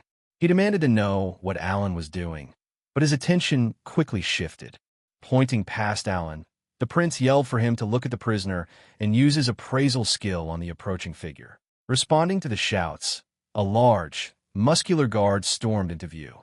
His face was a mask of fury, and he raised a clenched fist, ready to strike. In the midst of a struggle, a muscular captor brutally slams Alan's head against the table. Anastasia cries out his name in alarm, recalling how they had all been captured and restrained. He retaliates with sudden ferocity, grabbing a wooden chair and smashing it over the captor's head. A nearby guard, who had betrayed them, looks on in shock as Anastasia yells for Alan to run. Brief moment of defiance ends. Alan lies on the floor, bloodied and defeated, as Anastasia looks down at him with a cold, unpitying gaze. Patience worn thin, Anastasia decides she is done with the charade and orders Leo to kill the two of them. Her command is cut short when a guard bursts in, announcing that the other prisoners have escaped. Amy panics, urging Leo to hurry and flee before their own escape route is cut off. Elsewhere, Cecilia Amon confronts a terrified Muriel Laura. Holding a staff, Cecilia declares that she is taking it. She thrusts the staff into Muriel's hands, telling her to let go of it, much to the young girl's confusion. The sharp crack of breaking wood echoes from the other room. Back in the main chamber, Alan lies on the floor, reaching weakly for a fallen staff. Outside, men pound on the door, demanding to be let in. Prince Karl-Heinz stands with Amy and another woman, telling the Saintess that they must leave at once. Prince's forces confront the captors, demanding they clear a path to protect the Saintess. The captors are bewildered, questioning what they mean by Saintess. Karl-Heinz ignores them, ordering Amy and his men to advance. Anastasia tells Leo, the prince, to escape. He instructs Amy to go on ahead, vowing that he will kill the two captives and retrieve the staff. He then asks Amy to trust him and come with him. His words a confusing mix of retreat and aggression. Muriel Laura screams at Alan, pleading for him to survive and return. Though beaten and bleeding on the floor, Alan's eyes are sharp with focus. His mind is not on his injuries, but on the shocking result of the appraisal he just performed. Results of his appraisal flashed before his eyes, laying bare a shocking truth. The subject was Amy Von Blaze, age 17. Her divine protections were not just healing, but also witch of bewitchment. Her skill, Kodadama, allowed her to imbue her words with magic, forcing targets to feel goodwill, trust, or desire. She was a master manipulator. With this revelation, everything clicked into place for Alan. A witch, the royal family's rash movements, the guard's betrayal, it all made sense. He realized that Amy becoming a witch of bewitchment was a far more disastrous outcome than her being a simple saintess. He couldn't let her escape. As he lay helpless, one of his captors stood over him, sword drawn. The man sneered, calling him a despicable commoner and declaring that for the sake of the nation and Saintess Amy, he would deliver justice then and there. Captor raised the blade high, its polished steel reflecting the dim light. Pinned to the ground, Alan could only watch, his final thoughts turning not to his own fate, but to his duty. He had to protect Anna. The guttural cry, the man brought the sword down. The air split with the sound of Anastasia and Muriel's horrified screams, their voices crying out his name in a single, desperate plea. As Anastasia watched in sheer terror, an attacker raised his blade over Alan, declaring his intent to strike down the traitor to the kingdom. Alan threw himself forward to shield Anastasia, crying out her name in a desperate attempt to protect her. In a sudden display of formidable power, a barrage of ice blades manifested and sliced relentlessly through the assailant, cutting him down in a flurry of frozen steel. The attacker collapsed, mortally wounded by the icy magic, leaving Anastasia breathing heavily as the immediate threat was neutralized. However, the relief was short-lived. Alan lay motionless on the stone floor, a sword driven deep into his back. Anastasia's eyes widened in absolute shock and horror as blood splattered across her face, realizing the gravity of Alan's wound. Screaming his name, she rushed to his side and cradled him, urging him not to speak as he weakly tried to reassure her that he was fine. Alan quietly worried about getting blood on her, but Anastasia dismissed his concerns, desperately telling him to stay quiet while trying to keep him conscious. Strength rapidly ebbed away, his eyes slowly closing despite her desperate hold on him. Holding him tightly, Anastasia tried to comfort him, repeating that everything would be all right and that help was on the way. He pleaded with him to wake up, staring down at his motionless face in growing desperation. As blood continued to pool around him, she desperately tried to staunch the bleeding, praying for a doctor to arrive in time. Overwhelmed by grief, she wept openly, reminding him of his promise to protect her and begging him not to leave her alone. Her overwhelming anguish, her silent prayer echoed into the void, crying out for anyone, anywhere to save Alan. A mystical voice responded to her profound plea, acknowledging her powerful wish and offering to bestow power upon the seeker of guidance. Anastasia knelt in silence, tears streaming down her face, awaiting whatever power or miracle had been granted to save the life of the one she cherished. She raised her hand and invoked an ancient sacred spell in the name of Anastasia Clenell von Ramslet, calling upon the holy ice to heal the fatal wound. Radiant holy ice magic erupted around the fallen boy, enveloping his body in a soothing restoration light as the onlookers gasped in shock. Surprised by the sudden surge of power, the nearby allies turned toward her in total disbelief, asking what was happening. Questioned about the sudden situation and the captive, she quietly admitted that she did not fully understand it herself. Captured soldier confessed that he couldn't explain why he had obeyed Amy's words, admitting that although he initially ignored her claims of being a holy maiden, he eventually found himself unable to refuse her requests. Apologizing for his failure, the man was dismissed by the Duke, who ordered him to step down. Duke Ramslet pondered the mystery aloud, reasoning that the foolish soldier wasn't normally someone to fall for such simple lies. Pointed out that the crucial key to understanding everything lay in the broken staff. Turning back to the young noblewoman, her father confirmed whether she had unconsciously chanted a spell she had never learned before, and she softly affirmed it. She felt as though she had been guided directly to the broken staff that Amy had carried, which had been contested between them. Father noted that ice healing magic was unheard of, suspecting a deep connection between the staff, the girl who claimed to be a holy maiden, and these mysterious powers. Suddenly, a bright flash interrupted their discussion, prompting her to call out to her father in alarm. A dramatic surge of spiritual energy pulsed through the room,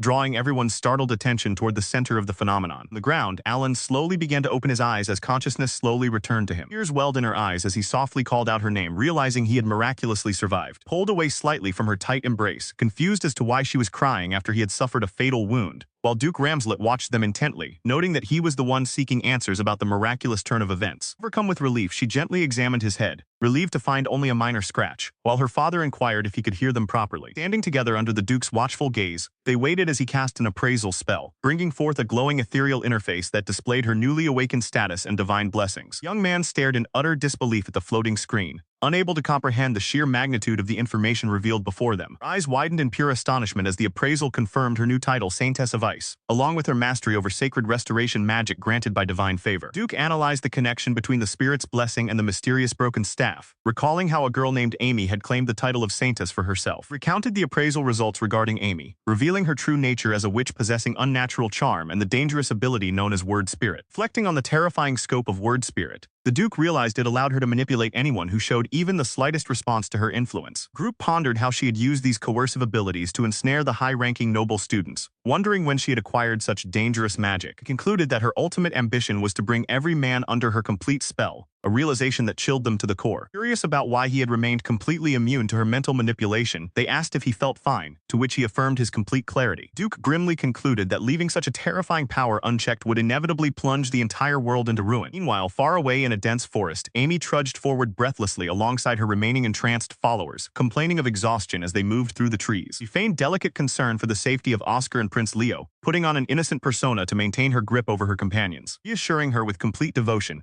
her follower promised that they would undoubtedly reunite with everyone once they reached the safety of the royal capital. She trudged forward under the shadow of defeat as her remaining companions urged her along, pointing out that the border was just ahead and they could finally return home, while tears streamed silently down her face. Stripped of her composure and gear, she boiled with rage, cursing the harsh reality of this world where main characters could not be revived once dead, furious at how mercilessly her ideal scenario had been shattered. Though she did not even particularly care for her remaining captives, she knew that losing any more members would completely ruin her dream of achieving a true harem ending. Gritting her teeth over her crossed-out targets, she swore that she would not let them die after coming this far, vowing vengeance against the gloomy outcast who had thwarted her plan.